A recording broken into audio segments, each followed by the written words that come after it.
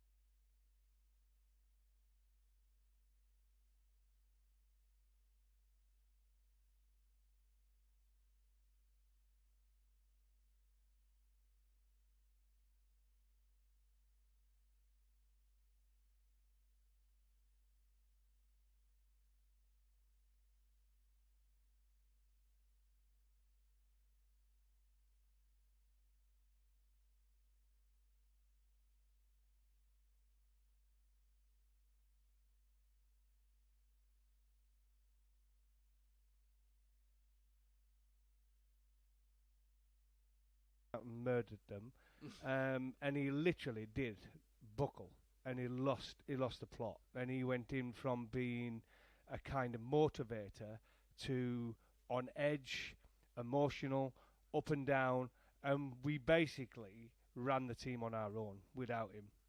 That's basically what happened with that. So on 2 occasions, that's the only 2 times where really I saw a huge change from one tour to another. So South Africa to the World Cup in '96, and then the following year when Bumble was in charge, from Zimbabwe to New Zealand, where there was a big change on how we were going to play. But it was really down to the players rather than the coach's ideas, if you know where I'm coming from. So how does it work here? What I mean, it's a different world, but it's the same world. You know, McCullum was brought in to change the fortunes of the England team, wasn't he? Seems like we're kind of reliving the past, but it is very much the present. Is McCullum for changing?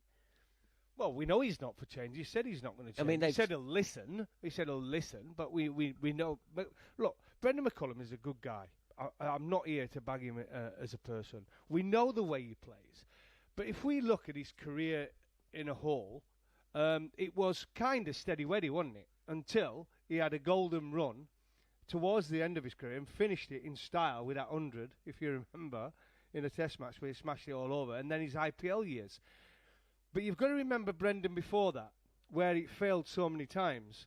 We're looking at the Brendan that lit up the IPL or his last test match where he was outstanding. Sometimes it takes time to work, and you have to have the natural talent to be able to play that way. When I look at the players we've got in this side, let's be honest, the only one with natural talent that could probably play the way he wants them to play is Harry Brook. And he's the one who's really lit up in the basketball. What I mean by lit up, he's the one who really wants to play that way. The rest of them try to play that way, and they're not good enough to play that way. You've got to be a serious talent to be able to do that. KP came in, Kevin Peterson came in when he came into the England side and changed the way England played and had done Test cricket for, 50, 60 years. He came in and decided, no, this is the way I'm going to play it. And so many players followed him, right? But he was the first player to play that way, and he came in. So since then now, we're in a position where this is the way we're going to play. We're going to accept it. What have we lost? 11 out of the last 15 ODIs? Yeah, it's 11 like out of 15, yep. Yeah, so if we lose these 3, I don't think we're still in any danger, immediate danger of getting into having to go to the playoffs. But with 3 defeats, it puts us on the brink of it. So this is a big series. Although it's come at a bad time, 350 over games is a massive 350 over games for this England team. And Sri Lanka, by the way. And for Harry Brook. Let's hear from Harry Brook. He's been speaking about his coach, Brendan McCullum, and chatting with talkSPORT reporter Scott Taylor. He's the best head coach I've had by a million miles. He makes you feel like you can go out there and do anything. He gives you the freedom to do anything. As a middle order batter as well, if you're 3 down early, like we saw in Melbourne, I know I only got 40 runs, but on another day, if I nick off early there, we could have been bowled out for 50. So it's about being brave. It's about trying to negate the risks that you have and put the percentages in your favour. And yeah, as a player, I feel like I've excelled in that, and people might say that I haven't, but yeah, I feel like I'm taking risks that are more in my percentage of success than the bowlers. So bar a couple of shots here or there, but that's part of learning, and that's part of cricket. And I always, like I said, I want to put pressure on the bowler and try and make them feel uncomfortable. Tell you what made you feel uncomfortable as a bowler, I imagine, Goffey, bowling a 4th spell. It's not just about that shot, is it? It's not just about one shot putting pressure. It's about putting pressure and making a bowler have to bowl a lot more overs than he wants to. That was the strangest interview I think I've ever heard. I didn't understand a word of it until the last line, putting pressure on the opposition's bowlers. Get that? 100%. The rest of that rubbish about percentages and diddly-diddly, most people listening to that would say, what does that actually mean? Well, it didn't sound like Harry Brook. It didn't. That's what I'm saying. They've absolutely been bamboozled by this chat. And it's about percentages and going in there and in Melbourne and having the confidence to go and play. As a coach, and I've been a coach myself and I know what it's like, you've always got to give your players confidence to go and play their natural game. Their natural game, right? Yes, at certain times of certain games, you've got to take the initiative. It's knowing when you have to take that initiative. So if you're in a game where you're against it, you've got 2 ways.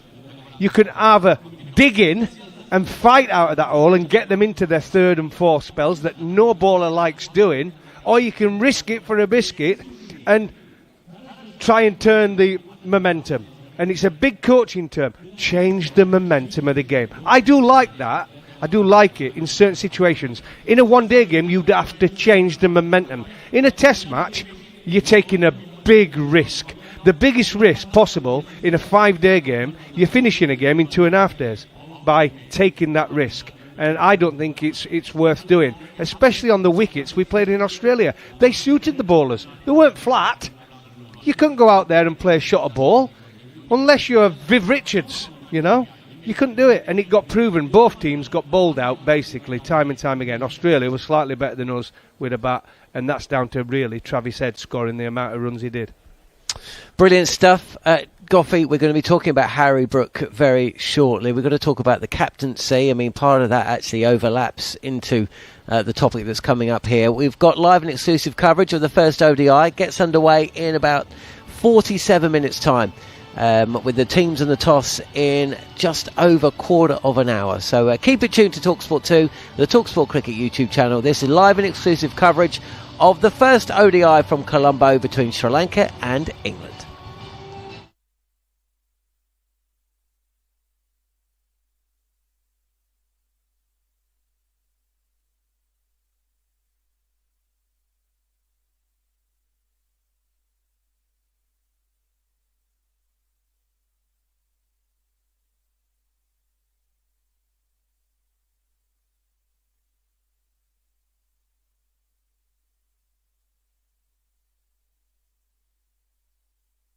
This is talkSPORT 2.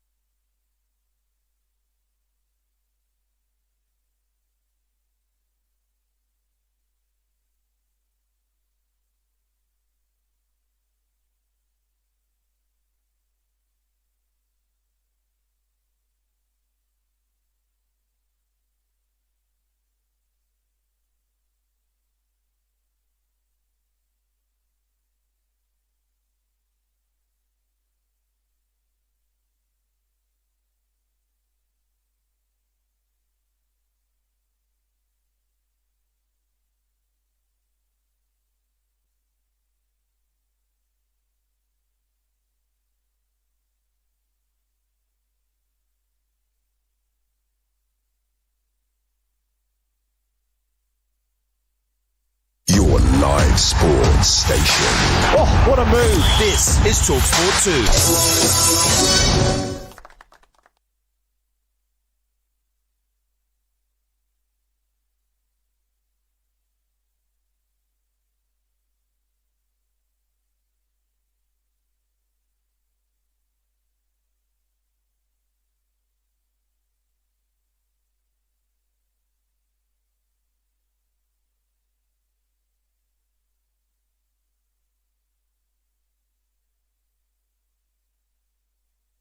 Live ball-by-ball commentary of England's white ball tour of Sri Lanka. It's a claim for a catch, he's got him! Exclusively on talkSPORT 2.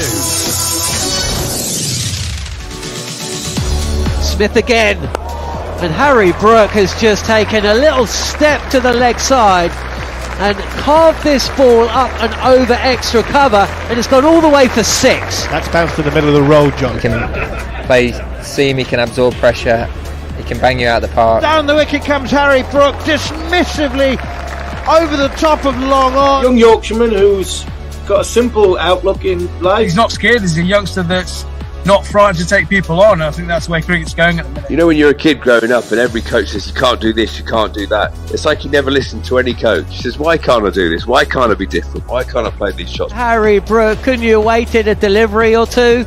He's gone for a big booming cover drive, and Mitchell Stark has said, thanks mate. It's emerged Harry Brook is on a final warning about his conduct after a late night altercation with a bouncer in New Zealand just hours before captaining England on a tour before the Ashes. I've reflected a lot on what's happened, and I know it wasn't the right thing to do, and I want to say sorry. But he has to be reminded of his responsibilities. He's representing the country, and so they would hope that that's been dealt with and he learns from it.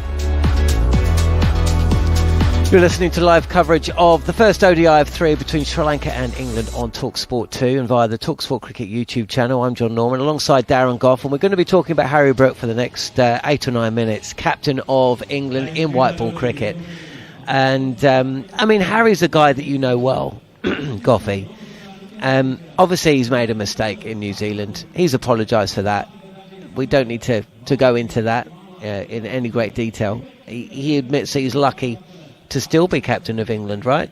So, he's on his final warning. But the Harry Brook that you know, is that the Harry Brook that you're seeing right now? The decisions he's making, the Harry Brook that you know, on and off the field? No, and I think he needs help. I really do. And I don't mean that in a bad way. I think a lot has happened to Harry Brook in the last 3 years. Let's be straight about this. He's come on from a tour. He's got a real close family network. He lost his grandma, if you remember, and then he pulled out of the IPL. Got banned from that. He's took on the England captaincy, which is no easy thing for a young man. So in 3 years, he's gone from a steady salary, and I mean a steady salary, with nothing. I'm the one who gave him a new 5-year contract and made him one of the highest paid players at Yorkshire. And then we never saw him, basically. So what happened is, it didn't cost us anything either, because England had to pay himself. He went straight into the England side after 8 games in that for my first season when I was back to Yorkshire, and then ever since then he's been the best player in the side just about in all formats, realistically. Yes, Joe Root has come back and delivered like he does, and I think the reason he just needs to be someone with him who's going to tell him when he does wrong and advise him, because he's gone from earning, as I said, a small amount of money to mega money. And that's going to change anyone in the short term until you realise the responsibilities that comes with it. He's a young lad. He likes a drink. We know that. And there's nothing wrong with that, because I did, and plenty of others before me and after me did, right? But you've got to know when you can do it and when you can't do it. And I think at the moment he's just making 1 or 2 mistakes that he can't get away with as an England captain.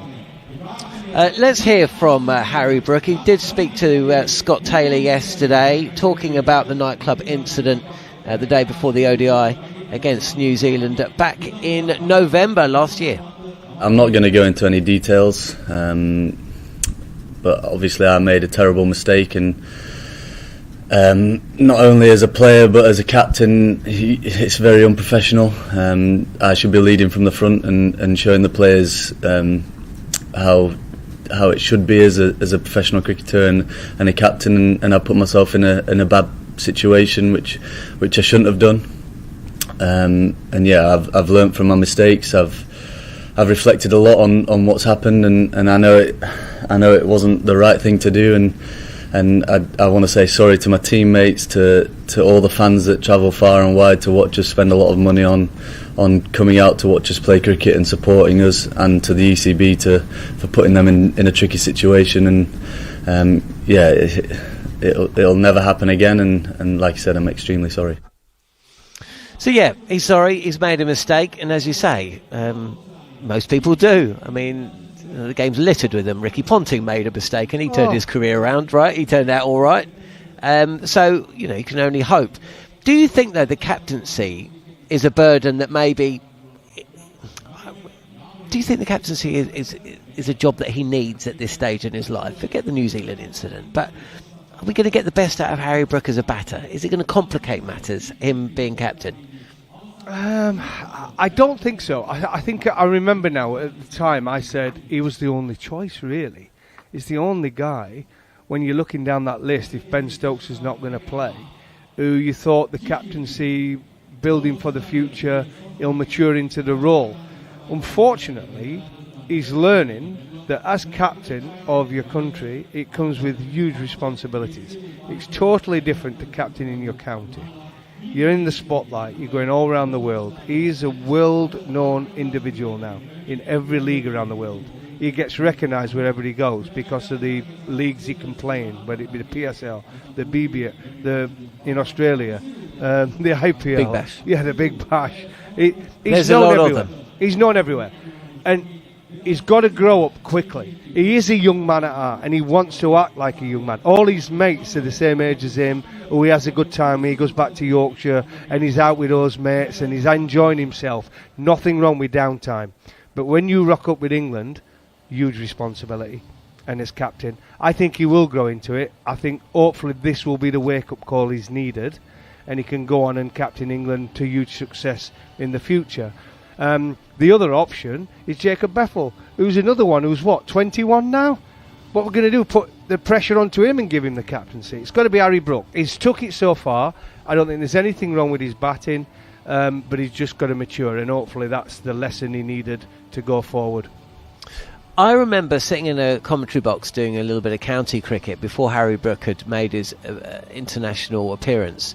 Jonathan Douge, Yorkshire commentator for the BBC, and this is at a time that Johnny Bairstow was absolutely on fire, and of course Joe Root was in the side, and Jonathan said to me, Harry Brook is and should be in the England side ahead of any other batter. And I was like, what? No, he's right, mate. He got 800 runs that year in the county championship after the first 8 games.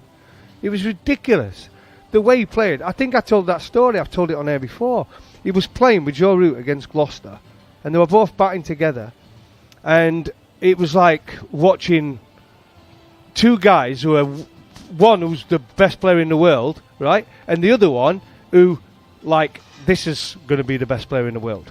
And he came off, Joe, sat down with me, and I know Joe well, I've known him a long time, and he sat down after he got out, and he said, thank God I'm out. He said, he's making me look the most ordinary player in the world. And he did. He made Joe Root look average that game, because the pitch was early season, and he was playing shots that I had never seen. But there weren't shots like we've seen here, backing away and trying to hit it over third man, or going across his stumps and sweeping. We're talking hitting it through the covers, straight down the ground, over mid-wicket, proper cricket shots from the crease, or walking at the bowler and hitting down the ground. So that was the start of him wanting to play. That's the way he wants to play, an aggressive form. And the spinners come on and he'd go and take them down straight away, put the pressure on them. That's what I like. But what I'm seeing now is not what it was when he 3 years ago. Now it's gone to another level, where he goes in and first ball he's trying to sweep the seamer or walk across, back away and cut the bowler over third man or over point for 6 when he first goes to the crease. So it's a fine line, isn't it? I want him to be aggressive, I want him to play his natural game, but I don't want him to be reckless, because he's such a good player. He could average 65 Test cricket. He could easily average 60, 65. And that would be an amazing, if you think some of the players that have not done that over the last, 40, 50, 60 years. Brilliant stuff. Goffey, thank you very much. You're listening to talkSPORT 2, watching us on the talkSPORT Cricket YouTube channel. We are just moments away now from the toss. We're going to find out the teams, whether there's been a surprise or two along the way, as we're going to get underway in Colombo at the Premadasa Stadium for live and exclusive coverage on talkSPORT 2 and the talkSPORT Cricket YouTube channel of the first ODI between Sri Lanka and England. Live ball-by-ball commentary of England's white ball tour of Sri Lanka. It's a claim for a catch, he's got him! Exclusively on talkSPORT 2.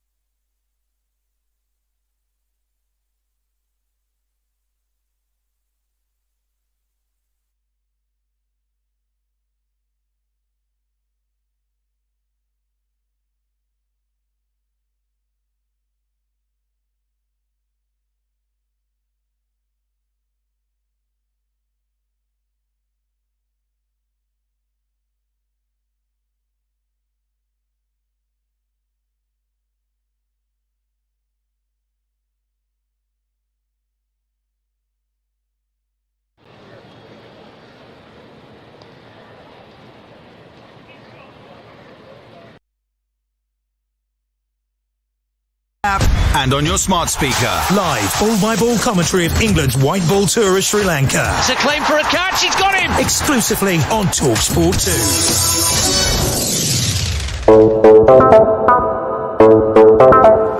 Crawley waits for Ashwin, uses his feet, puts him back over his head. That's a huge shot, plenty of hang time on that. That's a massive 6 from Zach Crawley. England go to 98 for 1. Crawley has 59 with the first maximum of the match. Yeah, that's a fantastic shot. Great use of his feet. Zach Crawley comes down early and extends those arms. Got good leverage, and you just watch and admire as it sells.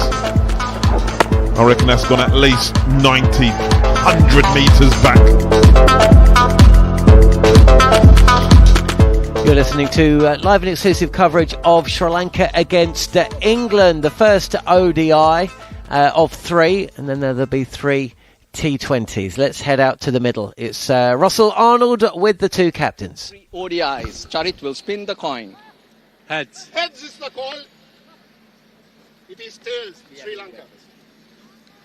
What would you be doing and the reasons for it, Charit? We are going to bat first. It looks pretty good pitch, and we just want to put a good score on the board. Out in the field, Harry, in this heat, how do you feel about having to chase? Yeah, okay. We would have had a bat first as well, but it is what it is, and we'll go out there and try our best. And any team news, any noteworthy names coming back or exclusions? Zach Crawley comes in to open the batting with Ben Duckett, and Will Jacks is ill, so Rehan Ahmed's coming in. What about your combination? I think Wanindu and Dushmant have been rested for the World Cup, and Dhananjay Silva comes into the side after a long time. So what about the spinners in your team? Dunitwel Alage and Jeffrey Van der Zeen, and also myself and Dhananjay can bowl. A lot of ground to make up though, because the results of late haven't been good. How do you feel it? Of course, yes, we have been doing great apart from that last Pakistan tour, but when we look back, and we have been doing great, so we just want to follow our basics right. And Harry, how do you view this ODI series, and what do you want to get out of it? Yeah, it's massive, obviously, playing against a strong side in their own conditions. We're really looking forward to the challenge that they present, and hopefully we can come away with a few wins. Well, guys, have a good one. Thank you. Well, there you go. Sri Lanka have won the toss, and no surprises. So, Sri Lanka winning the toss, and they're going to have a bat. We'll go through the team sheet in a second, but there is one surprise, because, of course, England, as is their want, they did announce the 11 yesterday. Rehan Ahmed is going to play for England. He comes in for Will Jacks, who has picked up a little bit of a bug overnight. We've got to change the commentary box as well. Gareth Batty, head coach of Surrey, alongside me. Jarrah Kimber as well, wild card. And Bats, lovely to see you. No Will Jacks today, but Sam Curran does play. There's always a Surrey. There's always a Surrey player or two in there somewhere, isn't there? First off, well, your thoughts on? Let's just round off the Ashes. First off, disappointing winter for England. I suppose it's great for them that they can just get out and just play some cricket, and we can all talk about something else, isn't it? Good morning, John. Good morning, everybody. It's time is only the thing that's going to heal the Ashes. Hopefully, not everything's swept under the carpet, but certainly for this short period of time going into the T20 World Cup at the start of next month, for this bunch of players, for this management, I suppose it's about clearing the decks, trying to clear the minds, and try and turn some attention into having a short window to build towards a trophy. So there is an amount of freedom, but there has to be a bit of structure. I don't see how in white ball cricket, I know this is 50 over cricket and there's T20 following, but I believe that white ball cricket now is probably more structured than red ball, which is not sort of common thought. The team for England, it's a familiar one if you were following the fortunes or misfortunes over the winter. Zach Crawley and Ben Duckett will be opening up. Joe Root at number 3, Jacob Bethell at 4, Harry Brook at 5, Joss Buttler 6, Sam Curran, and of course Jamie Overton plays, another Surrey player, at 7 and 8. Rehan Ahmed comes in, will play at 9 with Liam Dawson and Adil Rashid. Jared, good to see you, mate. A lot of spinners in there. I was just thinking that as you went through. I don't think Joe Root will get a bowl today, guys. No. What about Bethell? Bethel may not get one. Look, we've seen in general Sri Lankan pitchers do spin a lot. It'd be interesting to see what the wicket looks like. It doesn't look like it's going to rag sideways just looking at it, the camera footage of it at the moment. But clearly England have looked at it and decided that this is day 4 at Galle. What about Sri Lanka then? What can they expect? What can we expect, listeners, to this ODI? Might not be familiar with the Sri Lankan setup. Actually, in a way, whilst neither side has had a particularly good run of results over the last couple of years, both have shown frailties. You'd have to say that Sri Lanka do, as you'd expect, come in with slightly more experience, Adil Rashid aside, within their spinners, and that's going to be a strength. But it's quite unusual to see so many spinners in an England side. It is. Look, Sri Lanka have been a side that on paper for a long time looks like it should win more games than it does. They had that good period under Chris Silverwood where I think they were above 50% in all 3 formats of the game, and then they let him go, which is maybe not an ideal way to do things. So, look, their bowling attack on paper could be one of the better bowling attacks in the world, but they've had issues, obviously, keeping people like Patharana fit. They've had about, 2 or 3 other good seam options who come in for a couple of games and look incredible, and we don't see them for 8 months. It seems like everyone in Sri Lanka has a soft tissue injury at a certain point. But in terms of spin, they haven't produced the star spinners in a while, outside of the sort of Tikshana and Hasaranga level players. And those guys are also quite often injured. They're not always available to them. They've had some issues there as well. So if you look at their best 9 bowlers, it's not that far away. I think it's probably a better 9 bowlers than a lot of teams have in the world cricket. They've almost never had them as a great 5-person unit out on the field, though. I think the fact that they don't have the, I suppose, volume of spinners that Sri Lanka used to have, they don't play as much Test cricket, and they're trying to catch up with maybe Southern Hemisphere teams. We're trying to have a few more fast bowlers to be able to be more competitive away from home. And it's like India have it's about to happen in India. They have a few more fast bowlers, but their spinners coming through is not as backed up as it used to be. And I suppose this is the world that we live in now, that everybody's trying to almost complete the wheel.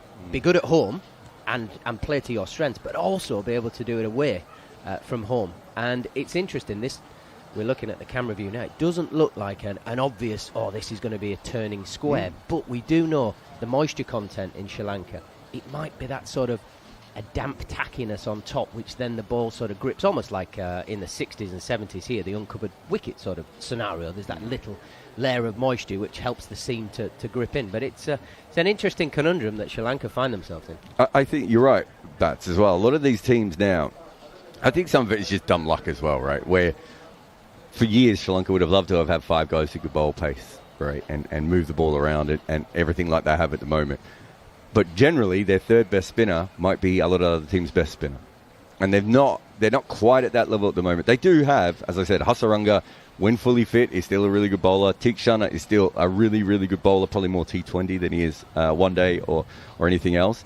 But and they have other younger options coming through, but they don't have that sort of, experience or quality that they had where they just have 5 or 6 guys. But bowling is probably still their strength, and then they've got a couple of good batters coming through, some of which are a little bit older, some of which are a little bit younger, like Nasanka, right, where we think Nasanka, if you talk to someone in Sri Lanka, they think Nasanka could be the next great Sri Lankan player. But again, they don't have the depth. I'm not sure if their 8th best player is at that level. So when they get injuries, and they seem to be getting these injuries all the time, you end up with a very choppy team.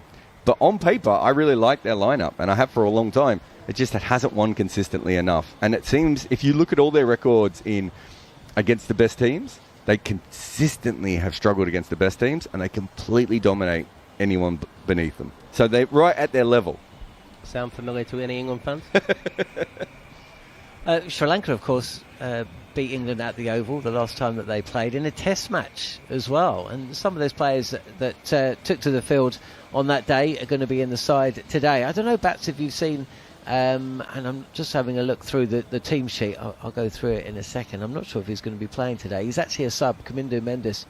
Now, didn't he make his debut against England when we were on tour back in 2018. The guy as a spinner, do you remember? Yeah, he bowled left and right arm, and now he's got a Test batting average of 60. Yeah, absolutely.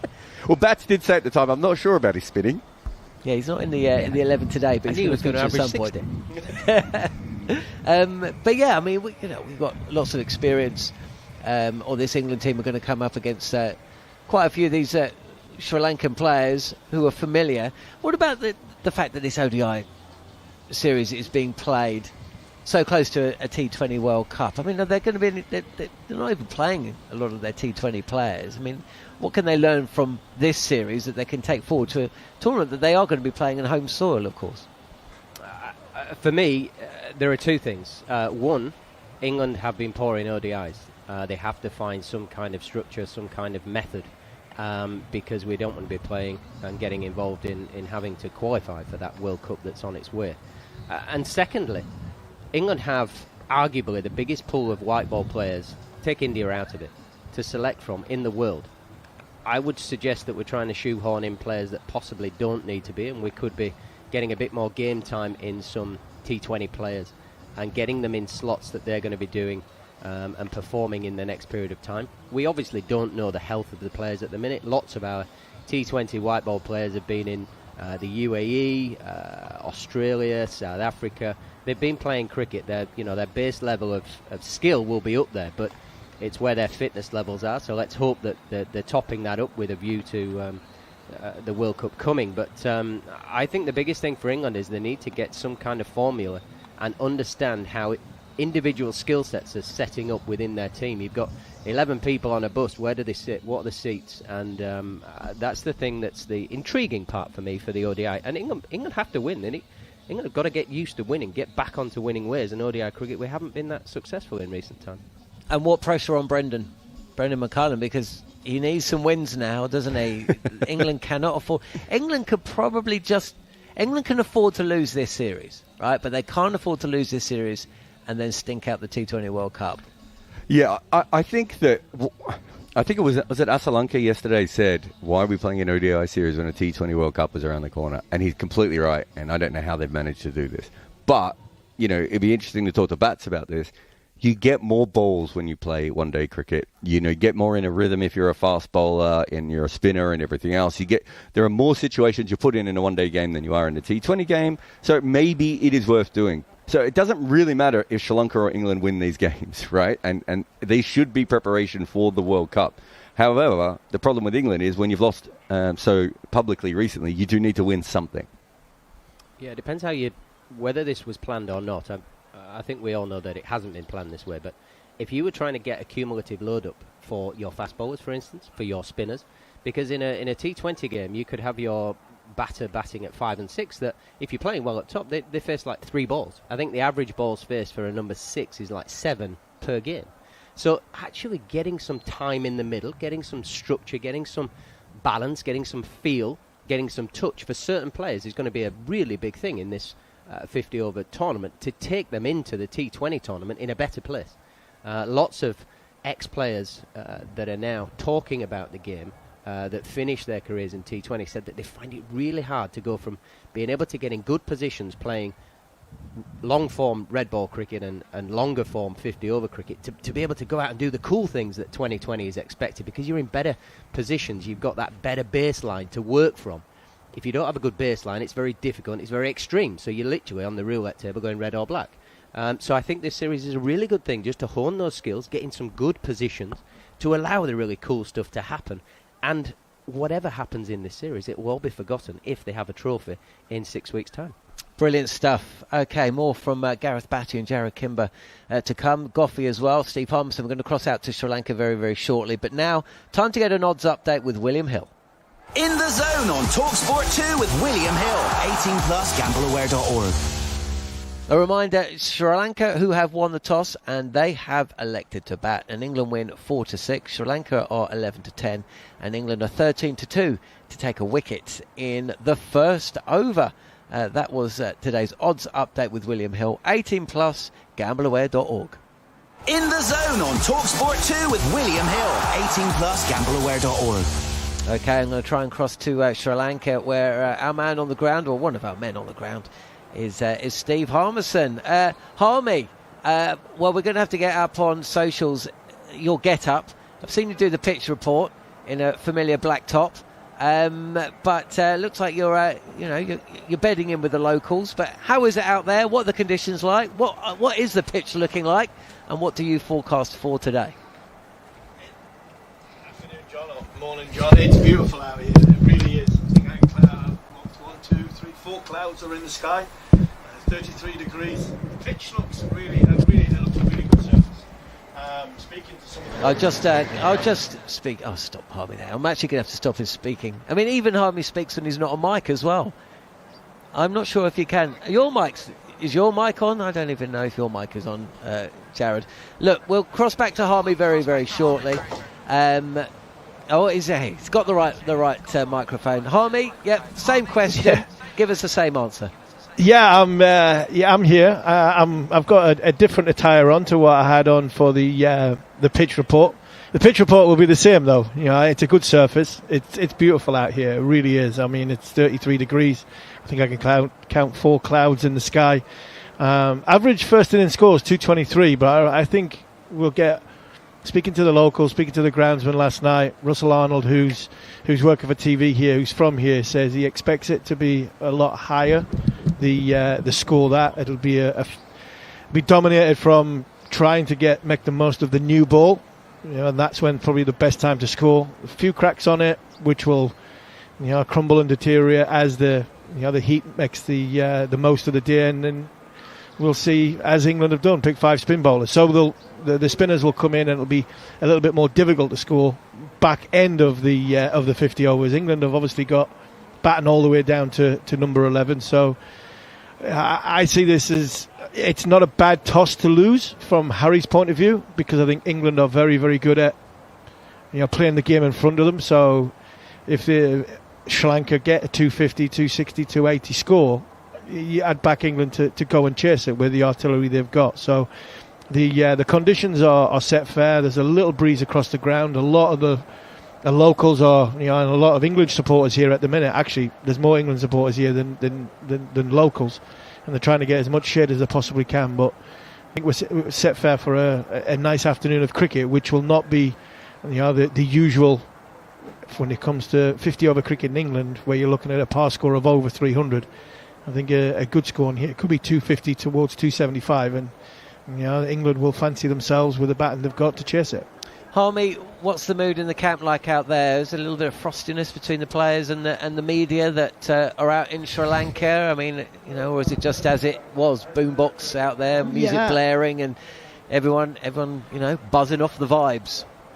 They're buzzing off the vibes. I think there's a little bit more reserved. I think there might be 1 or 2 of them have heard what I've said over the course of the last 6 weeks, because there wasn't many running across to say hello. But the 1 or 2 I did speak to, I mean, they're in good voice. I mean, I watched them train last night. We're setting the kit up. Me and Scott were setting the kit up here till I think it was about 10 o'clock, 10:30 last night, and these boys were out from 6 o'clock.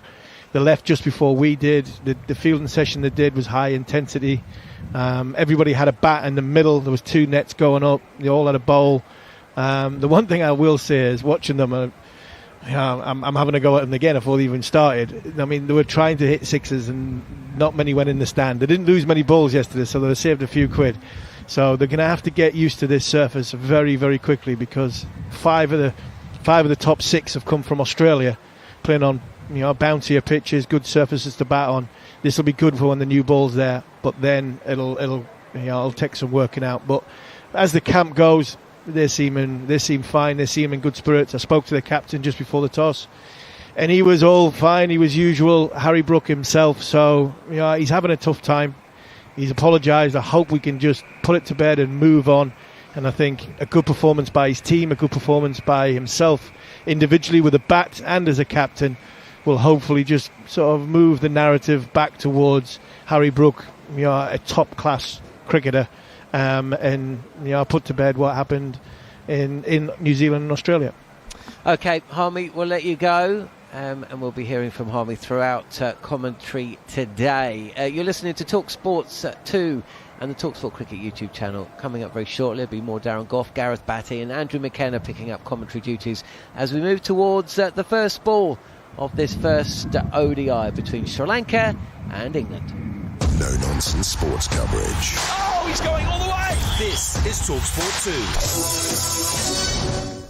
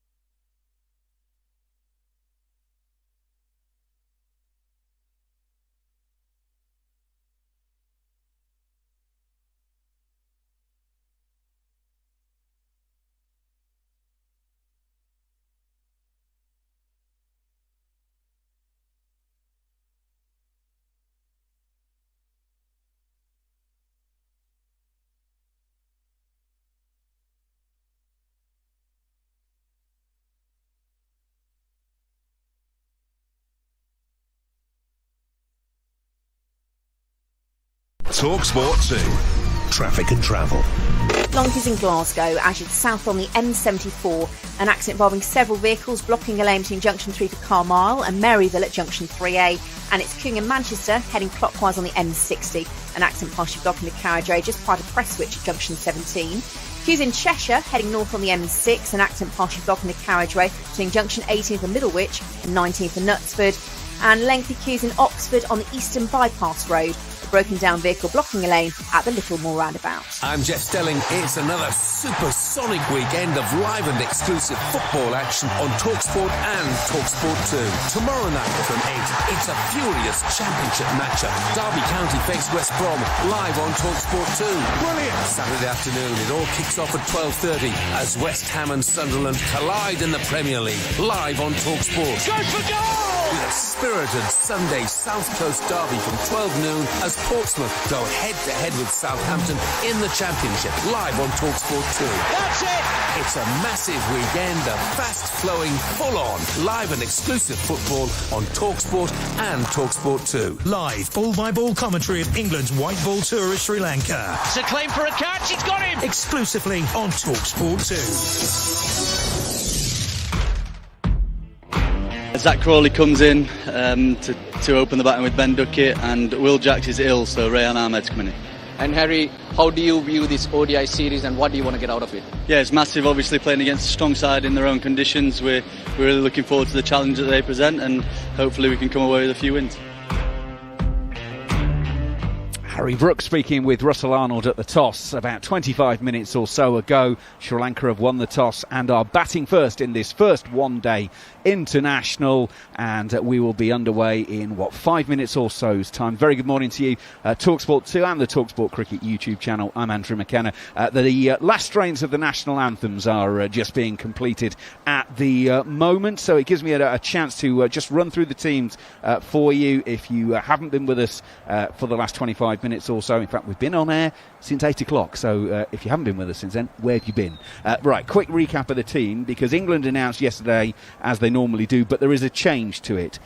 Zach Crawley, Ben Duckett at the top of the order, Joe Root, Jacob Ethel, Harry Brook, Jos Buttler, Sam Curran, and now the change. Rayan Ahmed is in because Will Jacks is ill, so he is in. Jamie Overton, Liam Dawson and Adil Rashid make up the England 11. For Sri Lanka, Patham Nissanka, Kamal Mishra, Kusal Mendes, Dhananjaya De Silva, Charith Asalanka, Janeth Lianaga, Pavan Ratnayaka, Dinath Welagalaga, Pramath Madashan, Jeffrey Vandersay, and Asita Fernando are the 11. Just like England, Sri Lanka are mixing and matching somewhat for these matches ahead of the T20 World Cup. And if you are wondering why we're playing 50-over games so close to the T20 World Cup, where's the logic in that? Well, if you listened to the Cricket Collective with Steve Harmison and Neil Manthorp last week, you will know the answer to that. The answer is England owe Sri Lanka some one-day internationals from the COVID era, and we're making them up now.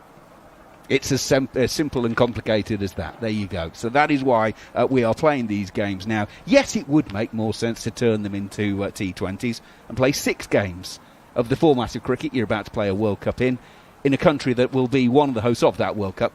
But this is cricket. We're not talking about logic. We're not talking about common sense. So let's just move on from that and let's crack on.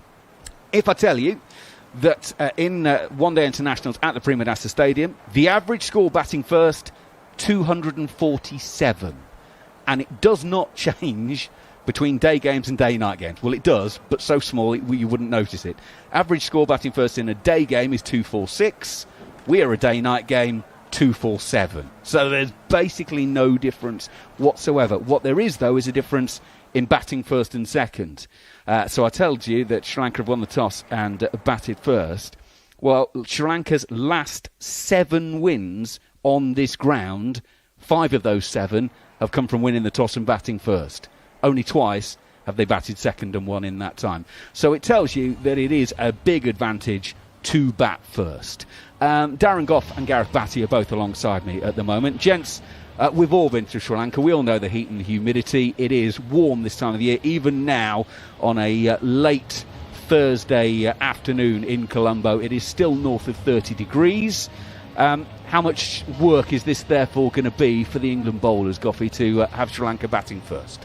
Yeah, it's not easy. I mean, one of the downsides, obviously, when you go to a place like Colombo and you're out there and you're going to bowl in the heat of the day, it can be very, very difficult. I've played on this ground. I've been to Colombo on a few occasions, and I can assure you it's hard work. So I think the advantage is with Sri Lanka, having played there myself and remember the games well. But here we go. They're going to be going out there and they'll be looking to post. You've just said about the average score there, what, 246, 247? I think realistically, I think they'll be looking for a bit more than that in this day and age, the way cricket is played. And you look down, they'll be looking down at the opposition and look at England's lineup and think, well, it's packed with batting. There's not much bowling in it, unless you're a spinner, but it's packed with batting. Well, you mentioned those average numbers. Of course, they are skewed with the fact that the way the game has developed in the last few years. The first one-day international played on this stadium was 1986, the 378th one-day of all time. That was against New Zealand. England have had just one win at this venue. That came in October 2007 as they restricted Sri Lanka to 211 for 9. Ryan Sidebottom and James Anderson both took 3-fers that day. England knocked them off 5 down, 46 overs and 5 balls. Alistair Cook got 80 from 123 balls that got him player of the match. Kevin Peterson, 63 from 75. What was he doing playing 50 over cricket, Alistair Cook? Can you imagine it now? He wouldn't even get it top 50. Morning, Sir Alistair. Hope you're doing well. Yes, it was a different era then, wasn't it? Different era. You look at some of the players, Bourne, Strauss, Cook. If they were playing in this modern era now and the way they go about selection, they wouldn't get nowhere near the starting 11 on most coaches' picks. When you think that Joe Root struggles to get in some of the white ball teams, and he strikes quickly as well as anybody in the world, and yet he was sort of moved out because it was a good sort of 15-20 under what the sort of benchmark was for that. I mean, it was the team that went on to win the World Cup, but they were sort of forward thinking from that point of view. Right then, we are about to get underway, and well, if they're going to open with seamers, as Goffey has alluded to, there are not many options. Jamie Overton is the man to take the first over of the match. Wow. And look, it's a left field selection. What they've gone with, isn't it? 2 seamers. Both of them, really. You wouldn't say. I mean, Sam Curran obviously could play all formats, but again, he's kind of developed over the last couple of years. I still think he's better than that into a white ball bowler. But Jamie Overton is good for what? Normally 5-6 overs, isn't he? Yeah, I think he's evolved in the last few years. He's had a disruptive period with some injuries, but certainly with a new ball, because he has pace and he's got height.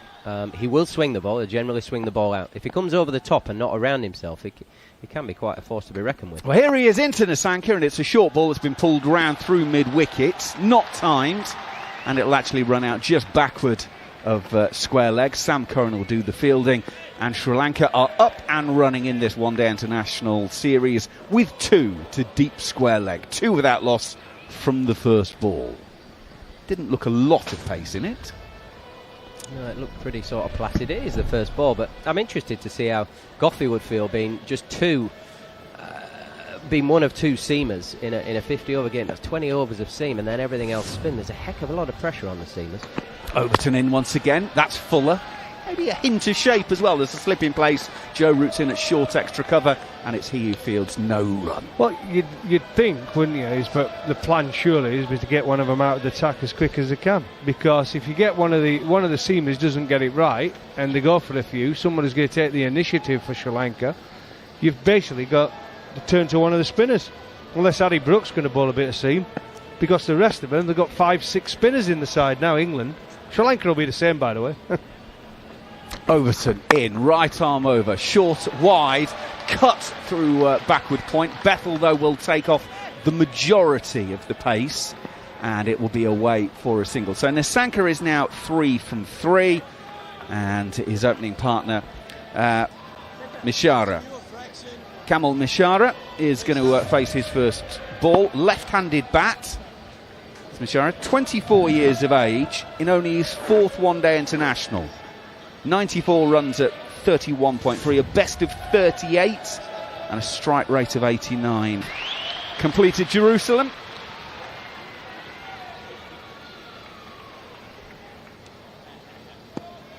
And Mishara settles in over his bat. Around the wicket is Overton. Has a little waft at one that is short and wide of off stump. Carries through to the keeper, it has to be said. Decent height, but Mishara... no run there. Well, it went through. If I was a seamer and saw the way that were going through, I'd be saying, give me the ball here. With a bit of movement, bit of bounce, bit of carry to the keeper. There you go. Beautiful bit of bounce. Fantastic.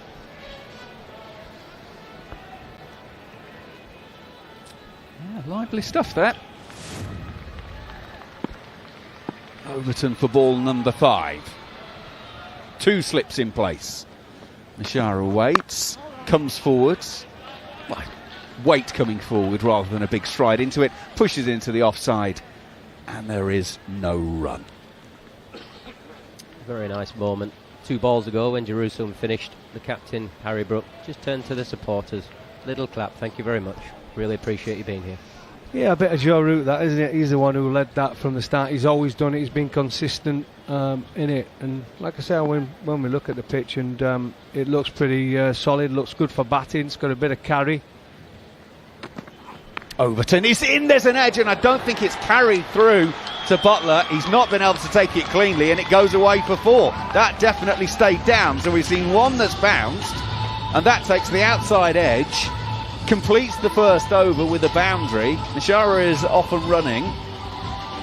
7 without loss at the end of the first, boys, here on talkSPORT 2 and the talkSPORT Cricket YouTube channel. Yeah, interesting last delivery. Actually, we saw the ball before, carry right through to the keeper, head above head high, had to jump to catch it, and then that one got a little edge on it, and it didn't carry to this, so could be a little bit too paced as well, those first few overs. The thing is, when you win a toss and you do bat, if there is something in that pitch, that first 3 or 4 overs can be difficult, can't it, Bats? Yeah, I suppose it's a seamer's thoughts on these surfaces where all of a sudden everybody goes all in on spin. I often think that the seamers that keep the stumps in play and hold length really well are almost harder to hit than spin. because seamers don't often bowl that step hit ball that a spinner can do, involuntary. And you've got to work really hard, because the indifference in bounce that we've already seen in the first over is the tough thing for batters. It's not lateral movement that's generally the issue. They can find ways to cut, but up and down, it's really, really tough. And fair play to Jamie Overton. He got it through over 140 clicks that first over, so well done to him. Well, it'll be Sam Curran, the other seamer, well, the other frontline seamer in the side, to bowl the second over to Nissanka. Perfect. Full, little bit of in-swing to the right-hander. Perfect copybook forward defensive shot by Nissanka. No run. The surprising thing for me here, I believe if you've got a left-hander in your side, is to bowl that first over. If there's a little bit of swing, because that swing in that first over, when they first come to the crease and they don't know the conditions, the batters, they are so effective in that first over in taking early wickets. Curran in for the second ball, slightly shorter and wider. Nissanka weight on the back foot, punches through point. Bethel will, not stop it. He dived over the top of it as he ran out to the point boundary, tried to scoop it back one-handed, and came up empty. Goes away for a boundary. 11 without loss, Sri Lanka here on talkSPORT 2 after 8 balls. Yeah, a really nice shot here from Nissanka. Just stands up tall, punches it off the back foot. Sam Curran looking to bowl sort of stump height, bail height in length, but just that fraction, that fourth off stump, which we know on subcontinent surfaces is a little bit of width, and he doesn't look to hit it too hard, lets the angle just push it through point for 4. Bethel, valiant effort, but just missed the ball on contact when he hits the ground. Can happen, but good signs. Sam Curran is in, and this is tighter to the pads, turned round the corner by Nissanka, and Zach Crawley will field just backward of square leg, and a single is taken. 12 without loss. While England have been taking on the Aussies in the Ashes, Sri Lanka have been in action. Their most recent cricket was a T20 series against Pakistan, which ended up 1-1. Pakistan won the first, the second was abandoned, and the third was won by Sri Lanka, but that ended up as 12 overs aside because of rain. Their last one-day internationals were against Pakistan in November in Rawalpindi. Curran in, and that's a good one. And Mishara actually raises the bat high above the head as the left arm delivery was swinging away from him, and he allows it through to Joss Buttler. No run. One thing that people get misled with as well, when you go to places like India, Pakistan, Sri Lanka, and they always think it's spin dominated, seamers can play a big part. From my experience there, bowling with a new ball, as we've seen, it can go through. You can get a little bit of swing, especially with a white new ball. Curran in, coming forward is Mishara, pushing into the offside, no run. And then when it gets older, it becomes harder to hit. You bowl wicket to wicket with a split field, you've got the men out, and you can mix it up with your slower balls if there's a little bit of grip as the pitch wears. It can be a nice place to tour as a seamer. I've had success there, success over in Sri Lanka. Yeah, of course you were man of the series out there, Goffey, weren't you? There you go. Not all about spin. Yeah. Chili prawns. Sam Curran is in. Coming forward is Mishara, pushes out onto the offside and completes the second over. And that is 12 without loss. Sri Lanka at the 2-over mark of this game. Just a reminder, of course, that there have been a couple of changes in one-day international cricket in recent times. That now when we get to 34 overs, so as we start this game, there's a brand new white ball at either end, and then we get to 34 overs, and the bowling side choose which of those 2 balls they want to bowl the next 16 with. So, generally speaking, they'll go for the softer one, and one that won't travel as far. But so that is one to just keep an eye out on. Is there one ball that is doing one more than the other? Because they will make that change at the 34 over stage. Overton to start the third over. Nissanka gets one on his pads, turns it through square leg. Rayan Ahmed chases after that one, will pull it back in, but not before 2 runs have been taken. 14 without loss. Gareth Batty. For the officials out there, I could be getting this wrong, so apologies, but I think I read somewhere that was brought in to encourage the skills that Darren Gough was very famous for in reverse swing and so on and so forth. So it'd be interesting to see if Goughy further down sees that there's a little bit going on, or somebody's got the skills able to perform what is a bit of a dying art because of the newness of the ball. It's not able to age to allow it to happen like it used to do. Well, it all comes down to the dryness of the pitch and the conditions, doesn't it? And most grounds now are quite flush, aren't they? Overton is in. Nasanka forward, playing defensively, no run. Green, even like I say, we're looking at this ground here, it looks beautiful, doesn't it? The pitch looks in great condition. It's white, as you would expect, but the outfield is perfection. You plant your flowers in that, wouldn't you? It's absolutely beautiful, and it is getting harder and harder. But as we've seen, still in world cricket, the best still get to do it, you know. And I think in these major tournaments as well. Overton in. That is down the leg side, wide of Joss Butler. Little feather on that one through. It's away for 4 runs. It is leg buys, so it brushed the pad on the way through. So nothing to the batter, but 4 more to the total. Sri Lanka 18 without loss. But one of the things about it now, the umpires are on it as well. You can't throw the ball onto the used pitches that are either side of the pitch either. So, yeah, it's getting harder and harder, but the real good bowlers still manage to do it, and that's why they are worth the weight in gold when it comes to these franchise competitions around. And all pros. Overton is in. Now that one bounced. Nasanka plays that out on the offside to Ben Duckett at mid-off, very uncomfortably, as that 142 kilometres an hour just climbed up and hit up near the stickers of the bat. Sorry, just to cover off. Sorry, Jamie, that was quick and in a good area, nicely bowled. But just to cover off, I think the best find a way, because they're looking at the angle. Reverse swing is the angle it creates in the last sort of 3 metres as it travels. And I think the best bowlers now are working different angles to find a different way, not just the ball. They can learn from baseball in a pitcher's release. Overton goes full Yorker length. Excellently bowled. Very well dug out by Nasanka. Back to the bowler, no run. Watching Jamie Overton here, it's impressive, because I remember when I first saw him, and I think I've said many times in interviews over the years, but I really like the way he can bowl. I've seen him bowl at that 88, 89, 90 miles an hour, which is amazing. And then he went through that period of injuries, and you weren't quite sure if he was going to ever bowl again. But what I've seen over the last 18 months is that slowly coming back. Overton is in once again, full straight, 2 full. It's been driven back past the bowler. Harry Brook, going back from mid-off, though, will pull it in 10 metres inside the rope. And a couple will be taken to end the 3rd over here on talkSPORT 2 and the talkSPORT Cricket YouTube channel. Sri Lanka 20 without loss after those 3. Nasanka's got 12 from 12 balls. Mishara 4 from 6. I'm going to ask Bats, you're his coach.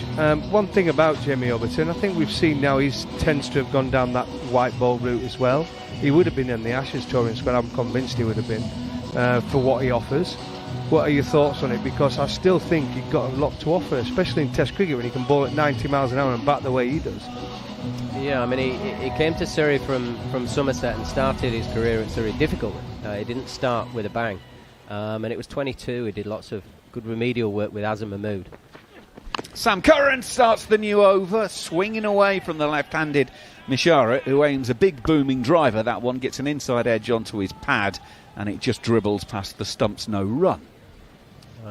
And he evolved his bowling to a whole new level. He was able to hold the top of the stumps in play. He was able to bowl as a proper skilled bowler, not just as a battering ram, because he had some pace and bounce and so on and so on. We tried to use him as a bowler to take wickets, but do them in, the sort of old-fashioned way of nick people off and hit them on the pad. He had a wonderful season, and then it got a bit... Curran in. Mishara from the crease pushes back down to the pitch of the bowler, no run. Got a bit disjointed because of changing over formats, and I suppose there's a bit of a disparity how counties look after players and internationally they're looked after, and I suppose that's for all of us to get those communications better. So he had those little bits of injury issues from time to time, and then he called time on red ball for it's not an indefinite, but certainly for the next 6 months to a year, just to concentrate on white ball cricket. Personally, I was incredibly sad about that, because I think he's a test match cricketer now, and I think this is his time as a cricketer. Curran in. Mishara is coming forward, punching through the cover region, and we'll get 4 runs for it. Beats the ring on the offside, and it'll go away through extra cover for 4. Mishara goes to 8 from 9 balls. Sri Lanka 24 without loss. Well, that's a good shot in it from Mishara. It goes to show it looks a good pitch, and if you're slightly full, there was a little bit of movement away from the left-hander, but it was a proper test match shot. Half volley, drove it through the covers. Beautiful, beautiful strike. Foot to the pitch of the ball, head still, beautiful. Yeah, I think what we've seen already, if you keep the stumps in play, if you keep within those tram lines that you see when there's an umpire LBW DRS come up, if you hold the stumps in play, you're not going to be able to play a shot like that. That's at sort of fourth, swinging into fifth, so you're able to get your hands free. So as a batter, you get your body down the width of the stumps, you go down straight, and then let your hands go. I think if you bowl straighter, it's going to be that little bit harder. Curran comes in past the umpire, pushed into the offside defensively. Joe Root at short mid-off, short extra cover fields, and there's no run. But sometimes as an opening bowler, you're thriving for wickets and you want to bowl it fuller, don't you? But when it's such a good pitch, I agree with you. You've got to bowl wicket to wicket and bowl that back of a length, that 6 metre mark, and just be patient and let them try and play the shot. If they try and hit it on the up with a little bit of movement, they're going to nick it through to the slip and the keeper anyway. So, again, on pitches like this, you're not going to get many bowled. Curran goes in, brings his man forward. Mishara, little pushed forward defensive up to mid-off. It was the slower ball, 112 kilometres an hour, 24 without loss it remains. Yeah, and I think the field that Sam has got, he's got a first slip, and like Harry Brooks on like almost a straight drive sort of position where a spinner might have a drive man at that sort of extra cover area, possibly for that ball, but possibly for one that he bowls a bit straight, a bit fuller within the stumps, that he just sort of drives it straight at that fielder. So you're looking at two modes of dismissal. Curran in once again, outside of off stump.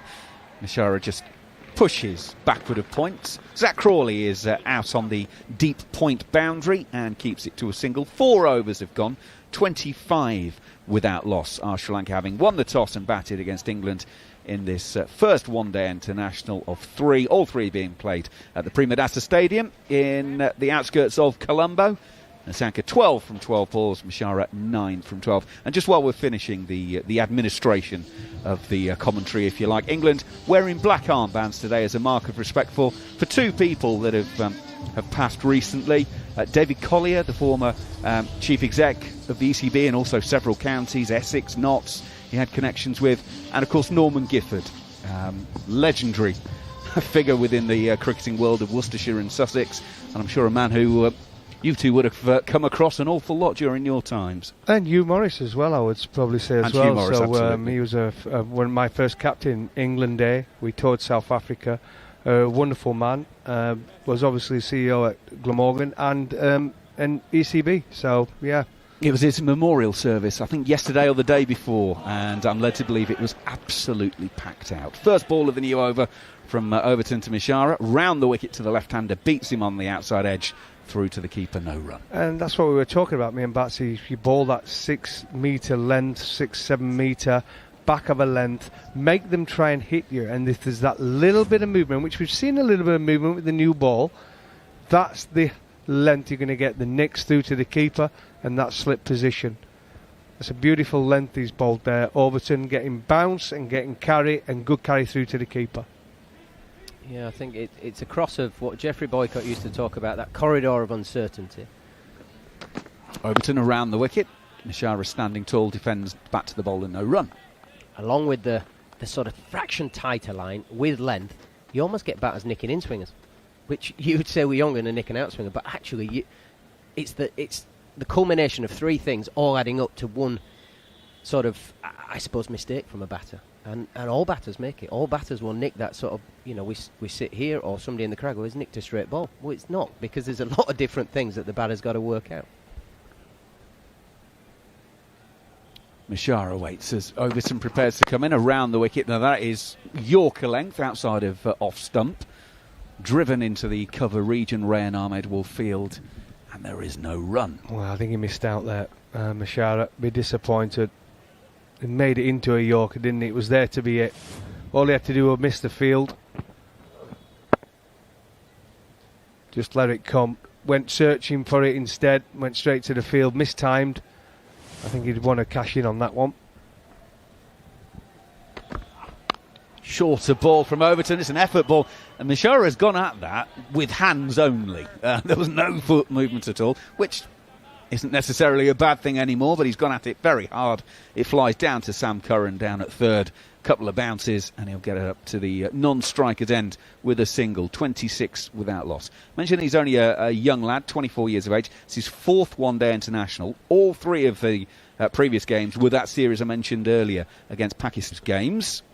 He did play in the T20 series that Sri Lanka played before that and around that, as Nissanka, the more established player, drops this into the offside for no run from Overton.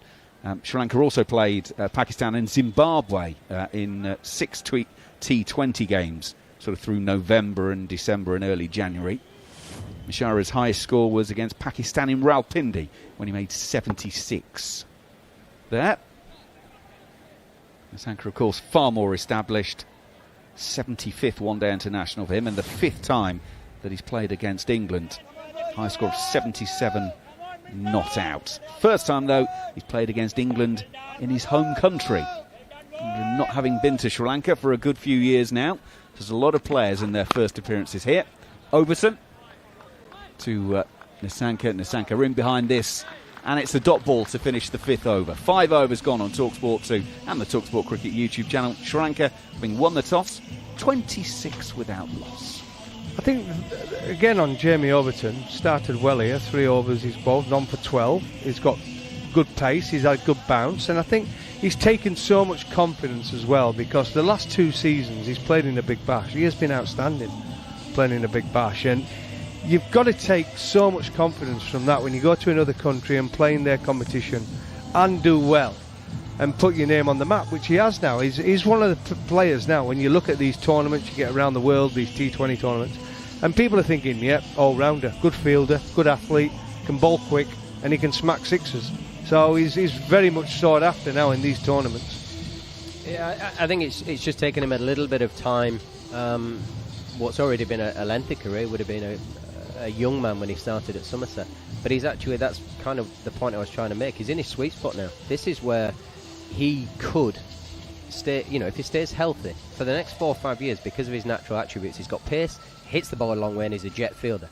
This is his window of sort of 3-4 years that he could really make a name for himself and leave a dent on the history of cricket. Well, we're going to get some spin early. The 6th over. Liam Dawson's going to bowl some left arm spin around the wicket to the left-handed Mishara, and that one is a good distance outside of leg stump. Mishara tries to push it into the leg side, and there is no run. So Liam Dawson in early.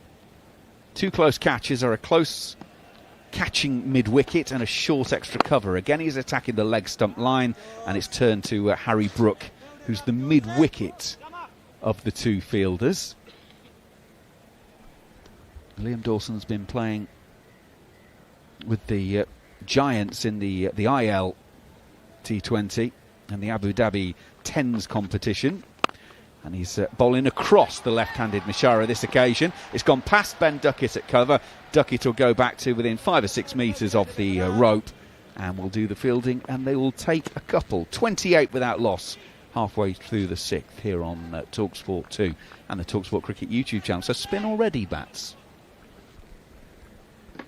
Yeah, I think the obvious statement is with 2 seamers you've got to do. I'm surprised it didn't open the bowling, but you could understand why. See if there's any movement for the big boys. Dawson in. Again, that is leg side-ish. Mishara's taken that off of his 5 pad out to deep square leg. Single taken. 29 without loss. The one thing you get with Dawson is one of the better sort of holding spinners, and I mean that with the utmost respect. He's very economical. He's very... you can almost plan where his 10 overs are going to be, what they're going to be for, and on his day he takes his wickets and bowls. You can plan your team around him. He's Mr. Dependable, and I mean that as an absolute compliment, nothing more than that. So him coming on now, you know what you're getting is around the wicket to cramp the left-hander, to not give the width, and he will take his wickets on the back of that. Staying around the wicket to the right-handed Mishra, and Nissanka, and there is a slip in place, and Nissanka comes forward and pushes back to the bowler, no run. Liam Dawson's 7th one-day international. His debut came all the way back against Pakistan at Cardiff in September 2016. He's gone in, and this occasion it's clipped just wide of the fielder at short mid-wicket and goes to Joe Root at mid-on. Jacob Bethel went full Superman dive there. Nissanka didn't quite get to the pitch of that one. but will end up with a single from it, 29 without loss.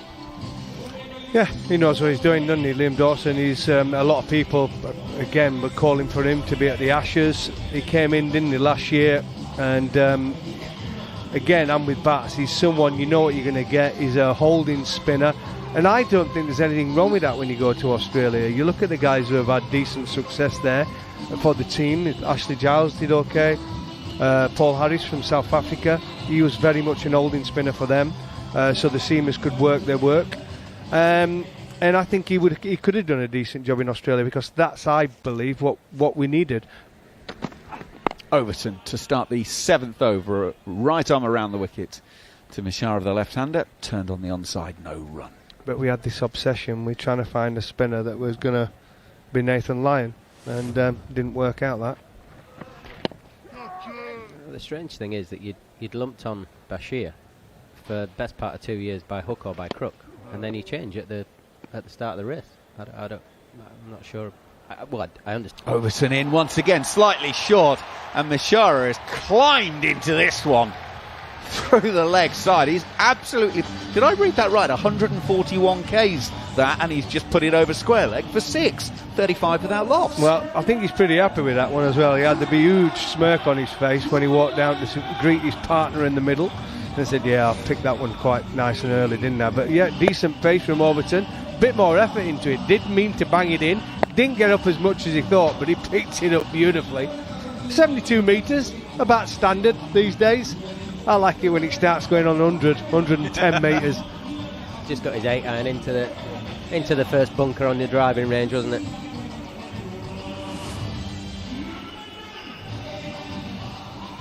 Yeah. They enjoyed that one enough to pump the music out for a bit.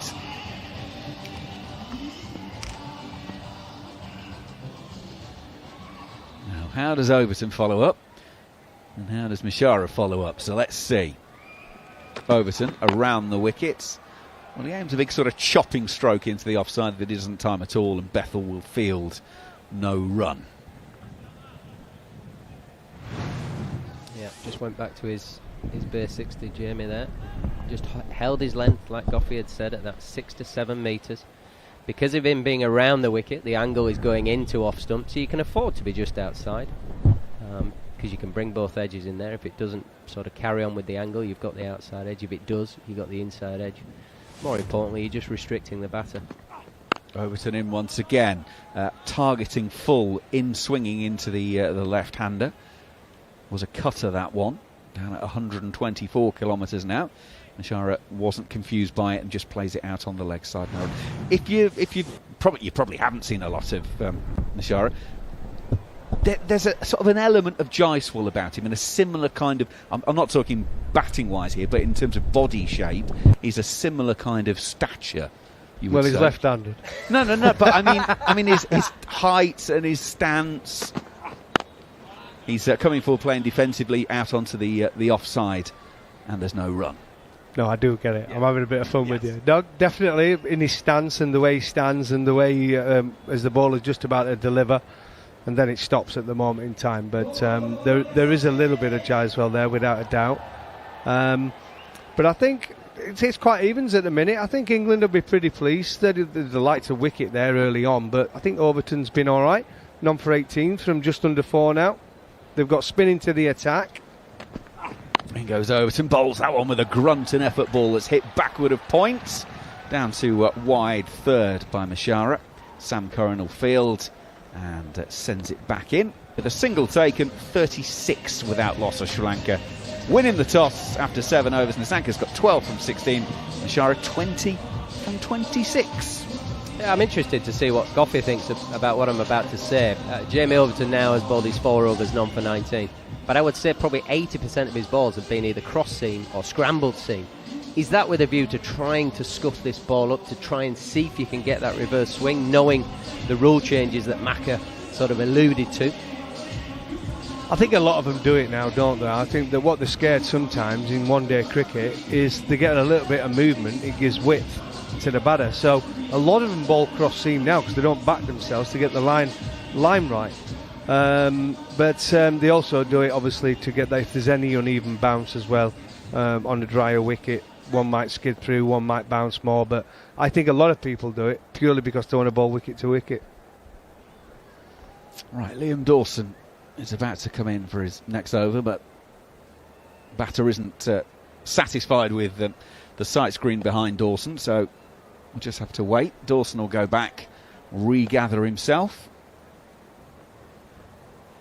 In he comes, left arm around the wicket, weight on the back foot for Nissanka on this occasion, straight to the fielder at point, and there is no run. Liam Dawson's first one-day international since November of 22. He played against Australia at the MCG. And here he is, bowling in the 8th over of the game, and he's pitching that one round about middle and leg to the right-handed. Nissanka plays defensively, no run. It is a strange one, isn't it, with Liam Dawson? They kind of go to him, he's the best one at it, then they get him out of the team, then they're bringing him back again, and it seems to be the story of his career, to be honest. In fact, it's for most spinners being English. In goes Dawson, quicker into the pitch, that one onto the pads in a hurry. Nissanka turns it leg side, no run. They're always searching for that golden nugget, aren't they? And let's say they thought they found it with Bashir. They played him in all those test matches building up to the Ashes and then didn't play him in one. Now sent him out to the under-19s to get some bowling practice with a leg spinning coach. Don't make sense to me. Dawson around the wicket. Nissanka gets just inside the line of that one, so he can play it down to Sam Curran at long off for a single. They could have sent him to bats. You'd only have to go to London, wouldn't have to go business class all the way to a Harare. He's got an English coach here who's had success at Surrey. He could just on his doorstep. He does have Mike Yardy with the under-19s, who sort of evolved his spin over the years, but left arm spin. Yeah, still got an idea about it.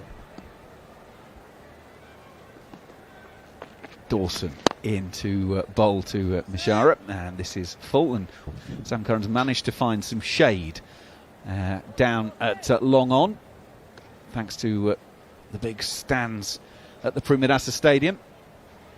35,000 capacity stadium this, so there are some big stands. If you can get yourself into the shade, very much appreciated this afternoon in this hot conditions.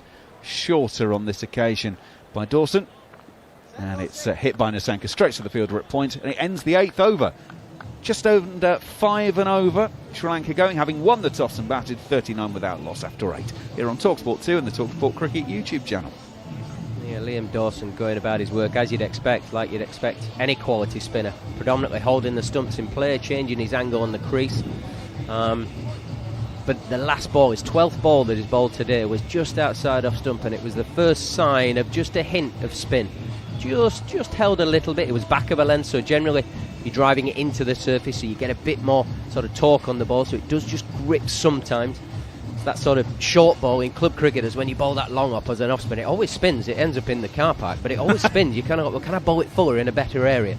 Liam, obviously, quality bowler that is. It was only just back of a length, but there was just a bit of shape there. Time for a change in the commentary box. Time for Steve Harmison, and a very welcome back to talkSPORT to Roshan Abhisingham. Thank you very much indeed. It is a lovely afternoon here at the R Premadasa International Stadium, and Sri Lanka, no surprises that they're batting first after they won the toss, 39 without loss, into the 9th over. So it's been a kind of a solid start. Curran it is, and Mishara has been the watchful one. And a good afternoon to Steve Harmison. It's still, I think, a pretty good morning in England. Yeah, it is a good morning. A cold morning in England. A cold morning in England. Not to tease Goffey too much, but it's beautiful out here.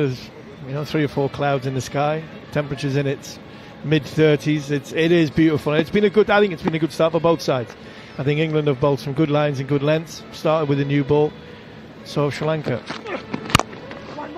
Nicely driven. 1 is the call, and 1 is what they get.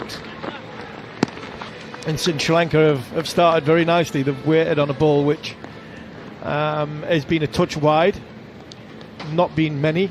Sam Curran slightly over pitch, got driven for 4. Jamie Overton just a little bit more back of length on line more than anything else, was pulled for 6. But apart from that, I think England have bowled nicely. I think Overton's hit the deck hard. He's bowled good lines and good lengths. Dawson started nicely, not much spin, a little bit of swing for Sam Curran, but I think all in all, I think both sides will be relatively... Over mid-wicket by Pathum Nissanka. Didn't time it. They'll come for 2. Really didn't get that sweet spot or middle of the bat. Curran is not the paciest. I'm not sure whether he bowled it into the pitch, but the ball really didn't arrive. Slightly. I think he run his fingers across it a little bit. I don't think it was a seam up, a pitched up seam up ball from Sam Curran. Very difficult to time. I think when batters are when they're losing their shape and trying to hit it too hard, they're just clothing it. Keep their shape balanced and they're timing it lovely. Around the wicket and driven beautifully, but can't beat mid-off. Nissanka seemed to be in very good touch. Love the way he's moving, lovely stride. He pounces on anything short. Vishara, on the other hand, hasn't looked as fluid as Nissanka. No, he hasn't. The left-handers, he has looked to hit the ball a little bit too hard. And I just wondered if that 6 over square leg was just going to light the blue touch paper and get him off and running. Curran it is. And drop and run. This is good batting. Just testing the field, challenging the field, with the fielders being set almost at that edge of the 30-yard circle. So plenty singles if you want to. So good opening partnership, 43 without loss, going at just under 5 runs and over. Sri Lanka's strategy would be to try and build a solid foundation and then maybe look to get to that 260, 270, because we do know that pitchers here can kind of assist the spin bowlers going forward. Yeah, it's the challenge from when the toss comes, that you have the music's on. I think the DJ is expecting the over to be bowled, but Rod Tucker, not a happy man at this moment in time. He's got his hands on his hips. He's very disappointed with the poor coordination. Yeah, very poor coordination. I think he lost his count. He thought it's a 5-ball over from over the wicket now. Curran, driven, finds the man at mid-off. So that's the end of the over. It is 43 without loss, and you're on talkSPORT 2 and talkSPORT Cricket YouTube channel. You're talking about, what's a good score, and 260, 270, and captains wanting to get the toss in their favour and bat first, but England might feel with the artillery they've got and the batting unit they have, as long as the wicket doesn't deteriorate too much, then England will like to chase, because I think England are better when the game's in front of them. I don't think they're very good front runners. Likewise, I don't think it. I think both sides are more happy chasing, and I think with what England have got in their sort of lower to middle order, even if it is a 260, 270 par score, England will still feel as though they've got enough in the changing rooms to chase that. Dawson it is with a slip in. That's nicely bowled. I think the key here, we talk about spin bowlers bowling in these parts of the world. To me, the key is about the pace they bowl. I mean, you get spinners coming in and looking to fire the ball in, but I like that last delivery, nicely looped. Yeah, he does. And I think that's the challenge for Liam Dawson, especially when it's not turning at this moment in time. Getting his pace right and utilising the one that just skids on with the new ball. But you have to get the batter set up for that. So you've got to get the ball leading into that at the right pace and the right length. This is the left-hander. That's a good line. That's a good length as well. And that pace is 93, but that's fine. That is fine, because as long as you keep mixing it up. And he's an experienced character as Liam Dawson. Played a lot of cricket, both red and white ball cricket. A lot of people will be wondering why he wasn't on the Ashes trip. A lot of people, I think Goffey was just alluding to it earlier, about Shoaib Bashir. He looks to swing it away on the onside, and he gets it down to deep mid-wicket. You took words out of my mouth. I was going to ask you the same question. I mean, you've got someone who seemed to understand spin bowling, especially the way he bowls. And so Bashir, unfortunately, early days, and struggled a little bit at the highest level. So you sometimes wonder how these things happen. We'll talk about it. Here's Dawson coming in. Slip in. Oh, that's well bowled. That is well bowled. He was searching for some turn. He was giving himself a bit of room. And that's what Liam Dawson is. That's the ball that he's looking to slide on with the newer ball, with the lacquer still on that newer ball. You can see the writing as it goes down. And that's where Liam Dawson's in the game, and he's dangerous. The slow over before, leading up, and that one there, just skidding on nicely. That's clever. But runs here. Runs! Because that was a delivery with a bit of width. And Pathum Nissanka needed no second invitation. It's a boundary and a welcome boundary. Yeah, that was the similar length, the similar line, but a lot slower from Liam Dawson. Nissanka can just hold his shot for a split second longer, open his body up, and beautiful hands through backward point. Dot to end the over. So 10 overs done. The power play is done. Sri Lanka 49 without loss. And just to remind you, this is talkSPORT 2 and talkSPORT Cricket YouTube channel. Yeah, the conundrum for the England selectors was they'd backed Shoaib Bashir so much that they probably had to keep backing him, and meant the fast bowling unit that England were building for a 2-year period to get themselves in a position to go and hit Australia on what surfaces England thought they were going to play on. And they actually got a completely different surface. But I think Dawson would have complemented England's seam bowlers, the selection that they had, a lot better than what Shoaib Bashir done. Look, Shoaib Bashir has got, I think he's got a lot of qualities, a lot of good qualities. He's got a good wicket-taking ball, high release point, he drives the ball into the surface, but he's still young, he's still learning his art, and I think he could do a little bit of time in county cricket. Curran bowls and short delivery, swung away on the leg side. The England 50s up. Oh, could have been trouble had they come for that second run, but the 50s up for Sri Lanka off that short ball. See, you make a very valid point about Shoaib Bashir and also Dawson. My point is, what is the role you expect with that bowling unit? Are you expecting your spinner to come in and get you 5 wickets? Or are you expecting your spinner to just close up one end and support your fast bowler? So it's a role that you'll expect your bowler to play as Curran comes in, round the wicket. And that's played late, waiting for the ball to come to him, Nissanka. Yeah, and that role is a key role, and I think the spin bowling option, the key role of that is how your seamers look. And I think England went all eggs in one basket. They wanted tall release point, 90 mile an hour. And for me, then your spinner has to complement that, and he has to go at 2 and over. And we had Ashley Giles bowled over the wicket and held an end up and held some pressure when things weren't happening. Now the slow one, and this should be taken. It's taken. That is a very good catch. Hit flat and hard. Pathum Nissanka was deceived a bit by the slower delivery.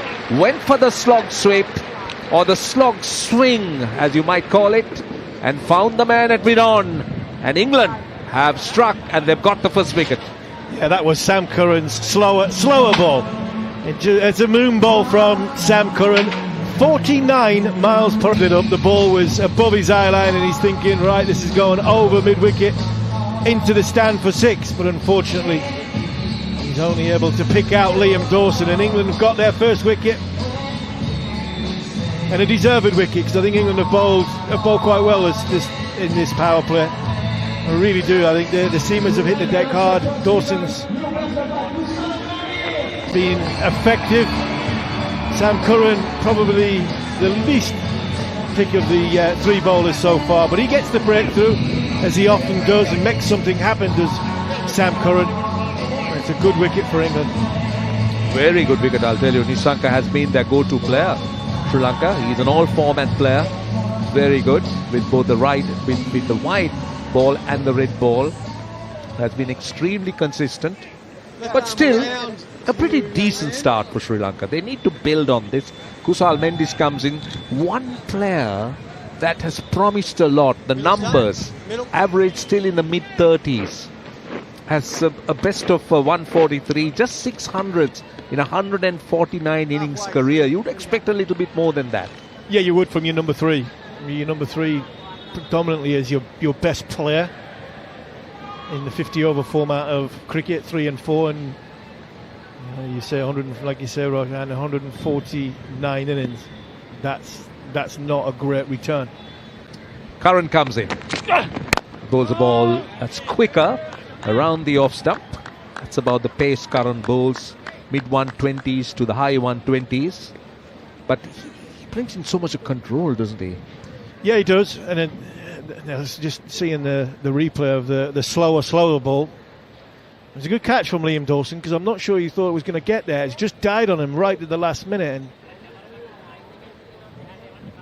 a big wicket for England. Curran again from round the wicket. Mendes gets a ball that he bowls into the pitch. He's clever, I'll tell you. Curran has really developed so much of skill in his bowling. That last delivery, 114 Ks, but you could see that he ran his fingers around it, a little bit into the pitch, a bit of grip, clever bowling. Yeah, very clever bowling, and I don't want to keep harping on about preparation, because I think we've said enough about that when talking about the Ashes. But Sam Curran's preparation, he's on good form. ILT20 winner, captain. Very good bowling. That ends the over. Sri Lanka 50 for 1. That's a wicket-taking over. 11 overs done. And Sri Lanka, as I said, 50 for 1. Kusal Mendes here to get off the mark. Mishara, 25 of 33. This is talkSPORT 2 and talkSPORT Cricket YouTube channel. Yeah, big wicket for Sam Curran coming into this series. And playing T20 cricket in the UAE. A winner there. Went out to Sydney to play in the BBL for the Big Bash for a little bit of a time. I think 3 or 4 games. His last game he picked up some wickets, picked up some runs, and hot-footed back to Sri Lanka. So he's in a bit of form. Jamie Overton as well. You see a bowling action which has been bowling out in Adelaide for the strikers, and he's gone. He said he hasn't had the runs that he would want, but he said he's felt as though he's bowled quite well, and he did. He utilised the new ball very, very well there. And in come Nadil Rashid. Good contest here. Bowls to the left-hander. Mishara just gives himself a bit of room and gets a single. And Adil Rashid, I love watching leg spinners bowl.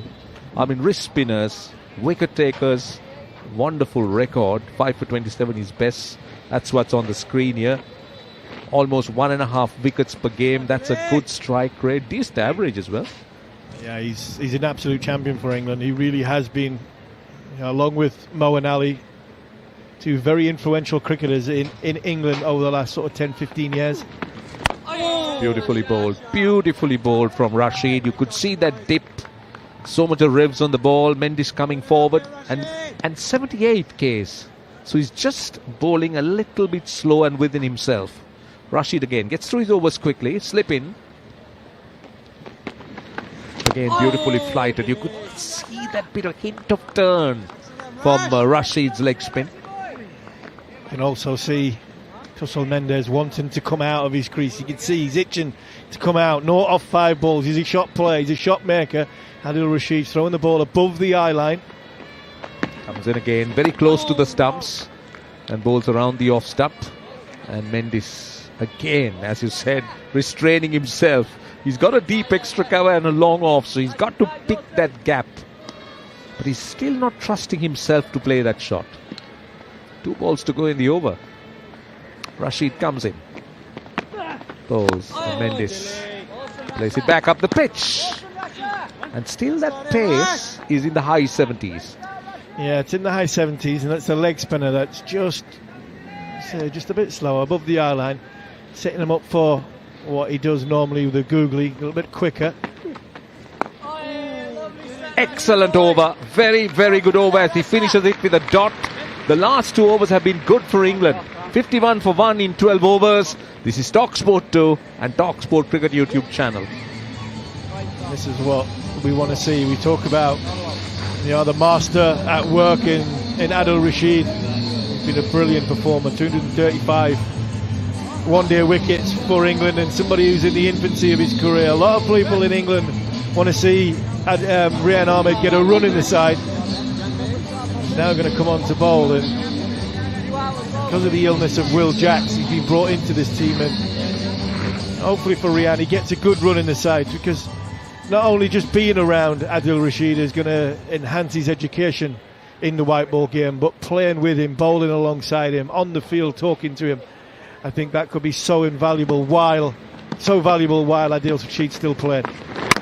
Starts off with the wrong and short of a length, and gets on the back foot Kamil Mishara punches it down towards deep cover. Now this will be interesting. Rehan is very early in his career, and how the Sri Lankan pair of batters would take to him. Would they kind of go after him, not let him bowl? So these are little things, tactical moments of the game. Yeah, absolutely. I think they'll maybe have a look at him because... Balls again, that's well bowled. Nicely looped around the off stump. I think the key is also the control, isn't it? As a spinner, you need to be able to control it. And I think that's the challenge for Rehan, getting the right pace and the right lens on these slower surfaces. Get on it. And see, that's pushed off the back foot. If you look at Rehan and if you look at Adil Rashid, two very different bowlers. Rehan seemed to be rushing through. Adil Rashid nicely relaxed as he gets to the crease. Rehan Ahmed comes in again, bowls. But so far, 4 deliveries. His pace is in the high 80s and he's landed in the right spot as Mendes comes forward. Yeah, he's bowled. He started off with a googly, which was short, and then he's gone 3 leg spinners. What he controls best. That's well bowled again. Just played off the back foot into that short gully position. And he's had more control on them because he's bowled them a little bit quicker, and that's the challenge for Rehan, to get the right lines and the right lengths on this surface. It's a lot different to what he's been playing on. Oh, Ray, lovely, Ray. So 53 for 1 at the end of 13 overs. And this is talkSPORT 2 and talkSPORT Cricket YouTube channel. And I think it's time to head back to John Norman. Thank you very much, Roshan. Lovely to hear your dulcet tones back on the airwaves on talkSPORT 2. Taking me back to 2018 when you were first part of the team. Lovely to have you. Harmy as well. What a get-up. If you haven't seen the outfit Harmy's wearing, head over to talkSPORT Cricket YouTube channel, take a look. But I'm sure the producer Scott Taylor out there, I'm sure he's already putting that up on the socials. I mean, why wouldn't he? Instagram and X. I'm joined in the commentary box by Gareth Batty and also Jared Kimber as Adil Rashid continuing, and this is down the leg side, attempted sweep by Kusal Mendes, couldn't connect, and I imagine that's been called a wide unless he got just a touch on it. It's been fielded by first slip running round Harry Brook, who's at first slip. No, he must have got something on it, as again on leg stump. This is swept away for a single. It's great to see Rehan Ahmed back in the side. I know he's only in the side bats because Will Jack's got a bit poorly, but he's travelled around the world with England and he just hasn't played.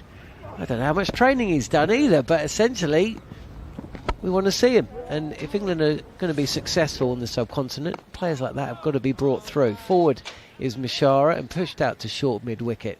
No run. You're listening to talkSPORT 2. You're following us at the talkSPORT Cricket YouTube channel. If you're just with us, Sri Lanka won the toss and decided to bat first. They're 54 for 1. As you could call that 54 for 2. Adil Rashid again continuing to bowl this very leg stump line, but this time to the left-hander Mishara, and he's been bowled around his legs. He's got to go for 27, and England have struck again. Sri Lanka 54 for 2, and we're midway point of the 14th over. Adil Rashid reading the surface very quickly. He's almost sort of 9-10 balls into his spell, but he's seen there's a little bit of spin, so hence why he's just holding that leg stump line just to hold the batter honest. Thinks he can sweep, chucks it outside leg stump. It's the wrong one. You miss it, I'm hitting.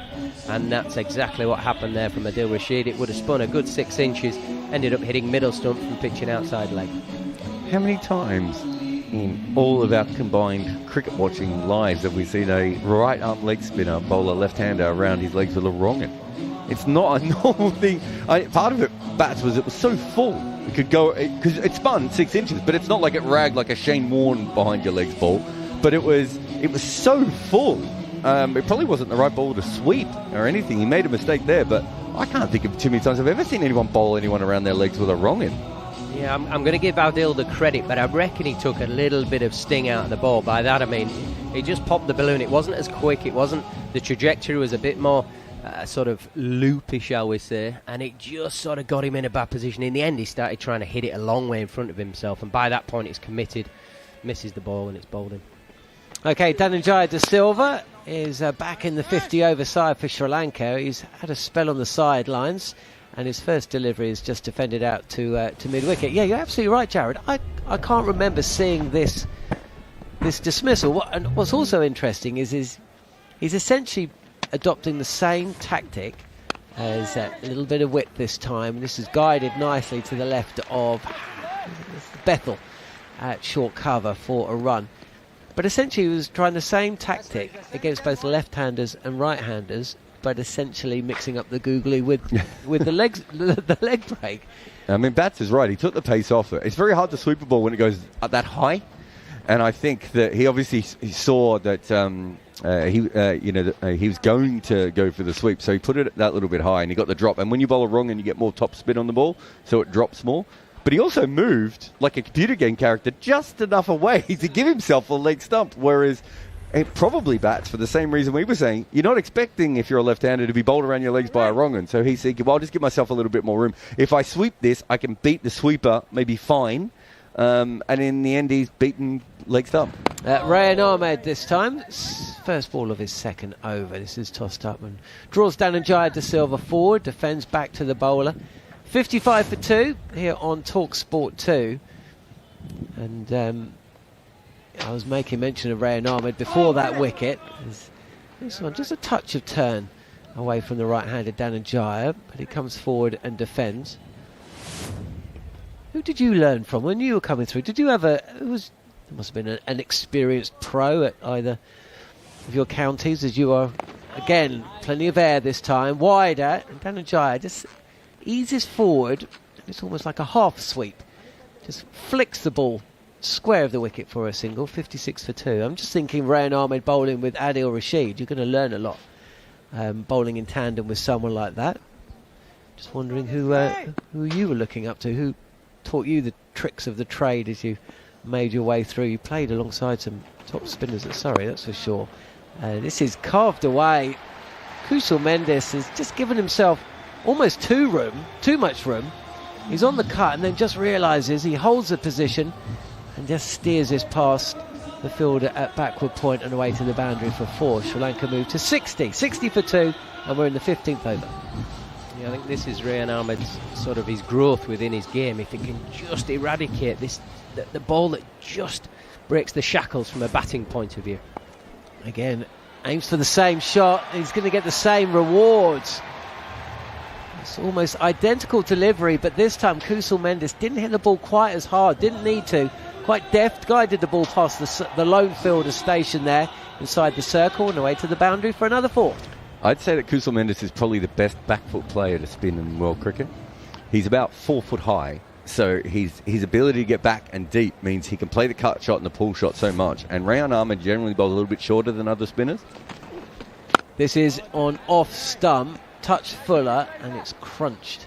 Just pushed up to long off, where it's fielded by Sam Curran for another single, and the score moves to 65 for 2. I think when we were in Colombo, when he made runs in maybe the 3rd test, was it Colombo we were in? Can't remember, but back when he was young, that was the first time I noticed it. He does this thing that a lot of Asian batters do when they're short, is they just sort of make themselves shorter when they're playing the pull shot, so they can pull and cut off any length, which means you have to over pitch to them and then they punch you down the ground. But if you let him do it, he will hit 4s outside off stump, very, very safely, and then eventually he'll start playing the big powerful pull shots as well. So you've got to get him coming forward, and it's very hard, especially for a younger spinner and for a wrist spinner.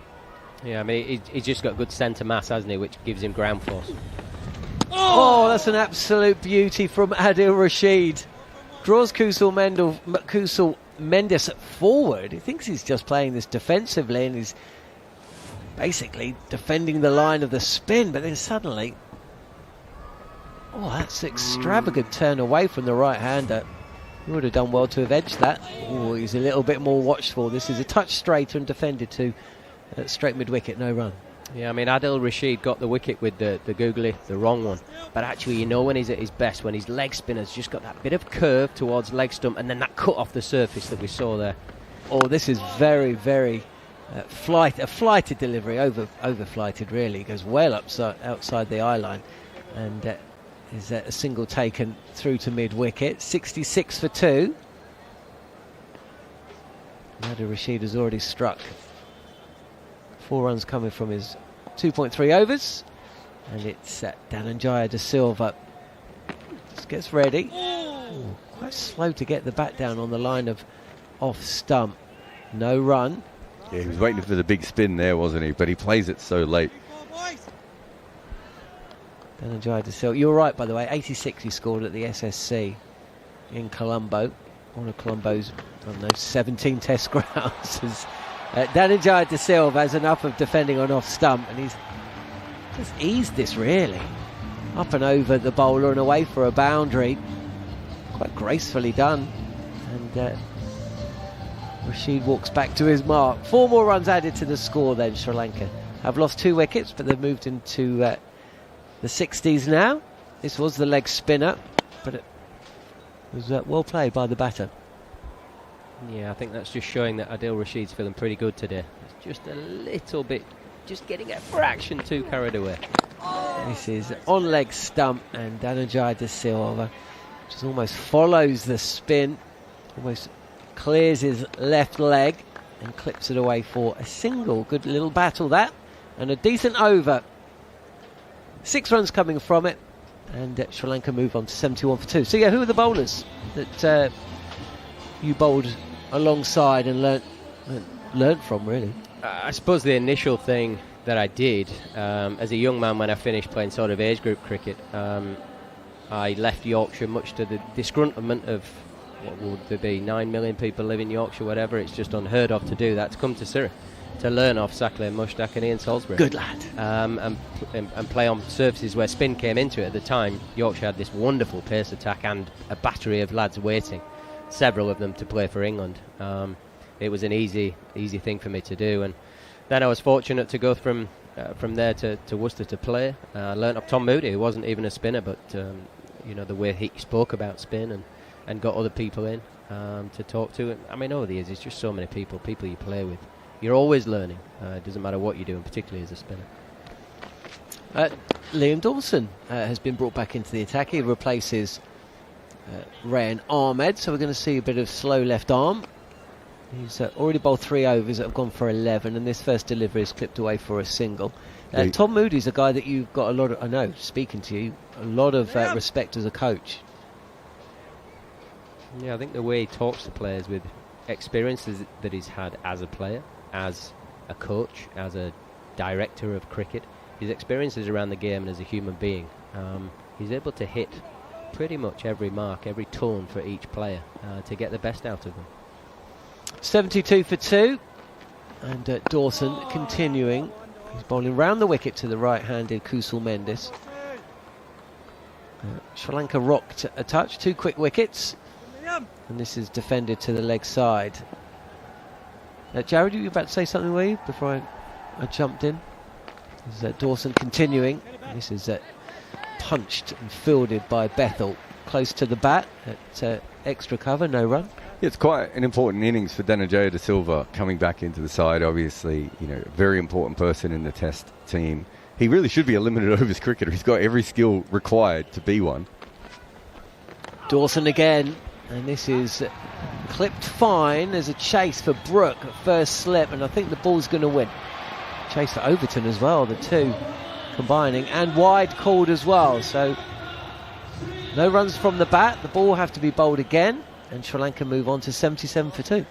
Yeah, I think in some ways, just carrying on from Gerard's point about Dhananjaya, this sort of situation, this surface is kind of perfect for him, because you're allowed to build an innings, because the par score being 246, 247, depending on which number you want to look at, means that there's an accumulation period within this game. It can't just be crash bang wallop, which the modern game is kind of built on. You have to earn the right, you have to go through the process if you want to get consistent scores. Now anybody can have a good day out, of course. Mendis is in, and again we've seen this similar shot to Rayan Ahmed. It's this time bowled by Liam Dawson. It's just that fielder at short third, and anything a fraction wide allows a batter just to play deep in his crease, open the blade and guide it past the fielder and away to the boundary for 4, and that's what's occurred here again. I mean, it wasn't wide in the end. It actually went straight on, but see the way he moves his, what did you call it before, Bats? His centre mass down. He just basically shrinks himself. So he makes that into a short wide ball. What it is, a length ball on off stump. This time on the stumps, touch fuller, and it's pushed up to long off. It will probably, fourth stump line, maybe just between fourth stump and off stump. Yeah, so that sort of, it might not have quite clipped off stump, but it was close enough to it. But he makes that decision so early, and he's so quick with his feet as well. Once he makes that decision, he plays the ball he wants to play rather than the one you've bowled to him, which is what great players of spin do. On leg stump this time, and Dhananjaya De Silva hurried just a touch, pushed to mid-on where it's fielded, no run, 82 for 2. So De Silva, so far in his career, has played 91 ODIs with 1,800 runs, average of 26 and strike rate of 78. That's why he's been out of the side for the last little while, because he struggled. But Bats, he's opened 7 times. He's batted first drop once. This is his 18th occasion at number 4, 10 at number 5, 32 at number 6, 11 at number 7, 4 at number 8, and 1 at number 9. It's fair to say they've never given him a role. And I think that's the biggest issue with him is because he can field, he's probably the best fielder in Sri Lanka. He can bowl a little bit. He's not a frontline bowler, but he can get you 5 overs at any stage, and he's quite a clever bowler, and he has batting talent. Here's Rashid, touch short, and the direction is a little bit leg side, allows Kusal Mendes just to rock back and pull. Does so powerfully, but it's fielded by Crawley on the boundary at mid-wicket for a single. 83 for 2 here on talkSPORT 2. So a little bit like what happened with Moeen Ali in the Test side. It's like, well, it makes sense, so we're going to play him, but they haven't given him a role to actually play, and they just keep changing it on him. Oh, beating Dhananjaya De Silva almost in slow motion there. Big turn again. The leg spinner from Rashid beats the outside edge, and he's getting decent bounce as well, Bats. Yeah, he's able to hold that ball back in the air by having great hip control, which makes it never really arrive, and then it bites off the surface. Touch fuller, this is edge, but down into the ground where it's fielded by Brook. It was slower as well from Rashid. Yeah, that's two in a row. That's at that sort of 43, 44 miles an hour. Generally operates about 46, 47 for his stock ball, so he's confident to take the pace off, but it's not going up. It's just not arriving. Steps away from the wicket there, does Dhananjaya De Silva. Trusts his eye. There's a little bit of movement, and it's just punched to cover. And Dhananjaya speeds through for a single. He moves to 9. Kusal Mendes is 18. He's picked up 3 boundaries so far, all through vacant third. 84 for 2 then. Midway point of the 18th over. And again, Mendes is going to get that ball through the gap. There's a chase on for Curran, and the ball's going to win.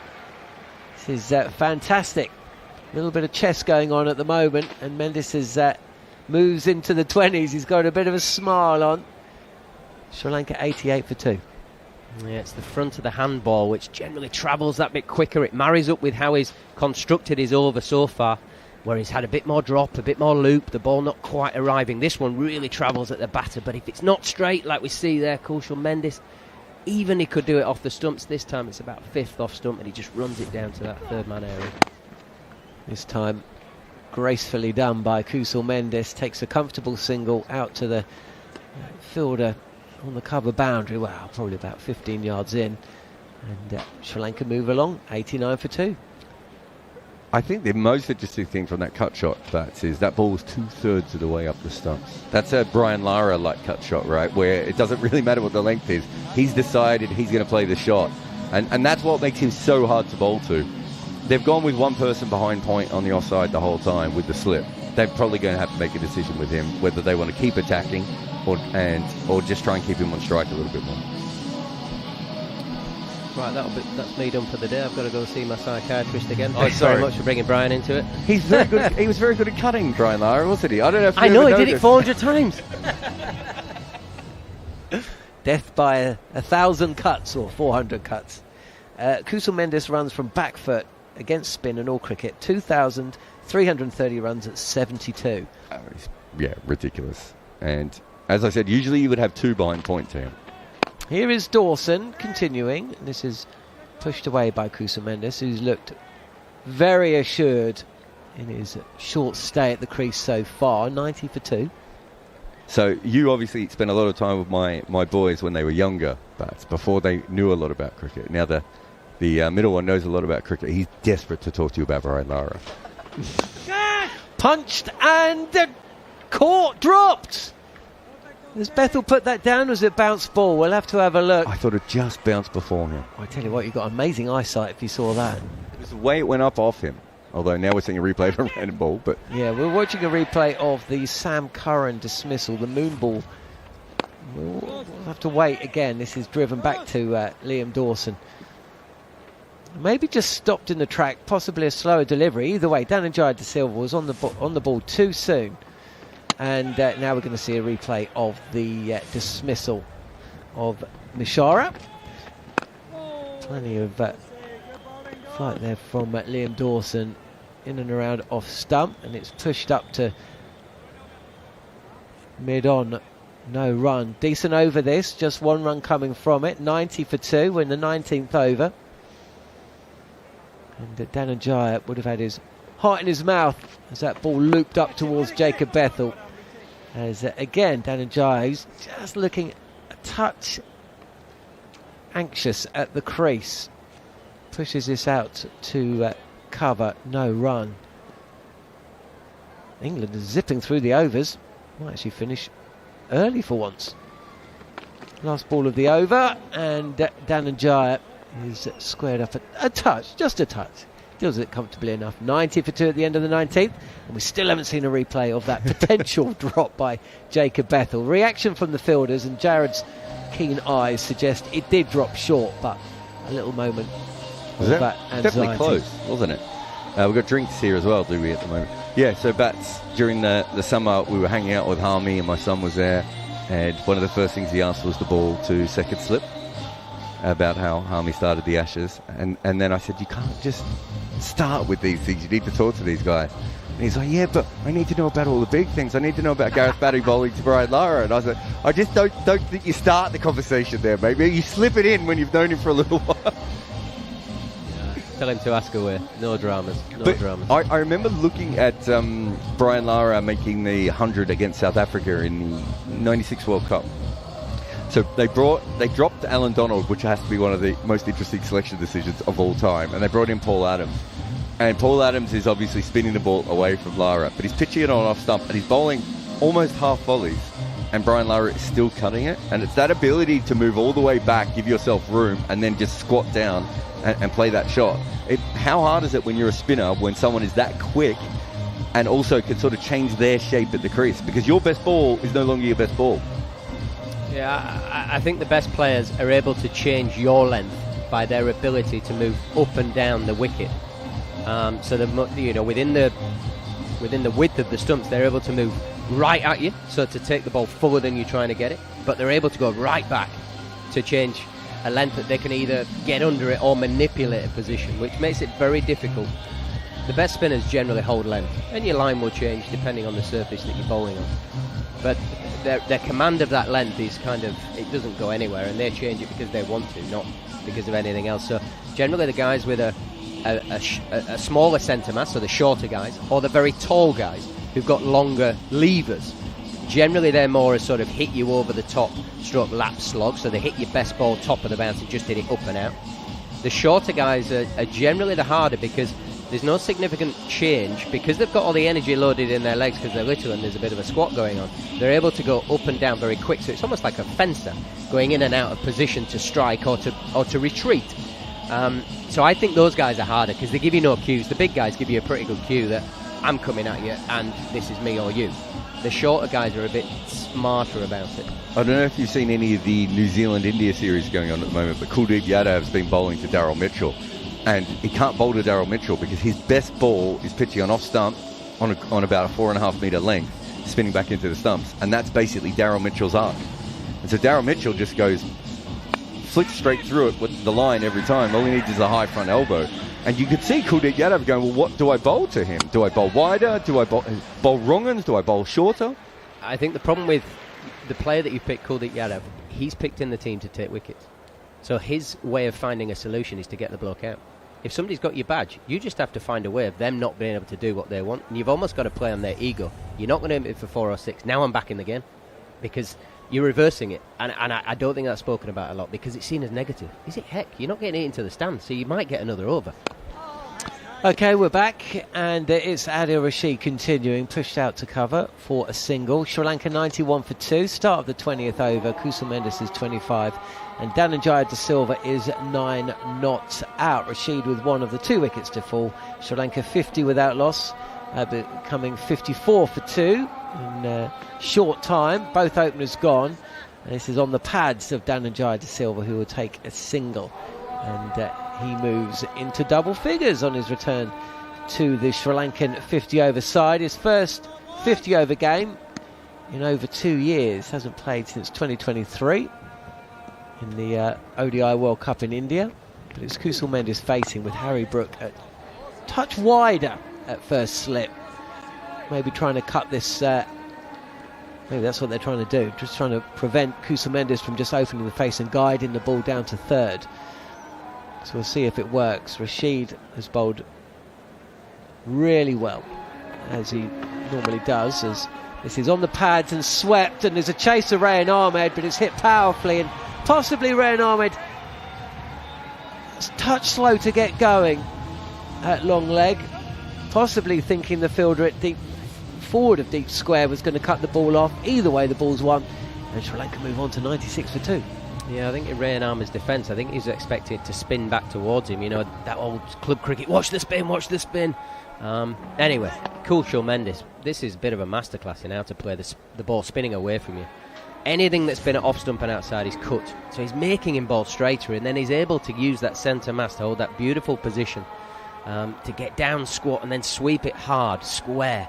And the ball's always taken with the angle just behind. It was a wonderful piece of play, a wonderful sort of craftsman innings so far from Kusal Mendis. Yeah, he's an experienced player for Sri Lanka, one of their go-to men, over 150 ODIs, as he's pushed out to Jacob Bethel, no run. And a real touch of class about the way he goes about his game, and he knows his game. 29 from 33, and Rashid is in again, and on one knee is Mendis, and he'll take a single down to Rayan Ahmed. But, fine leg for another single, 97 for 2.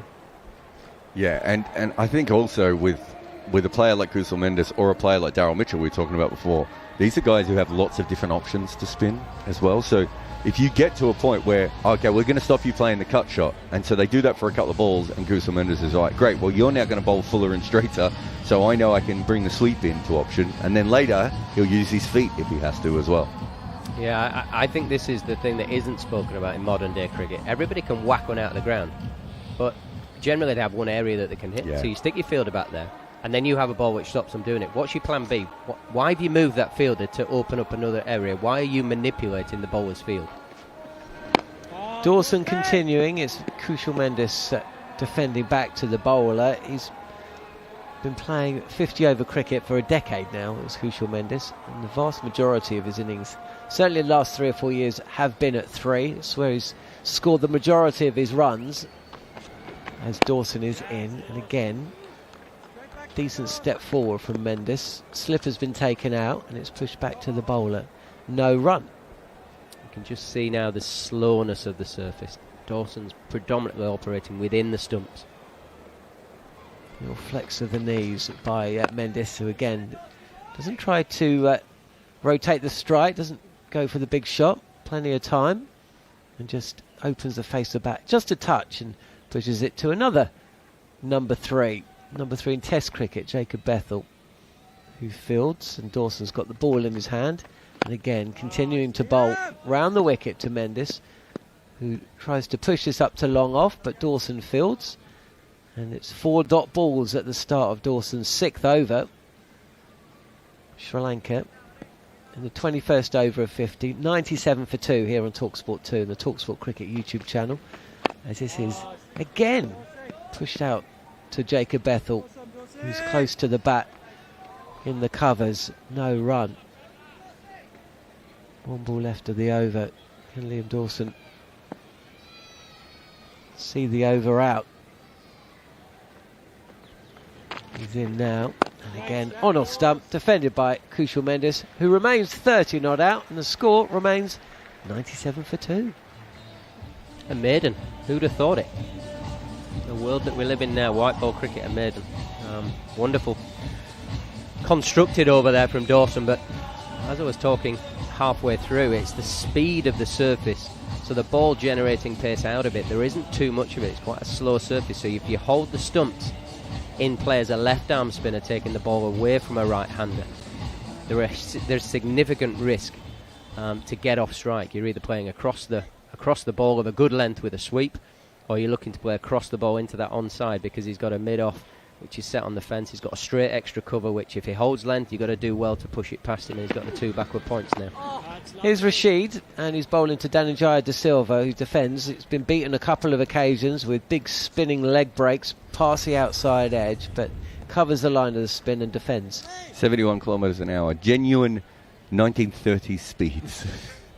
Yeah, because we do have a bowler who will be bowling a little bit later, who's much quicker. Oh, he's been hit on the pad. He's almost walking. Dhananjaya De Silva's been given out leg before wicket.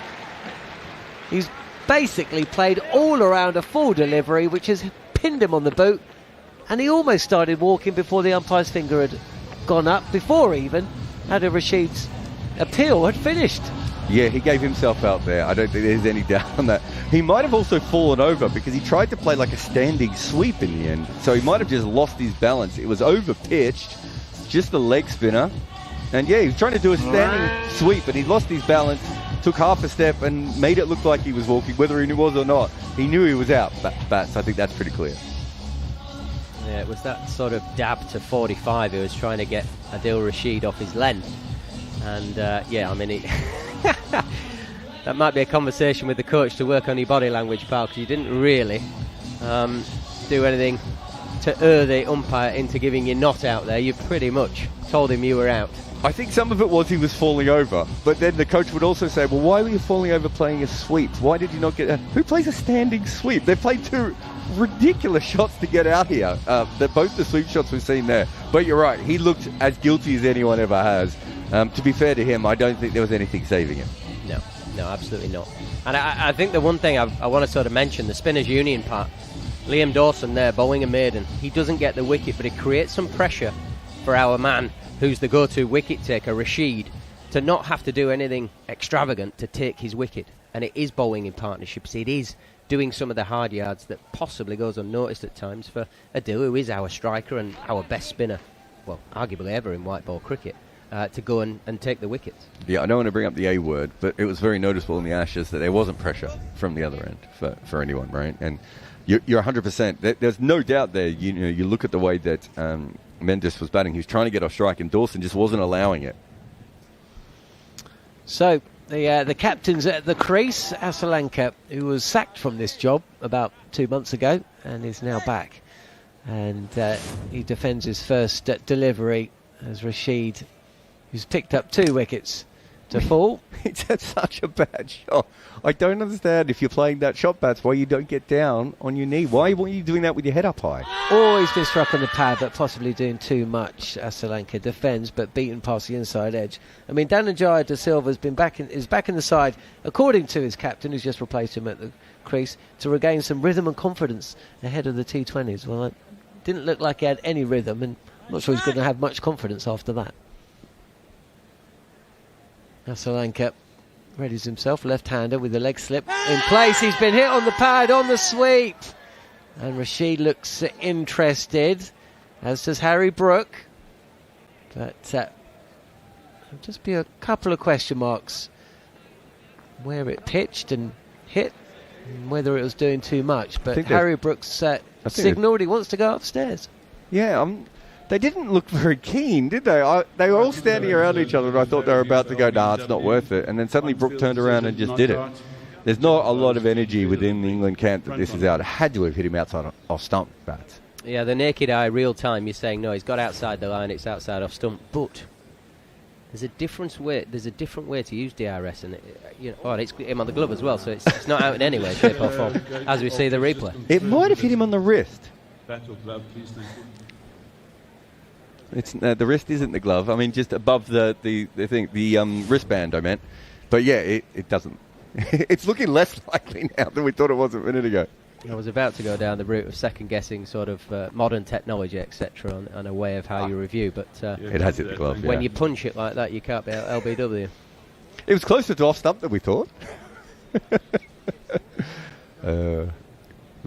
That's going to be a hard one to pick up. At least they played a sweep shot with their legs down.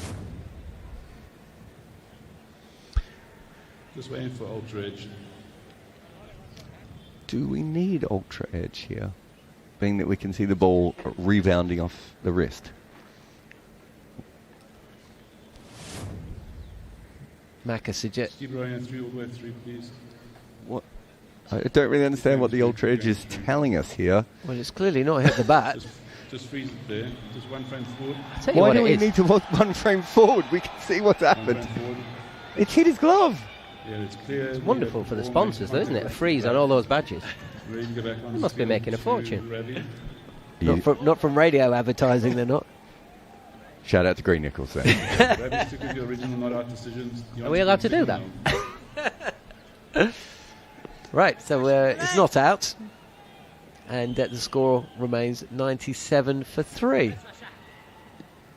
I think I've seen a familiar face from the Barmy Army on the screen as well. As this turns into Asalanka, the left-hander, a leg spinner from Rashid, and it's pushed away square of the wicket for a run. Asalanka gets off the mark. He's also got a proud record at number 5 for Sri Lanka, despite all the hoo-ha that's been going on behind the scenes over the last few months. He hasn't played a lot, has he? He's 28 now, and this will be his 81st game, but his record's fantastic. He's averaging over 40 with a strike rate of 9500s, which is good for someone coming down a little bit further down the order. But they've got a lot of guys like him who don't quite score quick enough to put pressure back on you as well. So, unfortunately for them, that's one of the other issues. It's not the quality of the batters, it's the type of batters that they have. He's got a good record at the Premadasa as well. 4 of his hundreds have taken place at this ground, 2 against Australia as well. 2 of them in 2025. He's going at an average of over 50. There's Rain Ahmed brought back into the attack. He's bowling very wide of the crease. He's bowling to Asalanka, and this is push to cover. And Asalanka scampers through for a single, 99 for 3. Sri Lanka pushing 100 then here on talkSPORT 2. Andrew McKenna ready to come in at the end of this over. And Rain Ahmed, who scored a lot of runs, didn't he, in 2025? Took a couple of wickets as well. This is punched away by Kusal Mendes, who was at the other end for much of the last over. No run. He's still 30. Asalanka is 2. 99 for 3. As Mendes comes forward, and there's a loud yelp as he calls Asalanka through for the single. Pushed up to mid-on. And comfortably done. That ball did just drop short of Jacob Bethel about 3 overs ago, by the way. I haven't seen a replay, but I just had a look on Cricinfo. He was quite close too, and it sort of popped up. It was surprising he didn't make it through to the fielder. He's a good fielder though, Bethel. Ahmed continuing, and Asalanka quickly down on the sweep. He's hit it quite well along the ground, and it's fielded at deep square leg by Adil Rashid. I think if you're playing a team that is pretty good athletically, and their best bowler is about 40, I think you've got to push for the 2 there a little bit more, because that was quite wide of Adil Rashid, and they made that. You could hear how early they made the no call on the second one. Very, very wide slip now. In fact, it's more of a gully, really, for Brook, because he's been pushed out. Again, England mindful of that guided steer through vacant third. 101 for 3 Sri Lanka, last ball of the 23rd. And this turns into Mendes, and he pulls it towards a mid-wicket boundary where Ben Duckett does really well to prevent 2. I'm not sure why there wasn't 2 runs there. It was hit hard. He got down quickly, and across did Duckett. And that's a single to end the over. So, end of over number 23. here on talkSPORT 2. And to talk you through the next passage of play will be Andrew McKenna. Goffey's back for bats, and Jared Kimber's not going anywhere. Yeah, I think that's another perfect example. It sounds, just listening to the stump mics, like it's Asalanka who's just come to the crease, who said no to both of those extra runs. And I think perhaps he doesn't understand how tough this wicket is and, how tough it is to score. But on both of those occasions, there was probably a second run if they wanted them. And he decided very early on not to go for them. Macca, you would have taken both of those down. Oh, hell yeah. Got him easily as well. Even in this heat. Right, new over for Adil Rashid is 7th, and he's pulled by Mendes through mid-wicket. Oh, that's a great shot.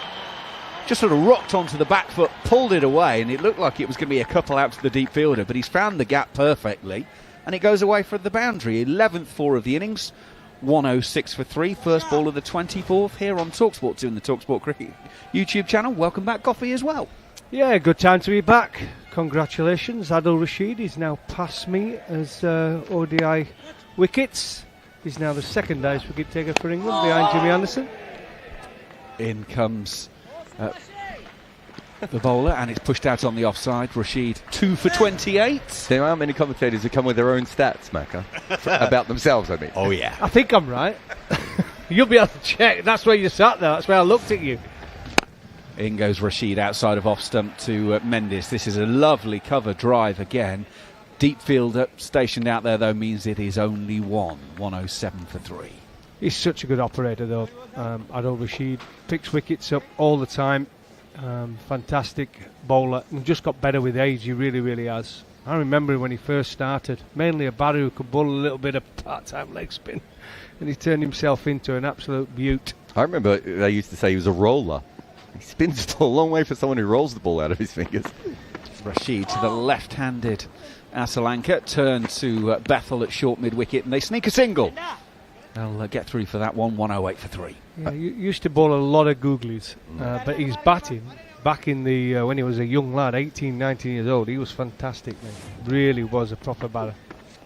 One thing I would say is I think he went past you in a previous game, but he's at 237 wickets, and you were at 234. Oh, no, oh, yeah, sorry, you did, yeah. So, no, I was thinking I got 235, one for the rest of the world. Rashid goes in, and Mendes is deep in his crease, cuts to point. Sam Curran fields no run. So he would have been level with you then coming in. Yeah, I'm just looking at England wickets, you're right. Yeah, so I got 235 ODI wickets, one for the rest of the world, correct, you're right. Who'd you get out in the rest of the world? Sangakkara. That's not bad. No, surely that one counts double. It was a young Sangakkara, though. We still keep him back then. Before he got good, Goffey. No, it's when he was tops. I'll tell you what it was. It was the tsunami game in Melbourne. It was it was Asia 11 versus rest of the world 11. Yeah. Rashid for the final ball of the over. There's a little bit of air on that one. Mendes forward, pushes into the offside, and there is no run. 24 overs have been bowled, Sri Lanka. 108 for 3 in this first one-day international. Yep. Adil Rashid, it's his 159th one-dayer today. Started the day on 235 wickets. He's now up to 237. Taking him at 31.5. Best of 5 for 27. He's taken 5 twice. And away from home, 95 wickets. As I say, before today, a hair's breadth under 30. Best 5 for 85. So he has done it in all conditions, in all places, Jared. The same amount of games as Darren Goff as well. I'm just having a look at the records. He takes his wickets every 33 balls, and you're at every 35.9, which tells you how much one-day cricket has changed. Because in the old days, spinners never took them this fast. Rayan Ahmed around the wicket with his leg spin to the left-handed Asalanka has been pushed into the covers, and it's not been fielded cleanly by Harry Brook, so Sri Lanka can steal a single. 109 for 3. You're not going to get done as number 3 for a while, though. Just looking at this list, there's no one coming up on the outside. You've got Broad behind you, so you're fine. Wokes, neither of them are coming. Everyone else is old and retired. I don't think is David Willey still going to play the ODI? Rayan Ahmed in with a leg spinner over the wicket to the right-handed Mendes. Is swept hard to duck it at deep square leg, and they'll take a single. I'll tell you what, just on this game for a second, they're going quite well, actually, Sri Lanka. They could have done with that last wicket, Dhananjaya falling over one, but I think they've kept the scoreboard ticking along, despite losing 3 wickets. Yeah, Mendes' boundaries, the way he's played spin, either sweeping, cutting or pulling. Rayan Ahmed in to the left-handed Asalanka.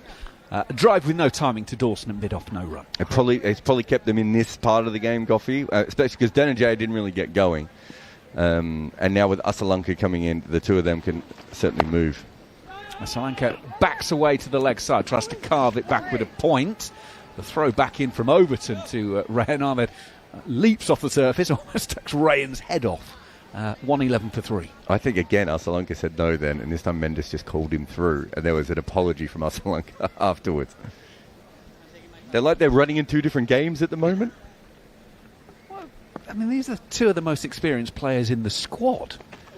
In goes Rayan Ahmed. That's a lovely leg break to Mendes. Takes the outside half of the bat down into the gully, and there's no run. Asalanka's played before today 80 one-dayers. And this is Dhananjaya de Silva's 91st. Mendes has also been there or thereabouts. This is his 28th. So there's no real explanation as to why it's quite so chaotic. Last ball of the over is just pushed quietly and there's no run. So 3 singles from Rayan Ahmed's 4th over. 0 for 19 he's gone for. We are at the halfway stage. 1-11 for 3. Sri Lanka having won the toss and batted. Here on talkSPORT 2 and the talkSPORT Cricket YouTube channel. Darren Goff, your thoughts? Yeah, I think England will pretty be happy the way it's going for them at the moment. I think the spinners have been good, have been effective. They've not bowled any real bad deliveries. Obviously, Adil Rashid, the pick, he's been absolutely outstanding. Liam Dawson came in and did what he does really well. Come on, after 6-7 overs, and just bowled that tight lines to the left-hander. Opening up with the 2 seamers, Jamie Overton bowled terrific pace. Sam Curran does what he does, a little bit of swing early on, and then bowls a lot of his slow balls, getting the wicket with his moon ball. But I think Sri Lanka as well, without that last wicket, just knocked him a little bit. But I think 111 for 3. If they can get a partnership going here, they'll be up somewhere near that average score that we were talking about. But I still think they probably need a little bit more than that. I think they'll be looking for around 265, 270, wouldn't you? Yeah, it's not their greatest bowling lineup today. So I think you're right. I think they need a little bit of extra runs. They do bat to number 8. So at number 6 and number 7, they have 2 guys who make a lot of runs in first-class cricket. Not proven as much in ODI cricket. And then they have Walalage at number 8, who I think by the end of his career is probably a number 5 or a number 6 as well. He's just quite young at the moment. So they certainly have some more talent available down the order. But I think Goffey's right. They probably have to go 20 past par just looking at their bowling lineup. They got Van der Sar back. He's about 50, isn't he? Well, Jamie Overton's going to come in for his 3rd spell. His 5th over and around the wicket. Asalanka's edged it and it's gone straight through where slip would have been, but there isn't one. And it's away for 4. 140 kilometre an hour delivery. Regulation, Nick, and it's away for 4. 115 for 3. Yeah, it's good to see. I've said it when I was on last comms. I mean, Jamie Overton coming into the side now, and he looks the real deal as a cricketer. He looks fit, he looks strong, and we know he's had lots of injuries in his career. Decided to step back from red ball cricket, but had a great big bash, and now he's here now, bowling, opening the bowling. Would you have ever thought it? In he goes once again. This is shorter and wider, slapped. Well, not far from Rayan Ahmed, and it goes away for another 4. And it's one of those where us 3 in the commentary box all look at each other and go, how's he not stopped that? Well, he looked like a Tyrannosaurus Rex. He had the little arms out. What I think has happened is sometimes the outfield here, they think it's just going to skid on, but it doesn't. Because it had height on it, the ball, it stopped almost, like it spun, didn't it? Like a golf ball you were chipping. So it stopped, and I think that's what stuffed him. He thought it was just going to kick on and run on. In goes Overton around the wicket. This time it's defensively played by Asalanka back to Overton, and there is no run. I tell you what, he's lucky that Ryan Sidebottom and Graham Swan and Stuart Broad aren't bowling there, because there's a lot of bowlers in previous years who would have had to go at him there, because you're right. He did think it was going to skid on, but he didn't really have his hand ready in case it didn't, and he easily could have stopped that. Don't worry, he'd have got it off me as well. Sidebottom was one of the grumpiest, though, wasn't he? Absolutely. Always. Jimmy Anderson. In fairness, most bowlers are grumpy, aren't they? Because none of them like runs coming off of their bowling. Overton is in. That one's edged again by Asalanka. This time, though, it will go slightly wider, and Adil Rashid down at 3rd will go tumbling away to his right-hand side and will stop the ball. 120 for 3, 25 overs and 4 balls have been sent down. So this is Overton's 5th. He's got 0 for 29. Sam Curran 1 for 15 from his 4. Liam Dawson sent down 6, 0 for 23. Adil Rashid 7 have yielded 2 for 30, and Rayan Ahmed 4 overs have gone 0 for 19 so far. It's weird the way his hand came off the bat on that one. It must be the slowness of the wicket maybe, and his hands are going through a little bit, but he's hit one beautiful shot through the offside and 2 edges so far off Overton. He's probably happy to be off strike.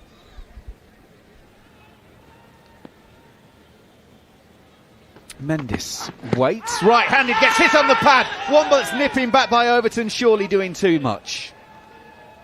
And, well, the briefest of conversations about what are they going to do with that one, and the answer is not very much. Yeah, probably just heading down the leg side. This over, he's got, 1 ball to go in this over at the moment, Macca. And anyone who's looking at this over will be like, they brought Overton back and he went for 9 or 10. And he's actually bowled a ripper. He's got 2 outside edges and he's blasted through the set batter here, but just not quite got the line right on it. He's bowling well. He had a very good spell with the strikers in the BBL. In he goes once again. Takes the outside half of Mendes' bat, pushes into the offside, and they will take a single to end the 26th over, 121 for 3. But Overton was sending down some serious heat. One of the games I watched in the BBL, they were doing one of the interviews mid-match with one of his teammates, and he'd sent down 1 over and every ball was over 140. And they were like, yeah, he's bowled really quick at the moment. You do not want to face him in the net. And they were saying, well, why do we think that is? Why did he go to... He said, well, he got fined the other week because apparently when he was out, he went into the tunnel area and started bashing up all sorts, so it cost him a few dollars. So he said, we think that's probably what's done it. If that's the case, find him a punch bag somewhere and just wheel that out, because at the moment he is absolutely sending it down. Does Bats know about this? Well, maybe just every 3 games you come up with something. What's the old one from The Simpsons? You've got the wrong haircut, you can't play in the next game. I think he's just got into a spell of playing some consistent cricket and staying fit. And when you can stay fit and bowl overs, this is what can happen. And the problem is we had this witness, but none of our bowlers were match fit. Rayan Ahmed to start a new over, and Kusal Mendes slap drives him out to the deep cover fielder for a single. Mendes goes to 40 from 55. Sri Lanka 122 for 3. Asalanka will be on strike. He's got 15 from 14. No, I think you're right, Goffey. I think there's some guys who can bowl at 90% fitness, and there are some guys who are at 100. I think when Overton's at 100, he's a really good bowler. But if he's not near 100, he can really go for runs. Rayan Ahmed in once again. That's the googly Asalanka's. The left-hander plays it. He grazes the outside edge of the bat. Goes down to third. Overton scurrying after that one will pull it back in, and they'll take a couple. 124 for 3. I'll tell you what, he played this really well, actually. It was the googly, and he just opened his face on it. Really played it well. Asalanka. Good fielding as well from Jamie Overton. A proper athlete. Bat, bowl and field. Rayan Ahmed around the wicket. Where's that gone? It's gone miles up in the air. What did it come off? It's either glove or bat, and Rayan Ahmed has the wicket of Asalanka. It went very slowly, very high, and the ball took an age to come down. It was caught by the England fielders, who simply went, thank you very much, we'll take the wicket, and Sri Lanka are 124 for 4. Rayan Ahmed has his first, he's got 1 for 22. Yeah, it was a big aggressive sweep, and it might have even hit the helmet on the way out, and Josh Buttler and Asalanka had absolutely no idea where this ball was at all. And luckily, the one person who knew was Harry Brook, and he took a couple of steps up. That should have been a wicket-keeper's catch, but if you look at Buttler, he's looking left and right. Asalanka's looking out towards the deep mid-wicket where he thought he's hit the ball. And I don't know if you saw, Goffey, it might have just flicked the helmet on the way up, and that's why it went straight up in the air. It was a big bit of wood on it to start with. Absolutely caught Brook. Ball Rayan Ahmed for 17, and that's a huge wicket. They were going well, Sri Lanka. Both teams, it's even Stevens at the moment. Sri Lanka are now in a position, they've got to build a partnership. 124 for 4, the boundaries are coming, but the wickets keep falling. And England so far have managed to get 4 Sri Lankan wickets. And Rayan Ahmed, who come into the side for Will Jacks, has picked up his wicket, 1 for 22, of just over 4 overs. That's the 3rd wicket in a row to sweep shot as well, Macca. 3 different kinds of sweeps, but certainly they've decided to sweep England today, and it hasn't worked so far. Janeth Leanaga is the new man, and his 11th one-day international. He's not a youngster, though, 30 years of age. And he is taking guard now. Not played against England before, and Rayan Ahmed starts him off with a big googly. Oh, it's turned too much down the leg side. It's been called wide. God, Rod Tucker's in a harsh mood today. In he comes once again. Big stride forward for the right-handed Leanaga. Pushes to backward point, and there is no run. I think I said it's his 11th. It's his 31st. Today. Well, he's wasted no time coming down the pitch to Rayan Ahmed on this occasion. Played a perfectly respectable defensive shot the ball before, and now he comes back, smacks him back over his head for 4. 129 for 4. Well, that's the way to play, isn't it? It's entertaining. I say nowhere near that. I mean, it was a proper hack. Leanaga just come to the crease, just talking about the importance of a partnership, but he gets somewhere near it, but he was a bit of a googly, I think, as well. But he managed to get enough on it.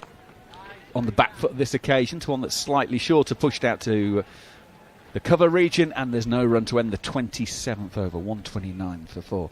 Yeah, Leanaga's played 10 one-dayers in the calendar year of 2025. That's where I got the 10 from. 337 runs at 48.1.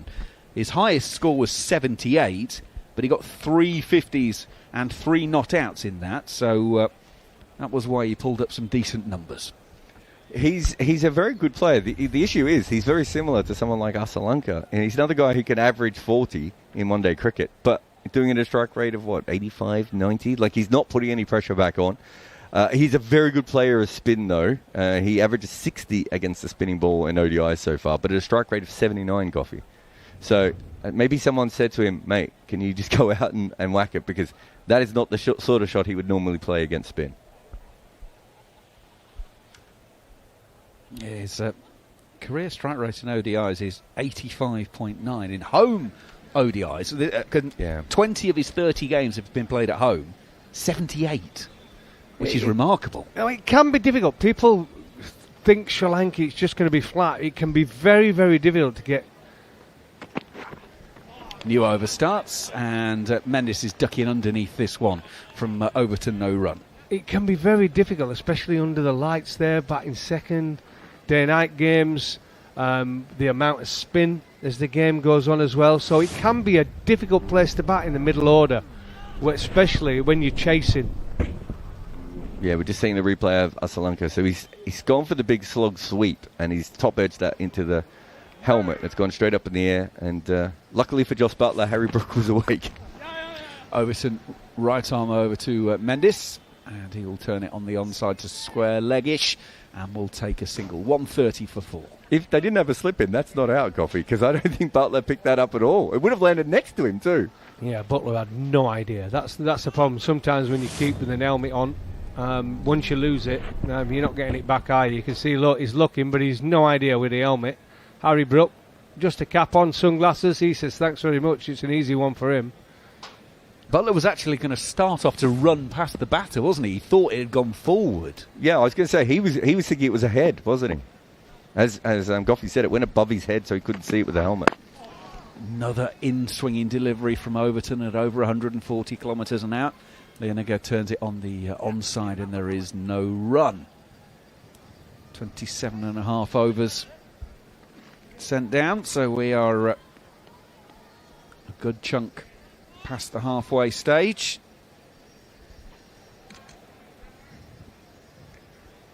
The average score, as we mentioned, on this ground, 247. Feels like it. It's a bit more than that today. Overton in once again. Defensively played by Leanaga, and there is no run. Yeah, it's been a interesting pitch, hasn't it? There's a little bit there with the new ball, a little bit of seam, a little bit of swing. It carried without doubt, and that's why Jamie Overton were getting the ball through to the keeper. Spin, we've seen a little bit of spin, and it's not going to be easy, but if they can get anywhere around that 260 mark, it gives them a chance. Overton, again, short, dug in. A real effort ball played defensively by the batter, and there's no run. But for Sri Lanka, it's now about partnerships, it really is. Unfortunately for them, they're losing wickets at regular intervals because the spinners have bowled well for England, and they've got to get a partnership together, and Kusal Mendis is the main man. He really is. We know what a terrific player he is, especially with a white ball, and he's got to deliver for his team.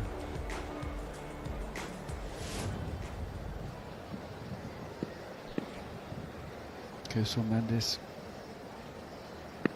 coming up on 4,800 runs in one-day internationals. Overton will finish the over with a short one, and that is 28 overs completed, 130 for 4. You're listening on talkSPORT 2, watching on the talkSPORT Cricket YouTube channel, where you will find all 3 of these one-day internationals, and then the 3 T20 games that follow that. The one-day internationals all in Colombo, and then it's up to Pellekele, just on the outskirts of Kandy, for the T20 games. So slightly different conditions for England as they, all the teams prepare for this T20 World Cup. Split location, of course, India and Sri Lanka for that. England's games getting underway shortly. First ball of Rayan Ahmed's new over. Mendis pushes into the offside, and there's no run.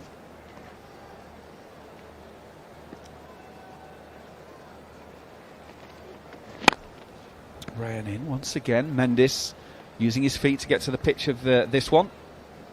Pushes out to Sam Curran, and then we will take a single. So England's World Cup campaign gets underway on the 8th of February against Nepal. Wankhede Stadium. Using his feet is Lianagar. Again, it's out to Curran, out on the boundary edge. Single taken, 132 for 4. I'll tell you what, Nepal, I've gone and worked out there and commentated out there on their Premier League, and I'll tell you what, they'll not be easy. They're a good side. Really Still got England as slight favourites in that one. I would say they're slight favourites. I would hope they are. I mean, but it's not been the happiest of hunting grounds. Oh, lovely shot from Mendis. Rayan Ahmed gives him a ball to drive through extra cover, and he does just that. 15th 4 of the innings, 136 for 4. And Mendis, that's a lovely, lovely shot. That's 4 more to his total and the team's. Yeah, I said before he'll eventually go to using his feet because he can't play the cut anymore because of the way they're bowling. He doesn't want to keep sweeping, so he's using his feet again. And he goes over mid-on this time to get to 50. 50 from 61 balls. Raises the bat out of 140 for 4. 28 overs and 5 balls. Mendis brings up another half-century, his 35th in this form of the game. Yeah, fantastic knock. 50 from 61 from Kusal Mendis, the important man now for Sri Lanka. And I think they've decided, but Rayan's the one's got to go. The 5th bowler for England. Make him use a 6th and 7th bowler. Coming forward, just pushing quietly into the offside on this occasion. And that will complete the over. 29 in the book, 140 for 4. Yeah, Nepal it's an interesting side, isn't it, Coffee? Because they're a little bit like what Afghanistan was a few years ago, where they've got lots of guys who could score at 2 runs a ball. They don't always have the depth to be able to do normal innings, but they can do a lot of damage, and then lots of different guys who can take wickets as well. Yeah, they ain't got no real pace. I think that's one thing they are lacking. They've got lots of bits and pieces spinners. A bit like Sri Lanka, got about 5-6 spinners in their starting lineup. A lot of medium pacers, bowl wicket to wicket. But again, their batting is exciting. They score heavily. They've got some good fielders in their side as well. Probably the best fielder I've ever seen. I forgot his name. Ari, didn't he?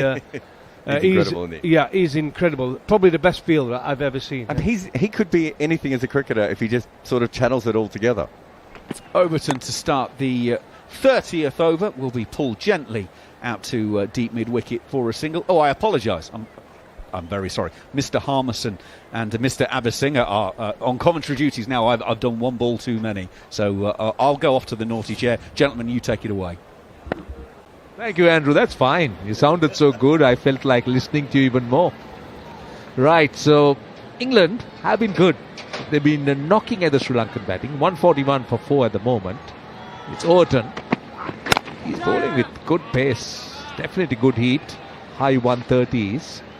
And Harmy, what England have done well, they've just not let Sri Lanka settle in with a partnership. Yeah, they've not let them settle in, but they've also, I think, they've been helped out, England. I think Sri Lanka have really helped England out by, I think 2 of the 3 sweep shots were, I think, poorly execution. And I think at that point, just taking some responsibility and moving the game on and understanding where England's bowlers are, I think would have been the right course. I think England have been helped out by some poor batting from Sri Lanka. Overton again bowling on a length. And played back up the pitch by Janit Lian again, who's looked very impressive in the recent past, I must say. He made his debut in T20 cricket and then fell away a bit. He was a bit overwhelmed by the fact that he was at the highest level, but now a little bit more maturity shown as a cricketer. He's come in, he's made this one-day spot his own, and now he's starting to gradually move into T20 cricket. He's on 6. Short delivery down the leg side, that's a wide. That's not great bowling. Yeah, he's looked comfortable when he came in. It was a good shot against Rian Ahmed to try and put pressure on him when he run down the wicket, and didn't quite get all of it. 1 bounce 4. Overton's been good, but I'm looking at these overs. England probably need to inject that 6th bowler. Karun's only bowled 4, Dawson 6, Rashid 7, Rian Ahmed 7. Overton into his 7th over. He's hitting the bat hard, I'll tell you. He's running in, bending his back. It's not the easiest to come in here in these hot conditions and on those rather brown and docile tracks. Yeah, and I think it's important, and I think from England's point of view now, if they can sort of keep Kusal Mendes at the non-striker's end after the first ball or the second ball, put pressure on the new batter, and especially the way Jamie Overton's bowling, the lines and the lengths that he's bowling, you might see him finish his overs off here. He's going nicely. Again, he's at the batter. That's the good thing. He's just slightly back of a length, and he's bowling wicket to wicket. That's the key. He's not giving that width that the batter's looking for. Yeah, he struggled first up when he first came on. He conceded 10 runs off that first over, but that was at Asalanka, the left-hander. He just didn't quite get his line right from around the wicket. But to the right-hander, he's bowled beautifully. His lengths have been good, but his line's been absolutely spot on. And on the surface like this, ball's getting older, it's difficult to hit through the line of the ball, especially at his release point, big and tall. And the pace that Jamie Overton's bowling, he's really bowled comeback. He's come back well after that first over, and I'd continue him going. I'd bowl him out from here. Last ball of the over. And again, you could see that pace, the bounce. It is the end of the over. It is very, very good bowling. 143 for 4. This is talkSPORT 2 and talkSPORT Cricket YouTube channel with Sri Lanka batting first. 143 for 4 at the end of 30 overs. Just a quick question to you. World Cup round the corner, the T20 World Cup. England playing their first game against Nepal, of course, you know us. But the real test or the real preparation will be, you think, when the T20 start, or this is a good build-up? You would have said that this would be a good build-up, but if you look at the England side, you've got England's top 3. You've got Crawley, Duckett, and Root. Crawley and Root aren't going to the World Cup, so England are basically looking at this as a little bit in isolation. Zach Crawley's not in the World Cup squad. Neither's Joe Root. So I thought it would be a good preparation from that point of view, but Phil Salt will come into the reckoning, who has been excellent for England in T20 cricket. So I think when they get up to Kandy and They play them 3 T20 games there. I think that's when they'll sort of identify as that's the preparation period for the T20 World Cup. They start with a nice game against Nepal, but I think they're in a tough group. I really do think they're in a tough group. In with Bangladesh and the West Indies. Starting a first over is Bethel, left arm. Such a versatile cricketer, isn't he? Jacob Bethel, I mean, heard so much about him as a batter, did see the way he batted against Australia, and spoken of very highly. And let's play it again on the offside. This time a single. And if I'm not mistaken, I remember Jeff Boycott saying that when he toured the West Indies in the 60s, he played against Jacob Bethel's father. Yeah, I think Jacob Bethel, his background is from Barbados. His family were, I think, working over there, so he spent his informative years in Caribbean, speaks with a Caribbean accent. Hit. This time on a quick single, good running, very good running. That was going to be my question, because it's a different accent. Completely different accent. It's like Tony Cozier, isn't it? Yeah. There are times that I don't understand some of the things they say. Well, you sit next to me, so I can't understand. I mean, you'll be surprised you understand the word I say coming from the northeast of England. So far, so good. Oh, good. That's good. That is good. Bethel again that time. A bit of bounce. There is a bit of grip. Now that will encourage the Sri Lankan spinners. But again, Harmy, I believe it's very important the pace you bowl on this surface. Yeah, and I think that's what Jacob, I think, he's got right straight up, especially as a sixth bowler. Short and wide. Oh, that time Kusal Mendes will be kicking himself. That was 4. That was 4 written all over it. But good fielding at backward point. Yeah, that was the release ball. That was the ball he didn't quite get right and just dragged down. It comes every now and again. Good over. Very, very good over so far. And just 2 runs off it. It's 145 for 4. It's talkSPORT 2 and talkSPORT Cricket YouTube channel. Good for Bethel. England probably need him to make up a couple of overs of Sam Curran. You look at the overs that England have bowled so far. There's 20 overs, 19 overs left in this first innings. Overton's got 3, Curran's got 6, Dawson, who was going to come on and about to bowl now, who's got 4 left, Rashid 3 left, Rian Ahmed with 3 left. So I think it was important that Harry Brook got Bethel into it, and he started very, very well. Went for 2 off that over. One of them he should have stopped. He'd be disappointed with that, and he got away with a short and wide one. But it was a good start from Jacob Bethel and England's part-time bowlers.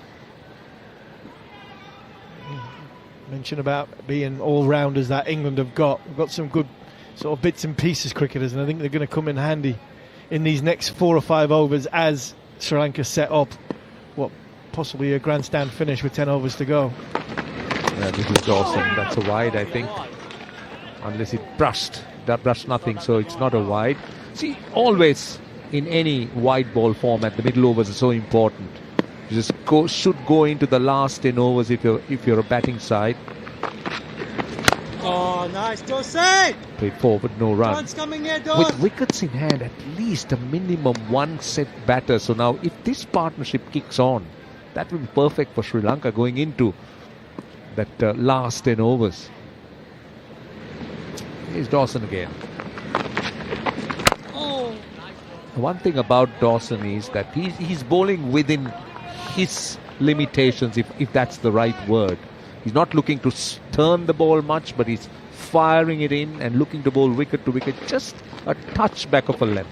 Yeah, he's looking to contain. He's not looking to bowl the $1 million ball. He's looking to contain and basically say the batter, you're going to have to take a big risk to score off me. If you want to play a big shot, I'm happy for you to come and try. At the moment, Sri Lanka looking to milk him, just pushing it around. Another single. Kusal Mendes getting on the front foot. But important phase for both teams. If England can get 2 wickets here, that's game on for them. But if Sri Lanka gets through this little bit, last 10 overs, they got an opportunity to launch. So let's see. Little moments in the game, so important. Here comes Dawson. And another dot. Yeah, I mean, the current run rate is 4.6. That gets him to 230. I think they'll want more than that. 6 and over from here, 255. That's probably par score, I would say. Par score. So anything more than that, that's what Sri Lanka be looking for. Well bowled again. This is very clever bowling. Another very good over. It's 147 for 4. You're on talkSPORT 2 and talkSPORT Cricket YouTube channel.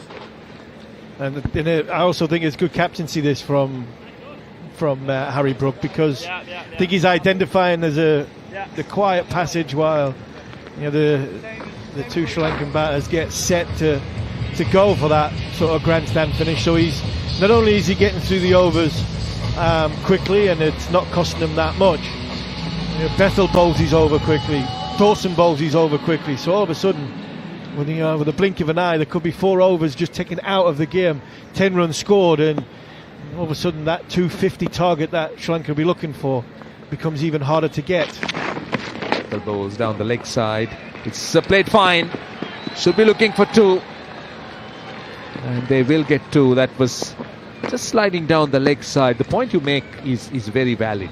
You get 2 spinners bowling in tandem, and you get through cheap overs, and you get through your overs quickly. And suddenly, you don't realize it as a batting unit. And you would see that you just, played a few cheap overs, and suddenly 40 overs. Here comes Bethel again. And he's looking to get a bit busy. This is good cricket. Not about just hitting boundaries, but just opening up areas. This time on the offside for a single. And that's the important thing. While this sort of quiet period is going, it's important you rotation of strike. Take a risk every now and again to keep the scoring rate going with the boundary, but making sure that you aren't just sitting there and letting England dictate terms. I think Adil Rashid will come on. I think England might identify this passage to go, right, we need a strike to get a wicket. 150 is up, and here goes the sweep. A slog sweep from Lianage, only a single. But at the moment, what England have done well, they have dried out the boundaries. They bowl more dots, they build more dots. But Sri Lanka, on the other hand, are playing smart cricket. They're looking to knock it around, do it in singles. So at the moment, that appears to be the pattern of players. Bethel comes in again. This time to Mendes, who is not finding the gap. Goes to the man at cover just behind point. Very frustrating from Mendes. That's twice now he's missed out on 2 short and wide ones, hitting them straight to Rian Ahmed at backward point. And I think this is why I'd bring Rashid into the play. Bethel goes again, and this is short and wide. It's a drag down, but only a single. And Kusal Mendes gets off strike. 151 for 4, 1 ball to go in the over. Boundaries aren't coming. Run rate's just slowing down a little bit. And I think the Sri Lankan batters are seeing that, and they're trying to go through the gears a little bit. And England's dangerous bowler needs to come on now. Another single. Lianage, lovely stride out, hitting it through mid-off for a single. It is 153 for 4, 33 overs done. And you're listening to talkSPORT 2 and talkSPORT Cricket YouTube channel.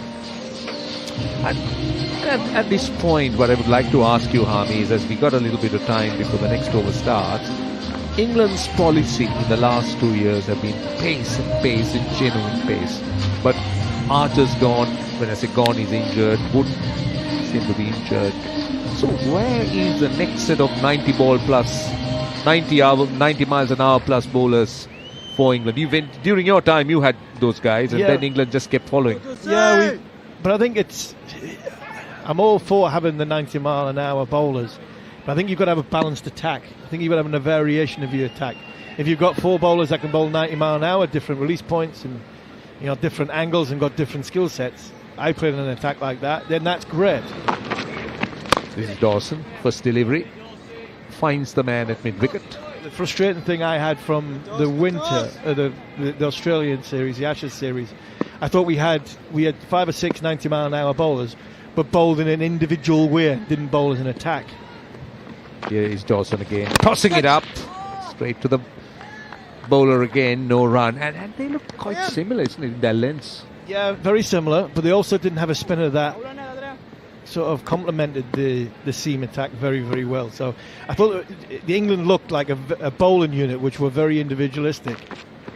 Dawson bowls now 28 deliveries without a boundary for Sri Lanka. Another single. So that tells you that England have managed to kind of pull it back a little bit, bringing some control. Sri Lanka, on the other hand, just wanting some stability, want a partnership. So, as I said, important phase of the game. Here is Dawson again. Comes in off a few steps. Kusal Mendes. He'll get another single. So that is the pattern of play. 57, 58 now of 73, 74 balls. Lianage 11 of 24. So that tells you the kind of pressure England have applied, and also the way Sri Lanka is looking to build this and maybe get out of this situation. Been very disciplined from England. It really has. It's been good. Now about time strike. Well bowled, beautifully bowled. That is clever bowling. Drew the batter. Lovely flight. Good from Dawson. Good from Brook as well. I don't think England's ground fielding has been at its best, at its sharpest. Missed out on a couple of ones that. Right, they'll get a single off the last ball, and Lianage will keep the strike.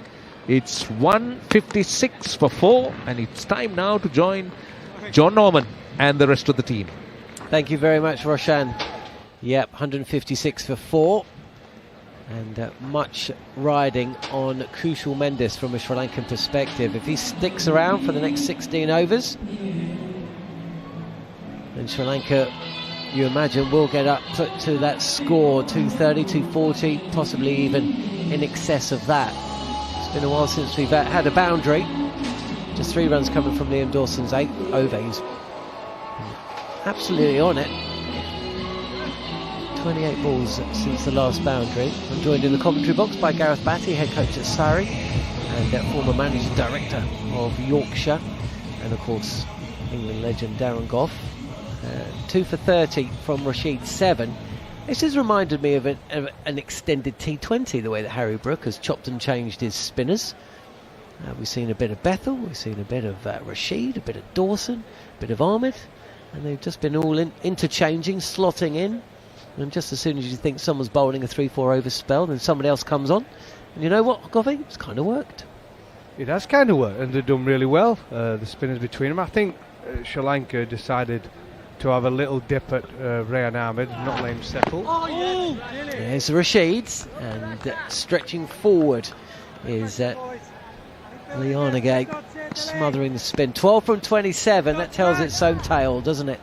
It's been really tricky to get the ball away, and England continuing to mix and match. 2 Surrey pacemen opening the bowling as Lianage. Oh, I wonder whether his back leg was just over the line there as Harry Brook pinged the ball back at the stumps after fielding that first slip. We'll have a look again, but it's been all spin apart from those two, Overton and Curran, who shared the new ball.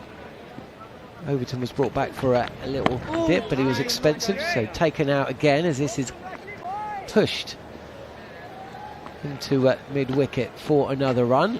Lianage moves to 13 and Kushal Mendes is 58. 157 for 4 here on talkSPORT 2 and the talkSPORT Cricket YouTube channel.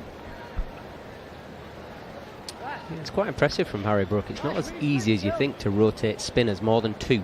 To try and get 3 in is really, really difficult. And to get 4 through without anybody questioning should he be bowling, shouldn't he, I think it's quite impressive from an England point of view. This is another decent turning leg break from Adil Rashid, which is fired in and around the big leg, the big pad on the leg stump line of Kushal Mendes, who comes forward and just blocks it out. He's been in no real rush this time. Oh, I thought that was drifting towards off stump, but kind of pitched more middle. And again, can't get the ball away. Can't beat the field on the leg side. 1 ball left of the over. It's only gone for a single. Kushal Mendes, 58 not out. Gets ready, and this time swivels and pulls. And he will face the first ball of over number 36 with the score 158 for 4. But one thing I will say, Bats, it's a bit easier to rotate than when you've only got 2 seamers, so you haven't really got an option. But I'm with you totally. When you've, as a skipper, and you've got 4 seamers, then you've got 3 spinners, and you notice he starts to turn, it's then, oh wow, how do I get him in here and get him on at the right time and rotate it, and so it doesn't become easy for the batters, so it can be difficult. There's also the flip side of your spinners not feeling like they're getting a spell. The spinners generally, when you come on, you get a bit of a spell, you get your 4, 5, 6 overs. So to get the spinners comfortable with almost doing it like the seamers do a bit, you come in for 3 or 4, then you come out of the attack. Getting Bethel in before the 34th, 33rd over is really positive. It is Bethel, start his 3rd over, and again, fielder Dawson, I think it is, stationed at short mid-wicket fields. If you've got a question for Goffey or Bats, drop it in the chat facility on the talkSPORT Cricket YouTube channel. You do need to subscribe first, and I'll pose the question.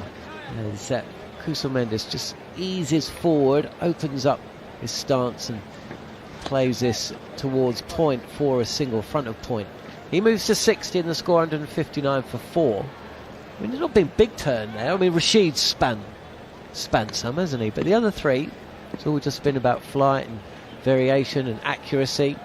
So I wonder how Sri Lanka are going to go about things. As on the sweep is Liana Gay, and Bethel has his head in his hands, because if that had missed, it would have probably hit him slap bang in front of the stumps.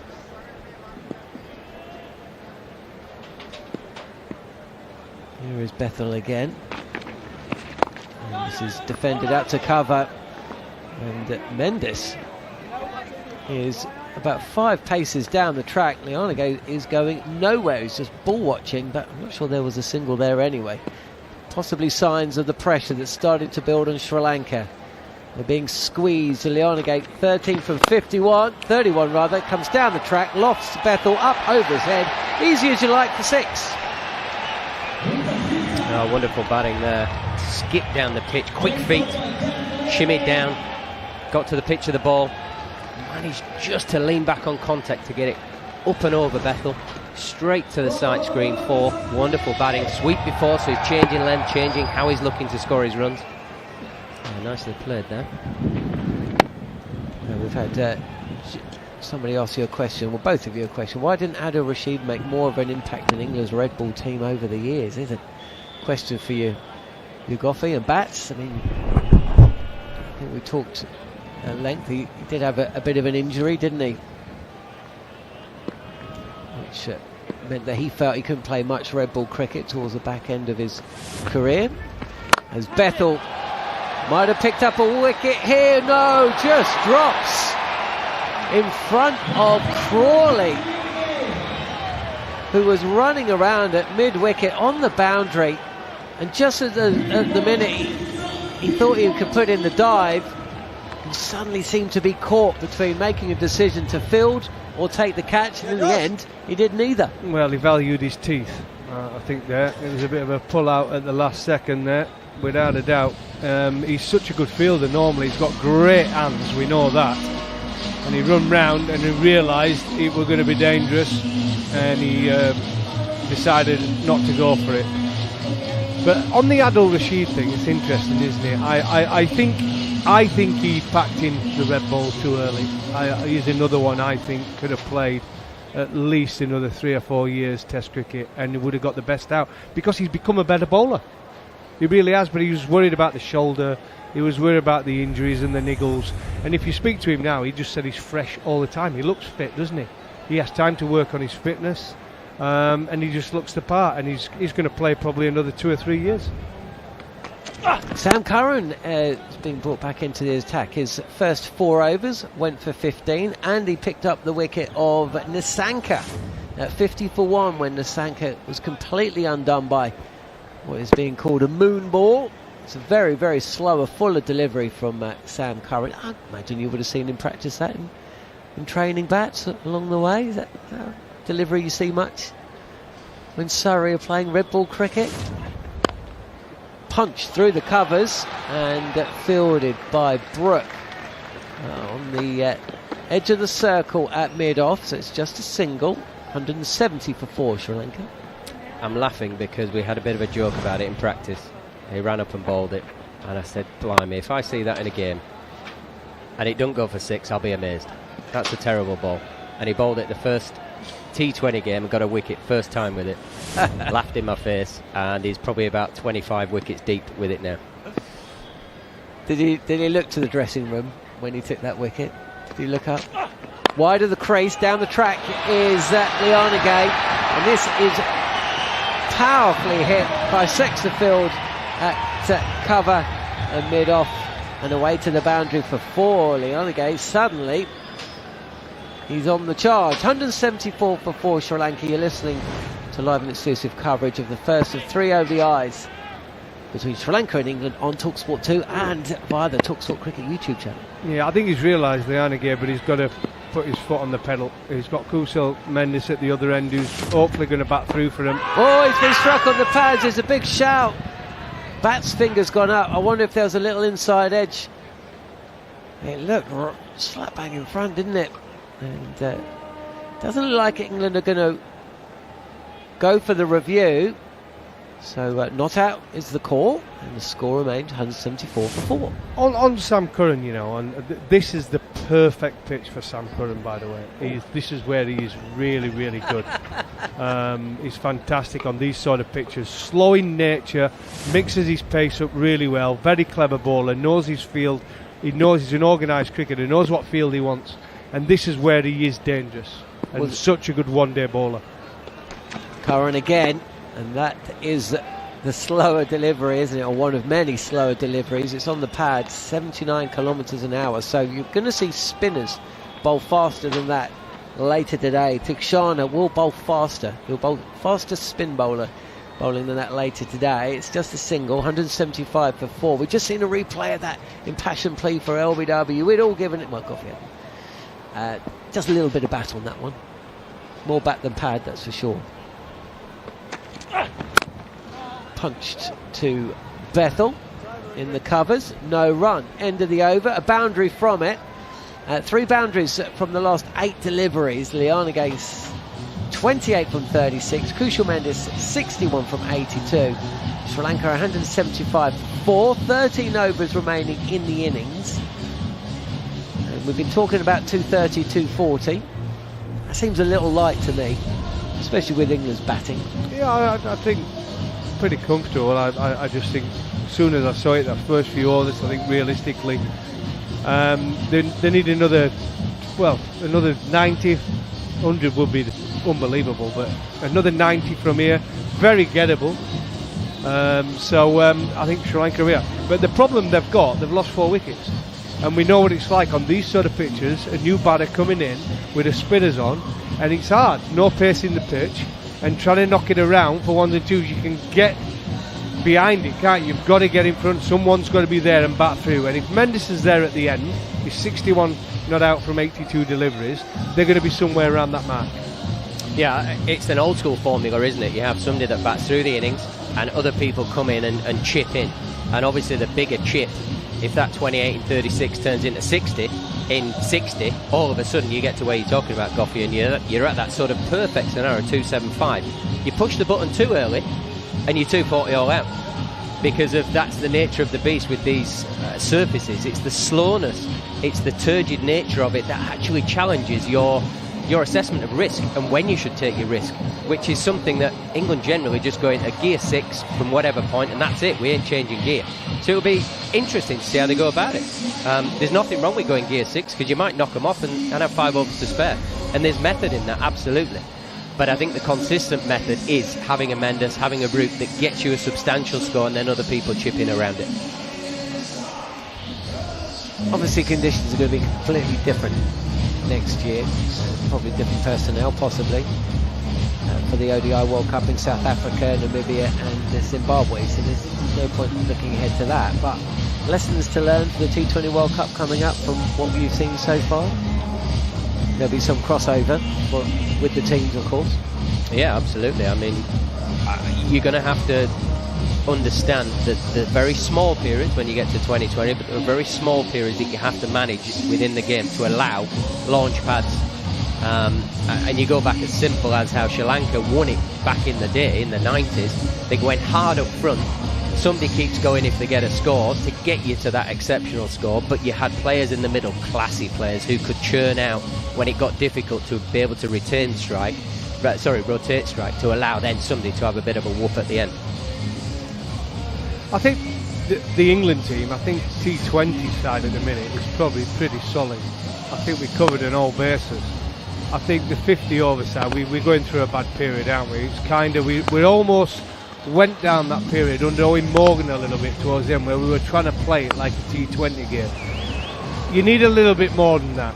In this game, like I said, assessing the conditions, and on some pitches, you have to have a batter who bats through, and that's why Joe Root's come back into the side, and that's why it's so important. You need players like that who know and assess the pitch and know what needs to be done to get a good score on the board. We're talking about senior players, Goffey, and I think, you know, if people want to have their opinion on the Ashes that's just gone, England went into it without that senior structure, those senior pillars throughout the team, which give you that structure, which give you those KPIs, which give you that number that says, well, look, if our senior players score at their average, this is what score we get first and is then second, and you have some younger players in that raise that average if they're good players, hopefully. But it gives you a base, gives you a structure. Well, we just had a dance break. Floodlights are coming on. We won't talk about nightclubs. Rayan Ahmed, start of his 7th over. This pitch is wide and goes even wider. In the end, Mendes has to reach for the ball, and he'll just take a single. So the score moves on. 177 for 4. Question on the talkSPORT Cricket YouTube channel chat facility: would Rashid have made a difference in Australia in the Ashes just gone? I'll ask you that, Goffey. Well, no. Because the spinners didn't bowl. They hardly bowled it over in both sides. Down the track comes Mendes, and has to readjust at the last minute, but steers this to point for a single. That brings Lianage back on strike. He's hit a few lusty blows in the last couple of overs, so his approach to Rayan Ahmed is going to be fascinating to see. 177 for 4, and he's about to face his first delivery. 29 from 37. And Rayan Ahmed, the leg spinner, in the side ahead of Will Jacks. Oh! Butler's gone up for the caught behind. Rayan Ahmed wants it. The umpire doesn't think it's out. Brooks having a word. Suddenly they don't look quite as confident. Shrug of the shoulders from Harry Brook. Butler throws the ball back to Rayan Ahmed, and after all that, you can answer the question, Goffey. Yeah, so when games are only lasting 2-3 days, the spinners are not going to make any difference to any competition, and we saw that with the pitches in Australia. The favoured seam bowlers now for probably a couple of years, so as good as Adil Rashid is, he wouldn't have had any impact in Australia whatsoever. Ahmed again, and seemed to surprise Lianage a touch. Tries to open the face of the bat, it does do, but it hits him quite high up on the bat and reaches him a touch quicker. Hurried with the shot. Ahmed continuing on the sweep, and that comes off the pad. It's going to beat Rashid, who's stationed quite wide from Butler, and races away for 4. Leg byes will be the call. The umpire's just waiting to see whether England want to go up for LBW, but never going to happen. 177 for 4 Sri Lanka. Yeah, yet again we see, I'm going to get this pronunciation wrong, so apologies, Lianage, being the aggressor, being the man that's trying to impose himself on the bowlers, and I think that's absolutely right. He has to be the one starting the charge so that Mendes can keep batting through the innings. This is on leg stump, and that is thumped to the boundary. Really good shot from Lianage. Steps across the crease and hammers that to the boundary, backward as square. Fielder's got no chance, and the score moves on again. 185 for 4. Yeah, good shot from Lianage, really was. He's playing catch-up, isn't he? 33 now from 41. And Mendes, 62 from 83. We know how good he is. He's the one who's got to be there at the end and build this partnership. 185 for 4 now. Sam Curran has been good, been excellent for England. He really has. And on that 5th bowler, kind of shared it, haven't they? Whether it be Ryan Ahmed, they've tried to bring Jacob Bethel on. Probably bowled him one too many, as you sometimes can do with a spinner. It's an hard one, that, isn't it? Managing your spinners, knowing when to take them off, knowing when the batter's going to go. What will happen to Shoaib Bashir now? It's another question. Well, he's just signed a contract, doesn't he? So he's going to hopefully be playing a bit of second division cricket for the next couple of years at least. Short delivery from Curran. It's well wide. And Kushal Mendes, who's 62 from 83, seems to have plenty of time to ride the bounce and pull this towards the leg side. But in the end, it's so slow, it takes so long to get to him. In the end, he just kind of dead bats it. And it's no run. I can answer that question without any shadow of a doubt. He's going to move to Derby. I just said that. Is he going to play? He's going to live in Derby. He's going to move there as well. I don't know, you would do, wouldn't he? Well, I don't know. Goff used to get a helicopter to work. Yeah, but we're talking about Bashir, not Goff.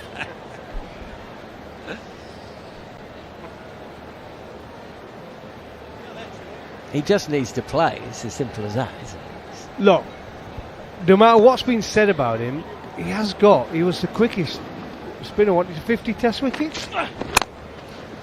Curran is in, and this is on the drive from Kushal Mendes. Big step forward. And just steers this past the fielder at extra cover and away to the boundary. 189 for 4, Sri Lanka. Start the 39th over. What I will say here about Sam Curran bowling round the wickets to the right-hander, I think it opens up both sides of the wicket for him. I don't think on this sort of pitch he needs to do it. I think he could bowl over and still bowl his slow balls and make it very difficult to hit him on either side of the wicket. But I think bowling round, it makes it a lot easier for him.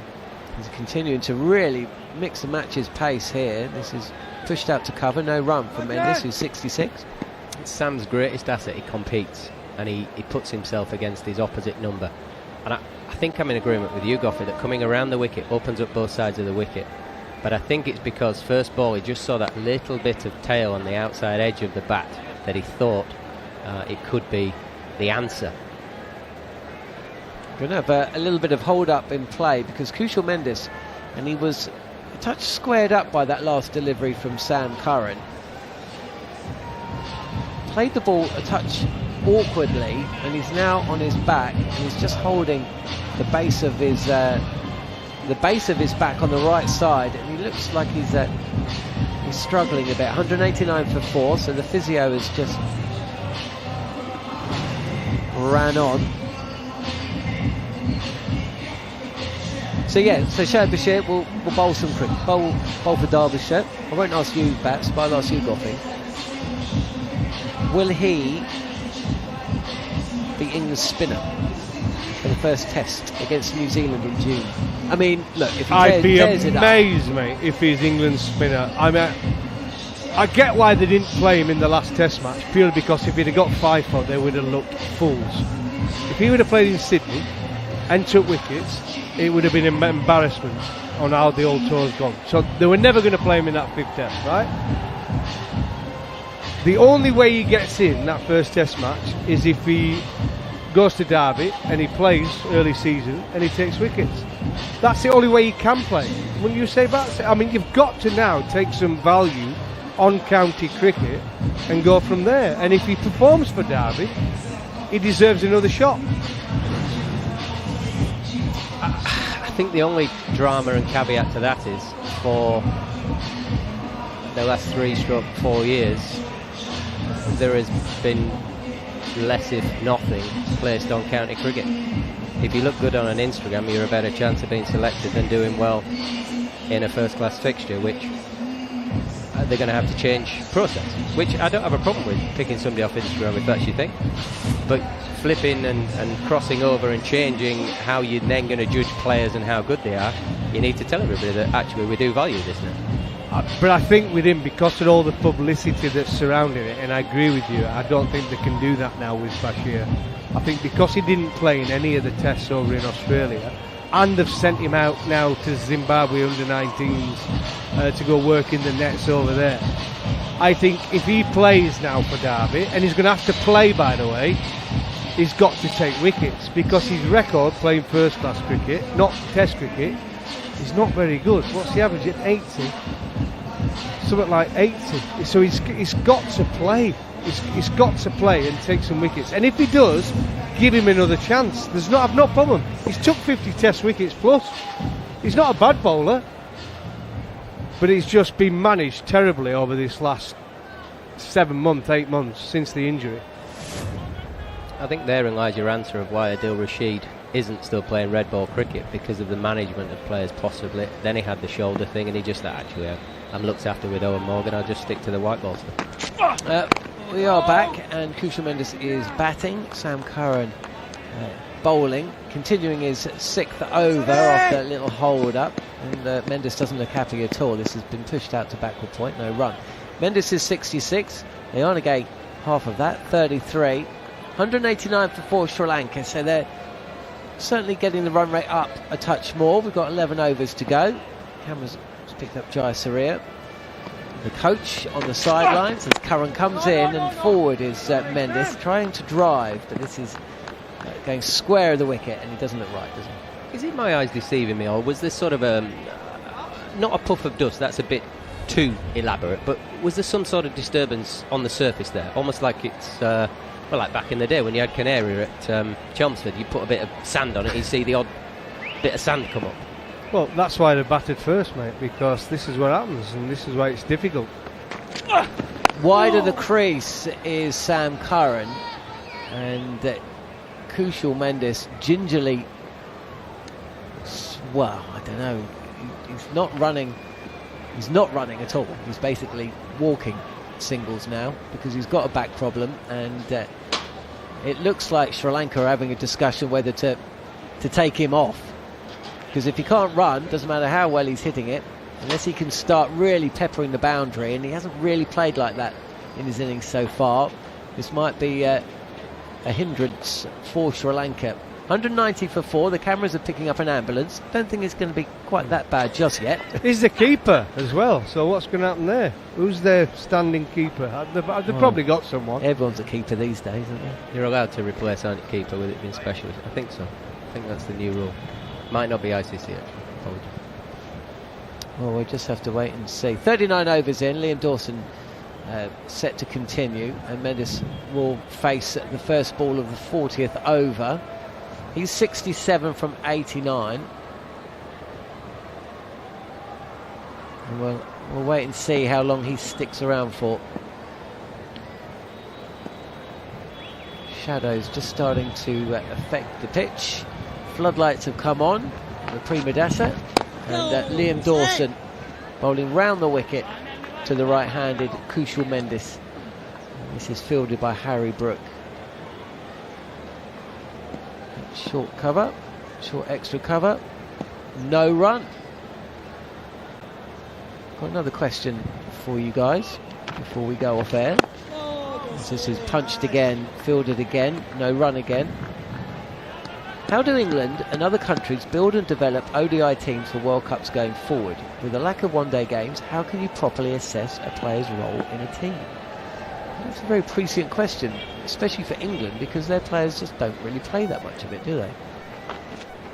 Dawson again, and this time it's punched up to long off for a single. Now, before the game, captain of Sri Lanka put forward the point that what you really want are players who played about 80 ODIs. Ideally, as Sri Lanka said, you want players who played around 100, 120 ODIs going into a World Cup.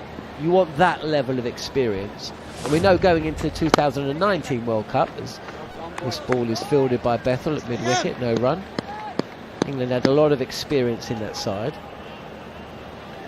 But of course they haven't played much 50 over cricket.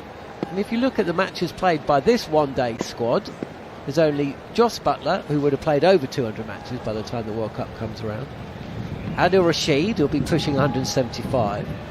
And Joe Root, who'll be pushing 200. Down the track comes Leonagay, and it just drops short of Harry Brook in the covers.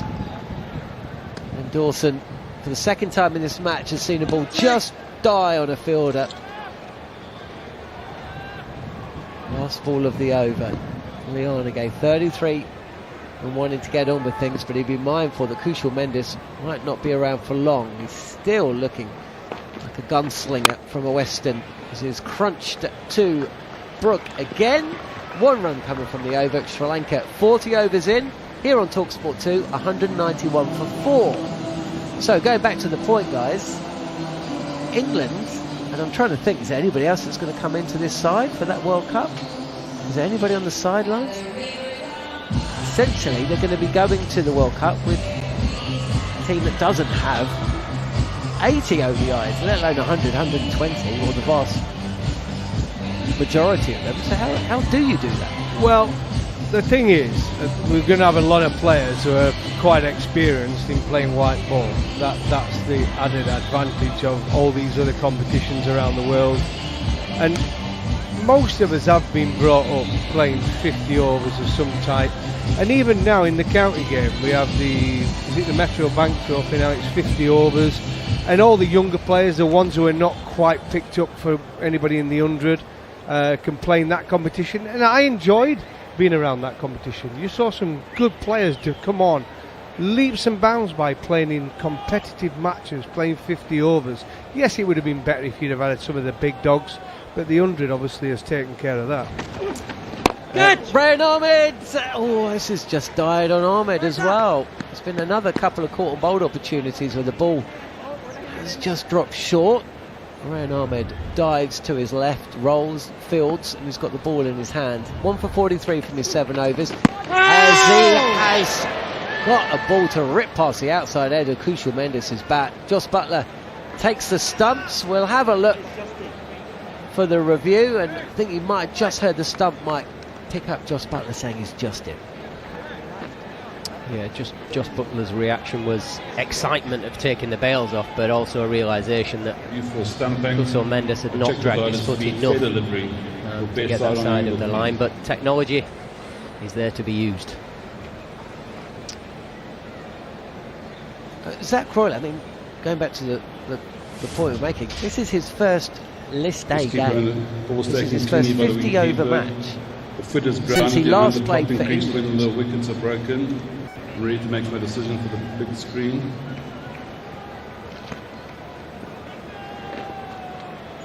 Back in December 2023.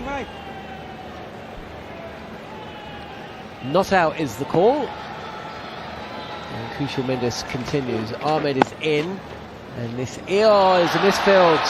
And I think it's Adil Rashid who's dived over one. And Kushal Mendis picks up another 4 through third. And the score moves on to 195 for 4. Just a fraction wide from Ryan Ahmed. It's not particularly a bad ball, but to Kushal Mendis it's enough width. We know that he's looking for that. I think it's just as simple as Adil Rashid is... Oh, it's Root. It was Root, wasn't it? It wasn't Rashid. Just did him as a service, and you can hear ironic cheers from the Barmy Army as Root does field at backward point and cuts off a single 195 for 4. Well, they were both from Yorkshire. You got half of it right. There's a lot of Yorkshire in our commentary team. Swept away for a single. Score now 196 for 4.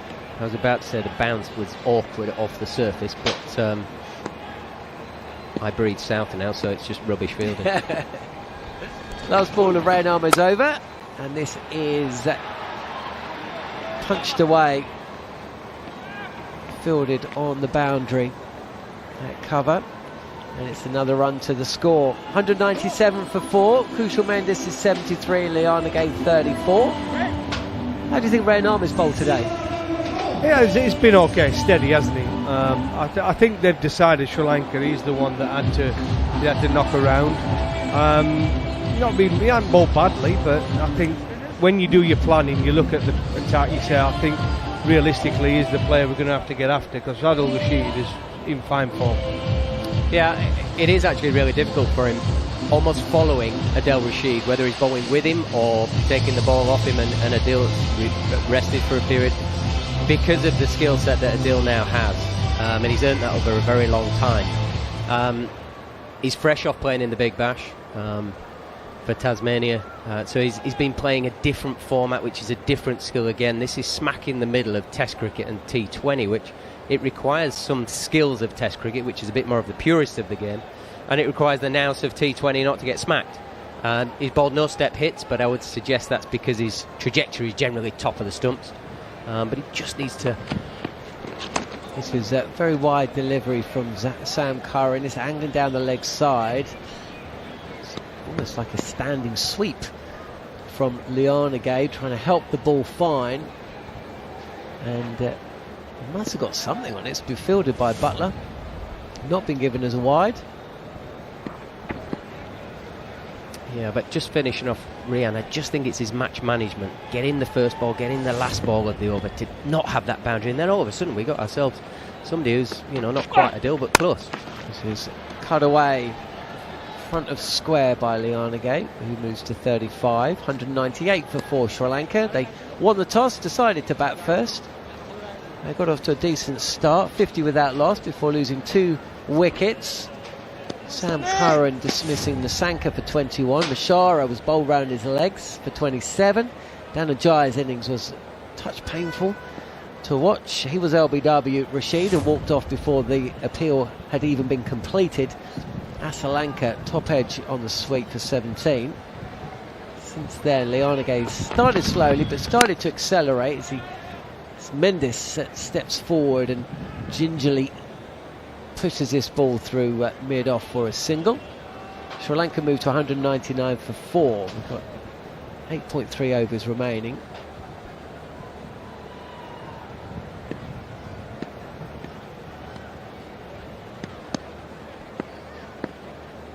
Lianagay readies himself. It seems like it's on him really to go for the big shots. He digs this one out, no run. I think we're going to see fireworks after this Sam Curran over. I think whoever's bowling the next over, I really do think now Sri Lanka are going to put the foot on the pedal. We're approaching the 200 mark. But we're approaching the ladder stages, and it's time to put the foot on the pedal now to get up to that 270 plus. Well, they definitely take 270. It's Curran again, continuing round the wicket. And flat-footed attempted cut by Lianagay. Misses the ball. Butler does well standing up behind the stumps. Certainly shown through these sort of 28 to now present. Not easy to rotate the strike. You've got to work very hard just to rotate the strike. So it may actually fall into England's plan of actually putting a bit more pressure on the bowlers to hit the ball, to put more positivity in your footwork. Oh, I tell you what, this is a slow delivery from Curran. It's been dispatched, smashed for 6, and it's that. Well, we'll have to have a look. It looked like the moon ball. It was over pitched, and Sri Lanka's 200 is up. 205 for 4. 42 overs in. It was the moon ball, and it got what it deserved. Absolutely. If you're a batter, sometimes it's the shock of it. I remember when an off-spinner called Jeremy Snape used to do it, and we all used to laugh at it and thought, how do you not hit it for 6? But it's that slow, and you actually lose your shape, don't you? You try and hit it too hard, and they had a big boundary on the leg side, and everybody kept dragging it through to the longest boundary at mid-wicket, and he got so many wickets with it. And all you have to do is use your feet and hit it straight and to the shorter boundaries at Grace Road, and you would have been alright. But you try and hit it almost too hard, don't you? Yeah, it's the thing. If that was bowled on club cricket on a Saturday, it goes out the ground every time. But do it at this level, people struggle to deal with it. Here is Rashid, and this is very, very leg side of Kushal Mendes, who's still hobbling around. I'm kind of surprised he's still out there, to be honest, because it's not like he's smashing it into the stands. Get on with it. He's got a little bit of a niggle on his back, and he's... Well, either get on with it or get off. Right? Absolutely. That's my point. If he's injured, go off. This is helped away by Lianagay. Moves across the stumps, and if Rashid's going to continue to bowl so leg side, well, he's just going to help it on its way for 4. I'll tell you what, this is wonderful batting from Lianagay. He's basically got his right foot across to off stump, which then gives his alignment and straight mid-wicket. As soon as Adil goes at his front pad there, he's opened up behind square. So he played like a hybrid sweep slog behind square, which is very difficult to do. Wonderful batting. Trying to put a little bit of pressure on. This is the leg spinner from Rashid, turning away from the right-handed Lianagate, who eases this away. In front of point, through cover point for a single. So good stuff here from Lianagate. He's 46 from 52. He's taking the fight to England, and we're just seeing a replay of that sweep shot. He jumped back behind the crease. It was really well done. Single from the bat of Kushal Mendis. Elegantly played through mid-off and up to Sam Curran on the boundary. 212 for 4. He'll be thinking here now, Kushal Mendis, 76 from 100. If I can get to 100. Lianagate with an eye on 50, hits it back to the bowler. And Adil Rashid completes the catch. There won't be 50 for Lianagate. He'll be disappointed with that. But Rashid has struck his third wicket in the innings, and just as Sri Lanka look to accelerate, they lose a wicket. 212 for 5. Pleased to say that talkSPORT listeners join us just at the moment that Adil Rashid has struck. He's gone past Goffey in the all-time list of wicket takers for England in one-day international cricket. Only Jimmy Anderson above him, and he's just completed a smart return catch from his own bowling. That was hit really hard by Janith Lianagate, who has to walk off for 46. Goffey, Sri Lanka 212 for 5. Yeah, good little innings. Got lost at times, didn't he? But they needed a partnership when he came in, so it was vitally important that he got some runs on the board. And 46, there. The most important thing for Sri Lanka is that Kushal Mendis is still at the crease. He's got a good score to his name. Rashid has been excellent. 3 for 39 now from just under 9. 1 ball to go as his 9th over. And Sri Lanka will be still looking for that magic marker, won't they? Around that 270. And I think they'll be pretty pleased with that. But I don't think England will be upset. I think it looks a decent pitch. I think they like to get off to a flyer. I think it'll be difficult in the middle overs with Sri Lanka spinners. And it will get difficult as the game goes on. The game has almost gone to the pattern of the numbers suggested at the start of the game. I suppose this is the point where can England break that sort of number sequence and bowl Sri Lanka out for 235, 240 to be on the right end of it. Pavan Ratnayake is the new batter. He's playing in just his 3rd ODI. And he's about to face Adil Rashid, and he's down the track and almost scoops it back to the bowler first ball. It gets off the mark though, and the score England sees Sri Lanka, who won the toss and decided to bat first, 213 for 5. And I'm pleased to say we can cross out to the Premadasa, where Steve Harmison and Roshan Abhisinghe are waiting to pick up commentary. Thank you very much, John. We're down to the last 7 overs, and I think England have done very well. They've just broken a threatening partnership. Janith Lianagate hitting it back to Adil Rashid, who's bowled a wonderful spell, getting 3 wickets for England and turning out to be such a useful performer. Such an important cog in the England bowling wheel. And Rehan Ahmed, 1 for 49. Going at little over 6 runs and over. Pavan Ratnayake, the batter, on strike. And he is pushing it into the gap. Now this is good cricket because Ratnayake is just in. It's important now that Kushal Mendis takes the leadership here, in the batting leadership. Well, from a Sri Lankan point of view, one might hope that his back is all right. But this is the time that Kushal Mendis needs to be that aggressor. And he looks to go on the leg side, and only a single. Yeah, he needs to be the aggressor, but he also needs to just hang around for another 8, 10, 12 balls just to make sure that they build the partnership. The last thing that Sri Lanka need now is 2 new batters in, and England really squeeze with the spin bowling. I think the word aggressor is wrong there. Just a single down to long on. It's more like Kushal Mendis controlling it a little bit more, because Pavan Ratnayake will need a bit of time to settle in, and he's doing the right thing by knocking it into gaps. So Mendis back on strike. Here comes Rehan Ahmed. Again, just a bit of bounce. And he's now starting to move a little bit better, isn't he? He's running more freely. So that's a good sign for Sri Lanka.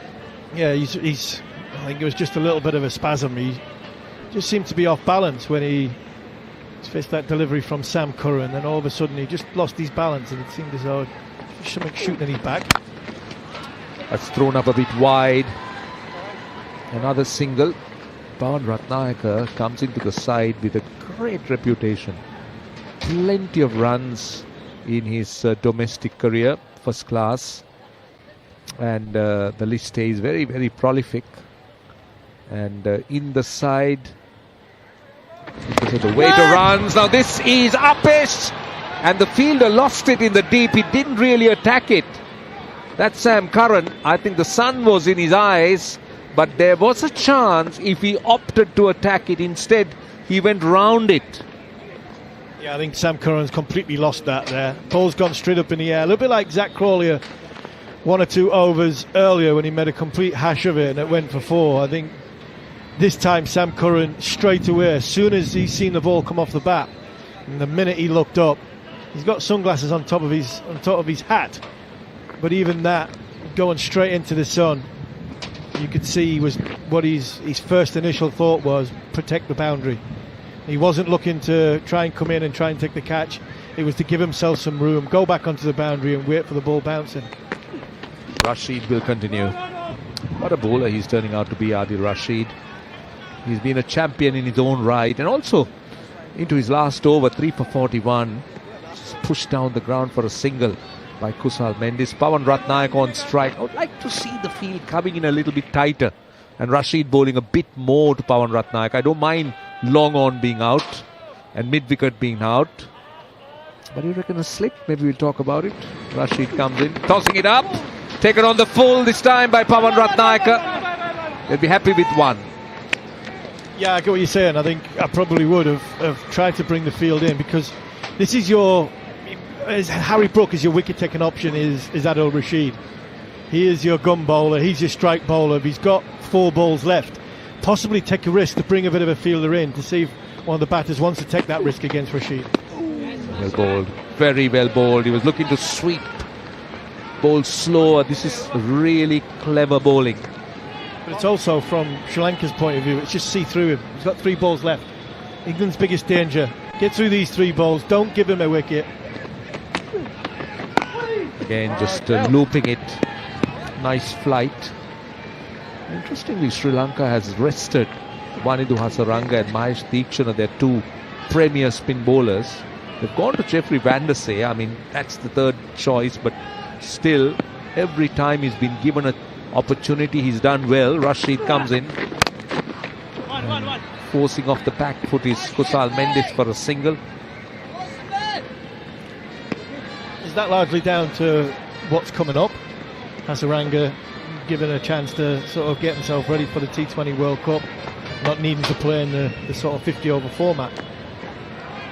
I'm just wondering whether he had a little niggle when he played against Pakistan. He did. Appeared to struggle a bit in that T20 series, so he's been given an extended rest. I feel we might see him in the one-day format at some stage. Last ball of the over. Rashid bowls. And another single. Pawan Ratnayaka keeps the strike with a single.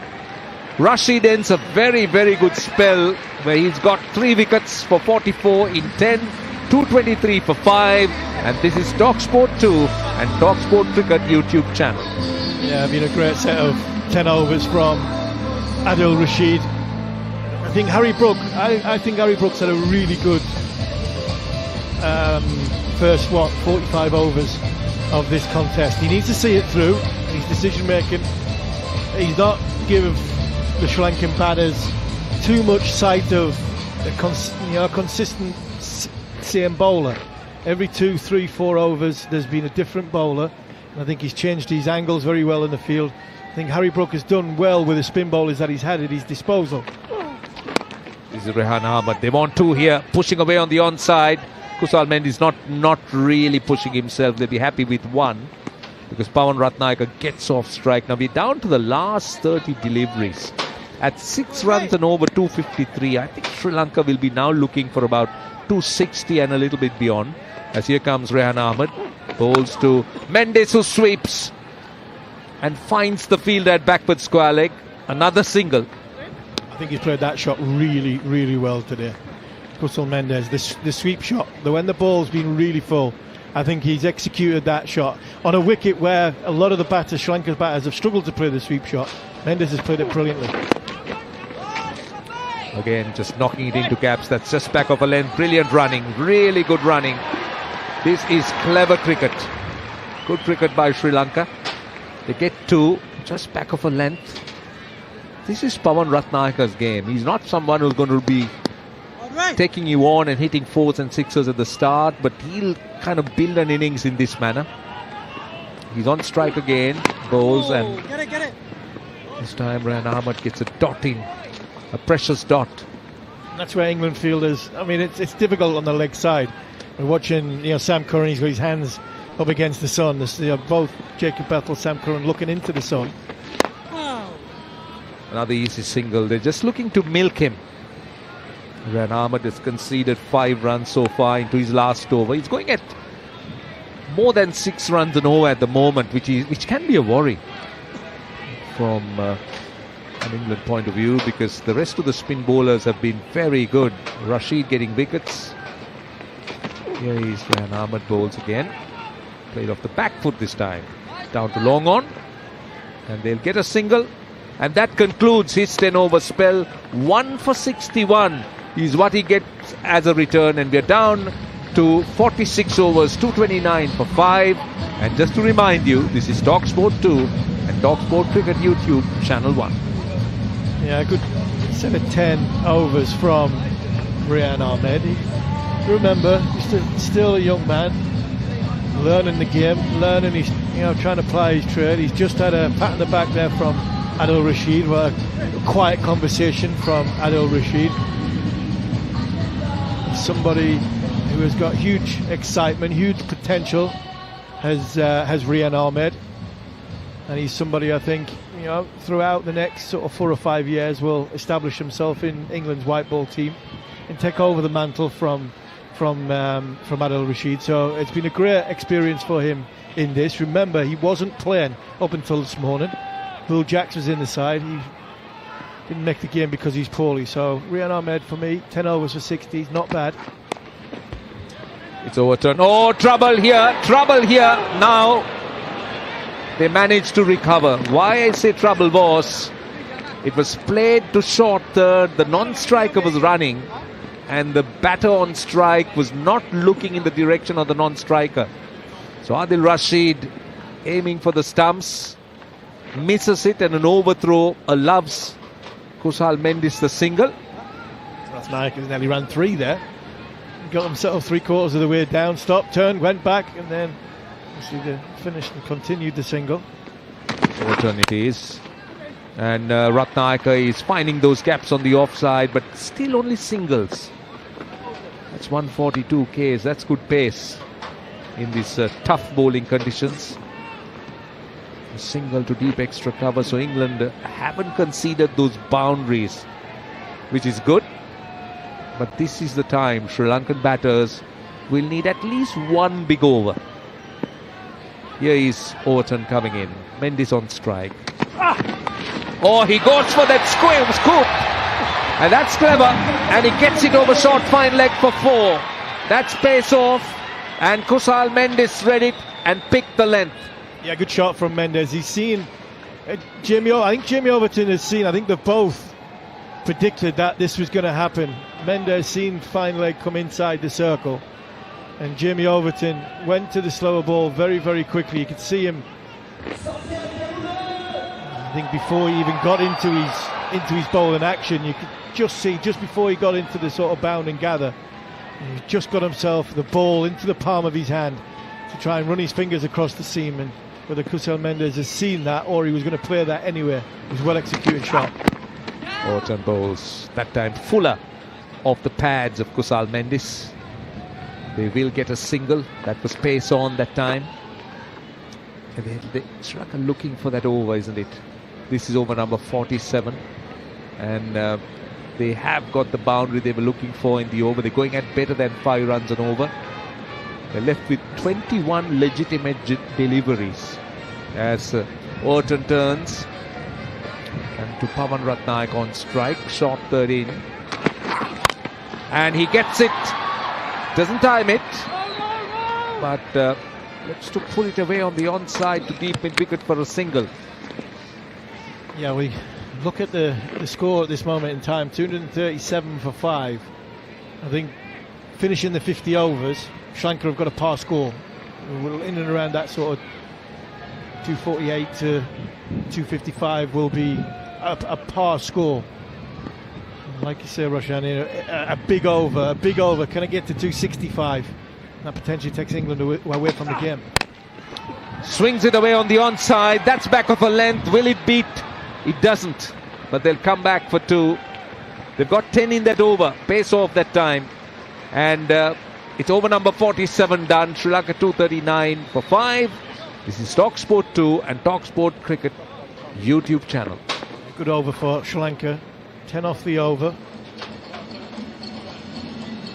Playing in a simple way, trying to look at the gap on the leg side. There's a big gap on the leg side, and Jamie Overton's bowling. And the fielders are out on the deep or on the boundary. Just wonder, the message could be sent out from the dugout, from the coach, fielding coach, or whatever, just to come in 2 or 3 yards to try and protect that second run, because the ball is hard at the time. It's not rocketing to the boundary. The big shot's not there. So even when they're trying to play the big shot, they're clothing it and they're getting it just outside the 30-yard circle. And they're comfortably getting back for 2. So can Jacob Bethel at mid-wicket for Liam Dawson. Tom Banton's on now, down here right in front of us. Sam Curran at deep square leg. Can they come in 5 yards and say, right, I don't think you can hit it over my head. I'm going to try and protect the second run. And make Sri Lanka potentially go for that big shot, try and hit it over their head, and it not being on. Last over for Dawson, who's bowled extremely well and bowls a dot the first delivery. It's pushed through a little bit quicker. It's a tight offside field, short third, a cover and a short extra cover, but plenty of spaces on the leg side, 3 boundary runners. Dawson, and a little chip over the top, but he'll find the fielder, and he does. And Dawson gets the wicket, and Pavan Ratnayaka has to walk back. He was looking for the gap at extra cover, and eventually found the man at long off, Overton, and an important wicket for England. Yeah, and a good one for Liam Dawson. I think he's bowled excellent. I really think Liam Dawson has bowled very, very well today. He's held his line, and he's not done it with any mystery.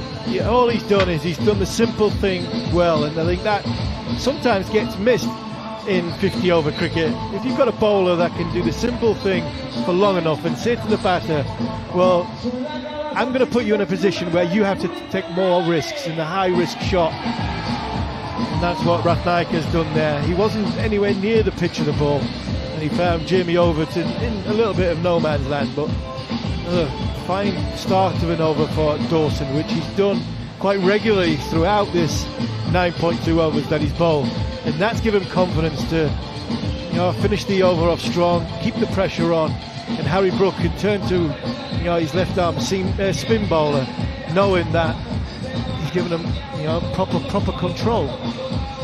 Yeah, absolutely. I think he's played a big role because he's I believe, partnerships, not just in batting but bowling as well. And I thought Adil Rashid had in Dawson a very good foil. Just blocked it at the other end, allowed Rashid to attack as a wrist spinner, and you see results at both ends. Dawson bowling economically and Rashid getting wickets. Dunit Velalage, he's a new batter, has a best of 67 into his 32nd match, 386 runs. A left-hand averages little over 20. And Dawson it is. He's got 4 balls left. 1 for 29. Sri Lanka 239 for 6. Into the 48th over. Dawson comes in. Velalage is off the mark. This is good cricket. That's the role you'll expect him to play. Just keep knocking it into gaps unless you get a full toss or really bad ball. But get Kusal Mendis on strike. Yeah, 100%. And that's the importance, and now from Sri Lanka's point of view, to take it from a par score into a above par score. 240 this moment in time. 2.5 overs left. Mendes has to face as many as he can. At the moment, he too is just nudging it around like he's just done that. Just short of a length on the back foot. So they are very, very watchful against spin. I just think that just respecting Dawson and finishing his over off, knowing that you've got 2 overs of seam to come, and that's where Mendes can cash in. He doesn't find the gap that time, Velalage, as Dawson just bowls another good tight delivery. Finds the field at short mid-wicket. So far, 5 deliveries, 2 singles and a wicket, 2 dots. It's been an excellent spell in terms of the contribution so far as Dawson comes in, and Velalage looks for the slog, misses, and Dawson ends a fine spell. He's bowled his 10 overs very, very economically, 1 for 31, and we're down to the last 2. Sri Lanka 241 for 6, and this is talkSPORT 2 and talkSPORT Cricket YouTube channel. Well bowled, Liam Dawson. 10 overs, 1 for 31, as you say, Roshan. He's giving England captain a good bit of control. He's said to the batter, you have to take a risk and hit me off my length. He's been relentless with his speeds. Not give batter any room whatsoever. Kusal Mendes has played him the best. He tried to sweep him a few times and executed it nicely. But very, very few few boundary options for the Sri Lanka batters throughout that 10 overs from Liam Dawson, and he can be pleased with his day's work and hoping that even at number 10, with all the first-class hundreds he's got, he'll be hoping he'll not be needed in the second half. Right, we're down to the 49. Kusal Mendes on 91 of 114 balls. It's going to be Curran, short third. Now he's pushing the man who was inside the circle at backward point to deep backward point. Mid-off comes in, so you can understand what the plan is. He's got a backward square leg out, deep mid-wicket. Here comes Curran. And Mendes looks to swing, and he will sneak a single because it hit the pad hard. Curran taking pace off. Kusal Mendes is off strike. This is perfect for England. That time from over the wicket again, bowling a cutter. Ball not arriving, and Kusal Mendes looking for that length just to try and pull it away on the onside. Right, Velalage. He's on strike. With the left-hander, short third and short backward point, continues to be inside the 30-yard circle. So is short fine leg. And the rest of the leg side fielders long on, deep mid-wicket and backward square leg as Curran comes in. And Velalage gets a good Yorker. Very, very good Yorker. And he plays it well and gets a single. Yeah, good bowling from Sam Curran. Right on the money, 81 mile an hour. Probably one of the fastest bowls he's bowled in this 7.2 overs that he's bowled today, Sam Curran. It was right on the money. A Yorker on off stump. It's a good start because Sri Lanka have been identifying these 2 overs. One from Curran, probably one from Overton, is where they sort of fast forward and take their score in excess of 260. Or will that be called a wide? Yes, it is. Taking pace off, going full and wide. You can understand Curran's plan because he's got his fielders. He's got a deep cover and a deep backward point. So you go full and wide at best, unless it's an under edge. You get it off the middle of the bat, it's only a single. Yeah, and making sure you get that line right and that length right, because if you don't get it quite right on this slower surface, just a little bit shorter, a little bit straighter, I think the batter can adjust and hit you straight down the ground. It's a lovely evening at the Premadasa Stadium as here comes Curran. Bowls to Mendes. A low full toss gives him a single. So these are good overs. Really good bowling by Sam Curran, because England at this stage, what they wouldn't mind, they'll trade singles for boundaries, and that's exactly what they're doing. Absolutely, it's a great execution. That's another full delivery from Sam Curran. He's got it to the right-hander, got it to the left-hander now. He's over the wicket to the right-hander in Kusal Mendes, trying to cramp him for room, not wanting to give width.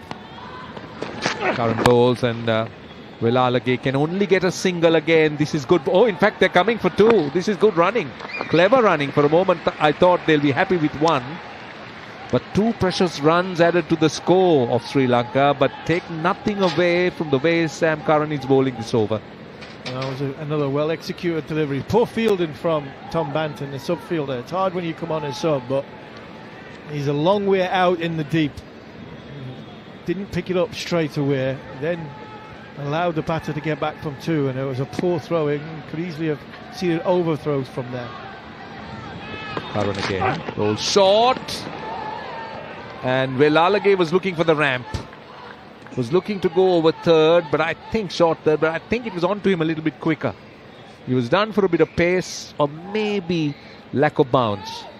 He's also looking at the umpires to say, was that not a little bit too high? And you know what? I think he might have had a point. I think he might have just had a point. Borderline. So there's too much in this game, in the shortest format of the game, going in the batter's favour. So as a bowler, I'm quite happy with that. Last ball will be over. And swung away on the leg side, only a single. So another very fine over from Sam Curran. Beg your pardon, 248 for 6, and we are down to the last over. And Velalage will be the batter on strike. And this is talkSPORT 2 at talkSPORT Cricket YouTube channel. Yeah, good from Sam Curran to finish off. What's that?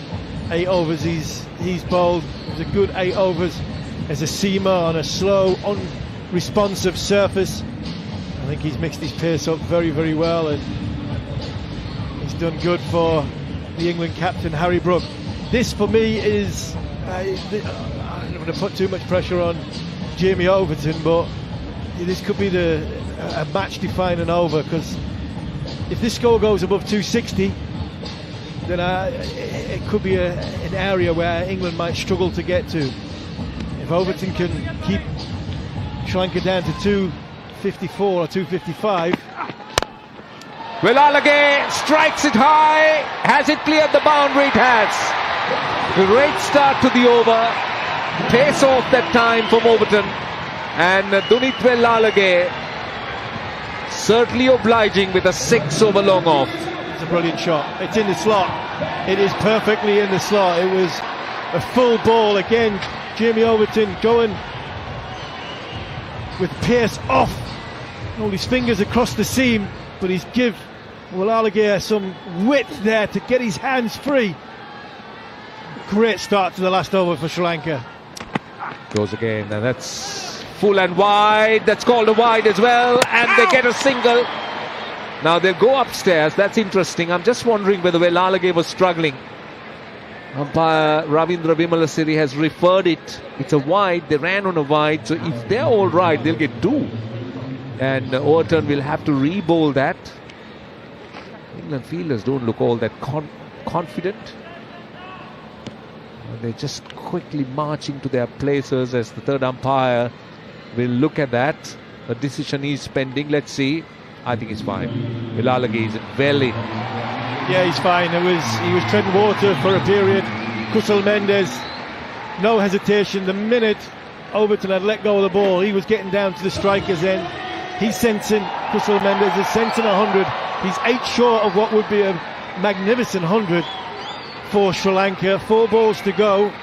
If he gets there, that's taking Sri Lanka into a total where I think it'll be above par score.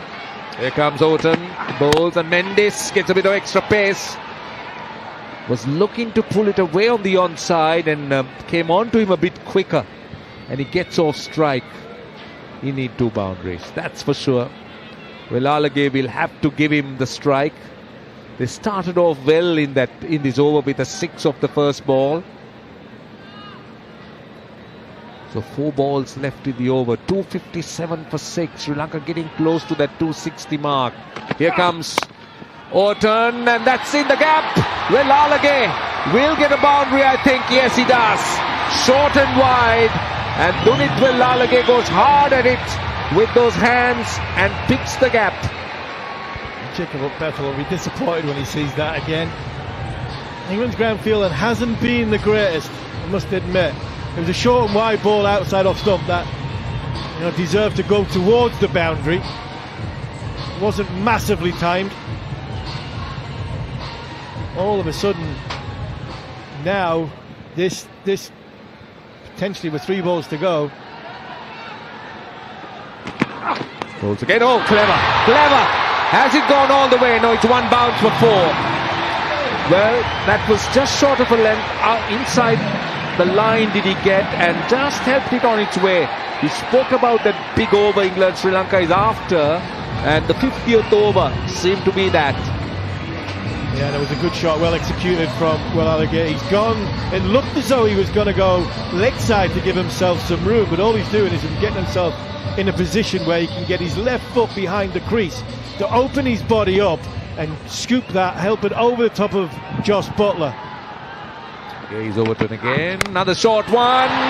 Now he's gone for the pull shot, and we're just wondering whether it's 4 or 6. I think it's a 4. This is a big over. He's got 20 runs including the wide in the over. What a time for Sri Lanka to find that big over thereafter. Kusal Mendis can kiss that 100 goodbye because Will Alligator is getting busy. Yeah, I think he'll be quite happy now, Kusal Mendis, watching Will Alligator to bat the way he's batted from the non-strikers end, because he's came in and given this innings the final last sort of booster that it's needed to get themselves in a position to be above par score. This has been really a gem of an innings. 23 off 11 balls. Waited for the last 2 overs of these two. They've waited for the Curran and for the Overton over. The New England were short when it comes to spinners to sort of fit all the overs in, and boy have they capitalised. Last ball of the over, and he swings it again on the leg side. He'll find the fielder, but they'll come back for 2. It's a massive over. They got 22 runs in that. That's the over they were after, and Sri Lanka finally finds it in the 50th.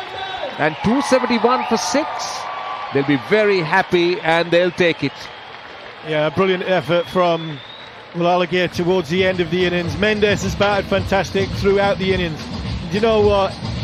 Jamie Overton, he's bowled 9 overs for 66, and I think 8 of them overs were absolutely superb on a wicket of very, very unresponsive.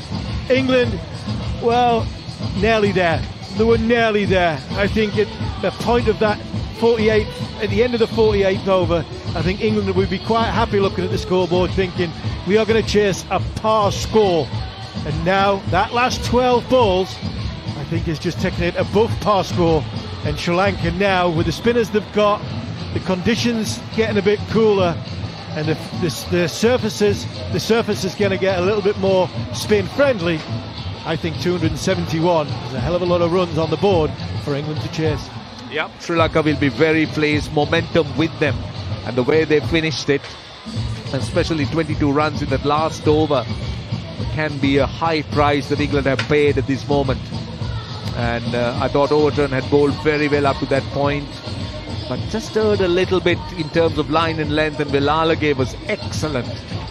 And well, as you said, Harmy, with the Sri Lankan spinners, it's not going to be easy.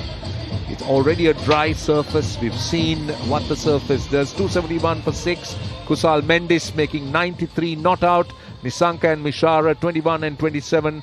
Lianage, a very fine 46 for Sri Lanka. And Dunith Will Alligator, 25 of 12. Everyone getting starts in the Sri Lankan innings. Dhananjay De Silva making 10. Asalanka 17. Pawan Ratnayaka 12. So 271 for 6 is a very good score, and Sri Lanka will be pleased with their with that batting performance.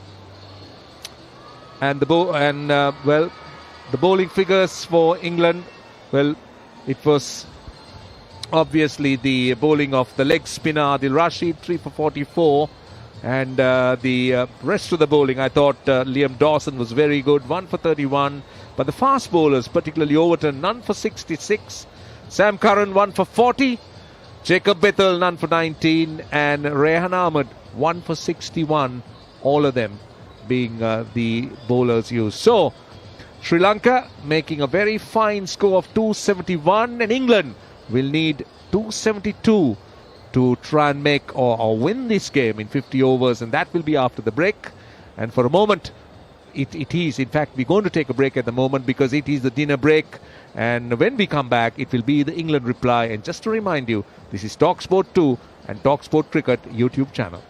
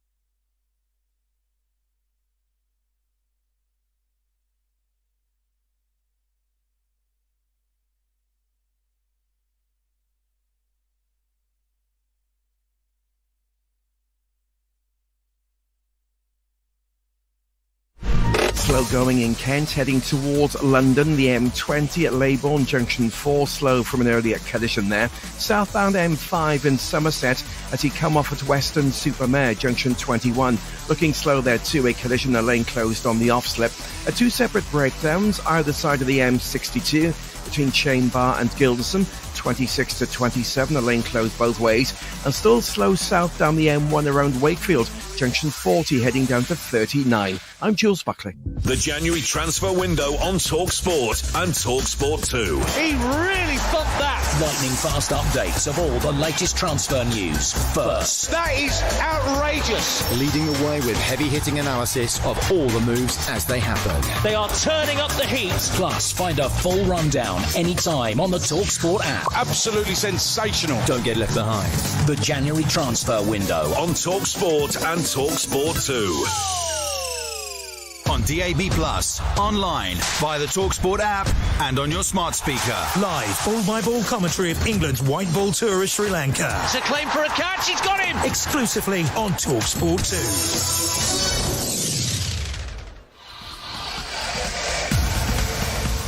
2. Right, well, this is the moment everyone's been a little bit nervous about. We've got Muralidharan about to be introduced into the attack. No ball called from square leg. Now, what's all this about? He's done it again. Now, what he wants to... I think he might take him off here. Here we have a man who is standing there and telling us that the ICC throwing committee don't know what they're talking about, but he does. Sorry, I think this is pathetic.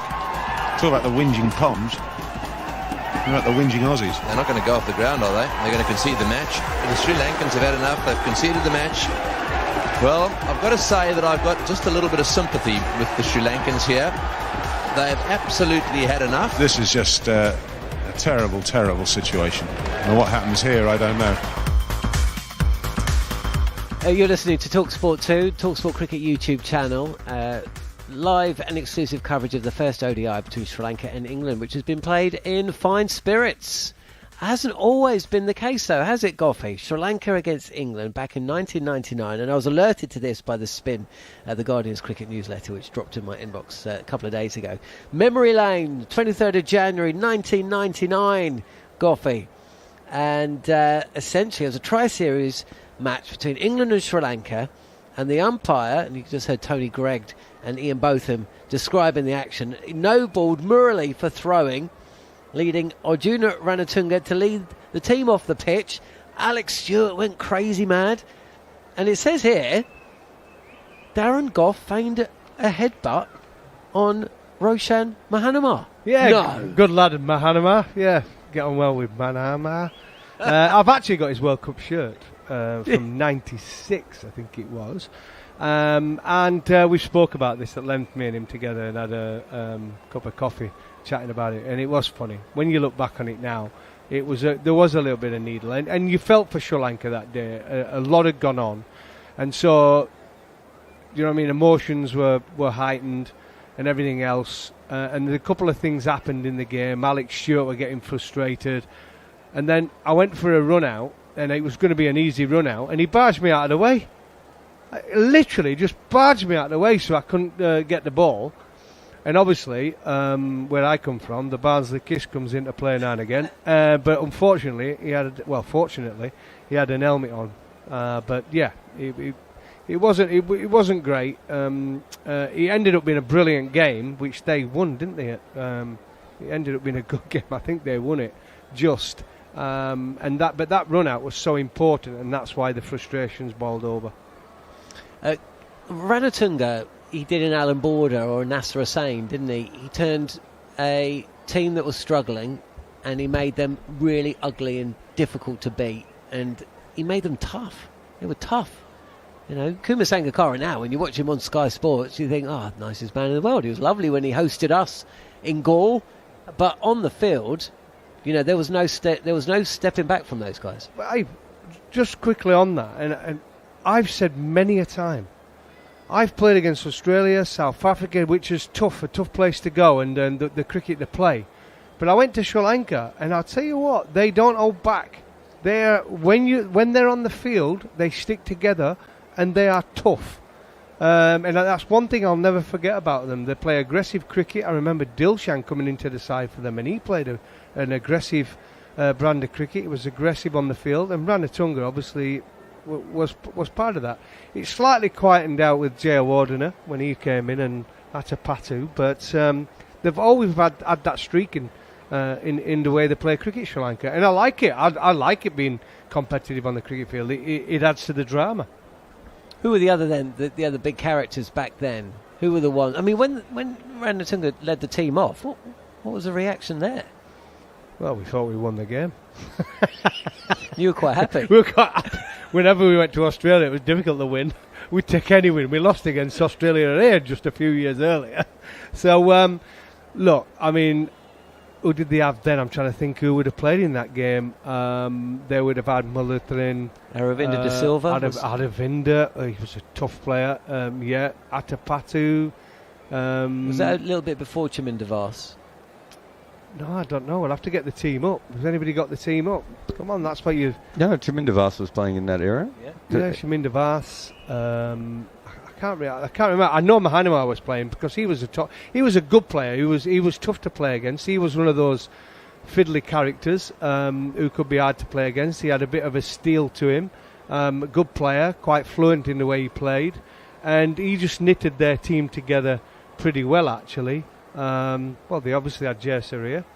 He was pretty solid as well. He was a tough player to bowl at. Although he went about his business quiet. Tilakaratne, would he have played that day as well? So yeah, they had some good. They would have had Hashan Tilakaratne at that stage. I don't think they had Tilakaratne Dilshan at that point. What about the no balling of Muttiah Muralitharan? Because when you look at, you know, the most contentious moments in the history of cricket, that probably is in the top 10, wouldn't you say, Jared? Yeah, it's a huge moment. And also, it probably did what we needed to do, which is take away the no ball call from the umpires. In fact, remember, at that stage, you might remember this, Coffee, the umpires started standing in different positions at square legs so that they could get a better angle of what was happening. It was pre-planned, surely, wasn't it? Oh, they'd agree when they went out there. That's what I didn't like about it. It didn't matter whether it was or not. They'd arranged that they were going to call him. Yep. And I didn't think it was right to do it in that manner. And a lot of the English players didn't. That's generally how it had gone in history. It had usually been umpires discussing it beforehand, then they got on the field and would do that. And again, that's not what it should be. And it was also, we didn't really understand anything. And to be fair to Ranatunga, what he worked out very early on was that the biomechanics was going to be the thing that this was going to go on. And no one in cricket had ever really, other than Dennis Lilly, no one had ever mentioned biomechanics before. And it wasn't until we started studying this that we understood it, but we needed someone to stand up to it. Because I think there's a lot of people who think there was racial connotations with Australia doing it with the Sri Lankan. But Australia had actually kicked out a guy called Troy, I forget it, I'll remember his last name in a little while, but he played, Troy Corbett played for Victoria, and I think he had a List A bowling average of 11 after 12 games.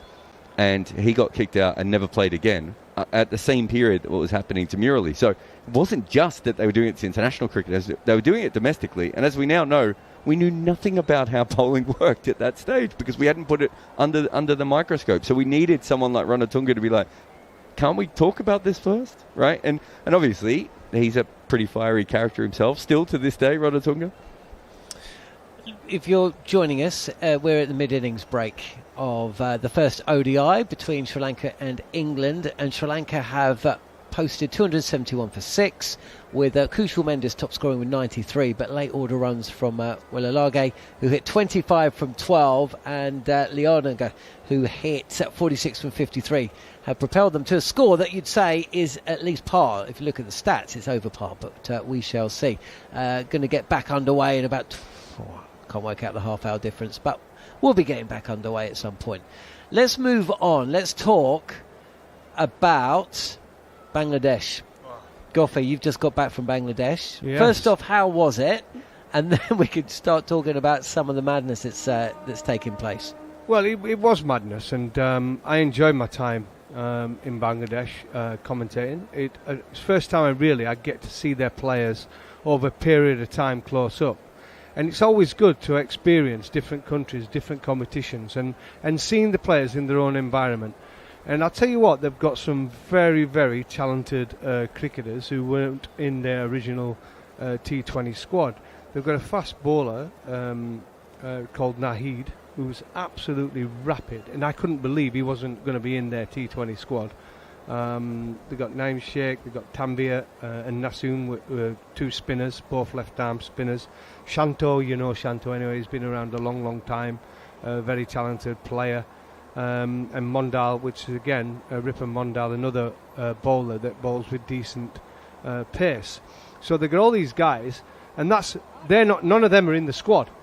So the ones that are in the squad, on paper, they look like they're an experienced side. I think what they do lack is probably an out-and-out quick bowler, but they've got one of the biggest mystery seam bowlers the world has probably got at this moment in time, Mustafiz Rahman. Who's back in form as well after back some issues. in form. They've got another left-hander called Shariful Islam. He's pretty talented as well. And then they've got the experience of Taskin Ahmed and Tanzim Hassan and Saqib. So that's their seamers. And the batters speak for themselves. I think the batters pretty talented all the way through. But with them getting kicked out now, you know, John, or not kicked out, or whether they're kicking themselves out of a tournament. It is being reported at the moment that decision, which we were expecting to be made after the BPL final, it's today. Yeah, the final's now, isn't it? 6 hours difference, I think the final's tomorrow, isn't it? Oh, is it tomorrow? Yeah, it's tomorrow. So I think what happened is the BCB were trying to push this back. I've done. Goffey sent a message to the group chat yesterday, and I called around a few people to see what I could find out. I think the BCB were pretty sure the government weren't going to change their mind, and that the government was saying we are not playing in this World Cup. What was happening outside of that was the BCB was like, well, if you do that and tell the players they're not going to the World Cup, they know that they're not going to get paid for a while. So why are they going to play in the BPL final? So that's why there's been some confusion, and that's why it hasn't come out as much. Just to go back on the full history of this all basically breaks down when Mustafiz Rahman is picked up in the IPL auction. He went for a decent package, not a huge package, but a decent amount. More than one team wanted him. He then gets signed to KKR, and then the news, as best we understand it, is that the Indian government said you can't have a Bangladeshi coming over at the moment because we have issues with Bangladesh as a country, and then what the Bangladesh government are basically saying is, well, wait a minute, if he's not safe to go over and play, how would our entire team be safe to go over? They've got a point. They've got a point. But the ICC have said that isn't a point, by the way. The ICC says... Well, they voted, what was it, 11-2 or something? Yeah, but they literally said that in the press release. They said, we don't think the Mustafiz Rahman situation has anything to do with this, which is obviously not true. It's all because that thing happened. And what part of the problem here is there hasn't been... to be fair to the Bangladesh government, they might be making a mess of all this, but everything they're saying is public. We haven't really heard anything from the Indian government. We don't know why Mustafiz Rahman was pulled out of the IPL, realistically. My worry is, though, now with this final tomorrow, is the players. We saw they had a bit of a demonstration just a few days ago, didn't they, over issues about what somebody on their board had said about the players and stuff like that. So my worry is now, this final, the players now know they're going to miss out, and this is what I feel sorry for. It's an opportunity to play in a World Cup, and for some of these guys it might be their last opportunity, and suddenly they're not going to be able to go and play in the elite competition that is the World Cup, and they won't be paid, and it's the players that will suffer financially, and they could be... It would not surprise me if the final doesn't go ahead tomorrow, if the players board decide, the Players Association decide, but no, unless they pay us for the World Cup, because it's not our fault we're not going. I would say that you're right. I think as we stand today, and there's a lot of time between now and that game anyway, but as we sit here right at the moment, I would say that final won't go ahead. I mean, I'm not sure if all of our listeners and viewers understand just how important this ICC event is to the finances of countries like Bangladesh. If Bangladesh don't go to Sri Lanka, India, they want to go to Sri Lanka, they are going to lose millions because the ICC will just withdraw their fee. And from what we believe, Scotland are ready to go. Scotland are ready to take their place, a team that you've worked with. Scotland, who haven't played a game since September, is it? Yeah, I mean, it's not exactly ideal, is it? But this is the modern world of cricket. You can't actually... I can't think of a tournament that has taken place, an ICC event that has taken place in the last 2 or 3 years, whether we haven't had a situation like this, whether it's Bangladesh not being able to host the T20 World Cup, the Women's World Cup, whether it's the farcical situation regarding America and the Caribbean, when we didn't know where one of the semi-finals was going to be played until pretty much the week before. Well, visas not being granted. Visas, or Pakistan not touring in India, or India not touring Pakistan. Suddenly they're in Bangladesh not shaking hands in the under-19s game. You had, the surprise tournament in the UAE. All these sorts of things have been going on. Yeah, no, it's chaos, right? It's absolute chaos. And basically the international world of cricket has been crumbling over the last 5 to 7 years. And you've got these two different governments who don't care about cricket. Let's be really, really clear. I don't care if it's the Indian government or the Bangladesh government. Neither of them care about cricket. They've got other things that they are much more concerned about. And so, again, we are seeing situations where cricket is crumbling because of this. And we are just left as cricket fans going, what is even going to happen with this tournament? Like, how is Scotland going to assemble in time to get out there? Like, what are we talking about? Well, I think they'd be quite happy to try it. Oh, no, they'll give it a go. They'd actually be over the moon financially as a nation, and the opportunity for some of their young players to go and play in a World Cup. But I do feel for a team like Bangladesh, having been there now myself and experienced their competition and seen the talent they've got on show, this is an opportunity. And it is a little bit strange, but they're letting Pakistan move and play in different countries when they play India. I think they play India in Sri Lanka, don't they? Yeah. So that's the weird, strangest thing is. But if Bangladesh are not allowed to, they've got to travel to India, and because they're not travelling, they don't want to travel there because they think there's a security issue. They're not going to end up going to the tournament, and it does become political. It has become political. The amazing thing here is I was kind of part of the decision over here, where our government just ignored it and let the cricket make the decision. You're talking about Zimbabwe? Yes. When we probably needed the government to come in and make a decision at that point, and they didn't. They didn't want to put their head above it, and they left it to the cricket board to make that decision. And a captain, basically, Nasser Hussain, had to make the decision. That's what it came down to, and that's wrong. Yeah. No, definitely. One last point as well. It's been a busy mid-innings break. We don't often get such juicy topics to discuss. Luke Wright, selector, after 3 years stepping down from the role. I mean, there has been change, and I think from what I'm reading and hearing at this early stage, he's made the decision himself.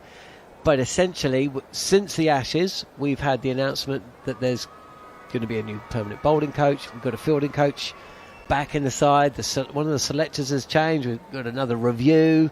There seems to be there's more of a focus on Brendan McCullum as well. But just your thoughts on this moving forward. I mean, it's a good job to have, isn't it? Certainly there'll be a few candidates throwing their hat in the ring. Well, have you been interviewed yet, Goffin? No, I'm not. Have you, Jared? I've not been interviewed without no chance of getting interviewed. But I don't even know how that would go about. I think I don't know whether it's down to Rob Key who goes and picks someone to do it, or actually it's something that has to be interviewed for. I mean, it should be. It should be Rob Key interviewing people. Surely they shouldn't just pick someone randomly. But again, you've got to decide what do they want from the selector. And I think everybody realised, but Luke Wright was basically all he was supposed to be the communication between England and the counties. And that's what it seemed like, but a couple of people have come out since and said there was no communication and there was no people watching the cricket. So it'll be interesting what they want from their selector. He was definitely very invisible as a selector, wasn't he? I think I saw him once. I coached, didn't I, the England Lions at Worcester against Sri Lanka. That was 2 years ago. And I saw him at that game where we were staying at the hotel. But like I say, it's not something I kept my eyes on, really, on Luke Wright. But like I say, he's decided enough's enough and he's gone, so they've got to find someone else to do it now. But it'll be interesting what they want from that job description will be. Brilliant stuff. We just had a message. I want more stories about Sri Lankan cricket. Well, maybe we'll dip into that because Coffee certainly has one or two. We have some. In fact, the last time we were at the Premadasa, I had to get you off air because I thought there was so much water coming through the ceiling. I thought it was going to electrocute us. Not sure how the insurance policy would have covered that one. Either way, if you're joining us, we've got the second innings of the first ODI between Sri Lanka England to come very shortly. Sri Lanka winning the toss, deciding to bat first, and England, when they come back, they need 272 to win the match.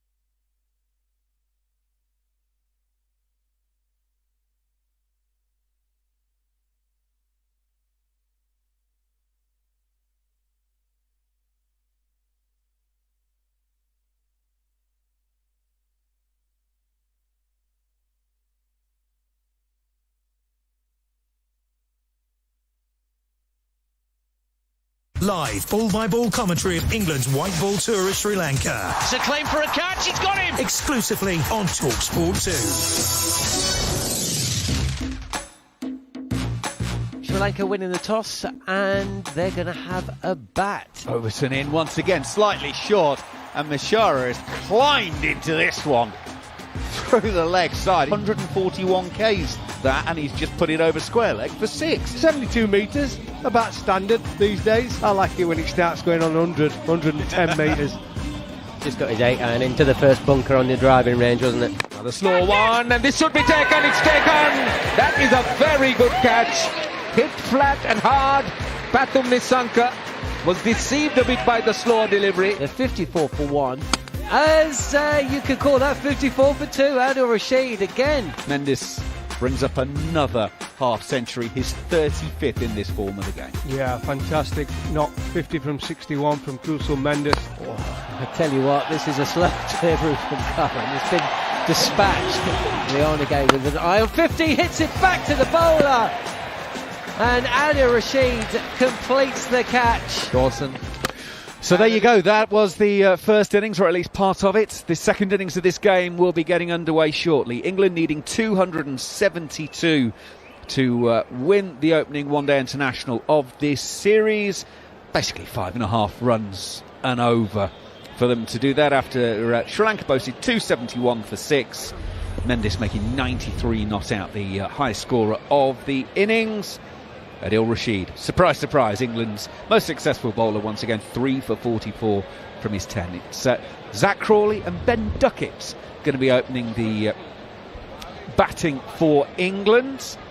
And I can tell you, in terms of run chases in Colombo, 272 is doable. 292 for 4 is the highest run chase to win at Colombo. That was Sri Lanka against Australia 3 years ago. 288 for 5's also been knocked off, as is 277 for 7, 271 for 2.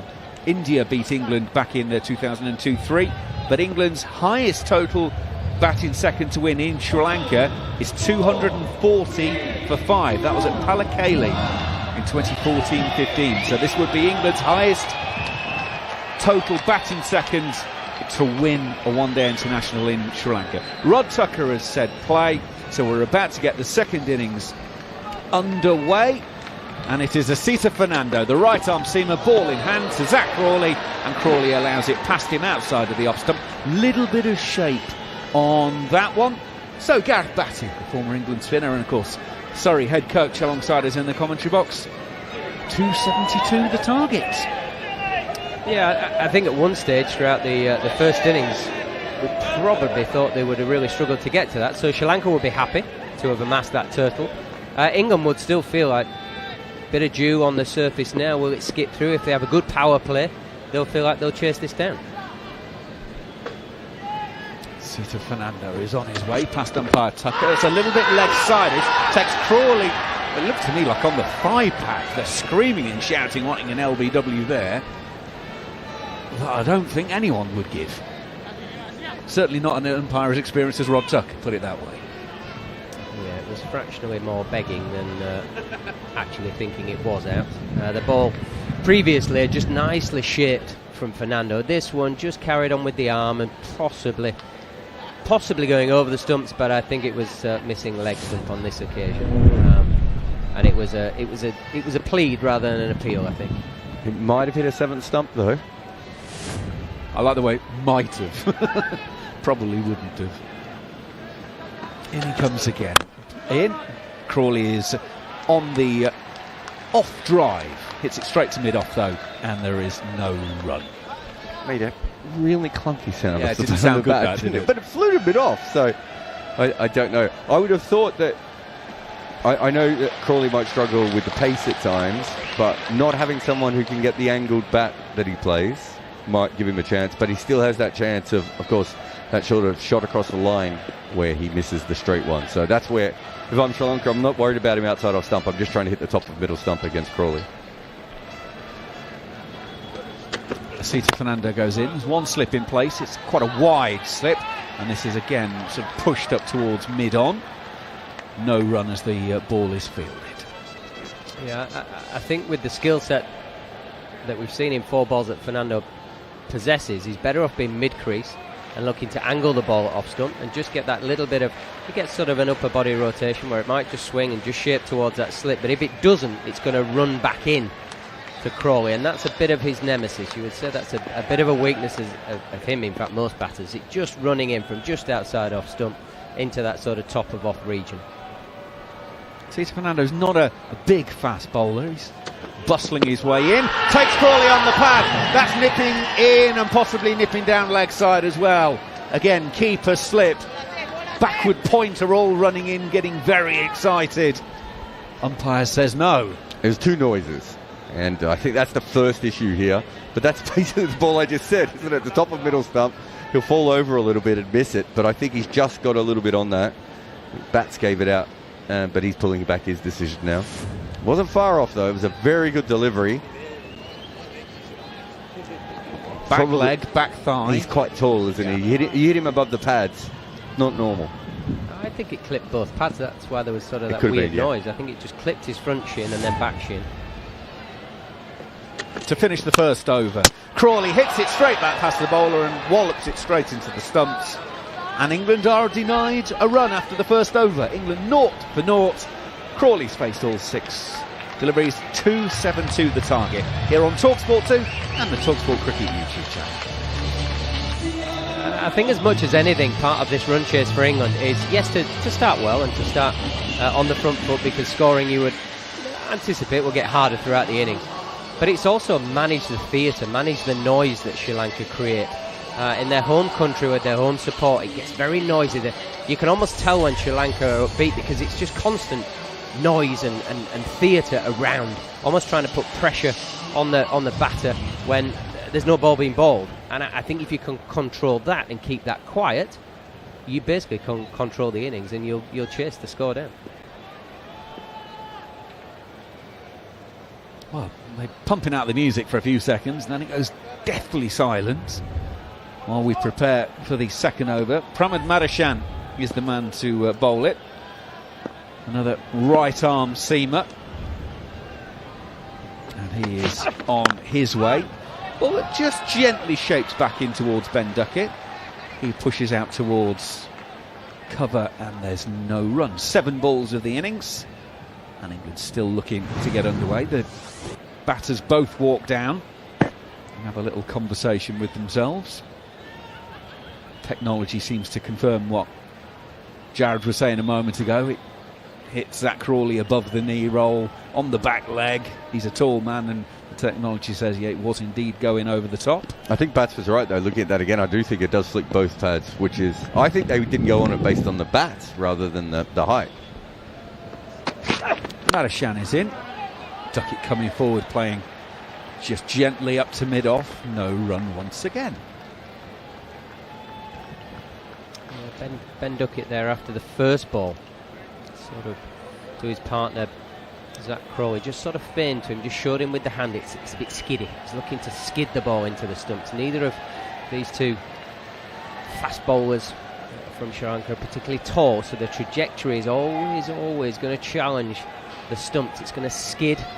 We've seen one bounce over, but I don't think that's going to be a consistent theme throughout the innings. Madashan sets off once again, bowls to Duckett. England are underway. This one off of the hip, worked out to deep square leg. And Duckett gets a single, and as do England. One without loss, trying to make 272. Madashan, this is his 12th one-day international. Bit of a strange quirk that all of the one-day internationals that he's played so far have been in Asia. So not necessarily all home games. In fact, 6 out of the 11 have been at home.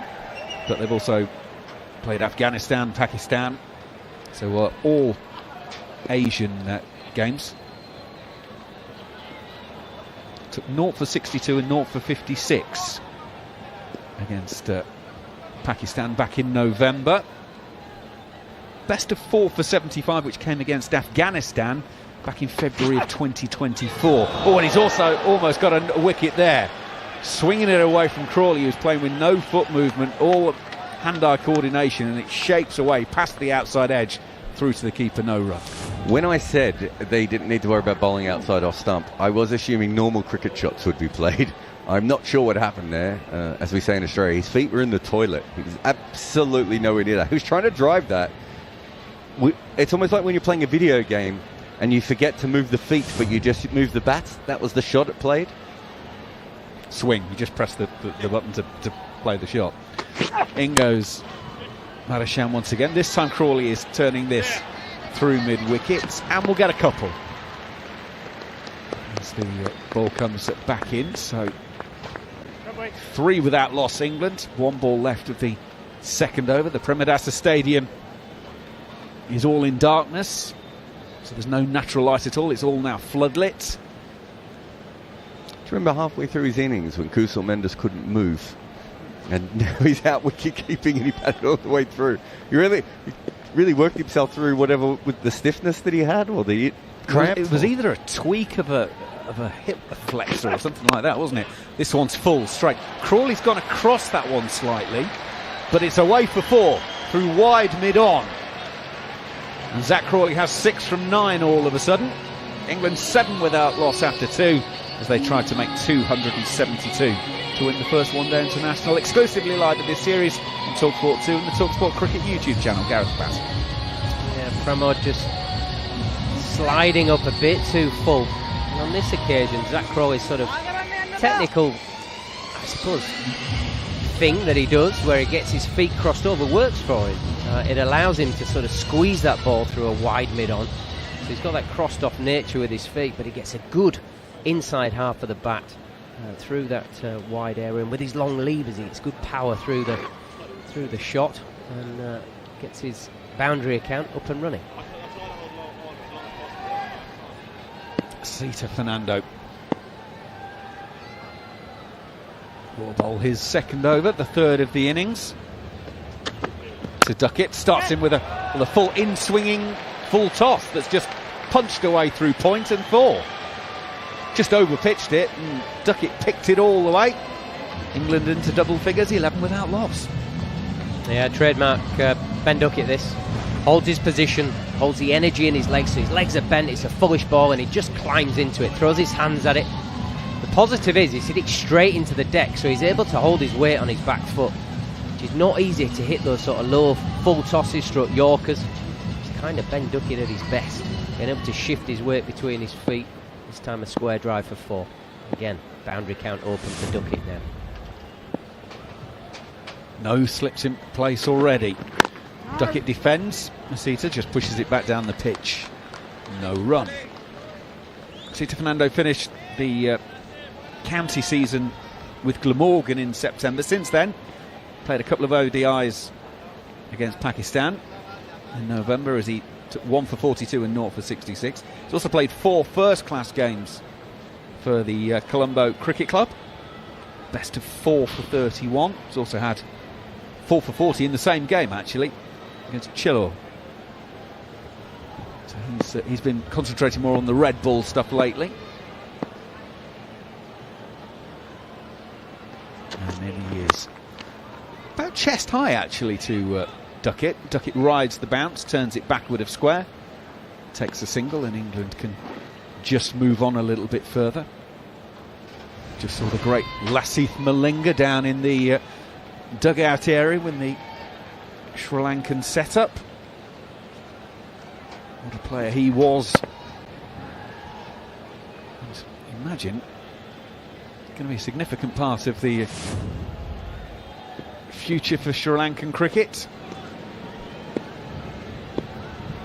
Wonderful style of bowling. Still looks exactly as he did all those years ago.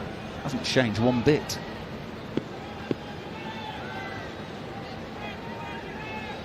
Crawley waits, bat raised, halfway through the third over.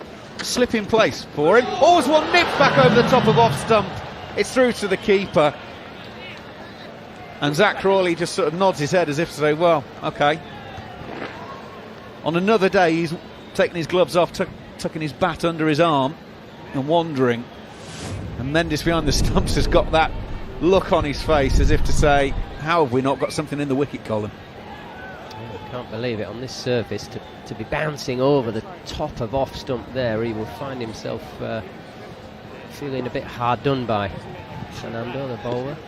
It's a perfect ball. Started just outside off stump and ran it back at Crawley, kind of his nemesis. In he goes once again, edged and caught behind. Crawley goes for 6. Another one wide out of off stump, draws him into the drive. Regulation nick. Caught behind, England 12 for 1. I mean, I'm putting this down to a wonderful piece of bowling. The follow-up from the ball before, he's challenged off stump. This time he doesn't put it in that slot. Doesn't put it in that sort of slot that Crawley is beautifully aligned to, which is 4th off stump, and he'd be whacking that. He gets it wider, he gets it at 5th, 6th off stump, and swinging away to drag his hands further away from his body. It's a big, lavish drive, and he finds the nick. I'm suggesting that is a beautiful setup from Fernando. That's a fine piece of bowling. It is a fine piece of bowling. It was an awful shots. It's about the 4th time we've seen him. What did he face? 11 balls, Macca? And in those 11 balls, we saw 4 times when it looked like he had forgotten how to keep his shape, how to use his feet, how to move, and how to hit the ball properly. That was a dirty slog. That was like a pinch hitter rather than a top order batter, I think, on that one. I think you're right. I think he's so worried about the full ball, well, not the full ball, but that ball at the top of off stump, leg stump, because he's missed a couple of them already. He's so worried about that. He's seen the wide one. He's like, great, I'll get a free swing at this and I take it away. It was a good delivery as well, as you said. It swung away. But that wasn't well executed. And he didn't execute very well for the majority of that innings. That was a very, very poor innings from Zach Crawley, all things considered. I think he'd be pretty disappointed if him and the analysts or the coaches go back and look at that. He might be like, I think this one's on me. Joseph Edward-Root strides to the crease at number 3 for England for his 187th one-day international. His 30th ODI against Sri Lanka. Averages 62 against Sri Lanka. 64 when those matches are played on the island. Here he is facing, gets one down the leg side from Asita, who may well have to bowl that one again. He does. Rod Tucker raises the arms. It was just angled down leg side, and therefore one more to the total and bowl it again. And Joe Root, 1178 runs at 62 against Sri Lanka, but in Sri Lanka 513 runs in 12 ODIs at 64.1. 104 not out his best. Also had 3 other scores of over 50. He's just good. That's not breaking news to anyone.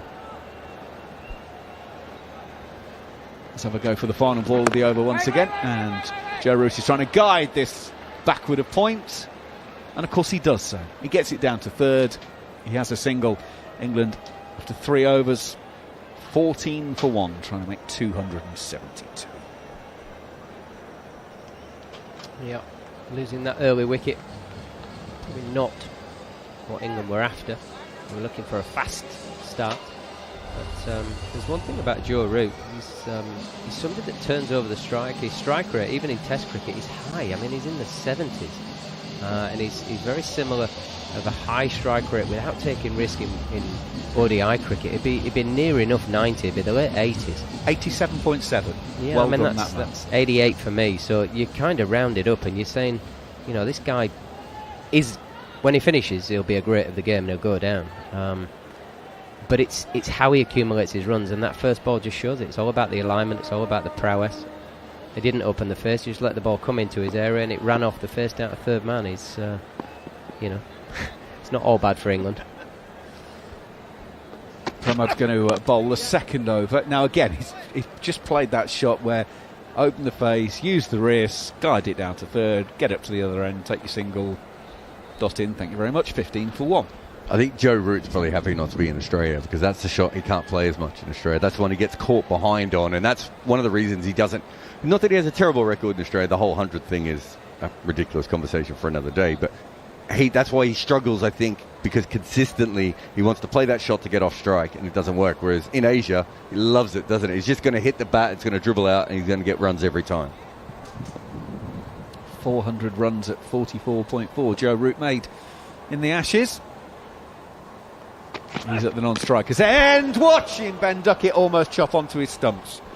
Pramod pitched that one up inside edge and it just misses the poles and runs to the fielder at short fine leg inside the 30-metre circle, no run.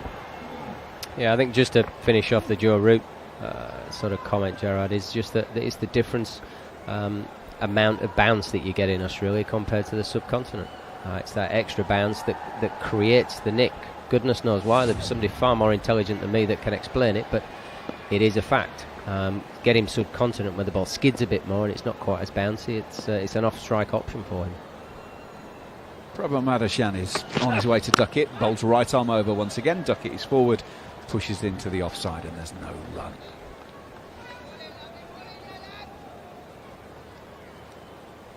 Just that one to Duckett there, just seeing the replay, did seem to come back in off the seam, that one, so there's definite still some movement around. Yeah, Jamie Overton got a couple to go, didn't he, around the wicket, which is a harder skill to then get it to leave the left-hander, but he got a couple early on, you know, in the sort of peak sun time. So you would think in an evening game you might just get a little bit off the seam. Madashan goes in, inside edge from Duckett this time, wide of the stumps. Keeper takes it, diving back to his right-hand side, going down the leg side. No run again. Full bat is getting the work out at the moment. Yeah, it's just the difference in surfaces, like we touched on with Joe Root. It's skidding a bit more, so you've got to hold your ground force, you've got to hold the energy in your legs, you've got to keep that. For a left-hander, it's the left foot in the ground and your left hand hitting the ball. Just get it hitting in that middle bit of your shirt, your contact area. It's good signs for Duckett. You know, a couple could have nicked on and he's not, you know, get through this period and then he's off and running.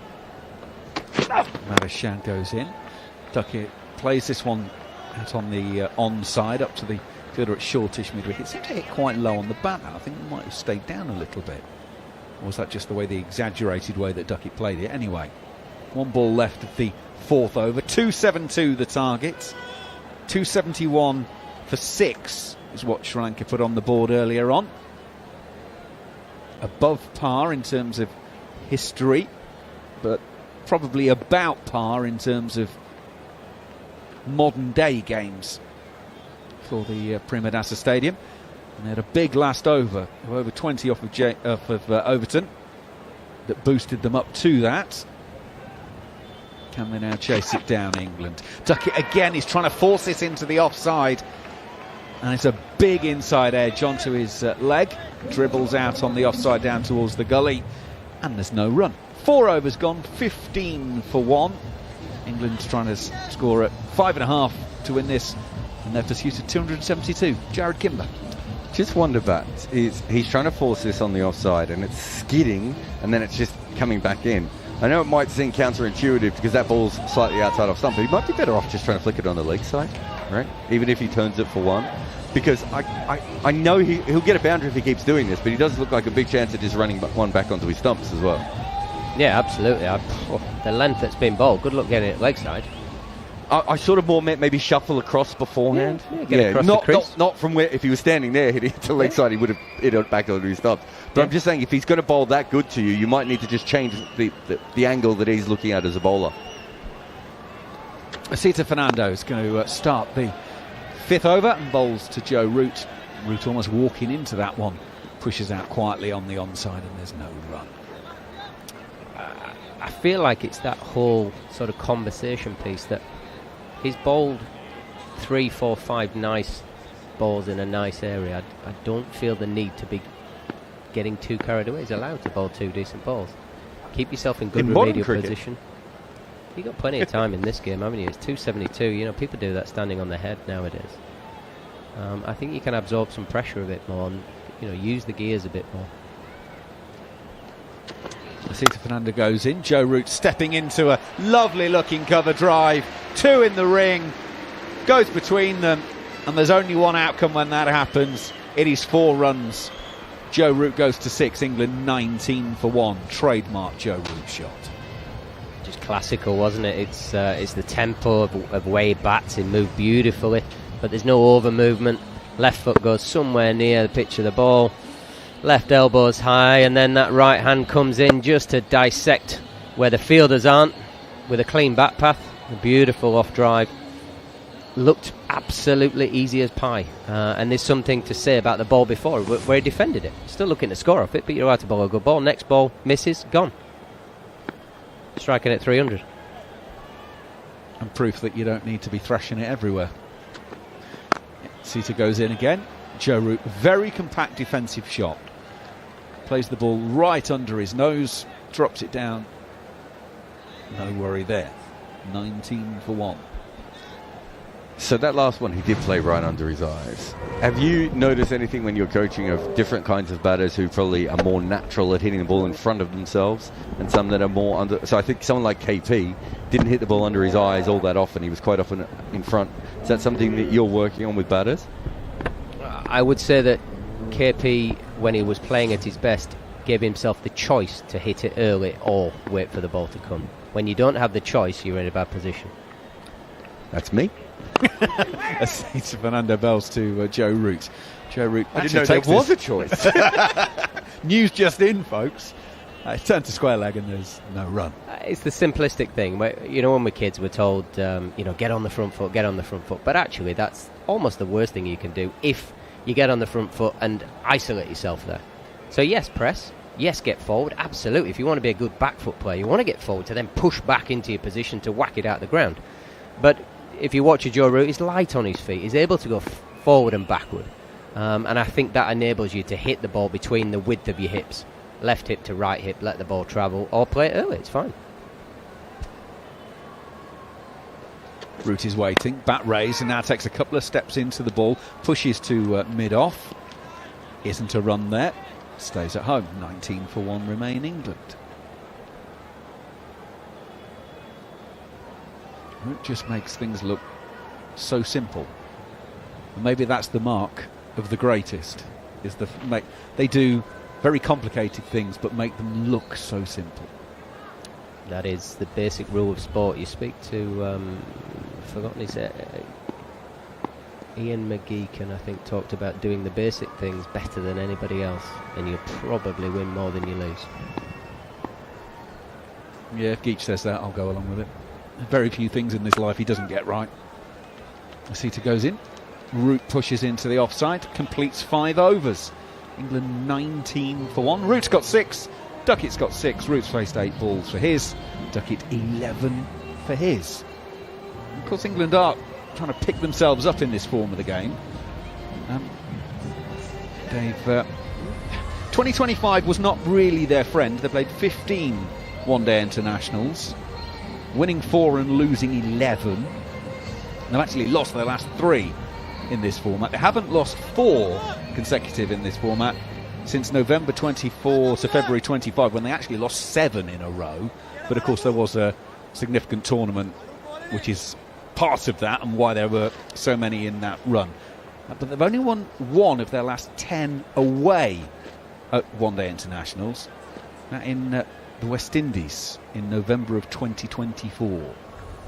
So away games haven't been particularly friendly. And now we've got early spin once again. Dhananjaya de Silva is going to be into the attack to bowl some of his off breaks around the wickets to Ben Duckett. Slip in place, Duckett comes forward, pushes back down the pitch, no run.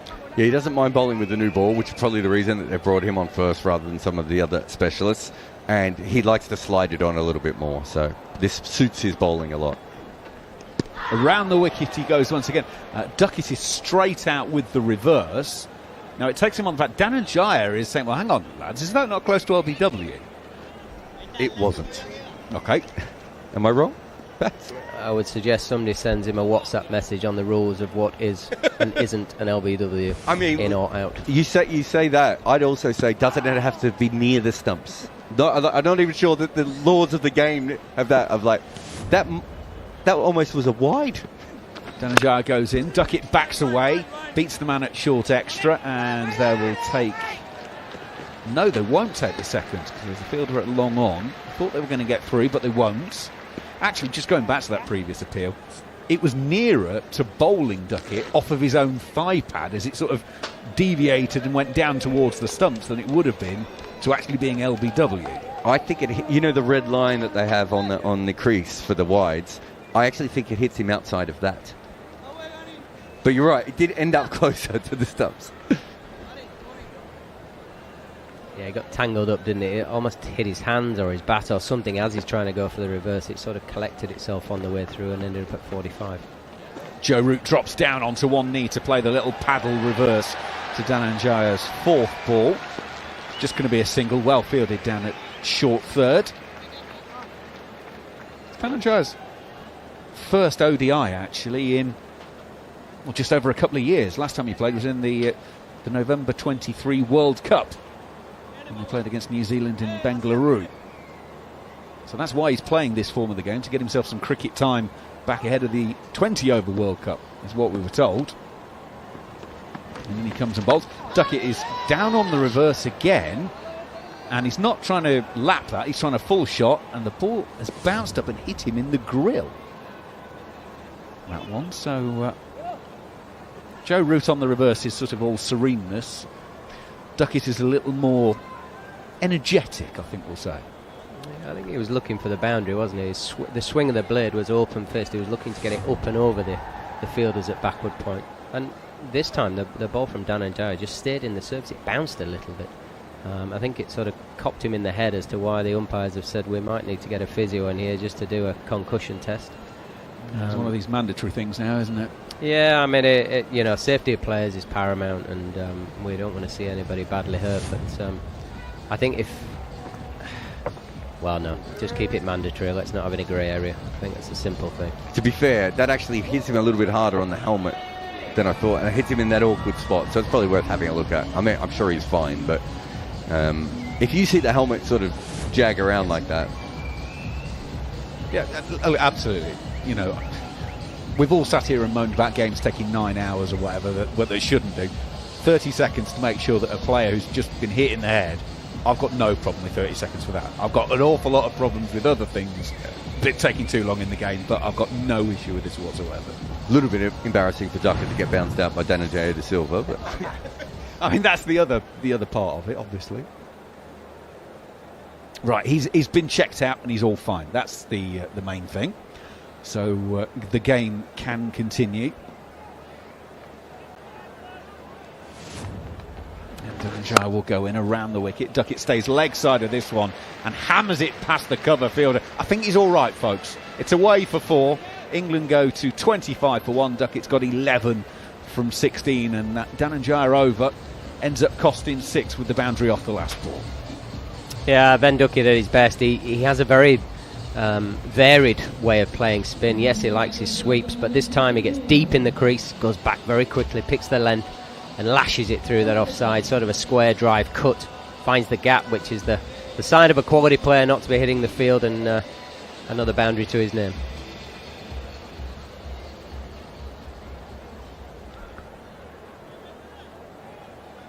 England's bowling figures, if you haven't been with us since the starts.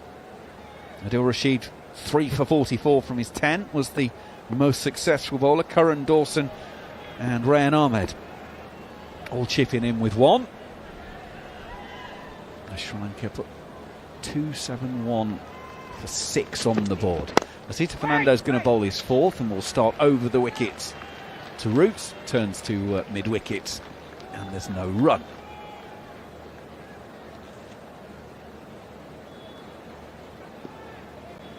Three ODIs before 3 T20s. So the second ODI is Saturday and the third one is Tuesday, and then it's up to Pallekele for the T20s, Friday, Sunday and Tuesday. So Tuesday the 3rd, the final game, and England will play the first game at the T20 World Cup 5 days later at the Wankhede Stadium against Nepal.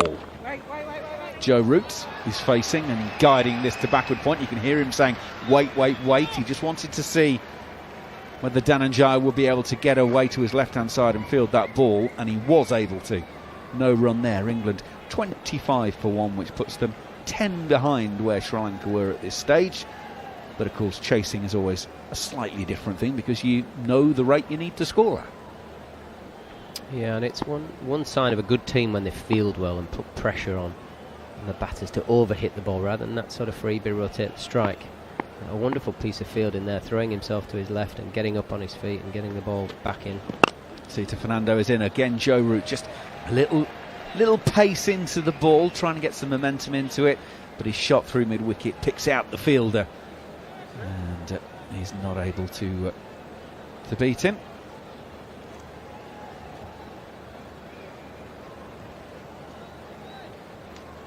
Fielder at mid-wicket is Bernard Welliger. Chipped in with a very handy 25 from 12 balls at the end of the innings for Sri Lanka. Came in and wielded the willow late on. Asita Fernando is in. Joe Root again is looking towards the leg side. This time gets it between mid-on and mid-wicket. And they are able to scamper their way through for a single. 26 for 1. Root's got 8 from 13.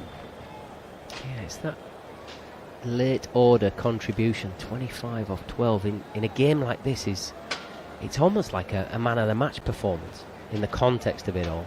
You know, you're never getting on the podium for it, but what it adds to your team, both in runs but in impetus, is significant, and it's not to be underestimated. Yeah, I imagine he walks back into the dressing room and the boys are absolutely buzzing, aren't they? That's exactly what you needed.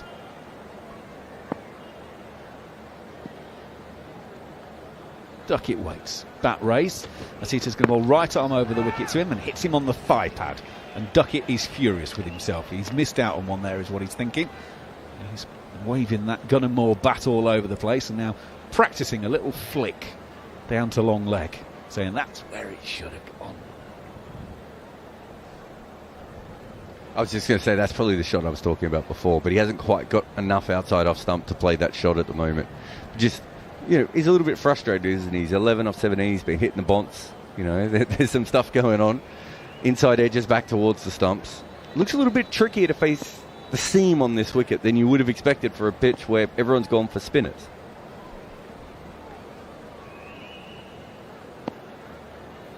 Final ball of the 7th over. And in goes Lasita Fernando. Duckett is turning on the onside again. Can't beat Weliliga. Into the over. 7 gone, 26 for 1. It's not a tearaway start by any manner of means. Currently going at under 4s. The run rate at the start of the innings was at 5.5. That sort of crept now to sort of 5.7. But it's about having a base. And that's what England are trying to put in place. 26 for 1 after 7 here on talkSPORT 2 and the talkSPORT Cricket YouTube channel. Yeah, I think the way that England set up and the way they want is to have a flourish at the start of the innings. But I think we need to look at recent past, and Duckett still being out there, getting some time in the middle is a real positive for that player, for that human being, just to get everything back. Dhananjaya De Silva will start his second over. Joe Root's turning to square leg. It's not fielded cleanly, which means that England can get through and take a single. It's the skipper himself, Charitha Asalanka, who is now just stretching out a hamstring, which is either an old pros trick or a bit of a worry. I'm going for the former on that one. Yeah, I think that's I've made a mistake there. Oh, my hamstring's sore or my knee's sore, or I'll get the violin out. Take it on the chin, move on, pal.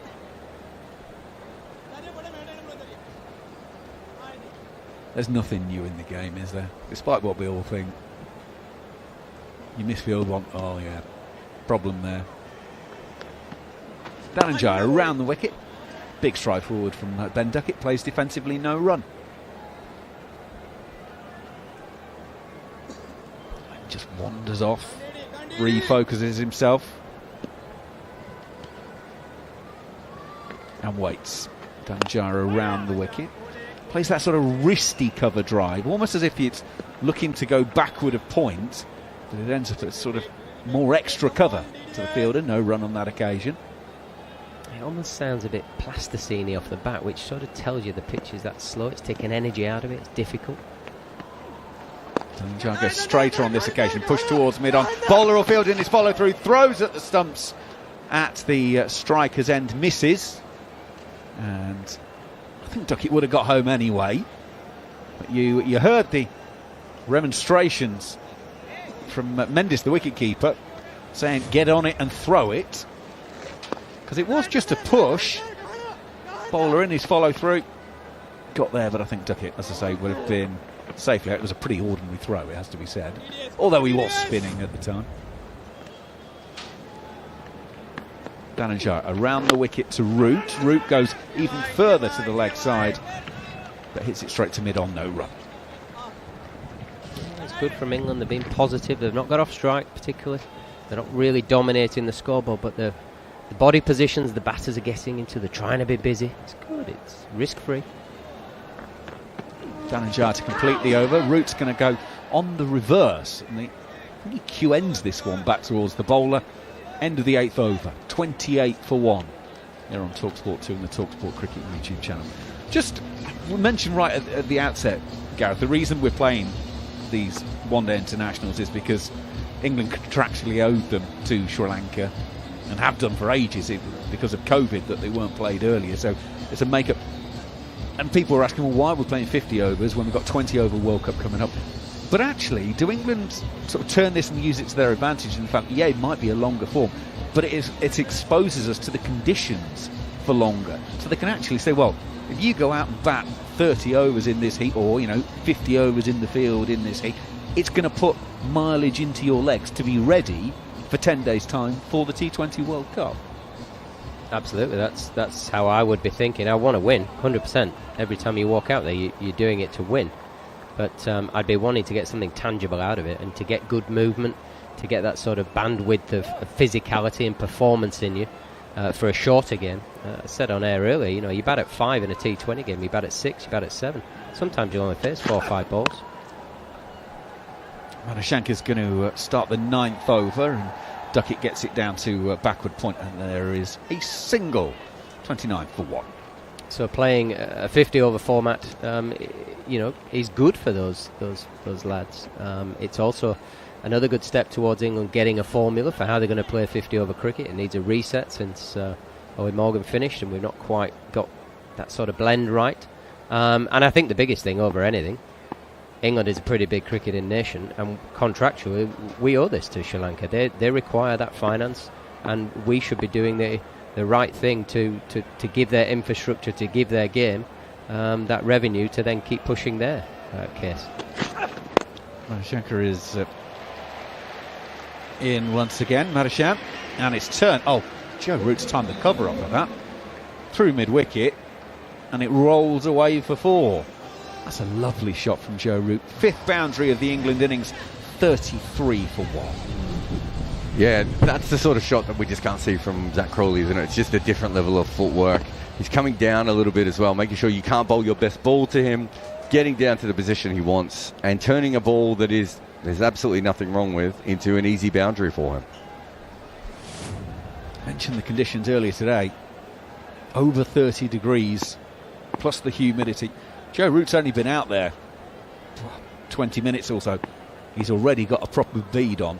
I mean, this is hard work. This is another factor here. Root coming forward to Madushan's delivery, pushes to mid-off, and there's no run. Yeah, I think that goes back to what we're talking about, that bandwidth of fitness, physicality. T20 cricket is exhausting, but it's over a shorter period. There are different facets. So adding this sort of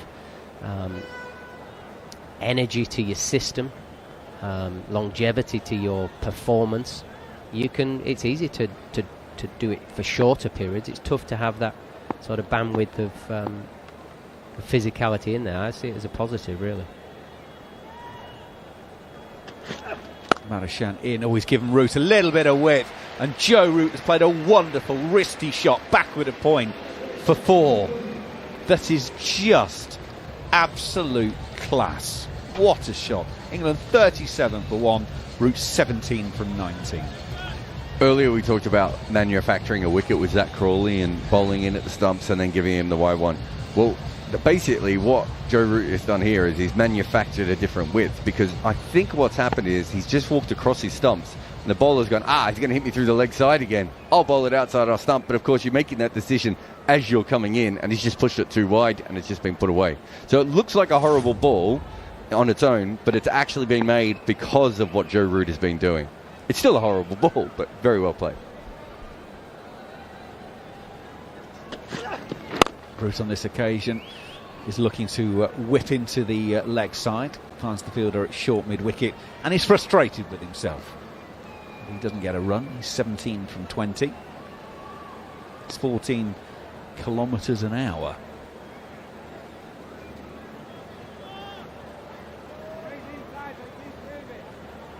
Joe Root is just asking the umpire to sort out, because there's someone who keeps moving behind the bowler's arm.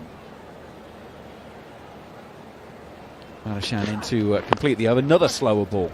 This one has been turned down to long leg by Joe Root. They've taken one. They're coming back for the second. No. They bailed out on that one. Probably a wise decision. 9 overs completed. 38 for 1 are England. Root 18, Duckett 13. Some more thoughts from the boys. I'll get out of the way because John Norman's going to come in and pick up the ball by ball. Yeah, I think Joe Root's come in, and out of everybody today, himself and Kaushal Mendis, obviously Joe Root, only 21 balls into his innings, have made things look pretty simple because of the game plan, because of their skill sets. So Joe Root's in that over has walked down offside to hit a 4 through the leg side, which, as Jarrad just said, makes the bowler bowl that stump wider and too wide of off stump to then score through both sides. But the basic premise of what I'm trying to say is Root is trying to manipulate the bowler, he's trying to manipulate the field, he's trying to play that game of chess to get the bowler to do what he wants him to do and dominate proceedings. Dhananjaya continuing, and Joe Root just eases forward and whips this towards mid-wicket, but can't beat the fielder no run. 38 for 1, start the 10th over. Joe Root 18 from 22, and Ben Duckett 13 from 22. Danjai again. This is targeting leg stump. And there's only 2 men out, and quite a big gap as well between mid-wicket and mid-on, but Root can't get the ball between them. Mid-wicket is quite straight, just forward square on the leg side really, and mid-on is wide. This time Root playing away from the crease and pushes this up to mid-off for a single, extra cover. 39 for 1. Bats, what do you think the reasoning is behind this sort of round the wicket attempt? He's bowling very round arm at the moment, so I think maybe he's trying to slide it through a little bit, but it's not something you normally see off spinner bowling around the wicket in a one-dayer to a right-hander. This is on off stump to the left-handed Ben Duckett, who just pushes this up to the fielder, who comes in from the long off boundary. 1 run. I think it's pretty simplistic. He's just trying to shut down the offside. He can pitch almost with the angle. He can almost pitch outside leg stump and run it across the middle and leg and say, well, I'm going to make it hit my leg side almost. Touch more flight, dip, bounces just before Root, who takes another comfortable single. 40 for 1, and we are 1 ball shy of the 10th over here on talkSPORT 2, the talkSPORT Cricket YouTube channel. Thanks for joining us here for the first match since that. Well, the A word is how Jared described it earlier today. Again, full of flight from Dhananjaya. 50 kilometres an hour, miles an hour from Dhananjaya, and this is just pushed to the fielder at cover. So decent over, 3 runs coming from it for both sides really. Root 20, Duckett 14, England 41 for 1, chasing 2-7-2 to win. I wonder if it's, sorry to carry on from your conversation, Jared, I wonder if it's also to get the matchup. He's bowling because there's a left-hander in, I would assume, rather than 2 right-handers. So it's kind of like, if I go around the wicket and bowl it somewhere near leg stump, Joe Root's a wonderful player, I'll give him one, I'll get off strike, and then I'll bowl more balls at Duckett. It's not a bad thought process. You watch Sunil Narine. He's probably you've had him at Surrey, of course. He's probably the world's best bowler at getting people off strike when he doesn't want them on strike. The amount of times he just hits the thigh pad, and sometimes he pretends like, oh, how are they going to get that single? But he wants them to get the single so he can attack the guy at the other end. The amount of times playing with Kumar Sangakkara where he'd grab me by the shirt and say, what are you doing? Make sure we get this guy off strike. You've got your 3 or 4 dots. Don't let him line you. Get him off strike. You have to have a get off strike ball in white ball cricket. 50 over cricket is no different. Dunith Wellalaga is about to have a bowl. Now, we saw him with the bat earlier today. 25 runs coming from the 12 balls that he faced. You were speaking about him before the match, Jared, and you were saying that his batting could take him to a top 5 or 6 position within the Sri Lankan white ball setup, when he gets on a bit. What about as a bowler? He's a really good bowler. I think he had some success against India early on in his career, didn't he? He's bowled some fantastic spells. It'd be interesting to see with Bats here how he kind of rates his spin, but I think he's a genuine option as a frontline spinner going ahead. He's a left arm bowler, and that first delivery is on the pads of Root, who takes the singles through to mid-wicket.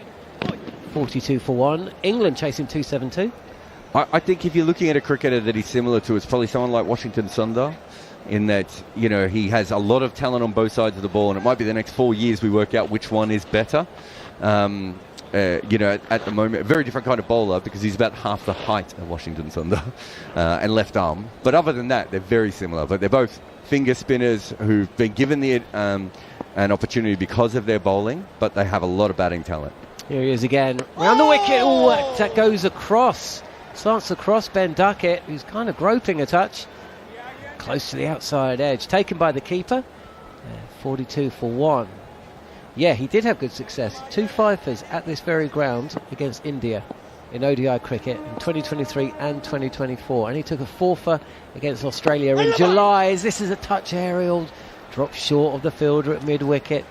And a couple of chancy moments there for Duckett. It looks a little bit unsettled. 42 for 1. I imagine this is the first time they've come up against each other. Duckett ready And he's on the reverse and beaten by a beauty. It moved that. I think he would have missed it even if it hadn't moved.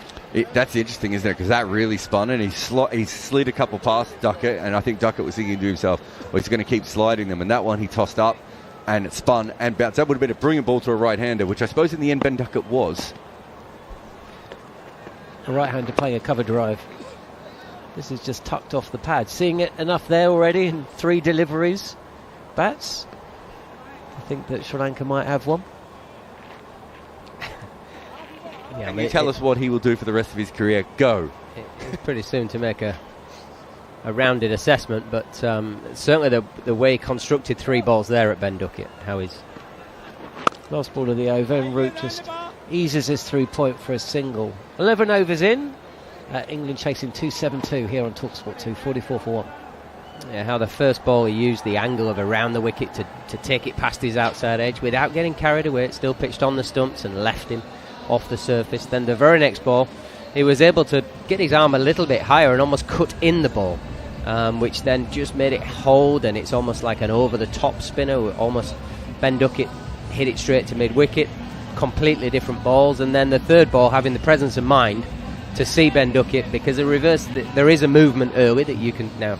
Still getting the dot out of it, it's the hard bit, but he saw that and he was able to change, able to drop the speed and trajectory of his ball to change the momentum for Duckett. You chuck 3 like that and you delve into it. Yeah, you got yourself a world beater, Jared. See, told you. You were the person to ask. That was just from an over. What will he? What sort of notes will he have by the end of the spell? He'll be able to tell us what he does in retirement. No, he's also, just to talk about him a little bit more, he's a very good athlete. He's a very confident person, and also I think he captained the under-19 side. Charith Asalanka brought himself onto bowl, and Joe Root again, all the time in the world, just picks this up, targets a part of the field where there isn't a fielder, and takes a single. He moves to 23. Ben Duckett is 15. So there's a lot of hype about it, but they also, because they've had Hasaranga and Tikshana, they haven't had to force him into the side. They've used him as the third spinner. They haven't always put pressure on him as a batter. So that looks like they're being quite smart with someone who could be a talent for a long time to come. And it's Asalanka again, bowling around the wicket to the left-handed Duckett. He drills it straight to the fielder at short cover. No run. And I wonder if Sri Lanka are going to go in a similar fashion to what we saw in England. Rotating through. Harry Brook was rotating his spinners, and they really did chop and change to good effect, especially during the middle overs as Duckett takes a single off the pads. He moves to 16, England 46 for 1. They're resting Hasaranga, aren't they, today? Which is a shame. Would have been nice to have seen him. Alalaga didn't play in the Pakistan series, the ODI series that was in November. As that Root certainly won here. Bit of a laboured run from the fielder on the edge of the circle at cover. Fielder comes in from the boundary. Root completes his second. He moves to 25. Looking very easy for Root, less so for the left-handed Ben Duckett. Yeah, Joe Root got deep in the crease here, and it's that deep depth in the crease that gives him the time to push it past extra covers left-handed. As soon as he hit it, it said 2. It said run. This is on the pads, and they'll take 1 here. Does Root. He's just having a little chat with Ben Duckett, isn't he? Root. Constant conversation taking place out there. Did I overhear you talking about David Willey earlier today, Jared? Yes. Single again. This is more of a punch by Duckett. He's moving around the crease a touch, and he'll take a single to mid-on. I think we were trying to find active bowlers. The next highest wicket-taking English bowler. I think Willie's got 70-odd. I think Jofra's at 60-odd wickets. So, but they're the only two. And David Willey, I don't know if is he still an active ODI bowler? Probably not. Woakes? Is Woakes still playing? I thought he was retired. I think they're both retired. They're both retired, have they? Okay. So then Jofra at 68. I think Woakes was retired and David Willey retired. Okay. So that means Goffey's the third highest wicket taker for England. and there is no one coming around the outside. There's a big distance, and with the amount of ODIs that England play and how much they rotate their sides, Goffey might be the third highest wicket taker for England for a very long time. Well, I'll get in again, and this is on the pads of Duckett, who just eases forward again and strolls through for a single. It's not the prettiest of Sri Lankan grounds, is it, the Premadasa? And there are a lot of pretty grounds. It's a pretty part of the world, isn't it? It's a beautiful part of the world. This is too wide and turning away from Root, and he will pick up 4. That's brilliant batting from Root, because there was a fielder stationed in the covers. There was 2 on the boundary at long off and a sweeper, and he managed to divert that ball past the first of those 3 fielders and between the second and third. But it wasn't a great ball from Wellalaga, truth be told. Wide and moving wider. The skill of the shot is to stay on the shot and not pull off it. Lots of times you see people cut, you can only hit the man out at square. But he's actually managed to get it a long way in front of the square. It's great skill from Root. Touch more flight this time from Wellalaga. And Root just comes forward, he's got his boundary. 3 balls left.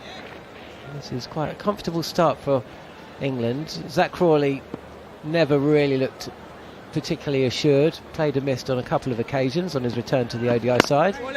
As Root compact in stance and forward, punching this to extra cover, where a smart bit of fielding prevents a single. 55 for 1.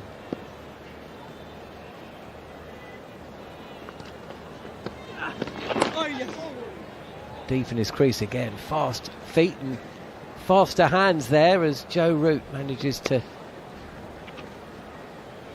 get the ball that's on about 4th or 5th stump and flick that to the leg side and come through for a single. I think when he decided to play that shot, he did not expect the ball to spin and bounce the way that it did. Incredible that he still managed to hit it on the leg side. Last ball of the over. Steps away does Duckett. Can't beat the fielder. Shot at the stumps of the non-strikers then, but Joe Root gets back. And that's the end of the over. 6 runs coming from it. England at 56 for 1. So they're kind of where Sri Lanka were at the start of their innings. Just wonder at the moment, Bats, if the Sri Lankan spinners aren't bowling a little bit quicker than the English spinners were. Maybe I'm just comparing that to Adil Rashid. But I even felt Liam Dawson just held the pace back a little bit and let the stickiness and ickiness of the wicket play a part. It could be under lights that it's just skidding on a little bit more and that doesn't work. But if you look at Dhananjaya and Asalanka specifically, they're sliding the ball a lot more rather than England, who is waiting for the ball to sit and rip. Is that maybe conditions? It's just changed under the lights? Yeah, or it might just be the difference in heights of the individuals. I would suggest that the Sri Lankan spinners in stature are possibly a little bit shorter than the English spinners, so they might look a little bit quicker on the speed gun from a trajectory point of view. Asalanka again. And this is dabbed by Joe Root, but fielded. Could be overthrows. No. Wild throw from the fielder, who's inside the circle at third, short third, or roving around. And luckily there is a fielder backing up. Root wasn't out of his ground. On the reverse, he's been struck on the back leg, but Asalanka says there's a little bit of bat on the ball, so all the excitement from behind the stumps comes to an end. 56 for 1. As a general rule, and you'll know this better than me, actual number, finger spin are generally a bit quicker through the air than wrist spin, aren't they? Ball struck again on the pad. There's movement, but too much actually, probably. And that's what Asalanka is saying to Mendes behind the stumps. Good start to the over. 3 dot balls. Joe Root's faced all of them. It's like he's listened and he's slowing down as we're talking. He's down to 78 kilometres now and he's ripping it.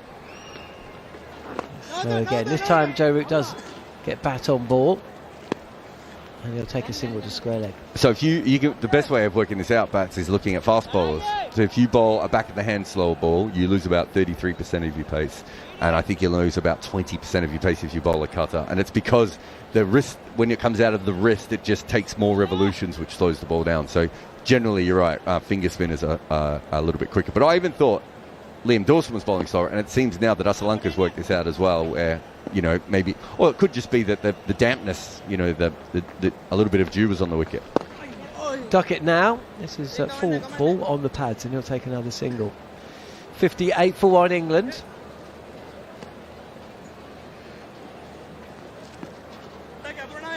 Joe Root to face the final ball of the over. Bats will be off. The food's arrived. Goffey will be in. He's at his. Here is Asalanka, and it's another. Asalanka from Sri Lanka, and it's another single to the leg side. I want to get Goffey singing like back in the day. Who was that? Sandakan, was it?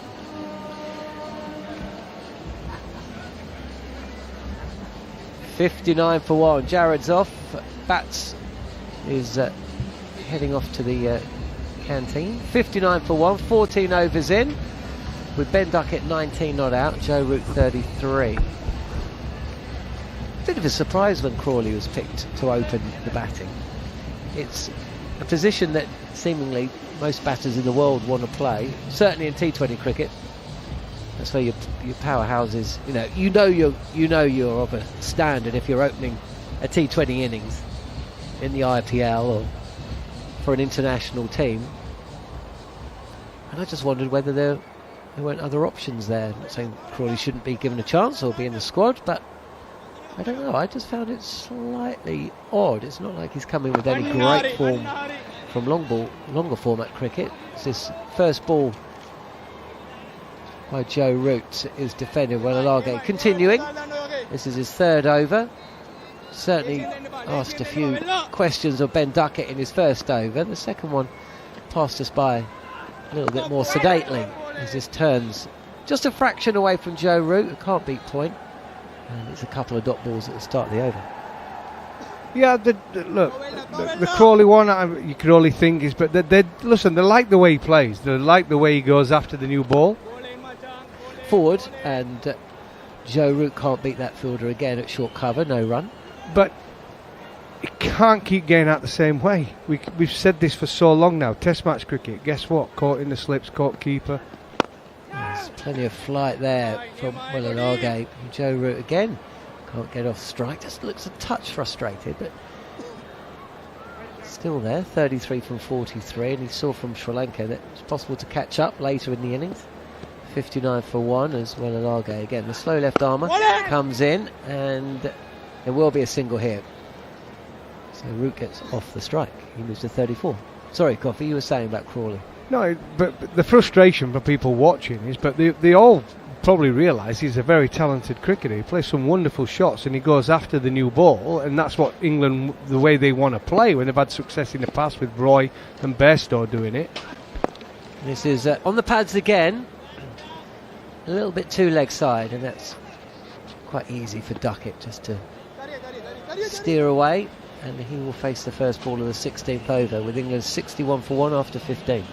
But I've never known someone get out as much the same way, and I think that's what will frustrate many people that are listening or many people that are watching, whatever you're doing, and it's frustrating, isn't it? It's frustrating for us all because we all realise what a talented player he is. I've seen him up close and he plays some wonderful, wonderful cricket shots. He's got such a good eye. But now and again he gets that blood rush and his hands go at it early on, and bowlers are not daft. They're going to bowl it outside there on a good length, and now and again he'll get it for 4, and now and again, more often than not, he's going to nick one.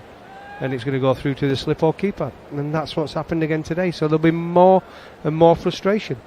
But have the selectors picked him for this to give him one more chance? First ball of over number 16. And it's Ben Duckett, who could do with a confidence boost himself, I think. He's had a really difficult run playing for England across most formats over the last 6 months. Asalanka continuing. And Ben Duckett just gets down and tries to ramp this delivery, which is on the stumps but bouncing over. Doesn't quite get hold of it, but gets enough to push the ball over the keeper, and it comes through for a single. It's a high-risk shot for 1, though. Absolutely brings up the 50 partnership, though, isn't it? I mean, 50 partnership now, is it? 76 deliveries. Pretty good from these two, but what he was clever there from Asalanka is, but he bowled it slower. 53, so slow. So Ben Duckett had nothing really to work with, and that's why. It's on the pads again. They really are having any room whatsoever. Root gets the ball down, or the bat down rather, and takes a single to square leg. He moves to 35, scores 63 for 1.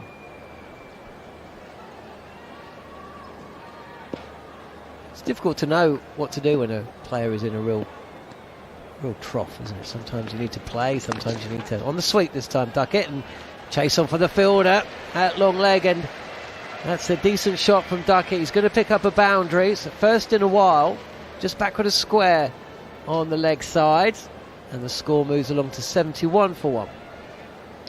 Yeah, we all know, but listen, Ben Duckett's been in a bit of a rough patch as well, but he's giving himself time.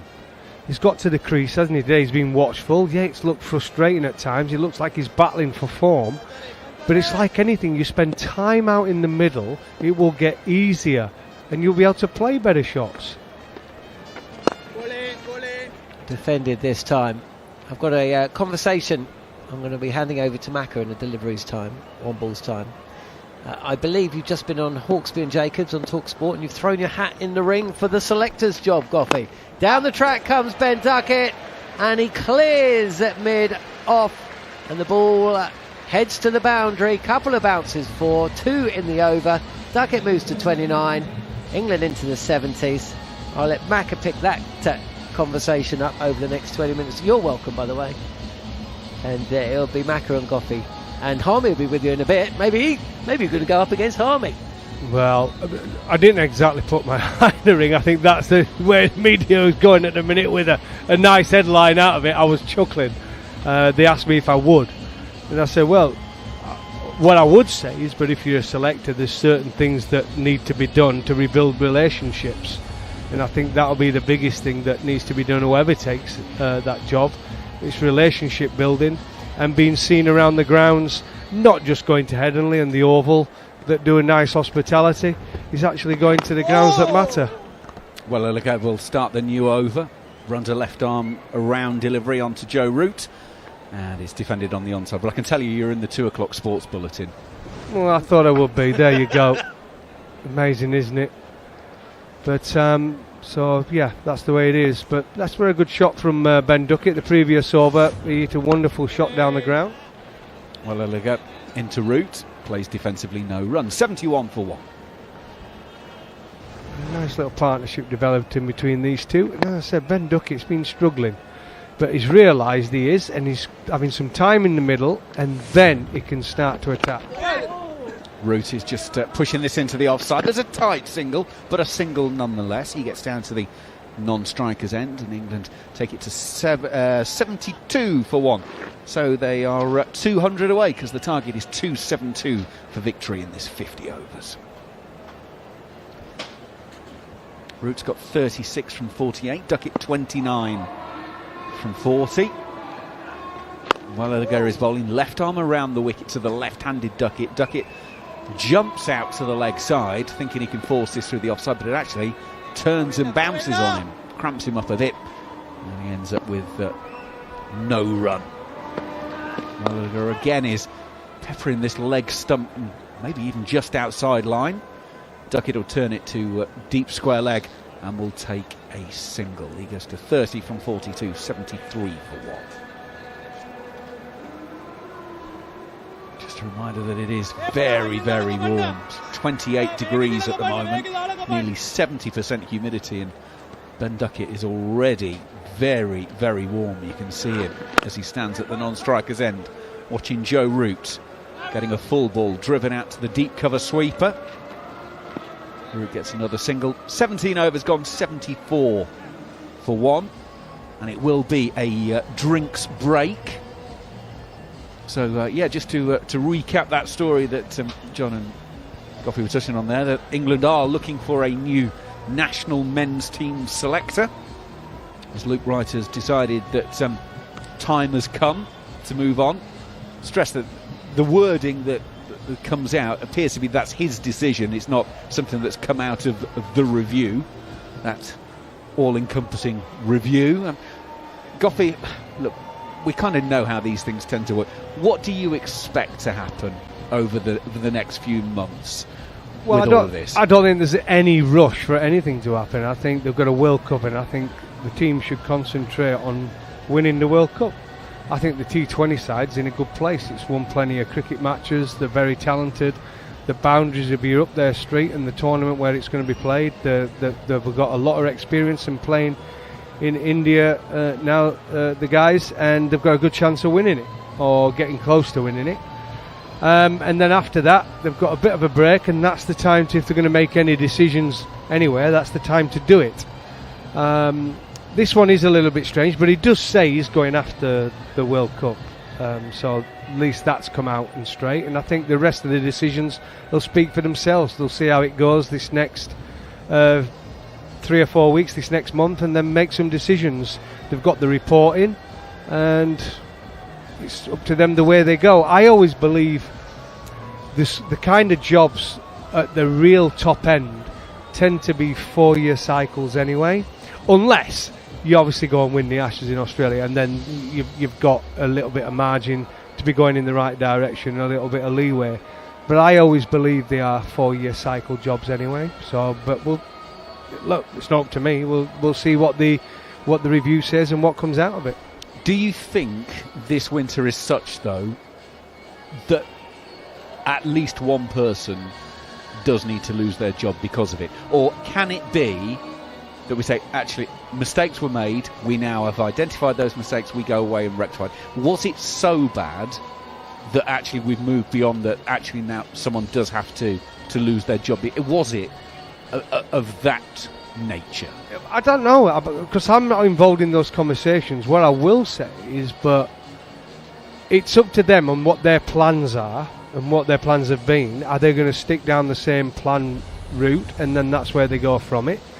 Or are they going to, what I did say upstairs is, but with the selector now, are they going to go for a selector who's got a bit more say? Because I think it was quite obvious to everyone, the selector for this, the last selector who just left, and I don't really know much about it, but what I do know is, but it was very much down to the communication side. He was there to communicate with the counties and look at players, and then take them to the Brendan McCullum and Rob Keogh and Ben Stokes, and then they select from there.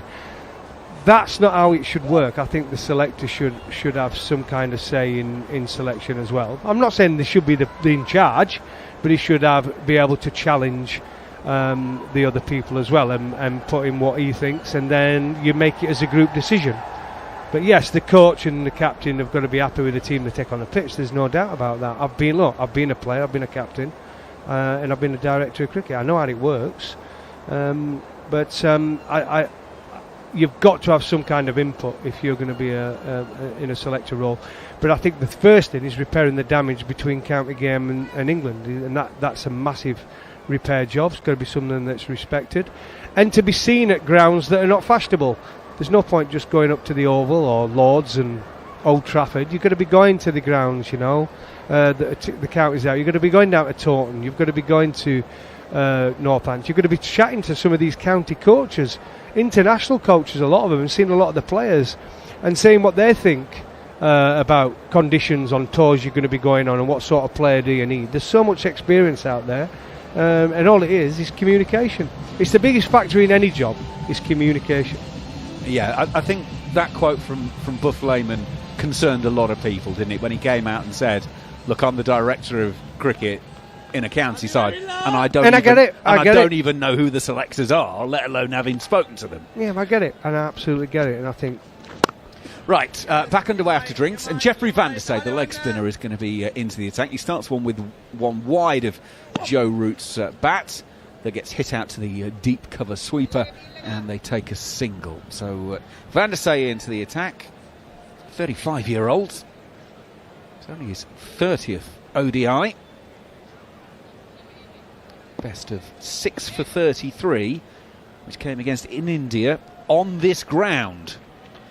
In he comes, bowls to Duckett, weight forward, turned on the leg side, and will take a comfortable single, 76 for 1. Well, they're quite comfortable, England, just playing like this. They're taking no real risk. The sweep shot tends to be the one, and they're just rotating the strike, 76 for 1, 17.2 overs. New bowler into the attack. Have a quick look. 3 or 4 steps into the crease, gives that one some air, and it bites. Joe Root's off the, it's not quite the edge, but the outside portion of the bat out to the cover sweeper. We saw Rayan Ahmed absolutely rip one earlier today, and that one has gone appreciably, shall we say. Good player in Joe Root, though, able to just guide it through. He's at the non-strikers watching Duckett, who again gets one turning back into him from the wrist spinner, turns it to square leg and will take a single. Yeah, I think Sri Lanka are just letting them score the ones at the moment, aren't they? There's nothing to panic for England. They still need under 6 and over. Well, there he is, just gone up to 6 now. But that's comfortable. They're quite happy at that. They take it down to... Root off the back foot, finds another single. Fielder at cover point can't prevent it. They take it down to a 20-20 game, needing even 7 and over, and they'll be quite happy. They've got wickets in hand. They've still got 9 wickets in the shed, and they're in a good place.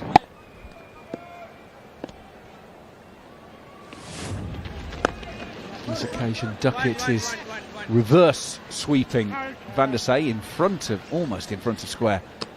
Out onto what was originally the offside becomes the leg side. Takes the single. Duckett's got 33 from 45. That's the end of the over. So 6 singles. 18 gone. England 80 for 1 in this pursuit of 2-7-2 to win the game. And just back to the England, the whole Ashes thing. You've had your say. I would be surprised if someone senior doesn't end up losing their job on this, just purely from the fact that if they don't, it almost as if the ECB says, okay, it's fair enough to lose 4-1 and be badly prepared. It feels like someone, and I don't know who, will probably need to lose their job. Well, any other sport, yeah, we know what would happen, wouldn't we? If it was football, that'd be it. It'd have been gone 4 weeks ago. But this is cricket, slightly different. But there's got to be accountability, and someone will. You never like to hear it, but that's professional sport. Well, look at the left arm spinner will start his 5th over around the wicket to Duckett. Down the leg side, turn to short, fine leg, no run.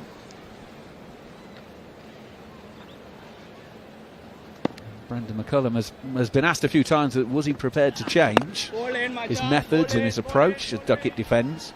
And he seemed to say, well, you know me, you know how I work, which seemed to be no. Which you know, it comes back to that old thing about, well, if you make a mistake once, okay, fair enough. If you make the mistake twice, make it 3 times, that's when people get a little bit nervous. Duckett's hard sweep out to the deep leg side. They will come back for a second to make it easily. Well run. Duckett goes to 35, England 82 for 1. Yeah, good running that. Actually a bit of a risk when you pick up and throw, and I was a bit worried to start with, but got on bad throw in the end.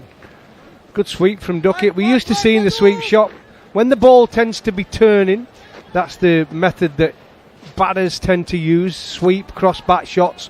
When there's no turn and the pitch is flat, you tend to run down the wicket and want to hit straight. Well, look at down the leg side now. Did Duckett get a touch on that? It's turned even further down the leg side and is running away to the boundary and crashes into the rope for 4. It is leg byes signalled by Rod Tucker. So Duckett doesn't get the value for it. England as a team do. 86 for 1. Bit of turn and bounce down the leg side though. Keeper really didn't have much of a chance trying to stop that one. Duckett's trying to say he got something on that. Maybe he didn't. Keeper certainly didn't. Yeah, if the keeper would have caught it, I don't think he'd have been saying he got something on it. Go in once again from middle stump. Duckett is deep in his crease, punch into long on. And, well, Amble's a single because you don't want to be doing too much more than that in this heat and humidity. 87 for 1. Duckett 36 from 50. Root on strike for the final time. 40 from 52. In fact, Duckett at the non-strikers end, taking his helmet off and just shaking all the sweat out of the helmet. That is how warm it is. Final ball of the over. Root turns to mid-wicket and again will take a comfortable single. 88 for 1 here on talkSPORT 2 and the talkSPORT Cricket YouTube channel. 19 of the 50 overs have been bowled. And delighted to say that Steve Harmison's going to be with Darren Goff and myself, Andrew McKenna, for the next few minutes. Talking of the heat and the humidity, Harmy, put it into Put it into layman's terms for us. How hard is it chugging around at the moment at 28 degrees in that? Yeah, it's a bit hot. I'm not going to lie to you. It's a bit sweaty. We've got the air conditioning on, so enjoying that part of it. It's not air conditioned outside, so I mean the two batters have, and it's making it even harder because they're having to do all the work running between the wickets. This is not a flat pitch, crash bang ball up and just hit boundaries. It's a fast outfield, but England having to work hard for their runs, and I think so far so good. England are going along at 4.6 and over, and I think they've weathered the storm. Ben Duckett especially, really pleased for Ben Duckett the way he's gone. He's been in for 50 balls. Probably first 20 balls he had a real struggle to get his time in. His hands and his feet gone in the right direction, but since then he's been very good. Absolutely, played really well. Right, Jeffrey Van der Sey is taking out the attack after that 1 over. So it's Dhananjaya the Silva who's back in to bowl around the wickets, and Joe Root will turn this comfortably to mid-wicket and amble through to a single. So a 1 over experiment. I think comfortable is the right word to use at this moment in time. I think it is comfortable for England at this moment. Like I said, Duckett, as Army's just said, has had time at the crease. He's now starting to up the tempo, and Joe Root from the off has been busy. Dhananjaya is in, round the wicket to Duckett, plays it forward back to the bowler defensively, no run.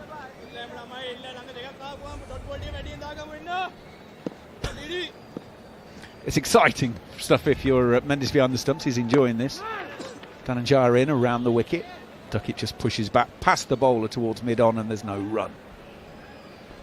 I'm surprised Army's warm with that his attire he's got on today. I thought it was David Beckham sat in the press box. Dhananjaya is in, forcing shot from Duckett, played with no timing whatsoever into the offside. If you've not seen it, check out the talkSPORT Cricket socials. Harmy is part of the TV commentary crew as well, which requires him to be in full appropriate garb. Duckett backing away, Dhananjaya hits him through point, partially fielded at deep point. They'll take one, they're not going to come back for a second.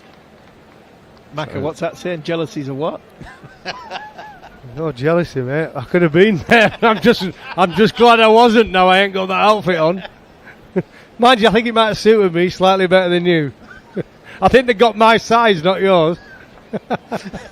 Oh dear. Final ball of the Dhananjaya over. Joe Root is down on the sweep, and it's straight to the fielder at backward point. No run. Ends the over. 20 overs have been bowled. England 90 for 1 after 20 overs. Sri Lanka were 97 for 2, so there's not a great deal in it.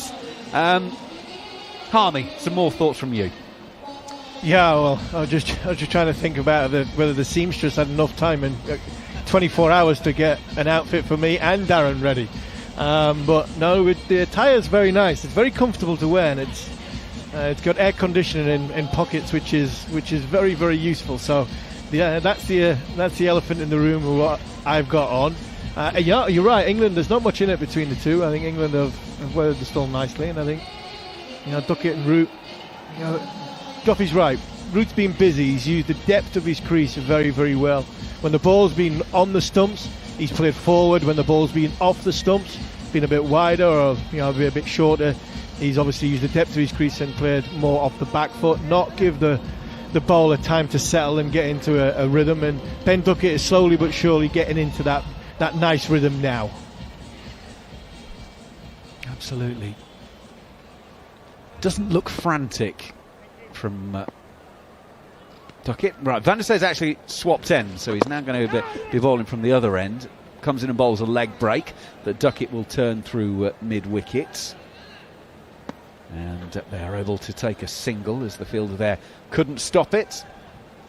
England going along at 4.5 and over. It started out them needing 5.5, so they're within touching distance. Only 1 wicket down. All good so far. How old did he say this Van der Sey was? He's got a baby face, hasn't he? 35. He's obviously got a good skincare regime, Godfrey. Inside half of Joe Root's bat, this delivery. Out on the leg side, and they'll take a single. Yeah, at the moment, they're doing well to get a lot of singles off Van der Sey at the moment. Like I said, Joe Root tends to be using his feet, tend to go in deep in the crease. and pushing it off the back foot into mid-wicket or through the offside. Ben Duckett's looking to cross-bat shots. That's what he's good at. Sweep shots, reverse and normal. Van der Sey is in, and Duckett immediately goes on to the reverse. Hits it out to what started off as deep point, and they will take a single. Duckett 39 from 56. Actually, we're not far away from Van der Sey's 36th birthday, February the 5th. Oh, he looks young. He does. He's good skincare, without a doubt. Growing up, I never thought I'd be discussing skincare with Darren Gough on commentary. Every day's a school day. I've ticked another one off of the list. What's up with you? I was Nivea Boy of the Year, Nivea Man of the Year, but way back in the day, 1995 or something. Did an advert for them, skincare. And it continues. It continues. Hey. Still use it to this day. This is why working with Gough is such a treat. You can basically say anything and he's got a story about it. Van der Sey in once again. Duckett gets down nice and low, sweeps all along the ground out to deep backward square, and they take a single. No doubt you'd find it on online somewhere if you really tried. Oh, I think we will, don't worry. I think we will. Final ball of the over. Van der Sey's gone for a single every ball he's bowled so far, until that one, the 12th one. Root plays it into the offside, and there is no run. Van der Sey's gone for 11 from his 12 balls bowled. England 95 for 1 after 21, and Steve Harmison has never done a facial commercial in his life I am willing to put a sizable chunk of money on. No, definitely not. I've definitely got the face for radio, even though now we're on YouTube. I mean, watches in rings, trainers were only modelling things I could do. Goughy, that must, was it you mustn't have had a speaking part. You couldn't even say what you were trying to promote there, so... Mate, I've done adverts speaking Welsh, bud. So, Welsh, there you go. I struggle with the English bit, but I know that. My English team at this moment in time are doing well. Going along nicely, Duckett and Root. Just keep ticking these overs off and getting the 2s and 3s and the 5s off and over, building pressure on Sri Lanka. Dhananjaya Silva's going to start his 5th over. Around the wicket he goes. Duckett just opens the face of the blade, guides it to backward point, and will take a nice, comfortable single. 41 from 58. And this really might be the innings that Ben Duckett needs. I know it's 31 balls since they hit a 4, but I really don't care about that at the moment. What, you mean time out in the middle? Makes sense, doesn't it? Who'd have thought it? Yeah. Who'd have thought it? Dhananjaya around the wicket to Root. Root back to the bowler in his follow through. It's amazing what time in the middle can do for one's form. That's the only place it can get better, when you're out in the middle. Time. Dhananjaya bowls. Oh, Joe Root gets a bit of a leading edge on that one. He's looking to mid-wicket. It doesn't balloon up or anything. It just goes out on the offside. And there's no run. Even the great Joe Root can miss time one every now and again. Dhananjaya gives that one a little bit of air. Root push drives to long on. Takes a single. He's shaking his head as he gets down to the non-strikers end. He's not happy, but he's got 45 from 61. These two are put on 80 odd, and England are 97 for 1. I don't know what he's got to be too despondent at the moment. Dhananjaya into Duckett. Honestly, that was a defensive shot out on the onside that was never going to get Duckett out in a million years, and Mendes behind the stumps makes it sound like it's a hand grenade. Like it's something of the most destructive nature. Final ball of the over. Oh, Duckett backs away, smashes it into the offside, and it's fielded at short extra cover. And the skipper's done brilliantly there, Charith Asalanka. I think most people thought that was going away for a boundary. It didn't. 97 for 1 after 22. Root 45, Duckett 41, 272 the target. Steve Harmison. Yeah, I'd be disappointed Ben Duckett there, because it was just sat in the pitch. It was, whether it was a little bit from Mendes being excited, but just dragged it down, sat in the pitch, and Ben Duckett really be disappointed didn't put that away for 4. Going on nicely, 175 off 28 overs, 9 wickets in hand. England's batting unit, we've talked about going all the way down, the power that they've got, sitting quite nicely here at this moment in time.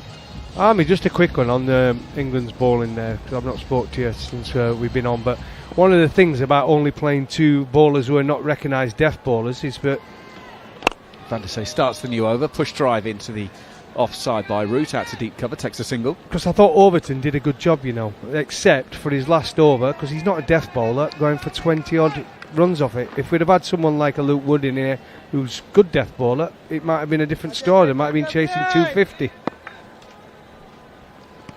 Vandesay turns, comes into Duckett, bowls the googly. Duckett gets it past the close infielder on the offside at cover. Oh, is that brilliantly stopped out on the deep cover boundary? The fielder's got down, got a hand on it, stopped it dead, thrown it in, and then the ball hits the stumps and ricochets away for a buzzer. Extra run from the field. Well, there was a bit of everything for everyone there. 98 for 1, as long as he's actually fielded it inside the rope to start with, Goffey. Yeah, a good bit of fielding, actually. He almost went past it, and there was a delay, wasn't it? Look, so he dives, and he goes past it over the ball, but then as he's gone past the ball, he flips it back. It's a good stop in the end. It's Janet Liang.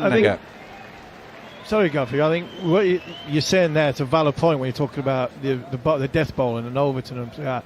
But if you want the depth of your batting, you might have to run the risk of going for an extra 10 runs off one of your bowlers, bowling something that they're not used to, which is obviously bowling to death for Jamie Overton. Fair point. I agree. I think he bowled really well.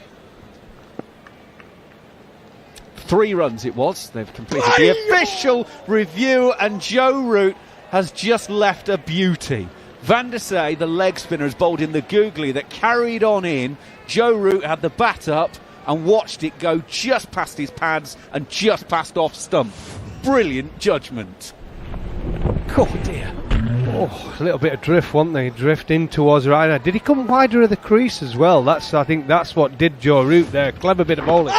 This one is going down the leg side, takes Root on the pad, and there's a strangled appeal, and all Rod Tucker does is signal to the square leg umpire. 2 balls left in the over. I'll tell you what Army will be jealous of as well. He's missed his usual Nando's. I'm sure he's had his rice and dal over there as we tucked into our Nando's. Vandesay, there's air on that one. Root's going to whip it through mid-wicket for a single. To be honest, it's producer Scott I'm worried about. The man who, when we were in India a couple of winters ago, barely ate anything.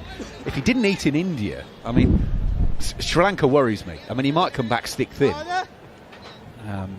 He doesn't do spicy food, which Sri Lanka is not the place if you don't do spicy food. Vandesay to complete his over. Duckett has turned it into the mid-wicket region.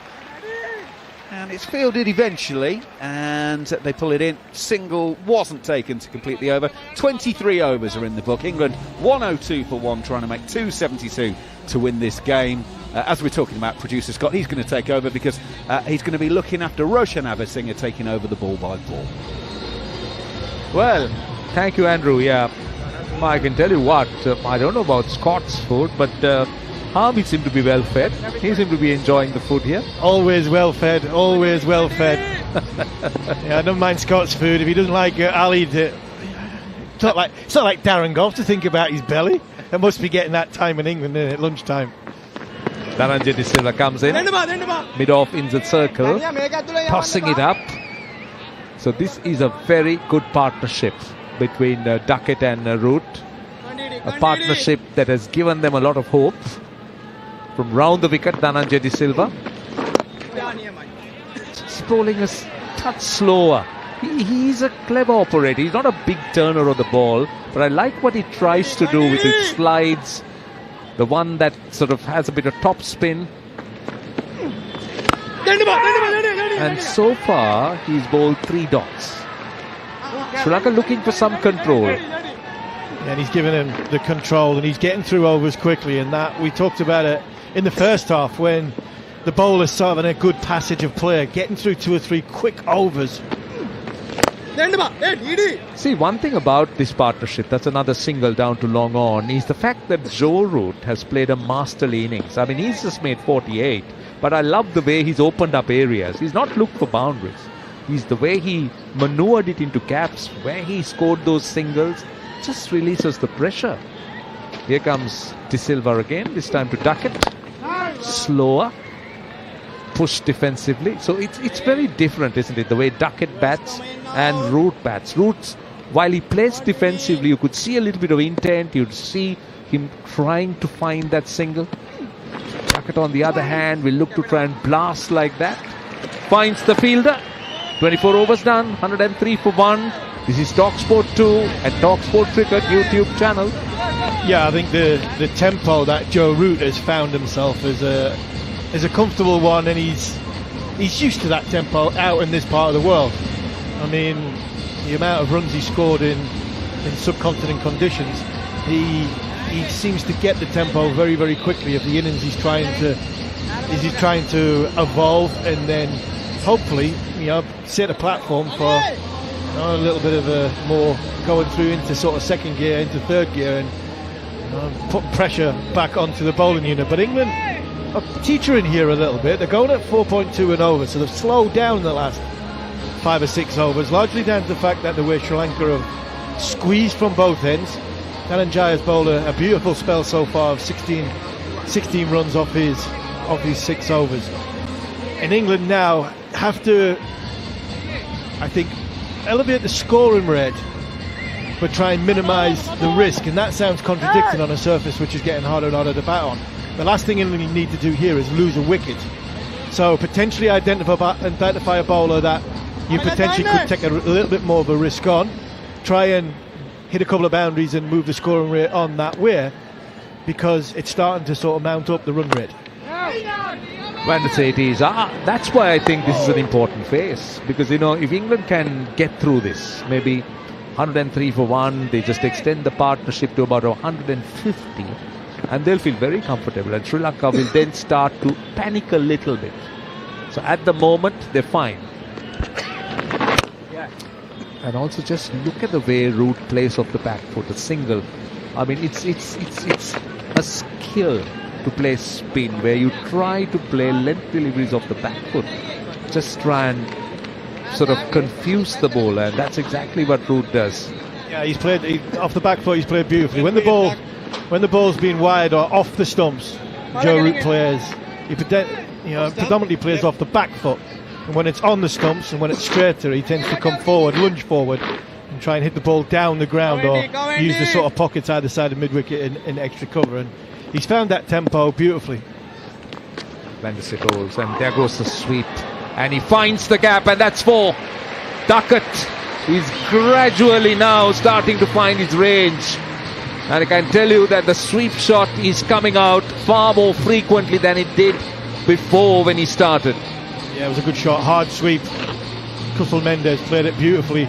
Probably the only one in the Sri Lanka side that played the hard sweep and executed it perfectly well. And there, low centre of gravity, getting down, and very, very quick hands there was Ben Duckett. And, we've got 5 overs left till we potentially, Darren Goff was talking about earlier, turning them into a T20 game.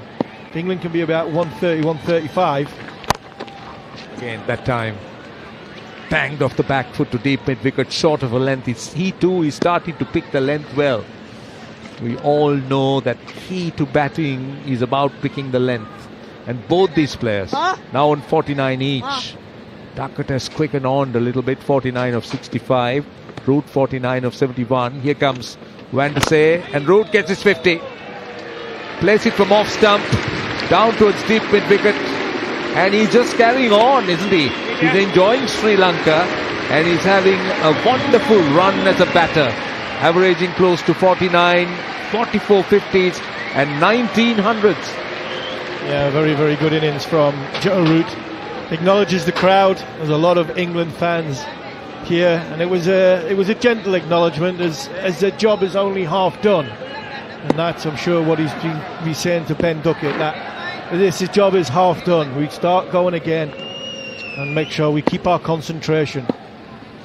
Mercedes, Duckett off the back foot, running hard, and they'll get a single, and that's his 50. It's a much tougher and a harder fought 50 for Duckett. Yes, it has come quicker of 67 balls, but I can tell you that Root looked very much in control, but Duckett had phases that he struggled. Yeah, he did, and that's what makes for me it even more special that he gets to 50. Joe Root, total control from ball one, faced 72 balls for his 50. Ben Duckett struggled for the first 20 balls, but because he's sort of ridden out the little storm within what Sri Lanka have posed to him, but also what he's posing to himself, I think them first 20 balls he was fighting himself more than he was fighting the Sri Lankan bowlers, because his rhythm wasn't there, the tempo wasn't there, the balance wasn't there. But it just shows, you know, if you hang in there, you get rewarded, and you know, it's been a very, very good innings since that first 20 balls. I give him a huge amount of confidence going into, you know, this gear, the rest of this game, but what he's got coming ahead, because it was a difficult Ashes for Ben Duckett, and he had a real struggle at the start of this innings, but it shows the character of him, and this will feel, especially if he goes on to get a big score, you know, he'll show the sort of the character that he's shown to get to that big score. I think will be worth more than just the number itself. Off spin from Kamil Mishara now. So Sri Lanka throwing all the options they have. Mishara is another part-time bowler. Has a little bit of a look of Dhananjay De Silva in his approach, but Mishara is someone who can give you a lot of options. A wicket-keeper, opening bat, bowls a bit of off-spin, but what Sri Lanka desperately needs at this stage is a wicket. Not just one, they need one or two quick wickets. Mishara bowls, that's a poor delivery. And that's gone square, behind square leg, only a single. Very, very lucky that Joe Root didn't really capitalize on it. 113 for one. A question to you, Harmy. Looking at Joe Root and what he's achieved, where would you place him amongst the all-time greats of England? I mean, talking about the Jack Hobses, we'll come to that. Doesn't beat the field at extra cover. Sir Lynn Huttons, the Sir Alistair Cook, Geoffrey Boycott. I mean, the list goes on. And amongst those, where would Joe Root be? Right up there, if not at the very top. Again, finds the field there at extra cover. I think because of the numbers that he is going to achieve, and I think across all formats. He averages 50 in Test match cricket, 49 in ODI cricket. Comes down the pitch and hits it high. I think it's cleared the boundary. Yes, it has. That's a very good shot by Ben Duckett, who's now starting to gradually move. He's gone to 57. He wasn't afraid to come down the pitch. Mishara fired it. There wasn't no long off. There was a wide fielder and he connected it. Yeah, not something that Ben Duckett often does, but the ball's gone. It's been thrown above the eye line, so it's been given some air. Gives him a chance to use his feet quickly. Good shot from Ben Duckett. Oh! Gives himself a bit of room that time. Chops it away down to deep. Point, a single.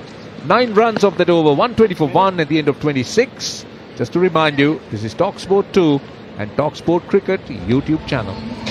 Yeah, I think he's right up there with the very best. I thought Kevin Peterson was the best that, arguably that I would witness playing international cricket for England. I didn't see a huge amount of Graham Gooch growing up. Talk about the older names, the Lennon Huntons, Jack Hobbs and people like that. They're conversation for somebody else. But I think for what I've seen, I was somebody was going to have to do something special to go beyond what my eyes saw in somebody like Kevin Peterson. You know, the way he went about his innings is being able to score hundreds all around the world. But for me, Joe Root has gone past Kevin Peterson. I think he is arguably the greatest that England have ever produced.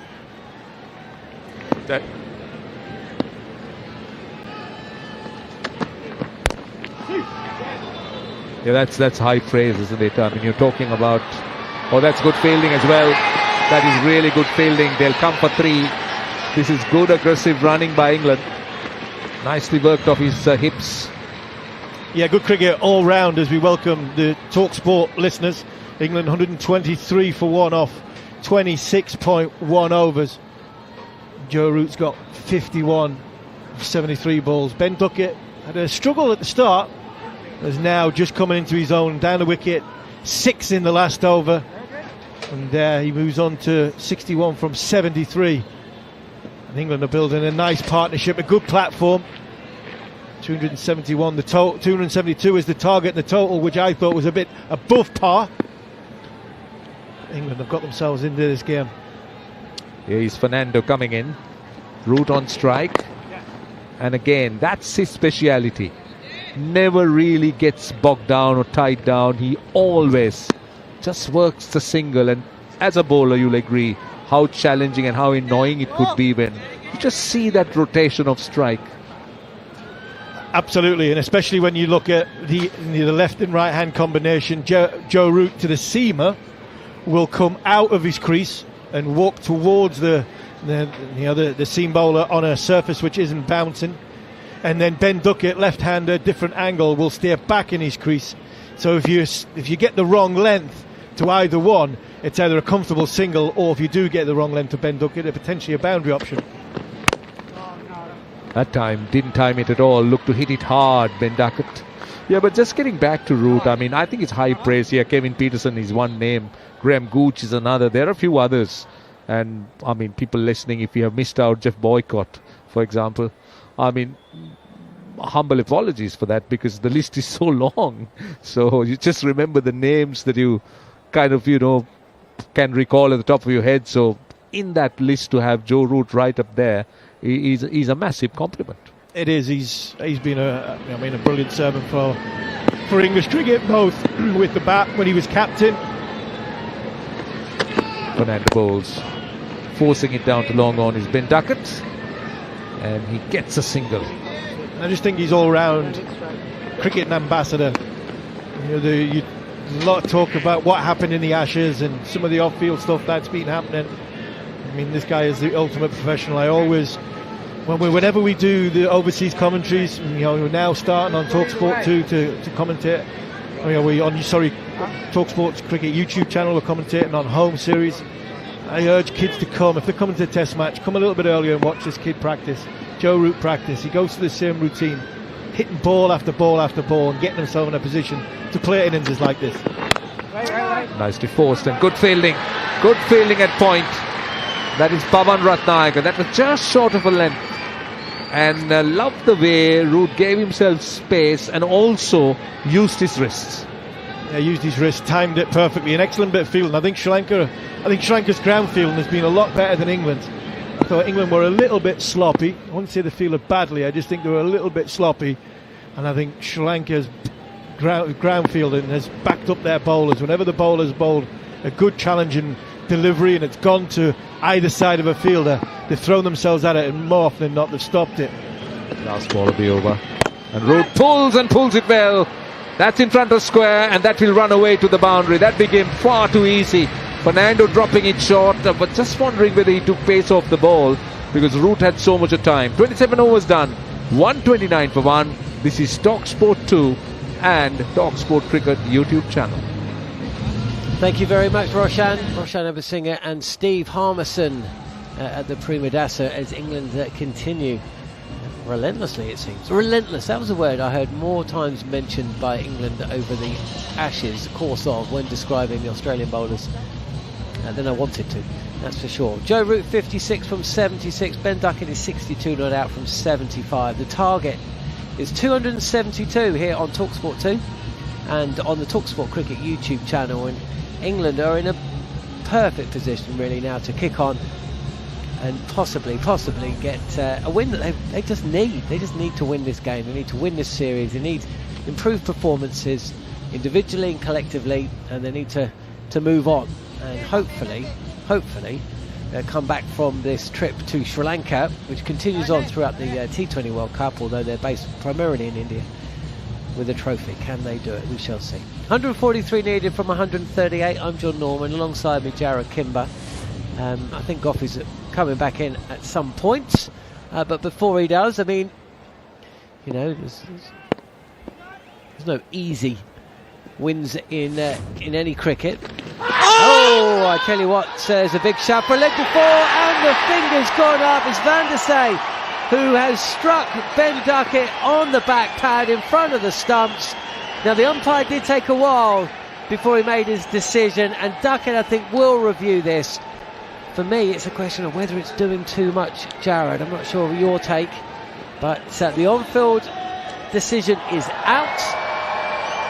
And now we all look up to the big screen to find out what the verdict will be. I think one of the more interesting things there was it was actually hard to tell exactly what had happened because he's gone into reverse position. And my feeling was, John, I could see a lot of the stumps. Yeah, absolutely. So I didn't feel like it hit him directly in front of the stumps, but let's just have a look. It's just pitched outside. No, it should be okay.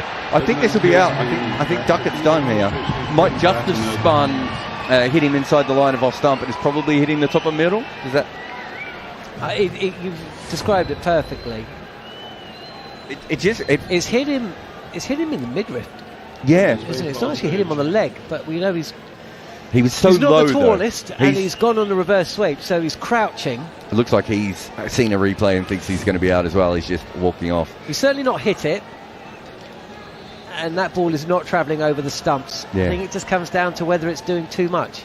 I don't think it's spinning past the stumps here, and it's certainly not bouncing over. As you said, it hit him up high, but he was in a low position for the sweep shot. It's a really good ball. Really good ball to a left-hander. The other thing that confuses it, because he's got the right-hand stance, it looks like it's pitching outside leg. I almost said the same thing. I almost went, well, it's pitching, and then I went, it doesn't matter where it's pitching. It's hitting inside the line of off stump. I think Duckett looks aggrieved that it's been given out. I don't know why. Keep going through. He's quite far down the track.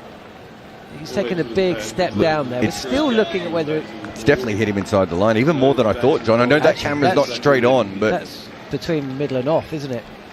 It's actually, it's not middle and off when he goes to a right-hander position. Here we go. This is the one that will tell you. It's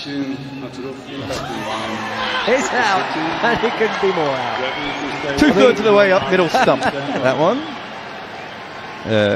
I wouldn't say it was a bad review. I can understand the review. What happens is, because he's playing the reverse, after he gets hit, he sort of falls over, and suddenly you can see the stumps. And I could see Root going, no, that was outside. And that's one of the things that's very hard for umpires, because batters move around so much. In the old days, you have one lunge, right? And unless someone loses their balance, nothing changes. But there was a lot of moving parts in that LBW for what was an absolutely plum decision in the end. If he's played a forward defence at that, everyone would just put their finger off and Duckett would have walked. It's a really weird one because you ask the umpires when you're bowling to say, is the line moving? Because he's fundamentally changing from left hand to right hand. Does that all change? So is it now pitching outside leg stump and it's hit it? There's just a lot going on. The one thing that nobody, I don't think, was in any doubt that it was crashing into middle, or certainly crashing the stumps down. Just a lot of chaos around it. Important wicket as well, obviously. That partnership was taking the game away. I don't think it's easy, and I think we've seen at times even Duckett struggled his way through. With Root there, obviously, huge advantage to England from here. But I don't think it's as easy, especially if the ball continues to grip the way that it is at the moment. Yeah, I feel like this is the period in the game where the bowling side start to get a stranglehold. They start to put some pressure on the new batter because the ball's that bit older, it's a bit softer. Like you said, Gerard, it's just staying in the surface a bit more. It doesn't have to move lateral if it's staying in the surface and you're not up to speed with the pace of the pitch. It just makes rotating strike, releasing pressure on your brain as much as the scoreboard. For the batters now. Okay, Jacob Bethel then the new batter. England's number 4 in 50 over cricket. And Van der Sey, first ball, draws Bethel forward, the left-hander. And England 129 for 2. I was about to say to you, Jared, that England were in a really, really good position to move on. They'll need this win today, but that wicket of Ben Duckett just means that the pressure will be back with and against England with Sri Lanka as Bethel gets off strike second ball.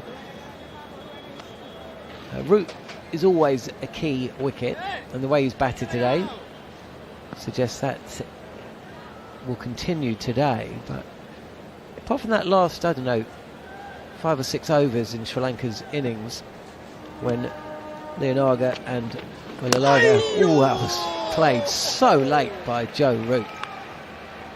I'd like to see a side-on view of that. He's playing defensively, but really hurried up. So this ball has just spat and rushed him a touch. He plays with a straight blade, very deep in his crease. No run. This is there's big turn away from Root, and he's forward and playing at a ball that must have gone past the outside edge by a good 5 or 6 inches. Yeah, it's what we saw from Adil Rashid earlier in the day. This one just takes a fraction amount of pace out of the ball. Just allows a bit more time on the surface to spin. What's it spun, man? About a metre? Well, he missed it by half a metre. So all right, spun 2 metres. It's. I bet you're right about the pace, because that ball before was quicker.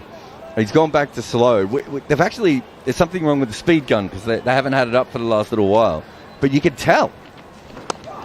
There's a deft dab from Root, but can't beat the field inside the circle at short third. Goes straight to him. Saw Kusal Mendis earlier today. He topped score for Sri Lanka with 93 not out, and he scored a lot of runs down to third. But yeah, that was a big turn there from Van der Sey. A wicket or two here is going to make things really interesting, and obviously much more difficult for England, who are still, what are they, 142 needed from 22 overs, so a run rate of 6.45, 8 wickets in hand, and Joe Root at the crease. But this has not been a big boundary day today, has it? No, but I think if you broke it down, and England being 130 for 2, 2 more overs down the line, what's it going to be that they're chasing? Sort of 134 if they get 6 runs in the next 2 overs. You're backing yourself to chase 134 with 8 wickets in hand in a T20 game. News of a competition that we're going to be bringing you on talkSPORT and talkSPORT 2 in a few moments to tell you all about that. You don't want to miss that, as Jacob Bethel just steps forward and defends in and around off stump. Sri Lanka continuing. He hasn't picked up a wicket. He's gone for 19 runs from his 3 overs. I say continuing, he's actually just come into the attack. Come back into the attack, the Sri Lankan skipper. He only made 17 with the bat earlier today. Can he make an impact with the ball? 142 needed for England to get this series off to a winning start. 131 balls to get them in. Ben Duckett, if you just nipped out to make a cup of tea and you come back, Ben Duckett has been dismissed. LBW for 62. And as one of the bails broken. Yes, and one of the zinger bails. I don't understand actually what happened, because I didn't see it get hit by anything. Did the ball come in? We've got the Zing Bail technician. Are they Zing Bails for everywhere? Is it still Zing Bails, or is it a different company that does it now? I'm being told that Mendes whipped the bails off for reasons unknown, and he's broken one. Because that's what wicketkeepers do, and that's why they're bad people. Cameron's just picked up the Macca's looking really hurt. Macca hasn't listened to a thing we've said in half an hour, and suddenly his wicketkeeper senses came on. Here's Sri Lanka again. He's bowling round the wicket to the left-handed Jacob Bethel, the off spinner, and Bethel will just take a single. It was interesting. Justin Langer spoke to Jacob Bethel, and he was like, I won't do an Australian accent or a Justin Langer impression, but he was saying to him, Jacob, have you ever faced anyone as fast and as Mitchell Stark before? How do you deal with that? Sri Lanka is in. Again, Root just tries to guide this, run this ball fine of the wicket. There's no slip in place, but gets a bit too much on it. And Jacob Bethel, and I won't do his accent either, just said, oh yeah, William O'Rourke. And I don't think Justin Langer was expecting to hear William O'Rourke.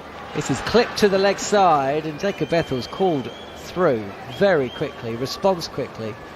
The throw from the fielder is miles off anyway. I think Bethel was going to be home. 1 run. O'Rourke's kind of like Harmy, isn't he? You know, a really big guy, whacks the pitch really hard, rushes everyone a little bit, occasional ball maybe not quite as accurate as he would like it to be. I thought you were going to say an occasional dress wearer. Wasn't expecting that. This is pushed to cover, no run. Bethel remains 2 not out. See how this goes along, because obviously there's plenty of time left in this match, but he won't want to get stuck, as he will just push this to the left of mid-on for another single. It's fielded by Van der Sey, who's picked up one of the 2 wickets to fall. You might want to just qualify that statement for listeners who are just turning in to Fashion Hour. He's in traditional Sinhalese sarong today, is it? Would that be the right description? I think it's a sarong, isn't it? Look, that's what it looked like. I try not to look at the picture for too long. Yeah, that was my bad northern humour by saying dress. It's a sarong, and very traditional. It's very smart, to be fair to him, as do all the TV commentators. The other guys do. Harmy referred to it as a pair of curtains. Harmy's probably wondering why he stopped drinking, to be honest. What's the point? 133 for 2, and again, big turn from Van der Sey, but he's bowling to a left-hander. So this turns big, but it goes down the leg side, and it's been called a wide. Can you review a wide? Not in this, but I tell you what, I would be reviewing that one. Here he is again, in and around leg stump, and Bethel comes forward and can't beat the bowler who dives to his left to collect. I mean, it pitched on middle stump, didn't it? I thought it hit the thigh pad. I thought it touched the thigh pad. Oh, even more. It just spun so side. It's some vicious. Oh, it's wide and goes straight on, and Bethel trying to carve this ball through the covers. He misses by some distance, but again, it wasn't quite the length to do that. Van der Sey's bowling very well for someone who's got 1 for 26 off 5 here. He looks like he's... Here he is again, and this time Bethel is happy to defend. Yeah, very much looks like he's in control of what he's doing. He's an older bowler. I think he must have made his debut around 20, because I think his career must be about 14, 15 years now.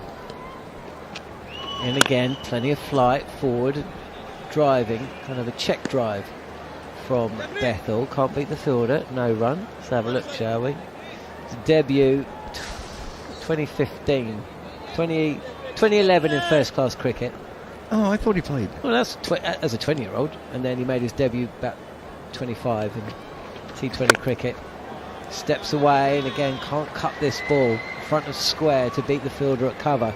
Bethel now 3 from 11. This is what happens when a wicket falls. It is difficult to come out there, and there is the great man, resplendent in green, alongside Steve Harmison on our TV screen as Bethel takes a single up to long on. Yeah. 30 overs then. England 135 for 2, so they're almost at the halfway stage. 137 needed from 20 overs. This game very much in the balance. Don't go anywhere. Yeah, you look at Van der Sey's record, and he's played 49 internationals over the 11 years he's been playing. And he's had 1 year he's played 12, but he's basically just played a handful of games every year and just comes back, occasionally disappears for 1 or 2, then he comes back. They really haven't had, outside of him and Hasaranga, haven't really had a lot of wrist spinners in modern cricket. That was something that you saw a little bit more in the 90s, but they're more of a finger spinner sort of culture, or a mystery spinner culture, aren't they, Bats? I suppose it's because of the surfaces that they played on for a period of time. When Moore were within his pomp, they were just flat as your hat, because he would spin it on a piece of glass. And he really is a wrist spinner, isn't he? Just yeah. Bethel facing. This is a crowd catch. He tries to force the ball, doesn't look quite where he needs to be at the moment, does Bethel, but very early on in his innings. He's 4 from 13, dot ball to start the over. Now it says it's Sri Lanka bowling, and it is. Again, this time, well, it's a misfield, and that will frustrate Sri Lanka as bowler and captain, because just getting on top of Bethel a touch, and that gets him off strike. And the left-hander off strike. I mean, that's just a terrible misfield that didn't need to happen. And look at the risk that Bethel takes here. He's backing away, he's off balance, playing with a straight blade, and he hits it straight to the fielder, and then the fielder just dives. Well, I want to say he dives over it. I think he fumbled and then dived. Here's Roseman struck on the pad outside the line. of leg stump though. It's very pitched as much as anything, and stifled appeal. Another dot ball. 136 for 2. Midway point of the 31st over. Listening to talkSPORT 2 as Joe Root gets down on one knee and sweeps backward a square. Comes through for a single. That brings Jacob Bethel back on strike. Did you have a marked difference in your success, strike rate, wicket taking, whatever, bowling to right-handers, left-handers? And if you did, do you know what it is? That's Sri Lanka again. Gareth Batty alongside me, that's why I'm asking that question too. I definitely did. Bethel can't beat the fielder at mid-on, who does well to prevent 2. So it's another single though, 138 for 2. I was passing that question on to Gerard, if I'm honest. You don't know? I don't know. It's interesting. It depends on formats, and it depends on whether you've got a left-arm seamer or not. Because you've got a left-arm seamer, there's that rough outside the off-stump. Last ball of the over, and Root will take a single to the leg side. So he moves to 59. Jacob Bethel is 6. The score, England 139 for 2. The fact that you don't know suggests that, when one came on, that it didn't make much difference to your... How bad I was. I was going to say how confident you were. I've looked at all international cricket. Wow, that's quick. And in international cricket, you average 55 against the right-handers and 86 against the left-handers.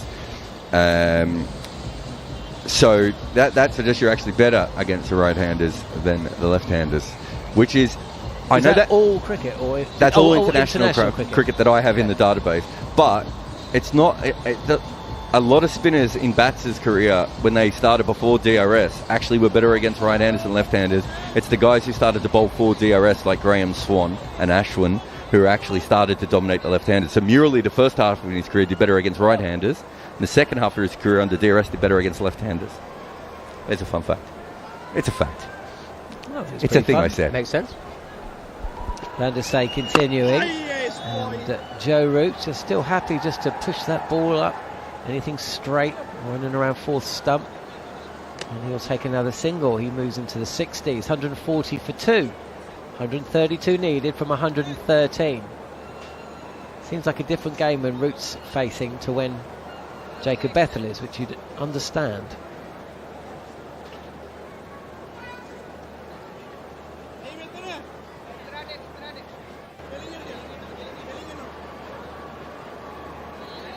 Seeing it. Couple of fielders being repositioned as Van der Sey draws Bethel forward. He pushes this up to the field. There's I was going to say there's a shot at the stumps from mid-off, but don't think he actually managed to let go of the ball. I think he fumbled it. He was almost trying to throw it before he had control of the ball. But the field change was that they brought a backward point that was serving a single into slip for Bethel. They obviously feel like they've built enough pressure.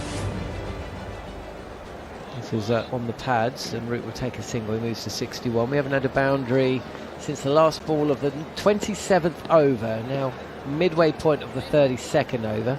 We did see Sri Lanka kind of go through this, I don't know, sticky period is quite right. They didn't look like they were going to be losing wickets every ball, but certainly run scoring slowed before it then accelerated again later on. Just take the game deep in this period, and sometimes it gets a bit sticky, a bit stodgy, and that's what both teams are sort of working through, I suppose. And this is why the wicket of Ben Duckett was such an important one. It seemed to be relaxing. England in a position of strength. As Van der Sey round the wicket to the left-hander. And left alone by Jacob Bethel, 7 from 17. And down the track, and he's gone big. Certainly the ball's hanging in the air, and it's going to drop safe. And just in front of the rope as well. The fielder at long off was up. So Bethel took him on, and he got just about enough of it. So doesn't get the boundary, but he also doesn't get out. Yeah, it was the game of cat and mouse. It's the wrong one from the leg spinner, so the one going away from Bethel. Brought mid-off up, inviting a big shot. Bethel obliges, gets enough of it. It's almost like a stalemate ending with the two. Sri Lanka looking for the wicket, England looking for the boundary. And perfect textbook defensive block by the left-handed Jacob Bethel to end the over. So yeah, I'd say that was pretty much even Stevens for that over. 5 runs coming from it. England needs, well, it's just hovered above 7 and over from here. Gary Morgan has just messaged me, in all cricket that he's got in his database, including domestic games, bats averaged 30.98 against left-handers and 30.24 against right-handers. So that's almost exactly the same. So that's why you didn't know, you didn't really care. Equally bad against both, that suggests. Well, I wouldn't say that. It's a pretty healthy average over a 20-year career. Anyway, on to more important things. The game is finally in the balance here. With it is. England as they are. And I suppose the bit to sort of understand from an England point of view is Bethel, yes, take some time. But what you can't do in taking that time is starve Joe Root of the strike and get him feeling like he's not got the rhythm that he was in a few overs ago. Dhananjaya De Silva has been brought back into the attack and he's bowling round the wicket.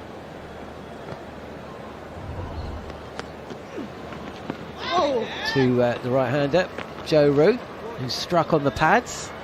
Just 16 runs from Dhananjaya's 6 overs so far. So that's an incredible economy. Didn't look like the player of old when he was batting. Let's see what he can do when he's bowling. Again, he's on the pads, and Joe Root can't clip this away. So 3 dot balls at the start of the over. Just keep an eye on that required run rate. It's nowhere near a worrying amount as it stands, but England have just slowed down. On the pads, he's struck in front, goes up for the leg before. Root's beaten on the sweep, and considering the price on this wicket, I wonder whether they're going to be encouraged to go upstairs. 5 seconds left on the timer, and I think, they have gone upstairs. That's Sri Lanka's gambling here. And it's purely because it's Joe Root. I don't think it's out, and I think most people in that situation, when you've got 2, you'd have a punt. Just, roll the dice. It's worth it because it's so crucial to a Sri Lanka win percentage, getting Joe Root out, but also so detrimental to an England side that, the rock of the innings would be walking back. It's closer than it probably initially thought. Doesn't appear to be any back. We're just going through the process, due process, and as you can hear, the TV umpire has picked up on. In fact, the ball kept a bit low, didn't it? That's keep going through. Certainly nothing on the bat, and it's a flat line as the ball goes past the gloves of Joe Root as well. He's been hit in front, but he's quite far down. Quite a lot still has to go the way of the bowler from here. Do we think it could be bouncing over? I don't think a ball's bouncing over, is it? Here we go. It's pitched in line. He's hitting on line of leg stump. Oh, he's going on to hit. 3 reds and you're out.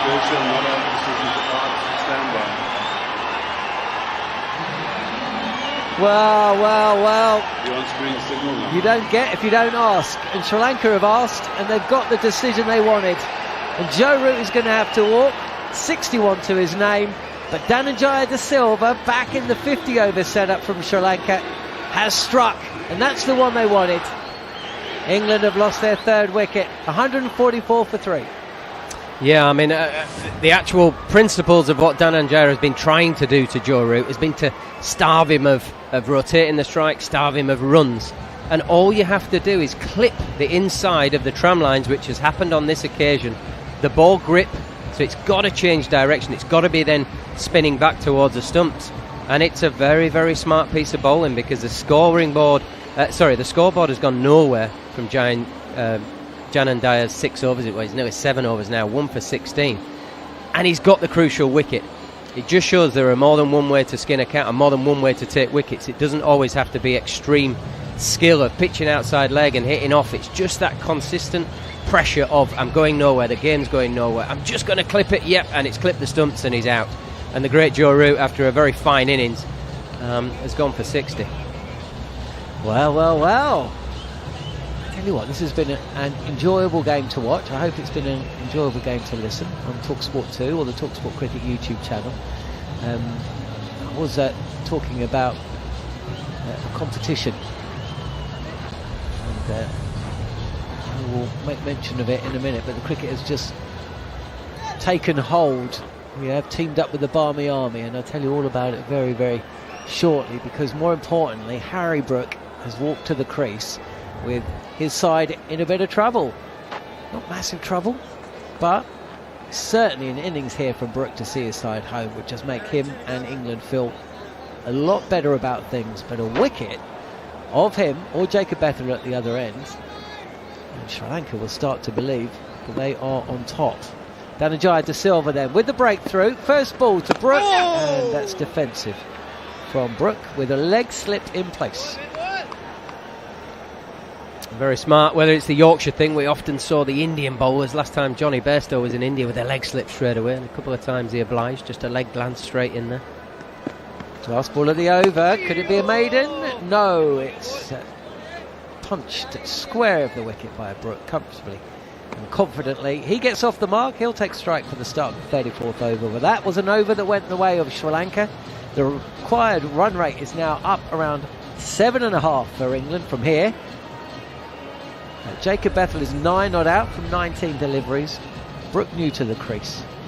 You're listening to talkSPORT 2 and myself, John Norman, alongside the Surrey head coach Gareth Batty. Whose position would you rather be in right now? Pains me to say it, but I prefer to be the bowling team. Oh, really? Just because I like the idea of seeing the game out. I like the idea of you've got a lot of balls to keep piling the pressure on the batting team.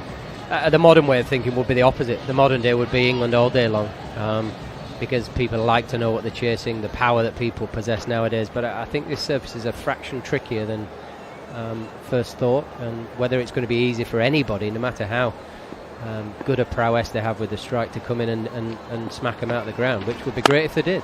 Cut away by Brook, and there's certainly one here, and he's set off quickly, but I think that's a smart bit of fielding actually, prevented 2. So 146 for 3. It's Willalage bowling. Yep, the young left arm spinner. Different angle for the right-handers to contend with now. Challenging the outside edge if it spins, and the inside edge pads an LBW if it doesn't.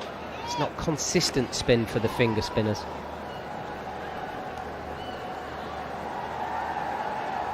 Ooh. Well, we're just seeing images of Joe Root looking pretty unhappy as he walked from the crease. Oh, big turn into the left-hander. He was surprised by that, Bethel. Again, he is being troubled here, and he's fortunate. It was a risky shot. Jarrod Kimber picked up on it a couple of overs ago, and riskier then. That could have deflected back onto the stumps very, very comfortably, or even to the keeper again. It's not a good-looking shot from Jacob Bethel. This time he's trying to play to the leg side, whereas before he was trying to play the cut shot. And that ball is spinning back into the left-hander. There's quite a lot of peril.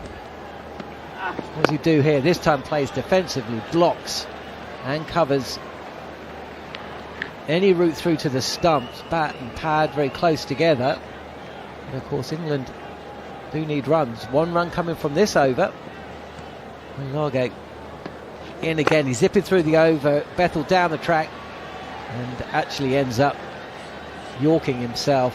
Scuffs the ball back to the bowler. 9 runs from 23. And we know he feels nerves. He might look cool as a cucumber. This sounds like an effort ball, but pushed into the covers where it's fielded by Sri Lanka, I think. And that's the end of another decent over for Sri Lanka. Just 1 run coming from it.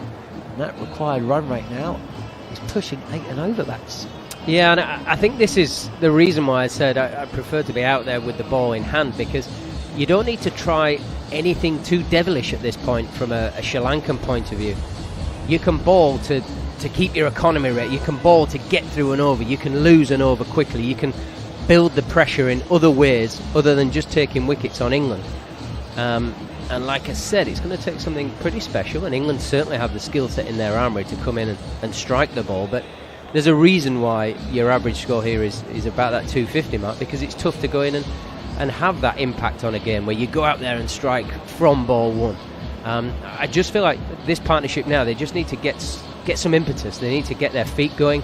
We saw it with Root and with Duckett early on. They just needed to take some calculated risks just to start getting the scoreboard going.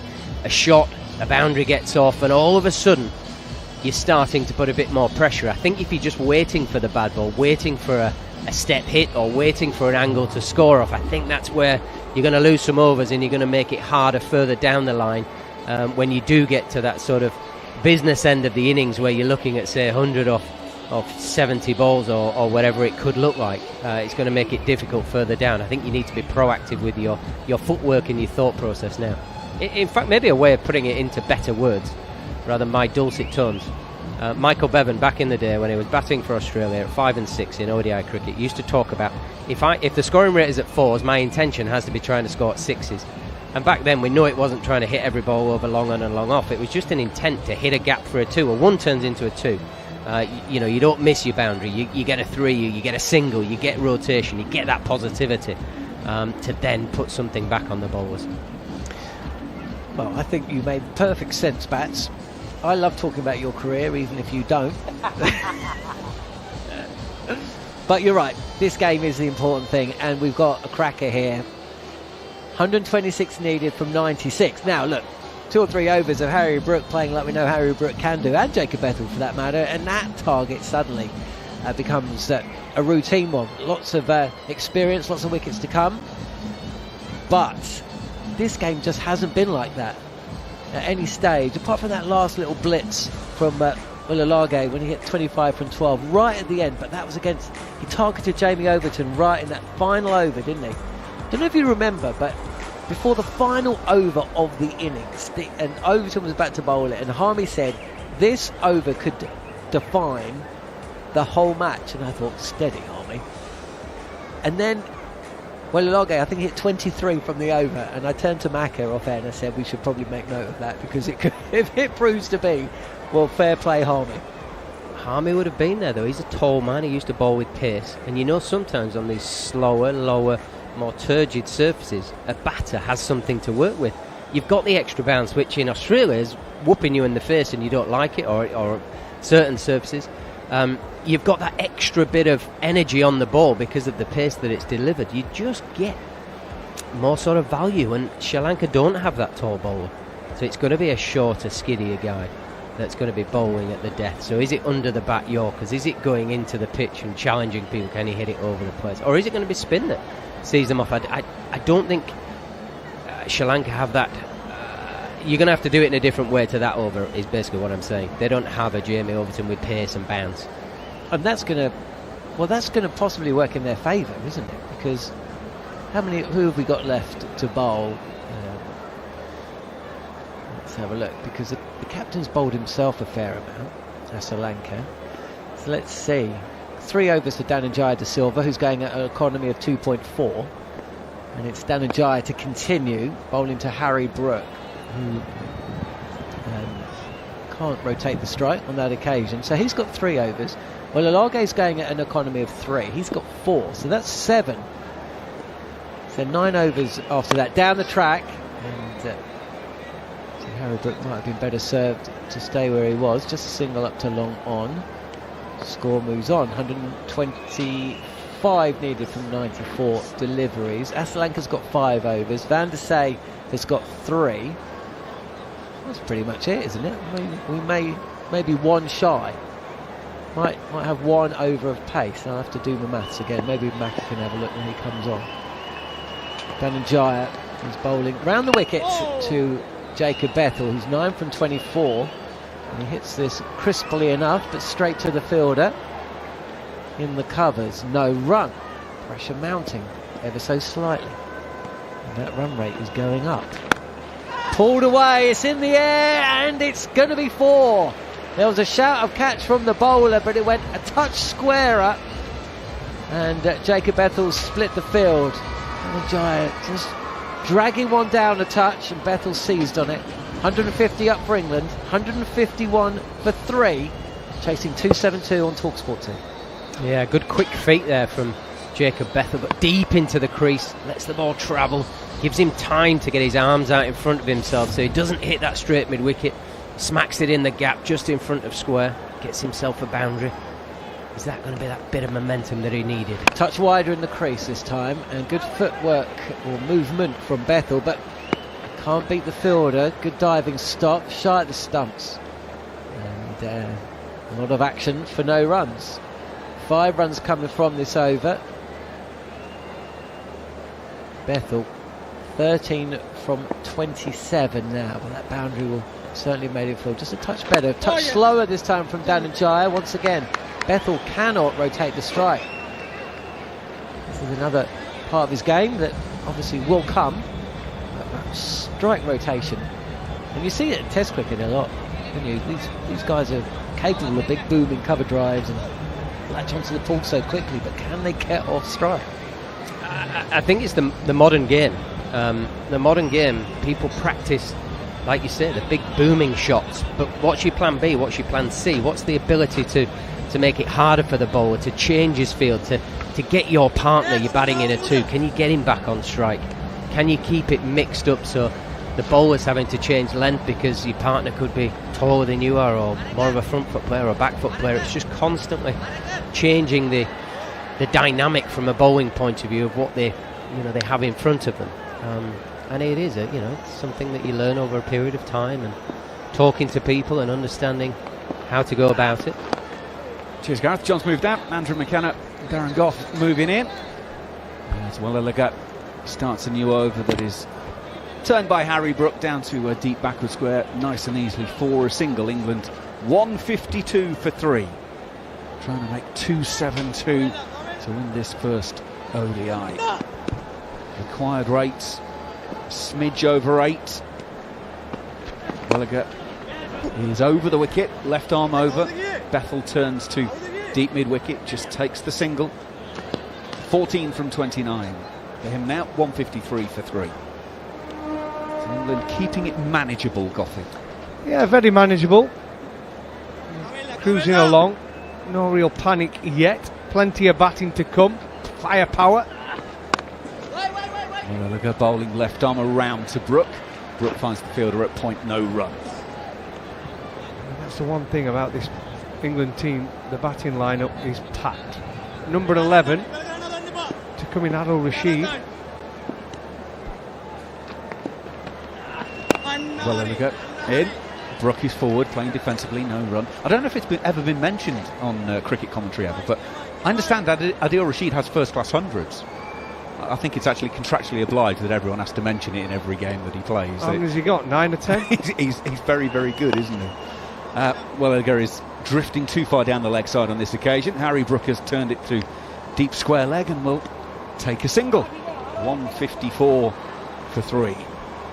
Still to come, Joss Buttler, Sam Curran, Rayan Ahmed. Rayan Ahmed listed to come in at 8.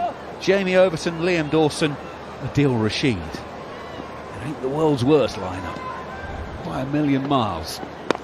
Bethell waits, gets one outside of his off stump, turning back in towards him, pushes to the fielder at short extra cover. No run, end of the over then.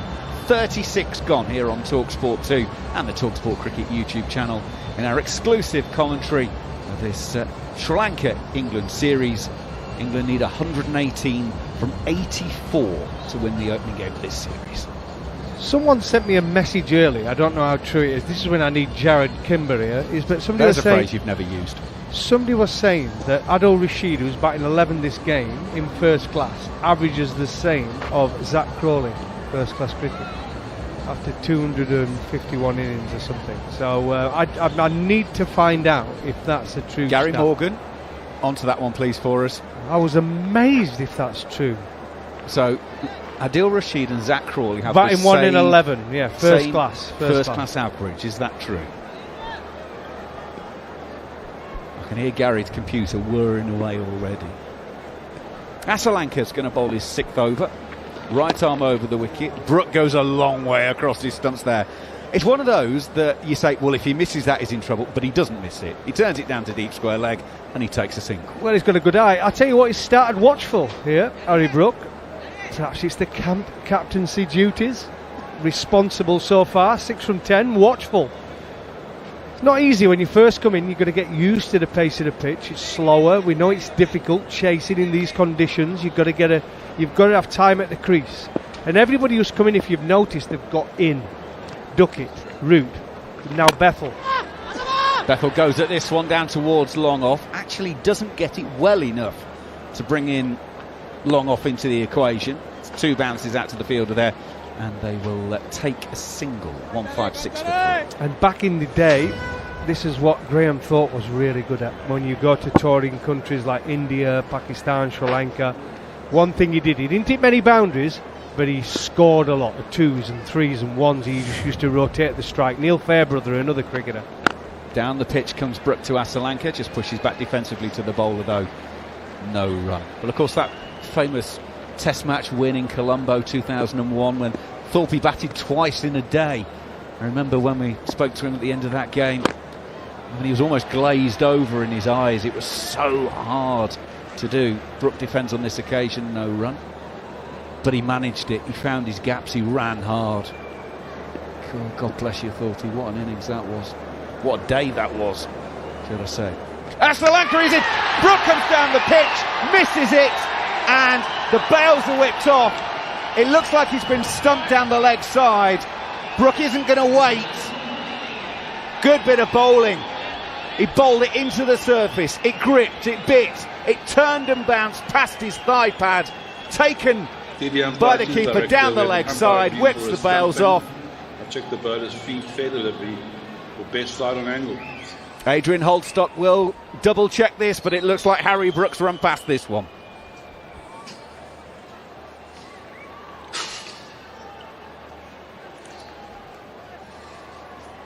Right, well, they're just waiting for the replay to come. Adrian Holdstock has asked for the best side on replay, and here it comes. Brook is a metre outside of his crease. The ball cleanly. Wickets are broken, batting's short of his ground. I'm ready for my decision for the big screen.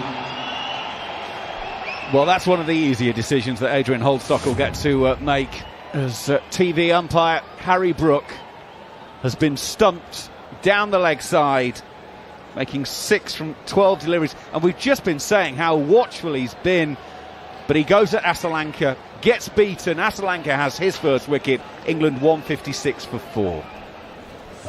And that's what's so difficult about when you're playing on these pitches. It's not consistent turn, it's not every ball. So we've seen a couple of times in this over, he's used his feet, Harry Brook, there's been no turn whatsoever.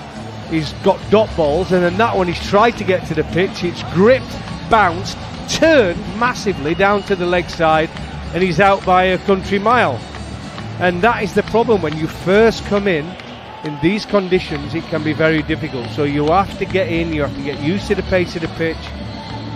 But another good player of spin comes in, someone else who likes to get on with it, Josh Buttler. He very much fits into the Bazball idea of playing cricket. Done it for many, many years, scores quickly, it's big sixes.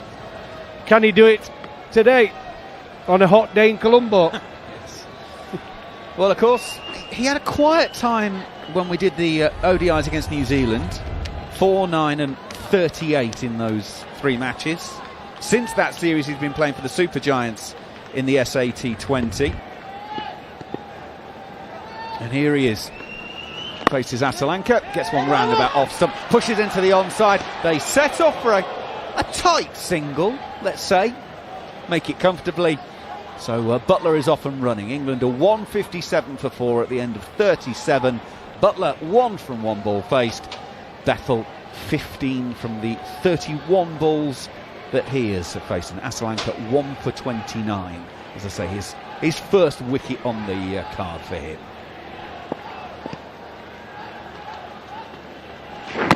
New over starts. Oh my goodness.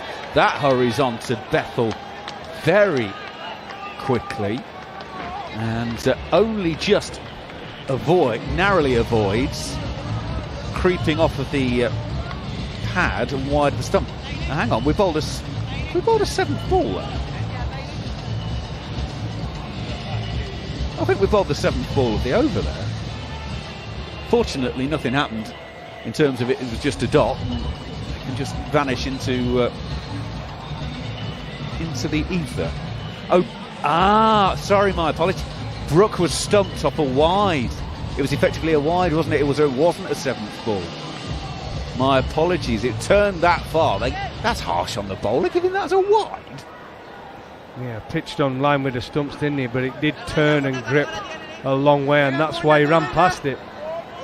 A good player of spin normally, Harry Brook, likes to use his feet and get down the pitch and likes to hit over mid-wicket. Well, Elliott will start the new over to Jos Buttler. Played defensively by the former England captain. He just plays it down, and there is no run. It has pitched outside of the red mark of the stumps on the offside and turned down the leg side, that delivery, and that's been given wide. Buttler to the next delivery goes on the reverse, doesn't get anything on it, it comes off of his pad, and they'll take a leg by. My dear old dad, bless him, used to say, how on earth can you penalise a bowler for being able to be so skillful you can turn it too much? Yeah, and that one did. It pitched outside off stump, didn't it, and went way past leg stump. In fact, the keeper had to, with really quick hands, he really had to reach for it down the leg side. It was a good take, actually, for Kusal Mendes. Oh, he's got another one! Well, Elliott invited Bethel to come down and has missed it, and Mendes has got another stumping. 158 for 5, Bethel's gone for 15, and Well Elliott put it up there and invited him to shimmy down, and Bethel went full Strictly Come Dancing at it. He didn't just shimmy, he was sashaying down the wicket, but he didn't get anything on it. Keeper does the bizzo. 158 for 5. Well, here's the problem. When you're chasing a good total in these conditions, as the game goes on, it starts to turn more. And the last 2 wickets we've seen, Brook stumped down the leg side. We've just seen it again. Bethel, left-hander this time, stumped through the gate with a big turner. A dust came up off the wicket, and it just goes to show Jacob Bethel goes for 15 from 32 balls. A strange innings, it really was. But he's walking back to the pavilion, and now England 158 for 5. They're struggling, and the ball is turning. Well, out of nowhere. I mean, we were just saying 10-15 minutes ago, England in a great position, keep knocking it around. Okay, you're a little bit down on the run rate, but just keep going, play it around. And all of a sudden, out of nowhere, this white ball has started exploding. And it is all of a sudden a completely different game. Right, so Sam Curran has made his way out to join Jos Buttler. 2 very experienced campaigners for England, and they're going to need that experience. And a man in form. Wherever he's been this winter, he has played some good cricket, Sam Curran. Fantastic, he really is. He's developed into a very good cricketer. Here he is facing Well Elliott, and he goes across his stumps and puts the pad there to defend the line, playing no shot. It's not actually taken cleanly by the keeper as it goes past that pad. But just seeing that Bethel delivery again, and it's pitched outside the wide marker and turned in, that the keeper actually takes it next to off stump. Good luck playing that. Deep in his crease is Sam Curran, and he punches down to long on, and will take a single. Well, what an over that is. Well, Elliott is bowling. Well, he's bowling unplayable ones at the moment. This has all changed so quickly. It's 275, good score, wasn't it? Final ball of the over. Jos Buttler pushes out onto the offside. 38 gone. England need 113 from 72 balls. They're 159 for 5 in this first one-day international of 3, exclusively live on talkSPORT 2 and the talkSPORT Cricket YouTube channel. Darren Gough. Yeah, difficult. It really is. I think they said that last over is going to come back to haunt them. Overton going for 23 off his last over. He'd done such a good job. But in return, it's pretty even Steven still. I think England back all the way down to number 11, 113. They need off 72. But it's showing this last 5-10 overs are showing how difficult it is when you're chasing a score, when the ball's starting to turn. The conditions are difficult.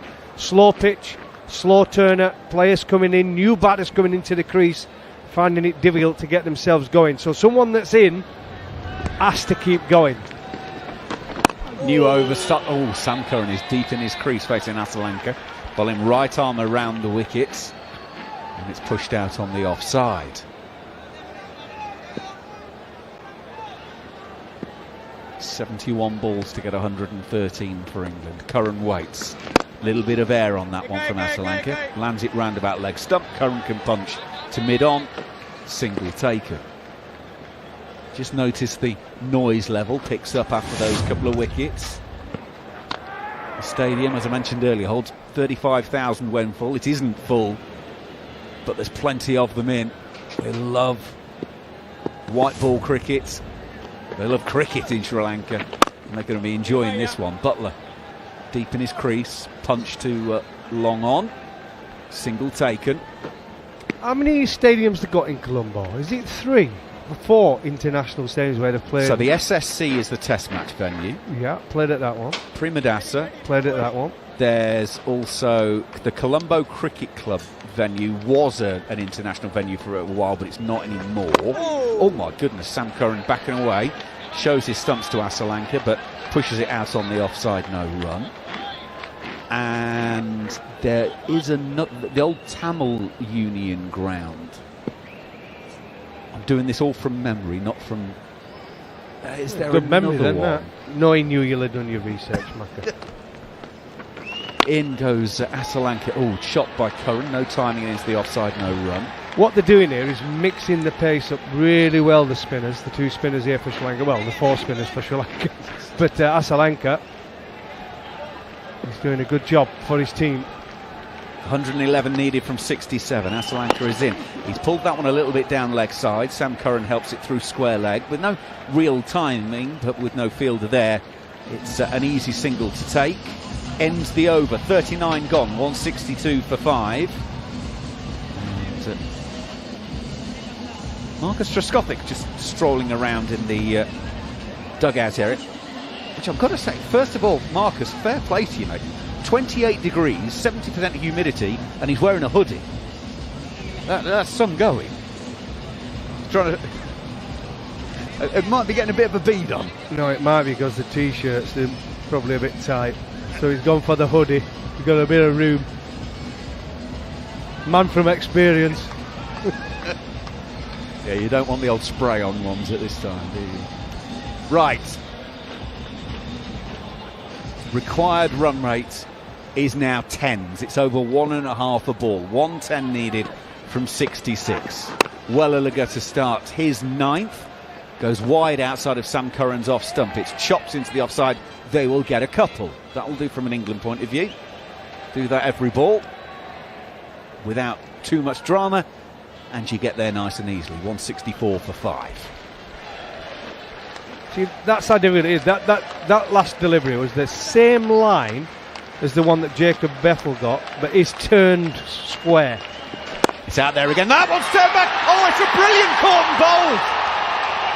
Curran has hit it straight back at the bowler, who's taken a really good low catch. Again, it was wide. It turned back in. And Curran, I think it's gone quite high up off the bat. He got good wood on it. But England are 6 down. Curran's gone for 5 from 9.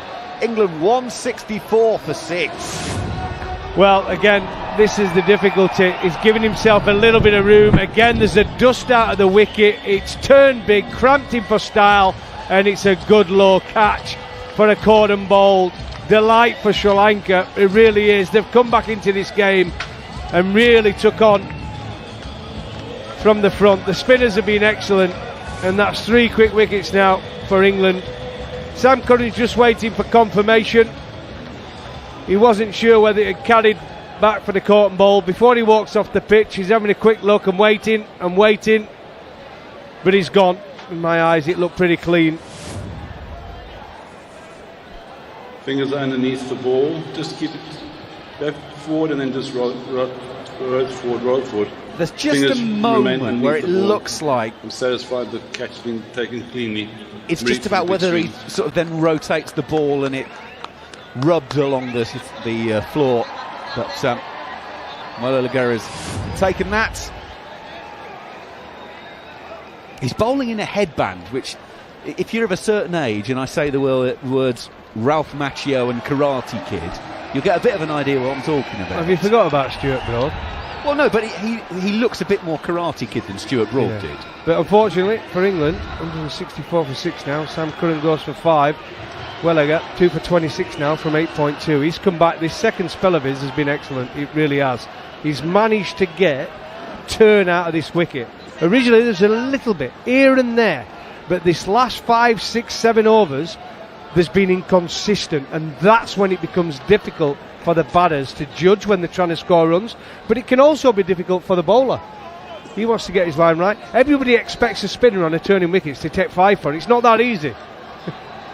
Absolutely. Rayan Ahmed is the new man. Welliger is into a big strike from Rayan Ahmed, plays defensively, no run. I'll tell you what, Welliger, it sounds daft with Mendes having made 93 not out earlier on, but 25 from 12 balls and now 2 for. He's in with a shout for player of the match here because he's had a very big impact in this game. Oh, Rayan Ahmed is backing away. He's showing all 3 stumps to Welliger.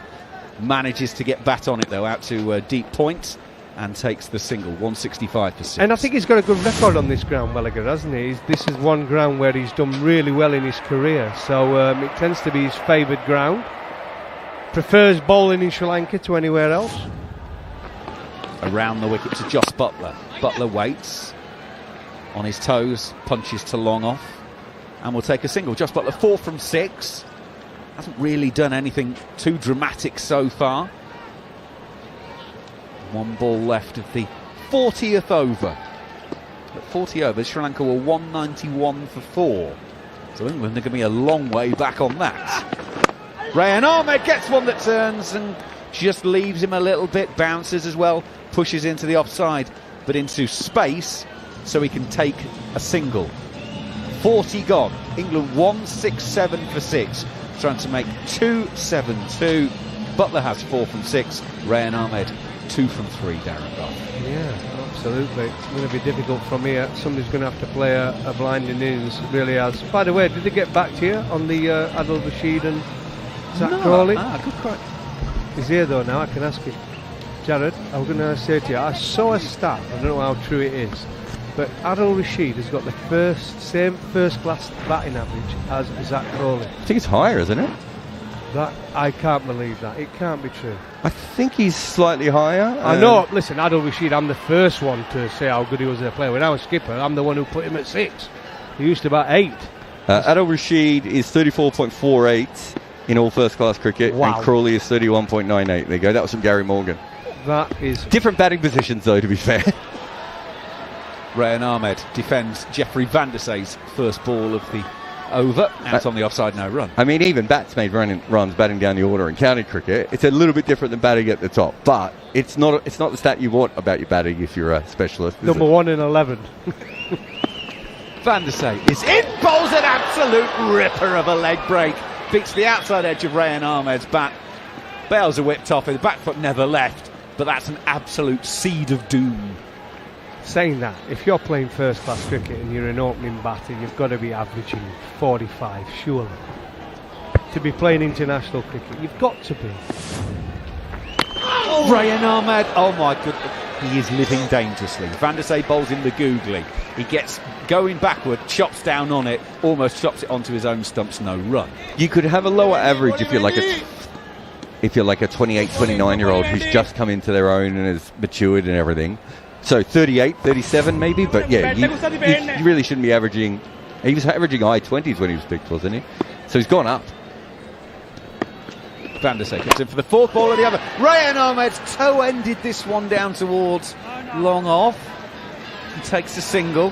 Probably the best thing that can happen there is you can get up the non-strikers end for a little bit. Last one on this. You could say, look, Michael Vaughan's first-class average wasn't great when he got picked for England, but he went on to prove that he was the higher level he went up, the better player he became, you know. So he was one of those. Entroscopic. Butler on the reverse, beaten by Van der Sar, takes him on the pad. Rod Tucker's got no interest in that one. The talkSPORT commentary box has got slightly more interest. Well, Sri Lanka might. Yes, they are. I was going to say they might as well review it. I was wondering why they wouldn't have gone for that. I mean, I know it is a little bit high, right? But surely you have a go at that. TV umpire to the director. We have a player review for LBW. So Rod Tucker's saying height. Can you see that in the background? He's saying, I just thought it was high, guys. Front one, please. But I think it's worth a review. It's a chance of clipping the bails at least, isn't it? Absolutely. I think I would have had a review. It's one of those moments, especially with it being Josh Butler as well. He's such a big player. It's a leg break. He swung through it. He's missed it. Back, but can you go to Ultridge, confirm bat and no back, please? It might just be missing the stumps. He might have created the optical illusion by switching to the left-hander there. That's, missing off, missing leg. Somehow it's missing both. Well, Adrian Holdstock. Depends which Andy you want to go on. Our umpire, TV umpire, Adrian Holdstock, is still trying to establish whether there's any kind of battle glove. There's not. This is all about where it's pitched and where it's going. Yeah, I think umpire's calls the best bet for Sri Lanka from here, looking at that. No bat involved, ball tracking and ready, please. So now we get the ball Original tracking. Decision is not out. Pitching, pitching in line. Impact, umpire's call, missing the wickets. Rod, you can stay with your not out decision, stand by. So because it's missing the wickets, the review is lost. The on-screen signal. But as we say, if you're going to give them 2 reviews, you might as well use them. And that's what they've done. So both teams, by the way, have got 1 review each left. Van der Sar comes in for the final ball of the over, and Josh Butler aims an enormous one into the leg side, under edges it, and it's fielded at very fine leg, and they'll take a single. Well, that over in the scorebook says 4 dot balls and 2 singles. That doesn't quite sum up what we've just witnessed for you here on talkSPORT 2 and the talkSPORT Cricket YouTube channel. 41 overs have been bowled. England 169 for 6. 103 are needed from 54 balls. Well, that last delivery, he tried to hit it into next week, didn't he? He really did. Head was up. It was like watching club cricket. Head was up. Tried to hit it as hard as he could and hit it 130 metres. Little tickle. Went for 1. Yeah, I mean, they've got to that point where A, you need to score 2 rods of ball, and B, he's like, I've just tried to play a more sensible shot, and that hasn't worked. I mean, as much as a reverse sweep is a more sensible shot, Macca, but I think, he's come to that understanding. It's tough. They got themselves behind the rate when they had lots of wickets in hand, didn't they? And you were saying off mic, Goffey, that you were worried about that. Well, he's going to bowl his final over. He starts left arm around the wicket. Butler will punch to long off and take a single. England need 102 from 53. I don't know if you'll remember this, but you were saying that probably Duckett needs to go when Duckett and Root were batting, because we were just worried that they were leaving themselves into a bad position. And as the ball stuck in the surface ball, it was okay when it was sliding on. Once it stopped sliding on, that's been very tricky. Well, they were both playing the same innings. Rayan Ahmed will face Welliger, goes inside out over extra cover. Oh, that's a lovely shot. The man out on the boundary offside is at long off, and he's gone about 15 metres to his left. And Welliger concedes the boundary. It's down into double digits for England. 98 needed from 52. Rayan Ahmed goes to 7. Yeah, I think what was happening is that they had 2 players playing exactly the same sort of innings. Joe Root's the one you wanted to bat through and keep going at his tempo he goes at, but Duckett needed to be more on the offensive, and he wasn't. He was playing the exact same innings as Joe Root, and that's why they got behind the rate, and then that's why there was the loss of wickets. Welliger gives that one a little bit of air. Sort of a chopping punch to mid-on. We'll get a single for Rayan Ahmed. 97 needed from 51 is the equation. The other issue they're always going to have is Duckett and Root are their best players of spin, right? So you've got Butler further on, but Duckett and Root are the best players, so they have to be near the rate. Butler deep in his crease, weight on the back foot, punches Welliger to long off, takes a single. 96 needed from 50. Because if you look at Bethel, there was always a chance when Bethel came in, he was going to get stuck. Then you only need one new batter to come in and not get going. And so suddenly they fell a long way behind when they didn't necessarily need to at that stage. And this is one of the reasons why a lot of people are worried about them for the World Cup. It's getting stuck. Rayan Ahmed deep in his crease, hammers Welliger back over his head for a one-bounce four. Weight going backwards, but stayed low, almost crouched down, and has played a pull shot back over the bowler's head for four. 180 for 6, Rayan Ahmed's got 10 from 12. Well, he knows what he needs to do, Rayan Ahmed. He's come into the side because of Will Jackson's illness. He bowled okay, without being brilliant. Picked up a wicket. And now we've got bat in hand. He's got a chance to win the game for his team. It's going to take something special against the spin of Sri Lanka. Final ball from Welliger this evening brings Rayan Ahmed forward. He pushes to mid-on and will take a single. Welliger will finish with 2 for 41 from his 10 overs. And as I mentioned, he made a very handy 25 from 12 at the very end of the Sri Lankan innings. On their own, they might not see in there, but put together in the context of the game, those are the kind of numbers that get you in the contention for player of the match. Wellalage's figures, though, were ruined in that last over, which is only fair because that's what he did to England when he was batting in the last over, wasn't it? He got 2 for 29 coming in there, and one very good shot, one very good strike, I think, towards the end. Got him back up, but again, another very impressive display. They've got 2 more overs from Dhananjaya de Silva. They got 3 more from Asalanka, a couple from Vandersay. So they've still got a fair bit of spin to bowl if they want it. They'll need some seam, though, at one point or another. 48 balls of the innings remaining. And we will start the new over with Rayan Ahmed on strike. He was clubbing this one down to long off from Vandersay. Single taken, 90 from 47. They're resting some of the best players as well, Sri Lanka, for the T20 World Cup. They've gone with, 3, I think 3 of them have been left out today. Well, their 2 best spinners aren't playing. The opening bowler, what's he on, Chirewira? Jamira. This is Butler. You mean Chamira? Yeah. Yeah. Cutting out to deep cover, single taken. Yeah, well, if you think about their best white ball spinners, it's Theekshana and Hasaranga. So this is their backups, right? Vandersay, as I was saying before, only comes in every now and again and then disappears again. Bowls to Rayan Ahmed. Rayan Ahmed weight on the back foot, hammers, but straight to the fielder at short extra cover, no run. But you can see just how experienced Vandersay is and how much he's controlling the 3 deliveries that he's bowling. Across his stumps goes Rayan Ahmed, launches one over the leg side. Apart from one small detail, he missed it. Through to the keeper, no run. Well, Gamble probably thought it was the googly. Hit him with a spin, but look at the spin on this. Spin sharply, a little bit of bounce. Good keeping. I tell you what, he's been impressive behind the stumps. He has indeed. This one hurries on to Rayan Ahmed. Chops into the on side, no run. You watch Vandersay, and he's basically bowling 2 leg spinners, isn't he, Goffey? One that really spins and the other one that's a bit quicker. And then he's just got the other one that looks like it's a leg spinner and just slides on. But he's just rotating between those 3 balls really smartly.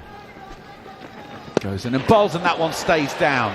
Hurries through, and Rayan Ahmed, in baseball terms, swing and a miss. Whiffs on that one. No run. We just left it too late, haven't we? Like I say, we got behind it, the run rate, and now we've realised how hard it is to rotate the strike and keep the scoreboard ticking along, and we've gone too many spells without hitting a boundary. It's very unlike Bazball. Perhaps this is the new, bring Bazball back. It's incredible. It's a phrase I never thought I'd hear. It's incredible to get that far behind the batting as well when you've got Adil Rashid at 11 and Liam Dorset at 10, isn't it? Because usually you'd think to yourself, well, we can get ahead of the rate here. Well, this is why we thought they'd pick this team. Only 2 seamers. They picked it batting in depth, and if they're chasing a total, the one thing we thought, they're definitely going to be out about 50 overs and be in a shout of winning. But at this moment in time, unless someone plays a gun innings, something really, really special, we're going to fall 25 short. Right, it's going to be back to seam. Asita Fernando is coming back into the equation. Going to be rejoining Roshan Abasinga and Steve Harmison, who will take you through the next phase of the game here on talkSPORT 2. Thank you, Andrew, and thanks to Goffey. Yep, England not looking too good at the moment, 184 for 6, but Josh Butler, he can always be unpredictable. He's been a match winner. Here comes Andrew. I beg your pardon, Asita. What am I saying? And it's straight back, and Andrew would have been proud to hear that he was running into bowl. Asita Fernando. Too many things happening. And hits firmly back. And no run. Yeah, good Yorker from around the wicket. Fernando's gone around the wicket to Joss Buttler. Interesting what Darren Goff's saying there, and he's right. The amount of depth that England have got in their batting, they would have backed themselves and believed that they could chase anything. But it's also, you have to play the situation and play the surface that you're on. And Sri Lanka have bowled really well. They've bowled fantastically well. They know their own conditions. Fernando bowls, and this time they want to run, and this could have been trouble had the throw been a little bit better, because Buttler was being very innovative, was looking to play that ramp, the reverse ramp, with pace on from Asita Fernando, found the man at short third. But Rehan Ahmed, he's shown encouraging signs as a batter. He's got 14 of 16. In fact, he's outscored Buttler. Yeah, he has, and he's developed a no ball as well. So, see for Fernando from around the wicket to the right-handers has bowled a no ball, which Rehan Ahmed, who's got 14 off 16, will hopefully capitalise on a free hit. Let's see. Here comes Fernando, bowls, and very well bowled, I thought. It's a good Yorker, only a single. He salvaged it. For a moment, he would have expected Rehan to go after him. Maybe he was hoping for something big, but that is very clever bowling. And that's another thing about the modern game, Harmy, that bowlers have developed despite a free hit. There were times, now that we're just seeing it on the screen, the no ball was just over the line. But in the modern game, I feel that free hits don't get punished as it used to be. Yeah, that was an absolute beauty of a Yorker. You know, he put himself in a little bit of a pickle and got himself out of it with a well-executed Yorker. Again, see, this is a skill. See, this is dead bowling. That is very clever. Another Yorker aimed in at that leg stump, and only a single. This is very clever bowling by Asita Fernando. And I also think, Roshan, you look at, Coffey just mentioned there about England's makeup of England's side, depth of their batting, sacrifice possibly a death bowler. You know, the execution at the end for England didn't go their way. They conceded far too many runs. Jamie Overton, not used to bowling, probably doesn't bowl many last overs where the execution of Sri Lanka spinners, they've been backed up in the field, and now the execution of sort of death bowling has been fantastic. Slices it over cover. Rehan Ahmed will get a boundary. These are useful runs. Very, very useful runs. Asita Fernando erring in length, going full. And, he is quite handy down the order, isn't he? Yeah, he's a good cricketer. I was saying before there, and his education of into Test match cricket. He's batting number 8, number 9 for Leicestershire, and there was, I think, an injury. First game or second game of the season, I think it was, last season, with one of the openers, and he put his hand up. I'll go and open the batting. Second innings, scored a first-class 100. Then went and batted 3 from then on in first-class cricket for Leicestershire. I think he got 4 or 5 first-class 100s last season. So he's turned himself into a handy all-rounder as Rehan Ahmed. Another full toss, and he gets it in the gap. Might be 4 here. It is! Back-to-back boundaries. This is not good bowling by Asita Fernando.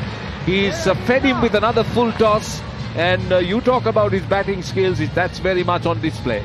Absolutely. And Asita Fernando has gone from nailing his Yorker absolutely spot on for the first 3 or 4 deliveries. And then all of a sudden he's missed him by a good couple of foot. He's not pitched that one. That's 2 full tosses in a row. He's moving his field a little bit straighter. He's getting a bit animated with his fielders. Got nothing to do with your fielders, unfortunately, Mr. Fernando. It's about where you're bowling. Short third, point and cover inside the 30-yard circle. From round the wicket comes Fernando bowls. What a shot! That is a very good shot by Rehan Ahmed, and he will get another boundary. This is turning out to be a massive over. Is this the over England is after? The 200 is up, Buttler is at the other end. This can be a very dangerous partnership from a Sri Lankan point of view. Yeah, good batting. It's a beautiful shot. the wrists involved with that shot.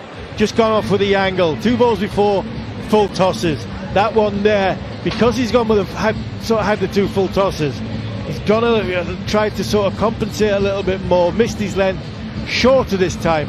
And Rian Ahmed is waiting for the ball with a little bit of width, and he's just eased it beautifully over extra cover. It's a fantastic cricket shot. Yeah, you're on talkSPORT 2 and talkSPORT Cricket and talkSPORT Cricket YouTube channel, and we speak about those moments of the game, and just think about those 23 runs in that last over when Sri Lanka batted. How crucial will that turn out to be in the final analysis of the game? Only time will tell, but I feel that is a factor. Yeah, I think you're right. I really do think you're right. I said it at the time when Jamie Overton had to bowl that last over. This could be make or break in the difference in the match. If he nails it, it's a below par score. Van der Sar, and Butler looks to reverse sweep him and misses. And just on the subject of the England team, the selection, I mean, you'd rather go with specialist bowlers and back your batters rather than you look to have a team batting right down to number 11. Butler down the track, he's found the gap. I'm not sure whether it has enough legs. It doesn't. They'll come back for 2. So I felt that England have got a lot of all-rounders or bowlers who could bat, but what they were crying out there was, as Goffey said, for someone who could come in and bowl in the death. Yeah, 100% agree. There's just that one bowler to bowl at the death. They were trying to shoehorn spinners into their side. Swing and a miss. That is precious, as Jeffrey Van der Sar is looking to build dots. But let's not forget that Van der Sar is bowling his last over. Villalage is done and dusted. That's a quicker one. And drag down. You get a single down to deep square leg. So Sri Lanka's spin bowling options are evaporating gradually. And that's what happened with England, didn't it? England's spin bowling options, because they were going so well, Harry Brook kept them going, had to keep them going. And unfortunately, the last couple of overs had to be bowled by seamers, and that's where Sri Lanka capitalised. One-handed shot. I think it's... Oh, good. Oh, yeah. Has he taken it? I think he has. Good catch by Villalage. For a moment I thought it went over the line, but he had a great presence of mind to ensure that he knocked it back and recovered quickly and caught it at long off, which means Rehan Ahmed, who has made 27 of 20, has to go. What a catch. What a catch. I say catches win matches. That is a phenomenal catch. Great bit of athleticism in the deep. He's grabbed a hold of it, realised he's going to go over the boundary. He was always looking, one eye on where his feet were from a boundary point of view. You'd see him moving sideways. He knew where the rope was. He put his last foot down, solid base, lobbed it up in the air, and as he jumped up in the air, got himself back onto the field, he could come and take what was a simple second part of the catch, but the first part of it was absolutely fantastic. It wasn't easy, and I just wonder, has he clipped the Toblerone as he is going over the line? I'm not so sure. It's the only thing that's going to stop this from being an unbelievable catch. He takes a catch, that's not a problem. Ball in hand. As he takes his last foot, his left foot, has he clipped the advertising board, and as he's thrown it up in the air, he's gone over the rope, that's not a problem. He's got back on to the right side of the ground, ball comfortably in hand. So from that point of view, the catch was easily taken. It's whether he's clipped his foot off the edge of the rope, and that's what the third umpire, TV umpire Adrian Holstock, is looking at right now. Well, I think he's just confirmed that it's out. He's happy with that catch, and I believe for the effort he deserved to be given the credit. So England have lost their 7th. Yeah, I totally agree. It was a phenomenal effort. It was a great catch, an excellent innings, and all that. We haven't really spoke about the innings of Rian Ahmed. 27 off 21. He's given England an outside chance in this game. Josh Butler's still there, 13 off 18, a little bit scratchy, but Rian Ahmed, he's played shots all around the ground, and he's given England that little bit of a chance Jamie Overton comes in. He's a power player, big hitting, bowling all-rounder. And he needs to get that big hitting starting very, very quickly, because England need 69 of 31 deliveries. Yeah, he's a strong lad, isn't he? Overton, he's on strike, but he's up against Van der Sar. And every dot will add to the pressure. Every dot. So Van der Sar finishes his 10 overs. He has 2 for 40. And England, with 5 overs to go, are 203 for 7. Butler is the only hope. And just to remind you, this is talkSPORT 2 and talkSPORT Cricket YouTube channel. How times have changed and how fielding has changed. And talked about how good Sri Lanka have been in the field. I think they've probably only had one or two little blemishes in the field. They have outfielded England. They've been brilliant inside the circle, and that there just caps off what a brilliant fielding display Sri Lanka have had. It was an excellent athletic catch out in the deep. And Rian Ahmed, he was playing a little gem of an innings, another over or two.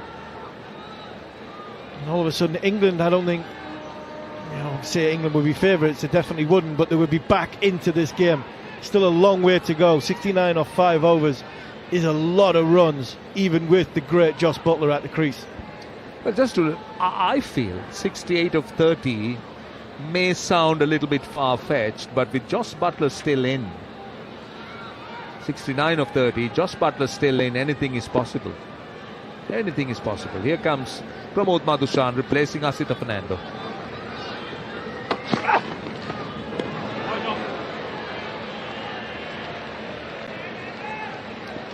So that's a wide. He starts off with a wide.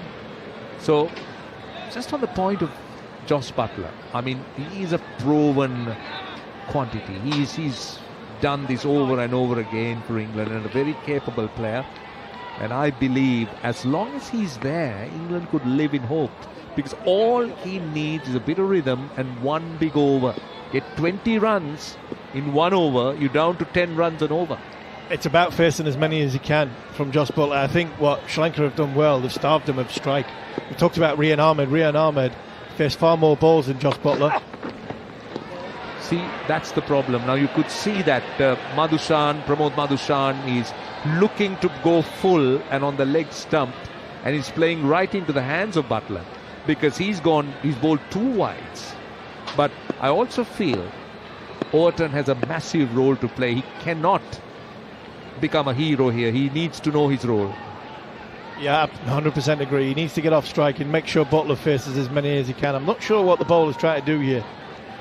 He's got short third, fine leg is on the boundary, but he's going to that leg stump, and if he goes full... Buttler, this is what I told you. That's 6. He just gave himself room and hit it straight over the bowler's head. So the first legal delivery which has been bowled, Jos Buttler has just got a 6. A fantastic shot. I mean, the bowler's put himself under a huge amount of pressure by running up from around the wicket, bowling 2 wides down the leg side. And both, from a length point of view, were absolutely spot on. Onto the white line, perfect Yorker, but because they're down leg side, they're wide. And so there, what he's done is he's had to compensate for that, because he had bowled 2 down leg side. Jos Buttler's given him some room, depth in the crease, and now the bowler's gone outside off stump. Jos can get his hands free and hits it beautifully down the ground. Really don't understand this plan. If you're going to go to this plan, you've got to either go full and wide and bring fine leg up, third down, deep point down, and bowl it wide outside off stump and protect the offside boundary. Because if you slightly miss as a bowler from here, going around the wicket, I think Jos Buttler could literally hit you anywhere he wants. See, I think I like your plan, and that is to go wide of the off stump and try and bowl that off stump line or wide with backward point and third on the boundary and fine leg in the circle. Here you're going straight and mid off in the circle, and Jos Buttler is so good in that area. So Sri Lanka will have to be very, very mindful. Here comes Madushan from round the wicket. Let's see what Buttler does. Slow ball! And he struck gold. Well, that was an option. That was definitely an option to take pace off. Buttler was going over mid-wicket, and Madushan has struck gold. It's the big wicket of Jos Buttler. He has struck gold, but Jos Buttler will look at this again and think, that was in the slot. That was in the perfect slot for me to hit it out of the ground. Deceived by the slower ball. It was a well-deceived slower ball. It has turned back onto off stump. And Jos Buttler trying to hit it over the leg side. Has missed it. The bails light up, the stumps light up. And unfortunately for England, I'm afraid, I think it's lights out. Well, this is the time. Now, England, we spoke about how well they bat deep. We spoke about the hundreds they have in the tail. And this is the time that the English batters batting at 9, 10 and 11 put their hands up. And just make sure that they add value to this team. So you're looking at a fairly tough ask of 61 of 28. But playing modern T20 cricket, I think anything is possible. It's one over. One over changes the course of the game, and we've seen in that first innings when bowlers aren't accustomed to bowling in passages of play because of you wanting to squeeze and keep the momentum of the innings going. There's an identification where there will be one or two bowlers out there that's going to have to bowl an over they're not accustomed to, and that changes the course of the game. Overton can bat, Dawson can bat. And we've seen in at the end of the first innings that one over, I think, has took a massive effect on this game. That 22 off the last over made huge ramifications for England in this contest. Here goes Madhushan, worked away on the leg side. 2 is the call. Sprinting in from the boundary is Janit Liyanage, but he cannot stop the second run. In fact, it's Pathum Nissanka. Couple of runs. Dawson is off the mark. England cannot afford to relax. No dot balls. They'll need wickets. Or at least runs, I beg your pardon. Sri Lanka getting that big wicket of Jos Buttler. Swinging rather widely. You could see that the bowler just watching the screen, the replay. You could see he rolling his fingers on top of the ball, bowling a quickish off break. And Jos Buttler missing it. Here comes Madhushan again. Another slower ball and slashed and caught. Oh, what a catch. What a catch at cover. Sri Lanka on fire at the moment. That's Dhananjay De Silva, and an outstanding catch if there was one. Brilliant catch from Dhananjaya. It really was a brilliant catch. He dived in full stretch towards his left-hand side. Liam Dawson just held. He picked the slower ball perfectly.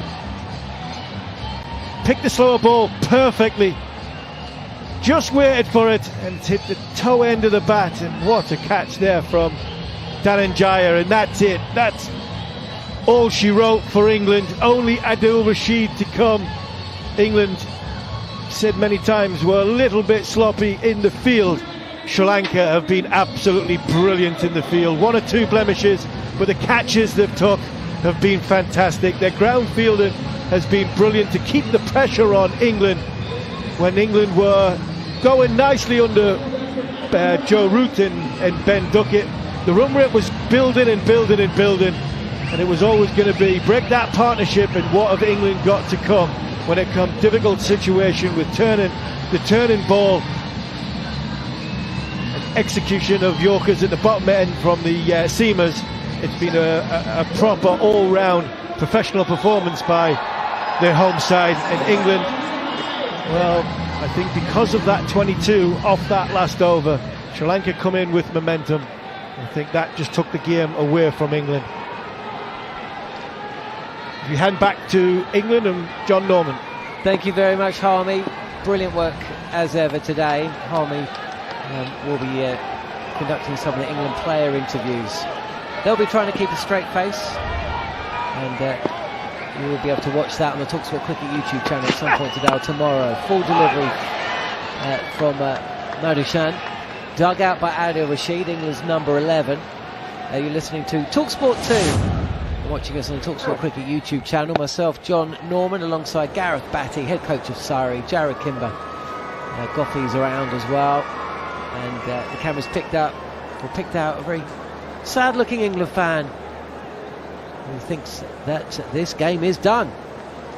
But you never know. Jamie Overton and Adil Rashid still with a chance to keep England in it. It's Rashid facing up, slow delivery, and Rashid on the drive, but can't get hold of it. 59 needed from 24. Harmy was quite right in what he said. When Duckett and Root were at the crease, it looked like England were in a fantastic position to go on and seal a much needed victory. Perhaps for that wicket of Duckett, brought in Jacob Bethel, who really struggled. That put a little bit of pressure on. There was a close LBW that went the way of Sri Lanka. I'm not saying it wasn't a marginal call, but it did look like Sri Lanka went for the review more in hope than expectation. It went their way, and from that point onwards it's been all Sri Lanka. Yeah, it looked like Sri Lanka had a really disciplined game plan. They were just sticking to their plans. They were quite prepared to do the work, to take the wickets as opposed to possibly trying to bowl the extreme ball. And like you say, it was the line call potentially with the Joe Root dismissal, and without DRS wouldn't have been out, but we have it now. They've been very disciplined. Yeah, not out on the field, and this is hammered through, covered by Jamie Overton to absolute silence in the ground, which will tell you it's reached the boundary. Boundary 4 from Overton. You're not going to be able to hit a ball much harder than that. And Overton is up and away. 55 needed from 23, and somewhat of a surprise that Asita is actually still bowling, because Sri Lanka have a lot of spin bowling options. Yeah, I think it's partly just down to a bit of respect for Asita, just to let him sort of finish his night's work. Had that have been maybe a metre shorter, it's a good change-up, but it's just in that fuller, it's in that slot that we see now put up on the TV screen, that band of area that the bowlers need to keep it out of, whether it's pace on, pace off, and because it was back of the hand, it goes up, it gives him even more time. And the one thing we know about Jamie Overton, he's got power. Certainly has. And he's still facing 4 not out, 55 needed from 23, but just 1 wicket in hand. It goes again, does Overton, but doesn't get hold of this, so it'll just be a run to mid-wicket, and that brings Rashid back on strike, yet to get off the mark. Now Steve Malinga really has clung on to that hairstyle, hasn't he? I mean, those highlights have been in place for, what, at least 10 years? 15, 20 years? Brand Malinga, isn't it? With that naughty little eye ring as well in his eyebrow. With the curls and the highlights, makes me think of my old nan back in the 80s. Anyway, 218 for 9 then, England. It's a little bit sorry for them now. Rashid gets another slow delivery on a length from Masita. Gets his lines wrong, goes down the leg side. It's been called a wide, which is fair enough, I suppose, but Rashid will feel he's missed out there, couldn't connect. But 1 run taken off the score, rather the target. 53 needed from 22. Big over here. Another 10 or 12 from these 3 balls. Maybe bring the target to 30, 38, 39. Maybe, just maybe, but certainly the England bench is looking at a little forlorn as well. Fernando again is in. And Rashid trying to seize on another length delivery. A little too late on it. Can only deflect the ball back onto his pads. No run. Yeah, showing always tricks now. At the end of the day, it's into that back of the hand again, but this time better length. It's that in-between length where you can't really step out and hit, like we saw in the first ball of the over, and you can't really get back and put any power into the shot. Both these two very accomplished batters, but on this surface, if you hit an area with your change-up, it's going to be very difficult to find the boundaries. Average score, I think Mac will be able to shout it out. It was around 230 on this pitch, I think. No. This is pitched up on the pads, and it's fielded leg by, and 52 needed from 21. So decent over from Asita. 246. 247. So that last over really did make a big difference, didn't it? Harmy called it before Jamie Overton had bowled it. Say gone for about 10, targeted 260, 255 maybe. Still would have been a fraction over par. Maybe would have felt just a little bit more in reach when England's middle order was starting to struggle. Full toss, and Overton latches onto it, clears the boundary. That'll help. 6 runs added to England's total. Overton moves to 11 from 4. England 2-2-6 for 9. They're still in it just. 46 needed from 19. Yeah, a few more of those and it won't be just. That's just you missed by quite a way there. That's almost knee height. It's in that sort of baseball, when you watch the pitcher hitting that square, he's literally thrown it into the middle of the square, and we know that the arc of swing that Jamie Overton's looking for is get the left leg out of the way and pop it over home base, and that's exactly what happened. A decent 100 metres over straight mid-wicket. Last ball of the over. What can Overton produce here? Fernando's in. This is cut away again powerfully, but fielded. And on the second attempt at cover, and it's a run. I think actually that's what England need. They need Overton on strike as much as possible. Overton moves to 12. Score 2-2-7 for 9 here on talkSPORT 2 and the talkSPORT Cricket YouTube channel. 45 needed from 18. The one thing I can reassure England fans listening to this, from knowing Jamie Overton, he genuinely thinks out there now that he's going to win this game for England. He's genuinely putting it into simple terms of, I need 7 sixes and whatever else is required, the 2 or the 3 or whatever it is. And it's literally 8 balls. Give me 8 balls, I'll win this game. And he's got 18 to go with, so it will be very clear in his mind that it's still very much game on. That'd be something exceptional to bring you if you're listening on talkSPORT 2 or watching us on the talkSPORT Cricket YouTube channel. England were to even get close here, say within 5 or 6 or 1 hit from victory, that would be something else.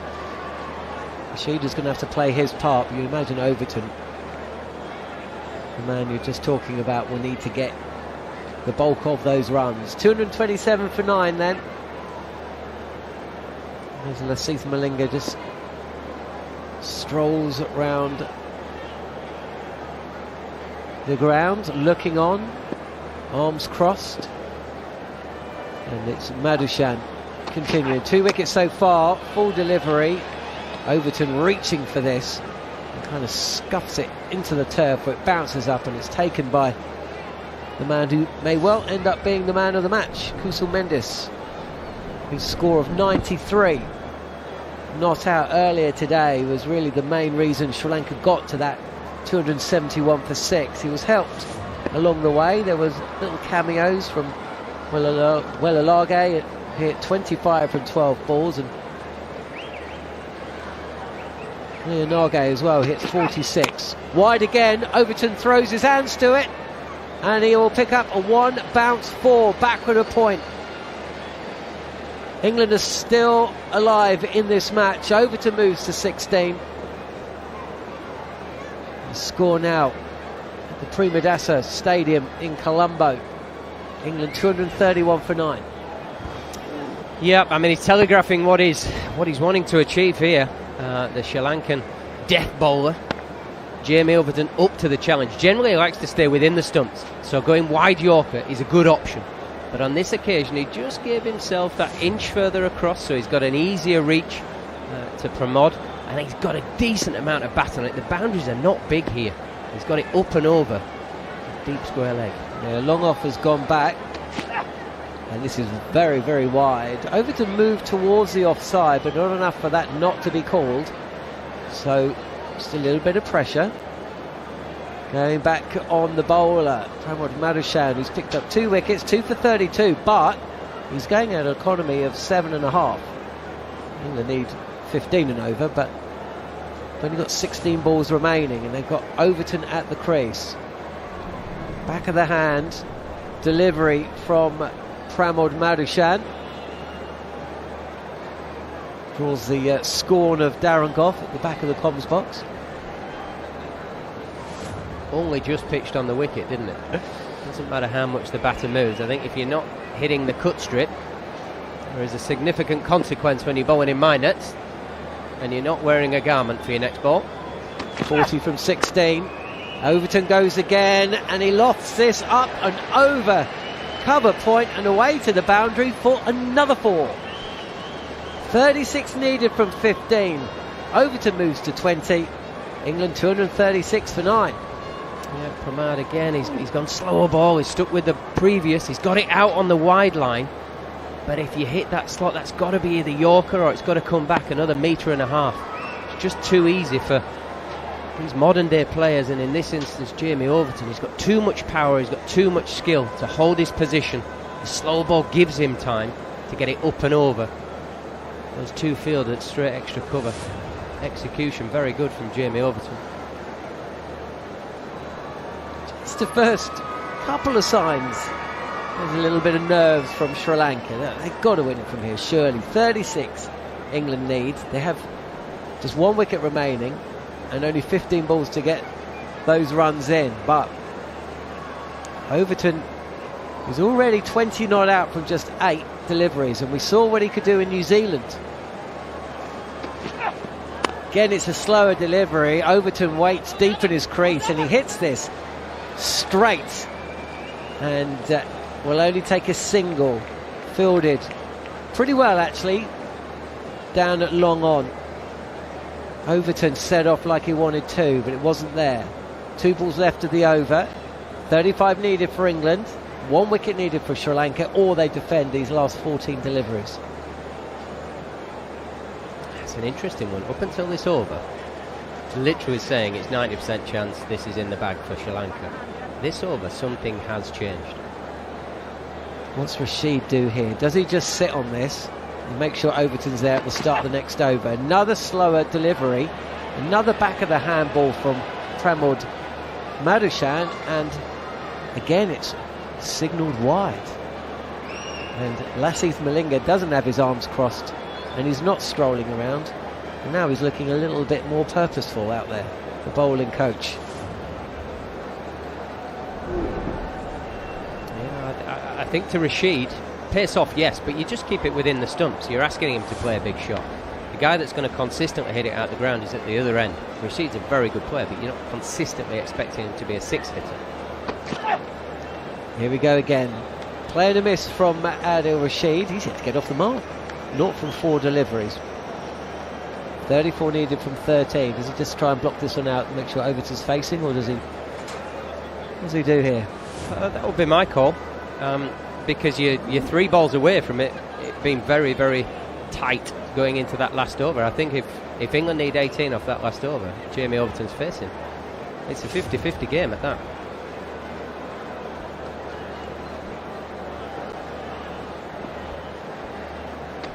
Last ball of the over, and Adil Rashid does block it out.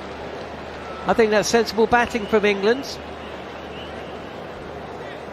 34 needed then from 12 deliveries. 2 overs remaining in this match if it goes the distance. Jamie Overton to face, and Asalanka's just coming in from the boundary.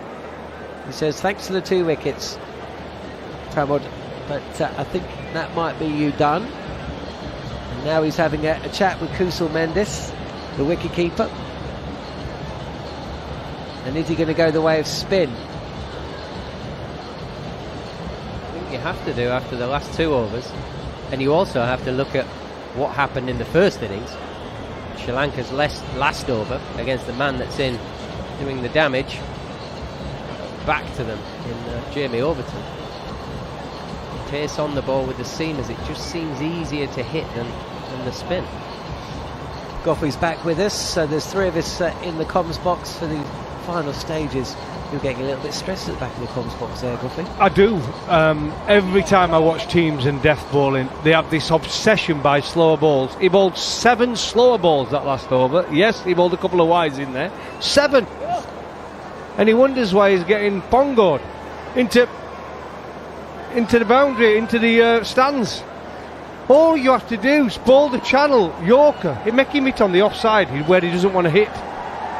More pace for the penultimate over. Oh, there's nearly an inside edge back onto leg stump from Jamie Overton. Trying to heave this first ball from Asita. Manages, well, he gets away with that, that's for sure. But dot ball for Sri Lanka. What was it? Full ball, outside off stump, perfect. Guess what? Dot ball. Unfortunately, it was a slower ball, though. Back of the hand. Unfortunately, yeah. Yeah, really good Yorker. If you're going to bowl a slower ball, you can't bowl it in the slot. I think the simple thing is don't bowl any ball in the slot, isn't it? If you're not slot, you're a chance on this surface. I see that Fernando picked up the wicket of Zach Crawley. Opening for England today. Well, he's gone the way of the wide delivery again. It's another slower delivery, and it's been called wide. The frustrating thing about this, their bowling coach is one of the best death bowlers the game's ever seen, Malinga. Yes, he's got a strange action compared to anybody else. But his slower ball was so hard to pick purely from where it came from, the angle it came from. These guys got upright actions, and he was on the boundary telling him that last over, before the last over. So it's obviously a plan to bowl slow ball after slow ball after slow ball. 33 needed here on talkSPORT 2 for England to win the first ODI.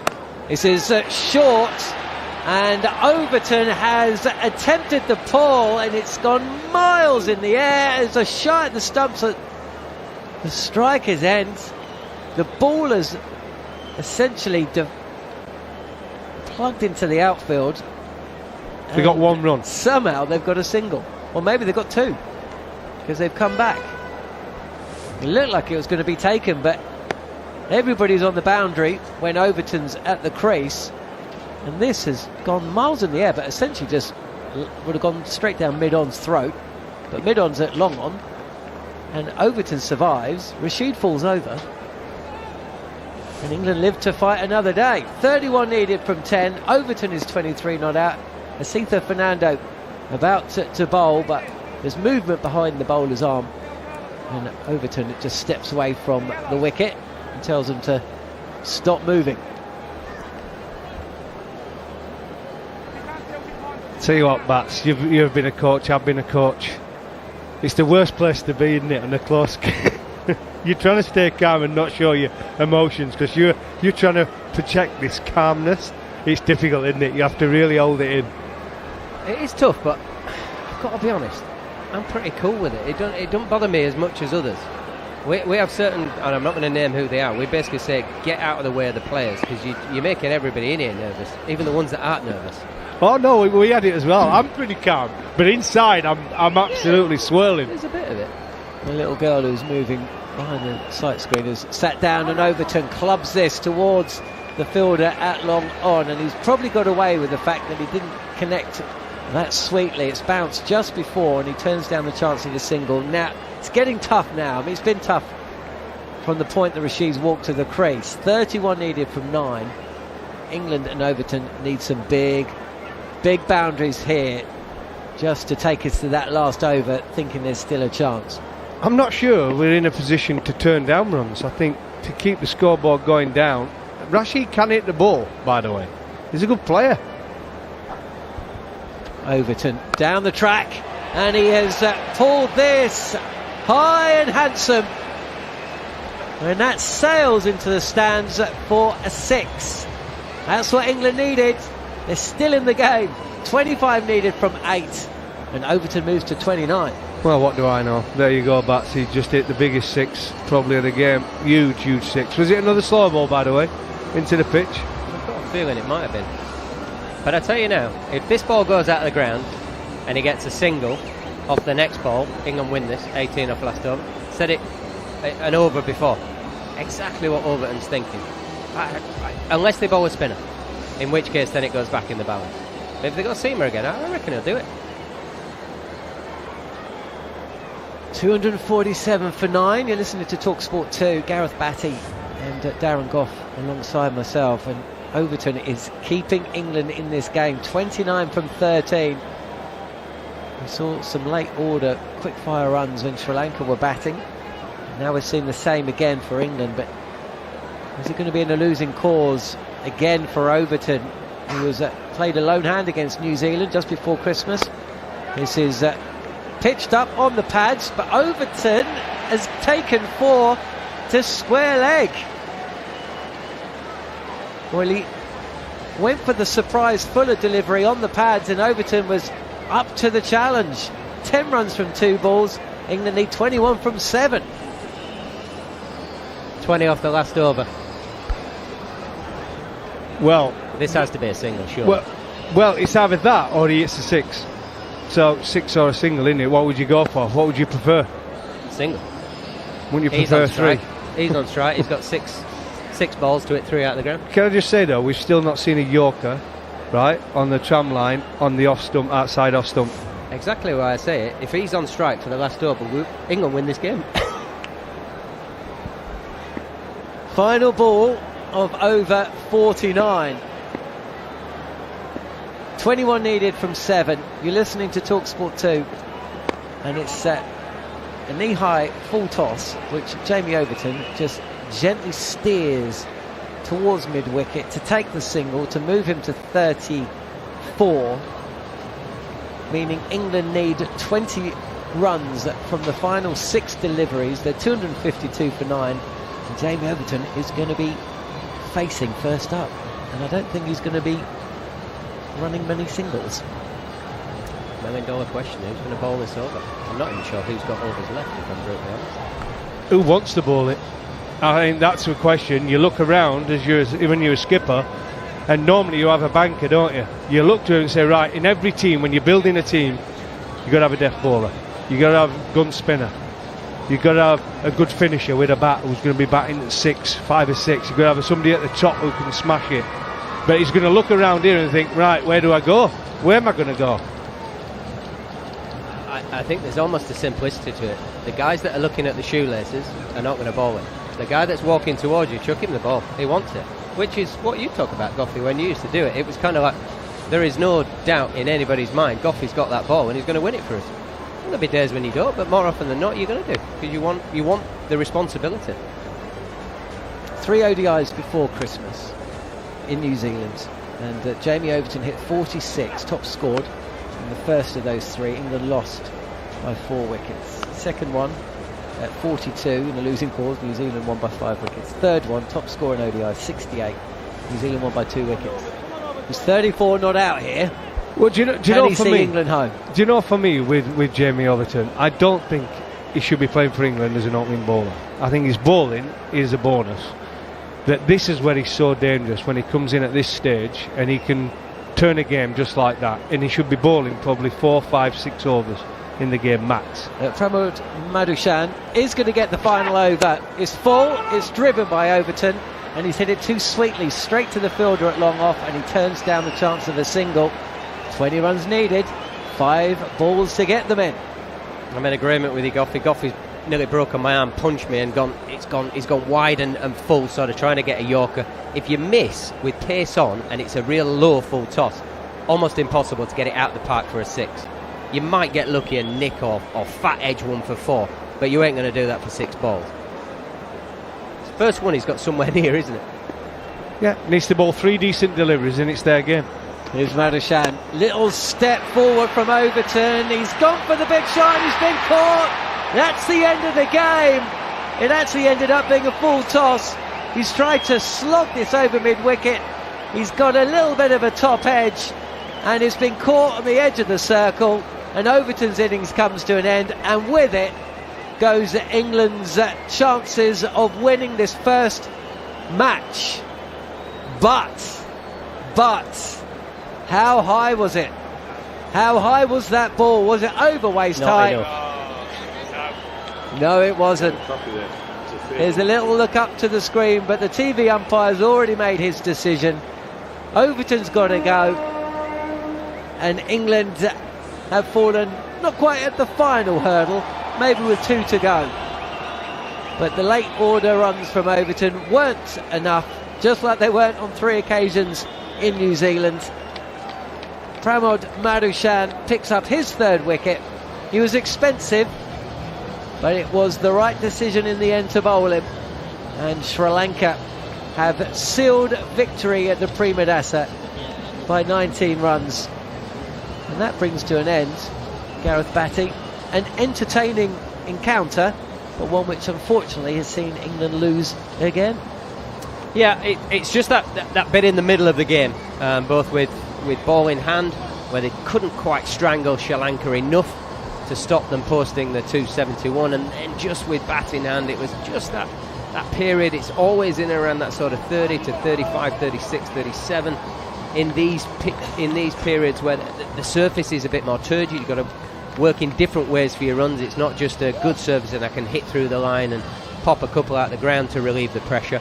It requires to be done in a slightly different way on these surfaces.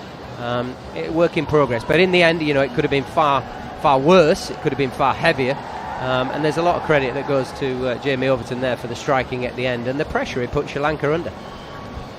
Yeah, I think Sri Lanka win by 90 runs. They deserve to win the game. I think Jamie Overton's last over going for 23 probably got him up to that total of 271. It was always going to be a battle from there, but with England's depth in the batting, they had a chance. But I think where it went wrong for England is that Duckett and Root played they were too similar in the way they played.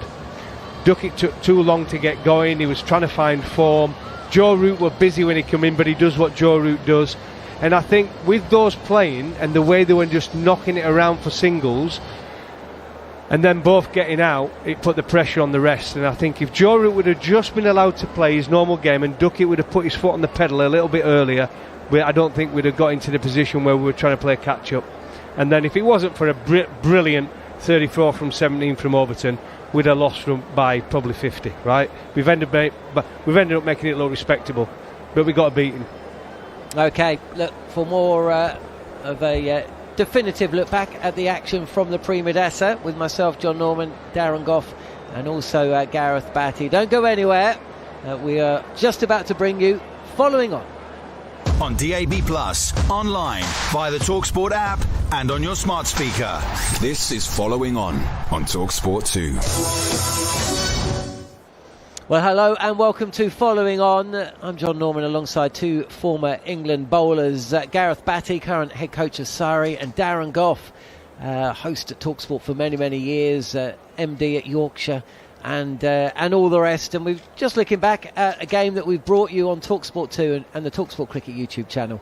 Sri Lanka have still victory over England by 19 runs, winning the first of 3 ODIs, but it went almost just about to the distance, with Jamie Overton at the end just allowing us to dream, and the England fans